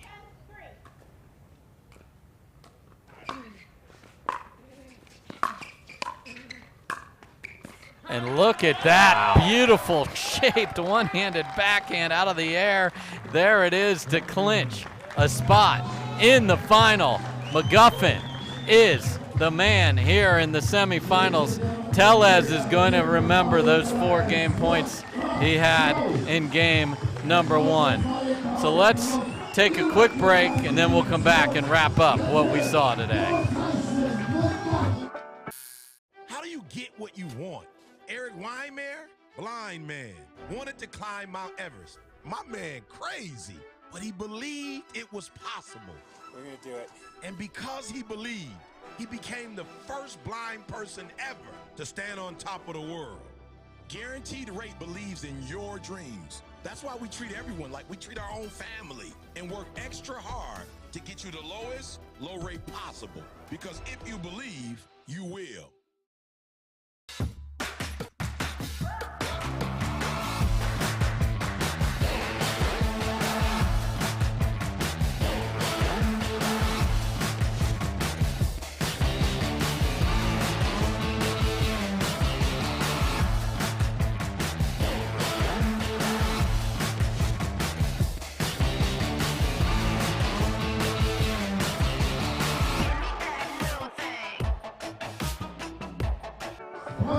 All right, folks, welcome back. Dave Fleming here. What a day of singles action at the Baird Wealth Management Texas Open. Let's set what happened. Ben Johns will play Tyson McGuffin, so the top 2 seeds do come through. That's the guys. The women, Leigh Waters, the top seed, was pushed. Went 3 twice today, but got there. And then Lea Jansen won a tremendous match.